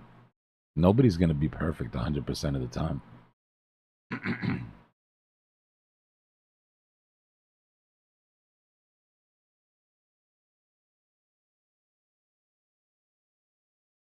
Yeah, but like deleting tweets and shit like that is crazy. It's crazy especially because, you know, if it hit right on time, you know, he'd be reposting that tweet a million times a day trying to show people how he got it right.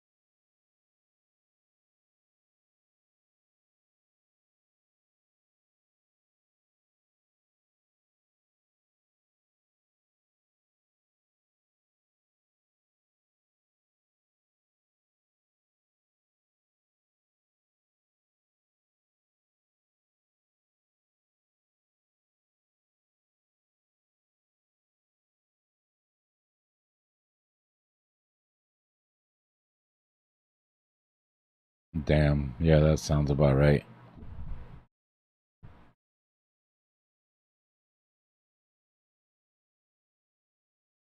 I don't know, bro. For me, like groups are in two. They're in two groups, right? Are you extractionary or do you add value? Right? Is crypto better off that you're here, or are you taking more than you're giving? And when you think of it like that, it's pretty easy to split up influencers, projects, coins, everything into like these two groups.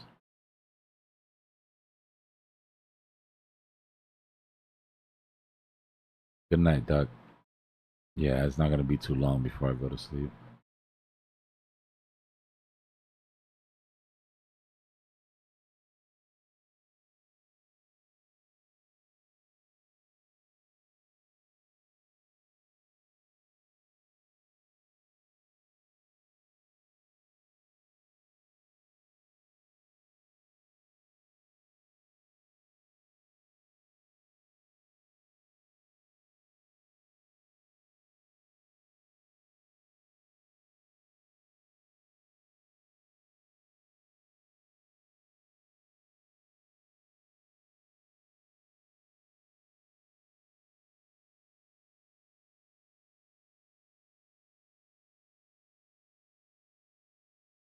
Those groups, they've got really big turnover. Like, there's so many new people coming into crypto that all of those people that left because of that tweet, they'll be replaced in a couple months with brand new people that weren't there, right? And then the cycle just repeats. So, like, I think the age of a group says a lot about like the person that's running it or the person that's doing a TA, or you know what I mean? Because if people that have been there for 3, 4, 5 years are still there, then that person at least, you know, has a pretty good track record.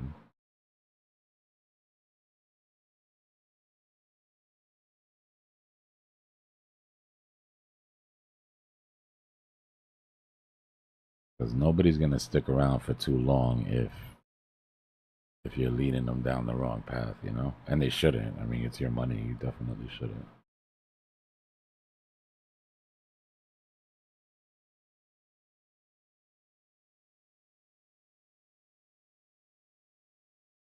All right, y'all. We're gonna reset the stream real quick. We'll be back in 2 minutes. Smack that like button if you haven't hit the like button. Oh shit, we broke out on likes for this stream. Let's go. That's how I like it. 149 viewers, 166 likes. Yeah, we'll be back in less than 2 minutes.